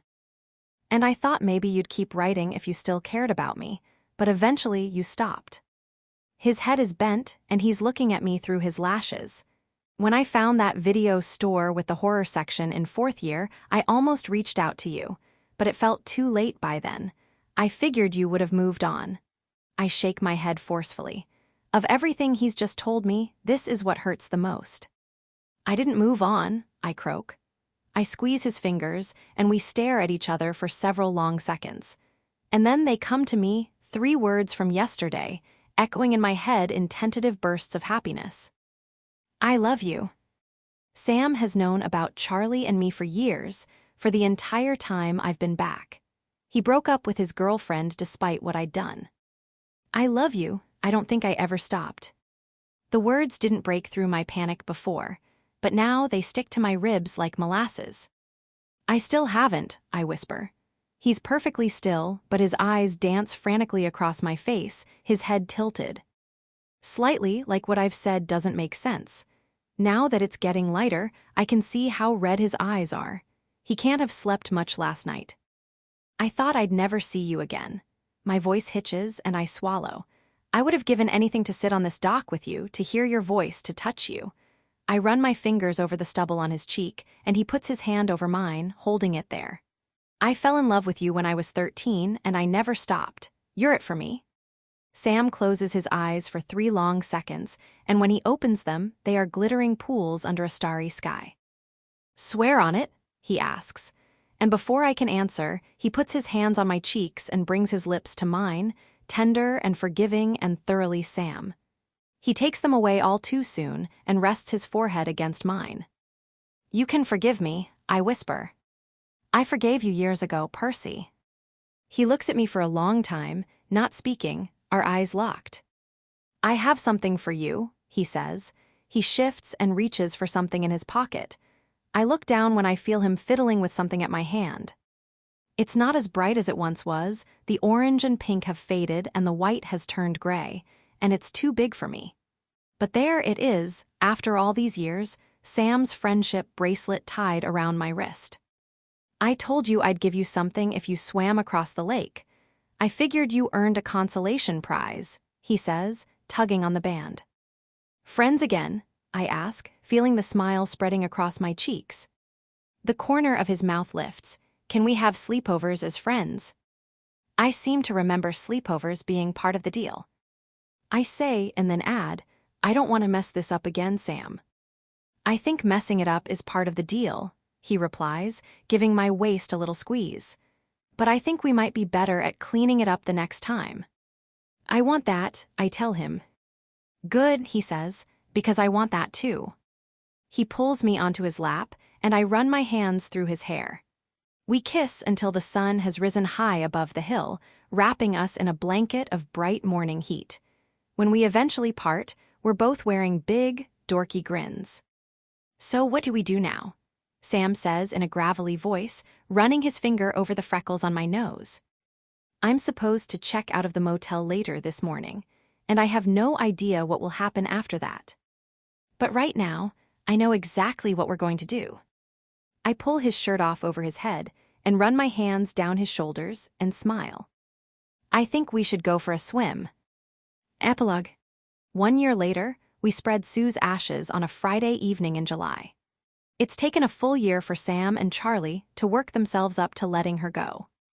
We choose this time of day because on the extraordinarily rare occasion that Sue was home with the boys on a summer evening, she'd served dinner on the deck, right as the sun began to cast its light on the far side of the lake, and sigh in weary delight. I don't know if it's more beautiful because I hardly ever get a chance to see it this time of year, or if it's always this special. She once said to me as we set the table, "It's the magic hour." And it does feel magical as Sam and I, hand in hand, follow Charlie down the hill to the lake.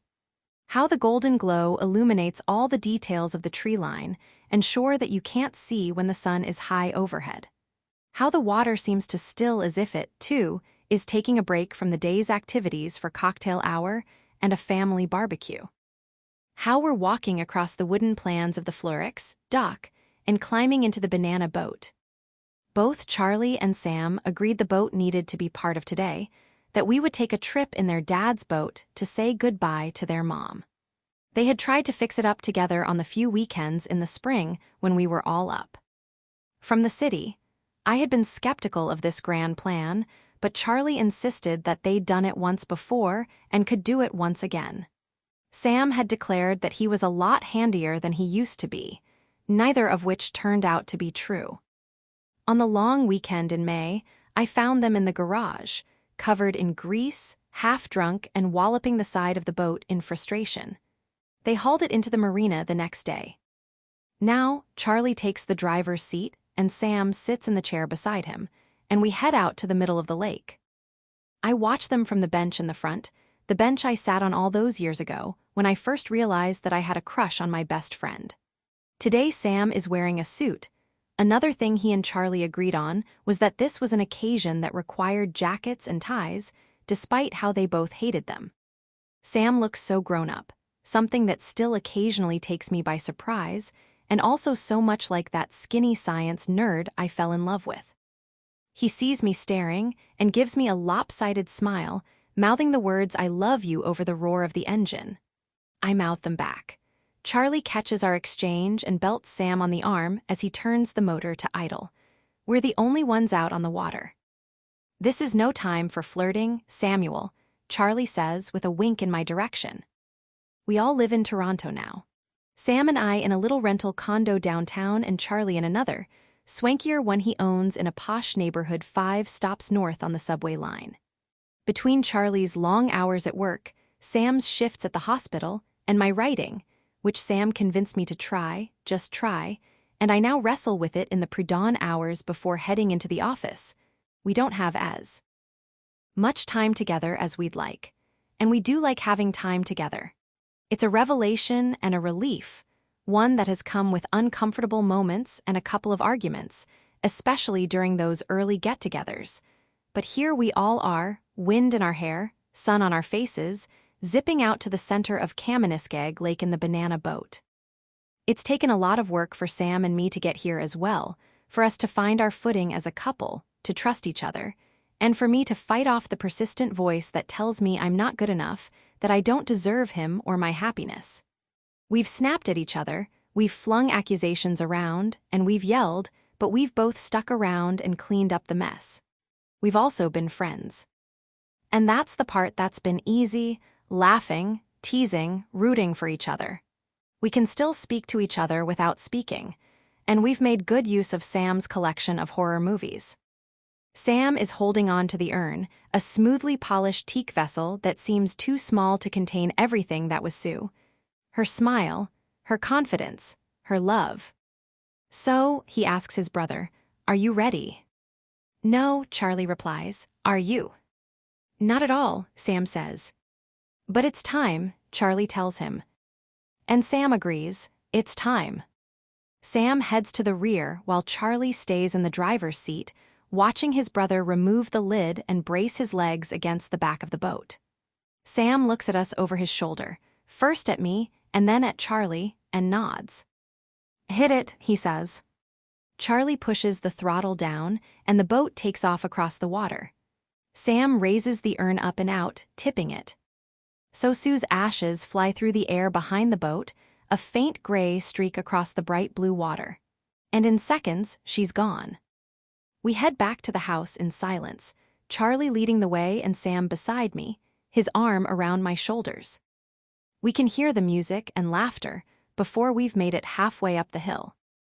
There will be a few dozen people inside the Florex, home, a big party just like Sue would have wanted. There will be Dolly and Shania over the speakers. There will be an excess of food and beer and wine. There will be pierogies made by Julian, who bought the tavern at a family discount from Charlie and Sam. There will be dozens of guests, all the people who loved Sue, including my parents, and some who didn't get the chance to but would have, like Chantal. And there will be a flash of red hair. Because one of the hardest things I did over the last year was apologize to Delilah. I expected her to be polite but unaffected when I met her at a coffee shop in Ottawa. It was all so long ago. I didn't expect her to circle her arms around me and ask what the hell took so long. And later tonight, when everyone has left and it's just Sam and me in our PJs in the basement, there will be popcorn and a movie playing in the background and a ring in an old wooden box with my initials carved on top. It will be made from twisted threads of embroidery floss that match the faded bracelet on my wrist. And I will get down on one knee and ask Sam Florek to be with me, to be my family. Forever.